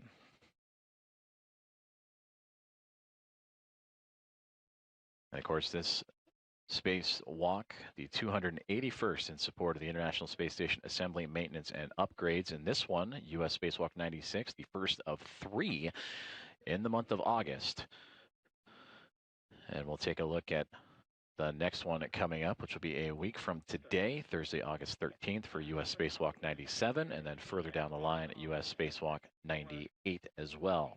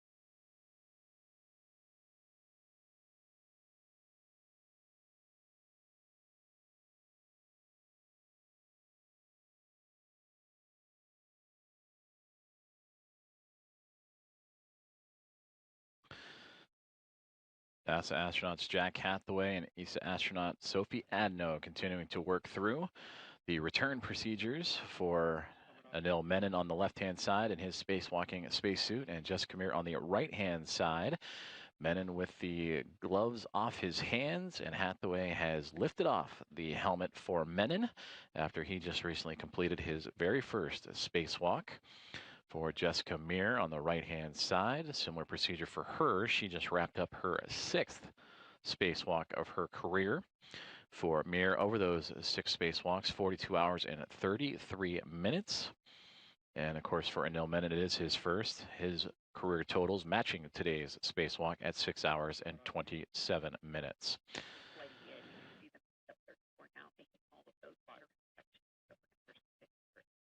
So with these helmets off, we can now take a look ahead at what's to come for spacewalks and activities surrounding the orbiting laboratory. And again, we mentioned that this is going to be a busy time for the International Space Station as U.S. Spacewalk 97 just right around the corner a week from today. Coverage will begin at 7:35 a.m. Central, or coverage will begin at 6 a.m. Central Time, 7 a.m. Eastern, with that EVA approximately getting underway around 7:35 a.m. Central, 8:35 a.m. Eastern. And of course, you can watch all of that right here on NASA Plus, the national social channels. And for the latest updates, visit along with nasa.gov. So a successful U.S. spacewalk number 96 with the construction of the 3B modification kit to the 3B mass canister, and awaiting the arrival of the IROSAs that will support and bring additional power supply and availability to the orbiting laboratory. Well, that'll do it for our live coverage for today, as Anil Menon and Jessica Meir have safely returned back inside the International Space Station. Their helmets and gloves now coming off, and they will get situated back again as another spacewalk right around the corner again on Thursday, August 13th. Special thanks to the team and my colleague joining me on console today for timely updates and NASA Communications is Ken Appel. That'll do it for U.S. Spacewalk number 96. Thank you for tuning in. This is Mission Control Houston.